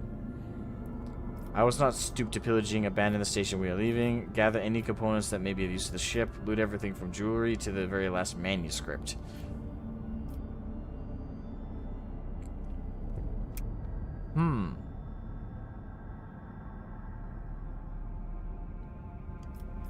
Gather any components. As a command, Lord Captain. With your permission, I would also like to remind you that we are still looking for Engine Seer Prime. Both the vessel and its machine spirits are in desperate need of oversight and an experienced tech priest. We are also missing some crew, and much more importantly, we have not yet located Heinrich von Kallax, the right hand of the Lord Inquisitor. Now we know for sure he is not on Yurik 5. So keep this in mind when making any future plans.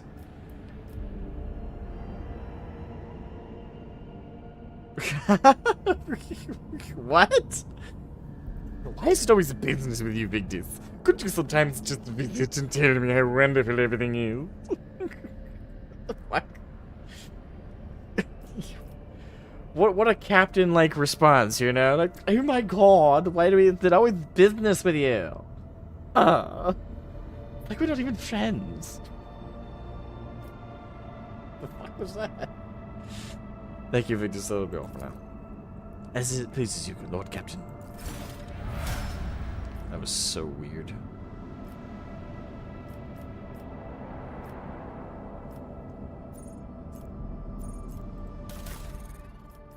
Ooh. How much scrap do I have? I have 420 scrap. So I can upgrade the hull.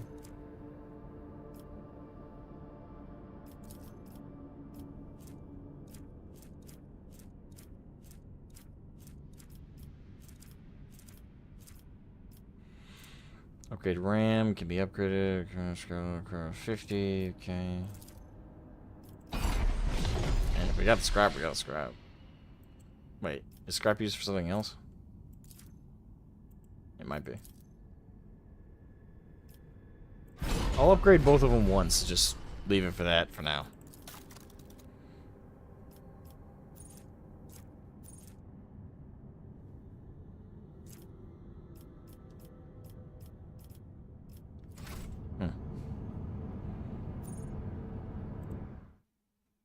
Back to bridge.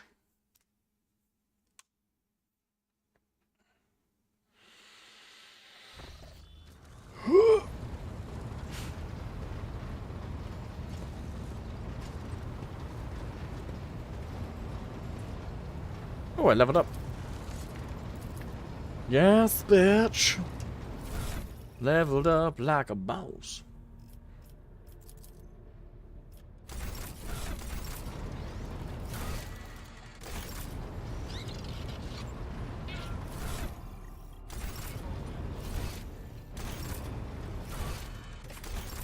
Trying to...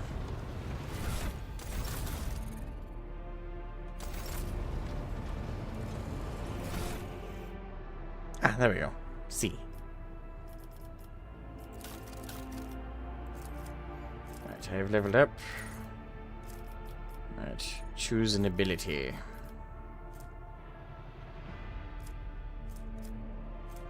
Sworn enemy. One enemy creature within a 12-cell radius. The warrior marks a target gaining plus 10 plus 2 times toughness bonus armor and plus 2 plus strength bonus damage on melee attacks against that target. So that's going to be good for like going up against a boss. If the target attacks the warrior during this round, the warrior gains plus 1 AP once per round. Alright, there's also Reckless Strike. Warrior's next melee attack gains +5 times strength bonus percentage. Armor penetration and +2 times strength bonus damage and ignores 3 times weapon skill bonus percentage. Okay. The warrior gathers all the strength for their crushing strike. Their next melee attack pushes the enemy away. The distance of that push is equal to... Okay. 1 plus strength bonus divided by 2 cells. Divided by 2, that many cells. Taunting scream. Always there.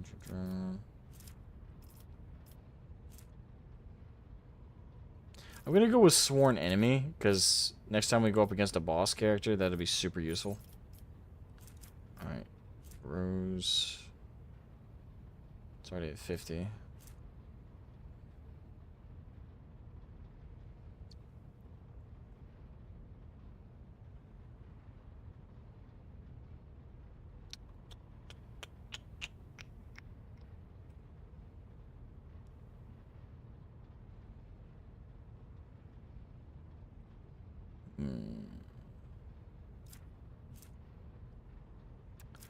Where am I going to put that torch?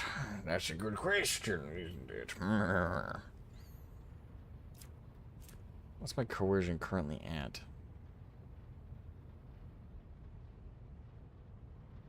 $25. Well, that explains a lot. Probably ought to up my coercion.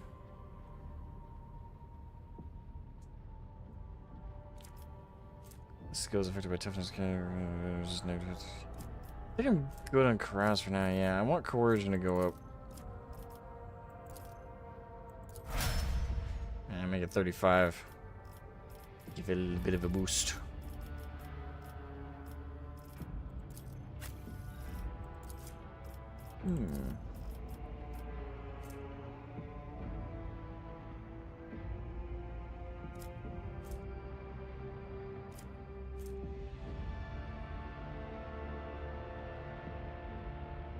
Or an ally uses heroic act. The ally gains temporary wounds equal to 2. Okay.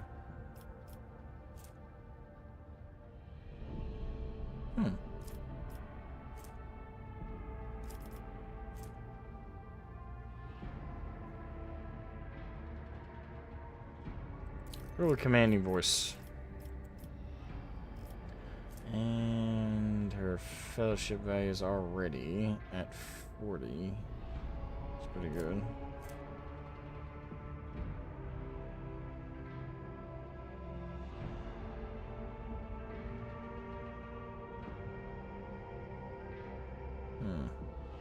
A lot of her stats are pretty good. Like, she only has one stat, 25 or lower, and that's athletics. So she's doing pretty good. I don't think I'll have her do a lot of ballistic stuff.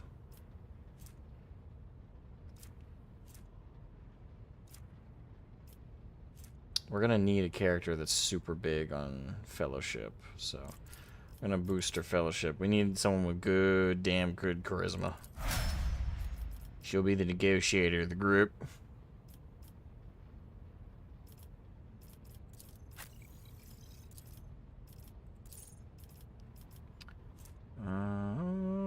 Ballistic skill, agility, reception, strength, willpower.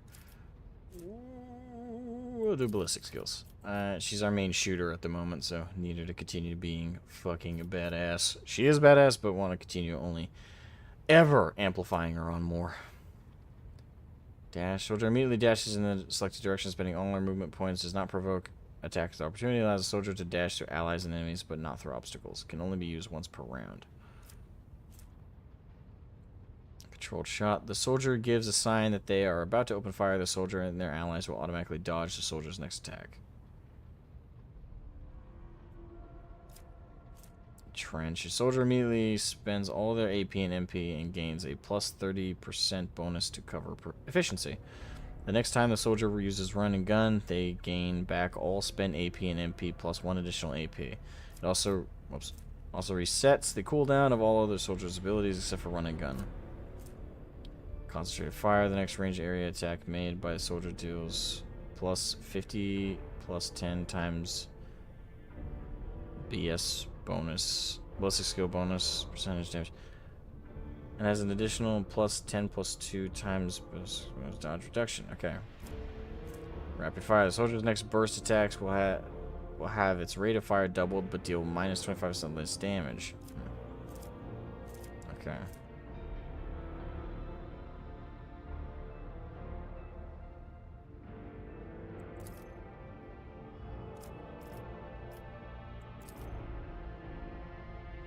That'd be pretty good to avoid friendly fire.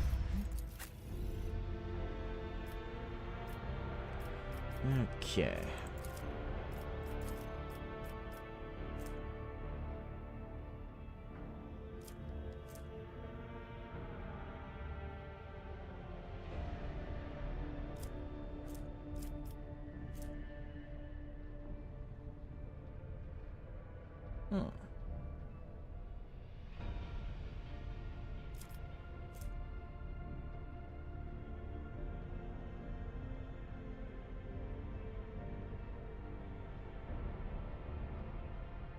Instant exposure exposed weakness costs 0 AP. That could be good.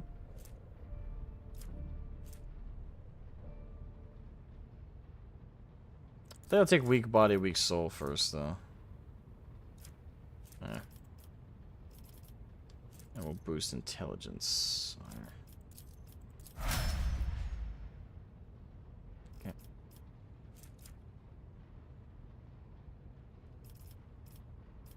And finally, get to our other warrior friend. It's one enemy. I got that, so I'll get him Reckless Strike. Target 55 with that. Athletics, coercion, demolition, Medicaid.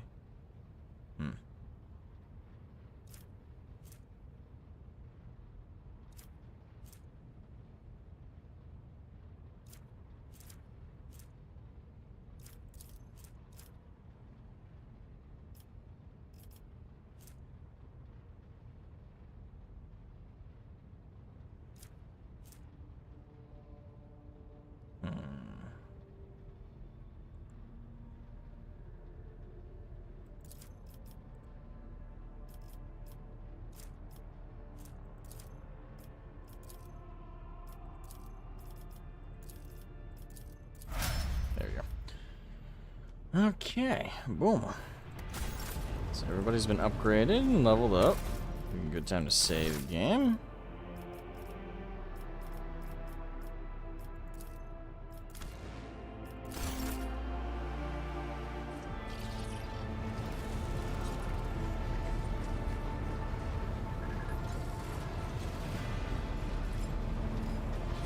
Alright. Yeah, I think that's a good place to stop her. So, 8 hours in, first 8 hours, pretty fucking solid. This is immediately just in the first 8 hours. This is top 4 40K games, I'd say. It's not better than Dawn of War, the original Dawn of War game or its expansions, and it's not better than Space Marine. Well, at least not yet. Granted, we're only 8 hours in. I'd say it's on par with both of those. Because I'm a huge lore and story nut, I would personally consider this better than Bolt Gun. I don't think it... Obviously, like, they're very different games, and they serve as very different moods and attitudes. But, you know, overall, which would I play over the other? This one, so far, I'd put a little bit above Bolt Action. Because Bolt Action is what I'd play if I'm in the mood for, like, a really tough boomer shooter time and just want to shoot stuff up and not really think about it too much. This is what I'd play if I really was in the mood for 40K. Like, it's got damn good atmosphere. The music is on fucking point. The writing and voice acting are pretty... They're pretty mint. They're really well done so far. I'm exceedingly impressed with what is on display here. And I can't undersell that enough. Or sorry, I can't oversell... I can't overstate that enough. Like, it's... A substantial point for me is, like, that atmosphere. Like... really nailing that feeling of 40K. And they're really doing that really well. Like, I love it so far. It's also lore accurate. it's pretty damn lore accurate so far. Like the authority a rogue trader can have, the impression they gave about the Inquisitor that they're looking for, and the authority they have even above them.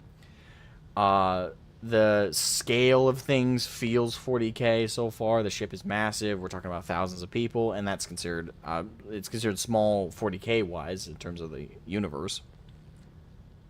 Yeah, like I'm just thinking about it, like this is really, really, really well done. You could tell that Owlcat put in the legwork to research what they were making, and we're looking into the lore. Like there was some careful legwork done here, and that's how I feel in only 8 hours. Like in 8 hours, I have not come across a flaw I would consider bringing everything down. Even the camera thing, as much as I mentioned that earlier. I've kind of grown used to it. Like, I'm already past that small irritation. I do feel the camera angle and the way you operate the camera could be slightly better, but it's a very minor gripe. I haven't noticed any kind of visual bugs, and the only other, like, negative I'll notice is for dumb people like me, like, with, like, the mission objectives, it's kind of hard to tell in the mission menu, like, which menu you're on. Like, you open it, it doesn't automatically take you to the mission you're on. It just kind of brings you to the list.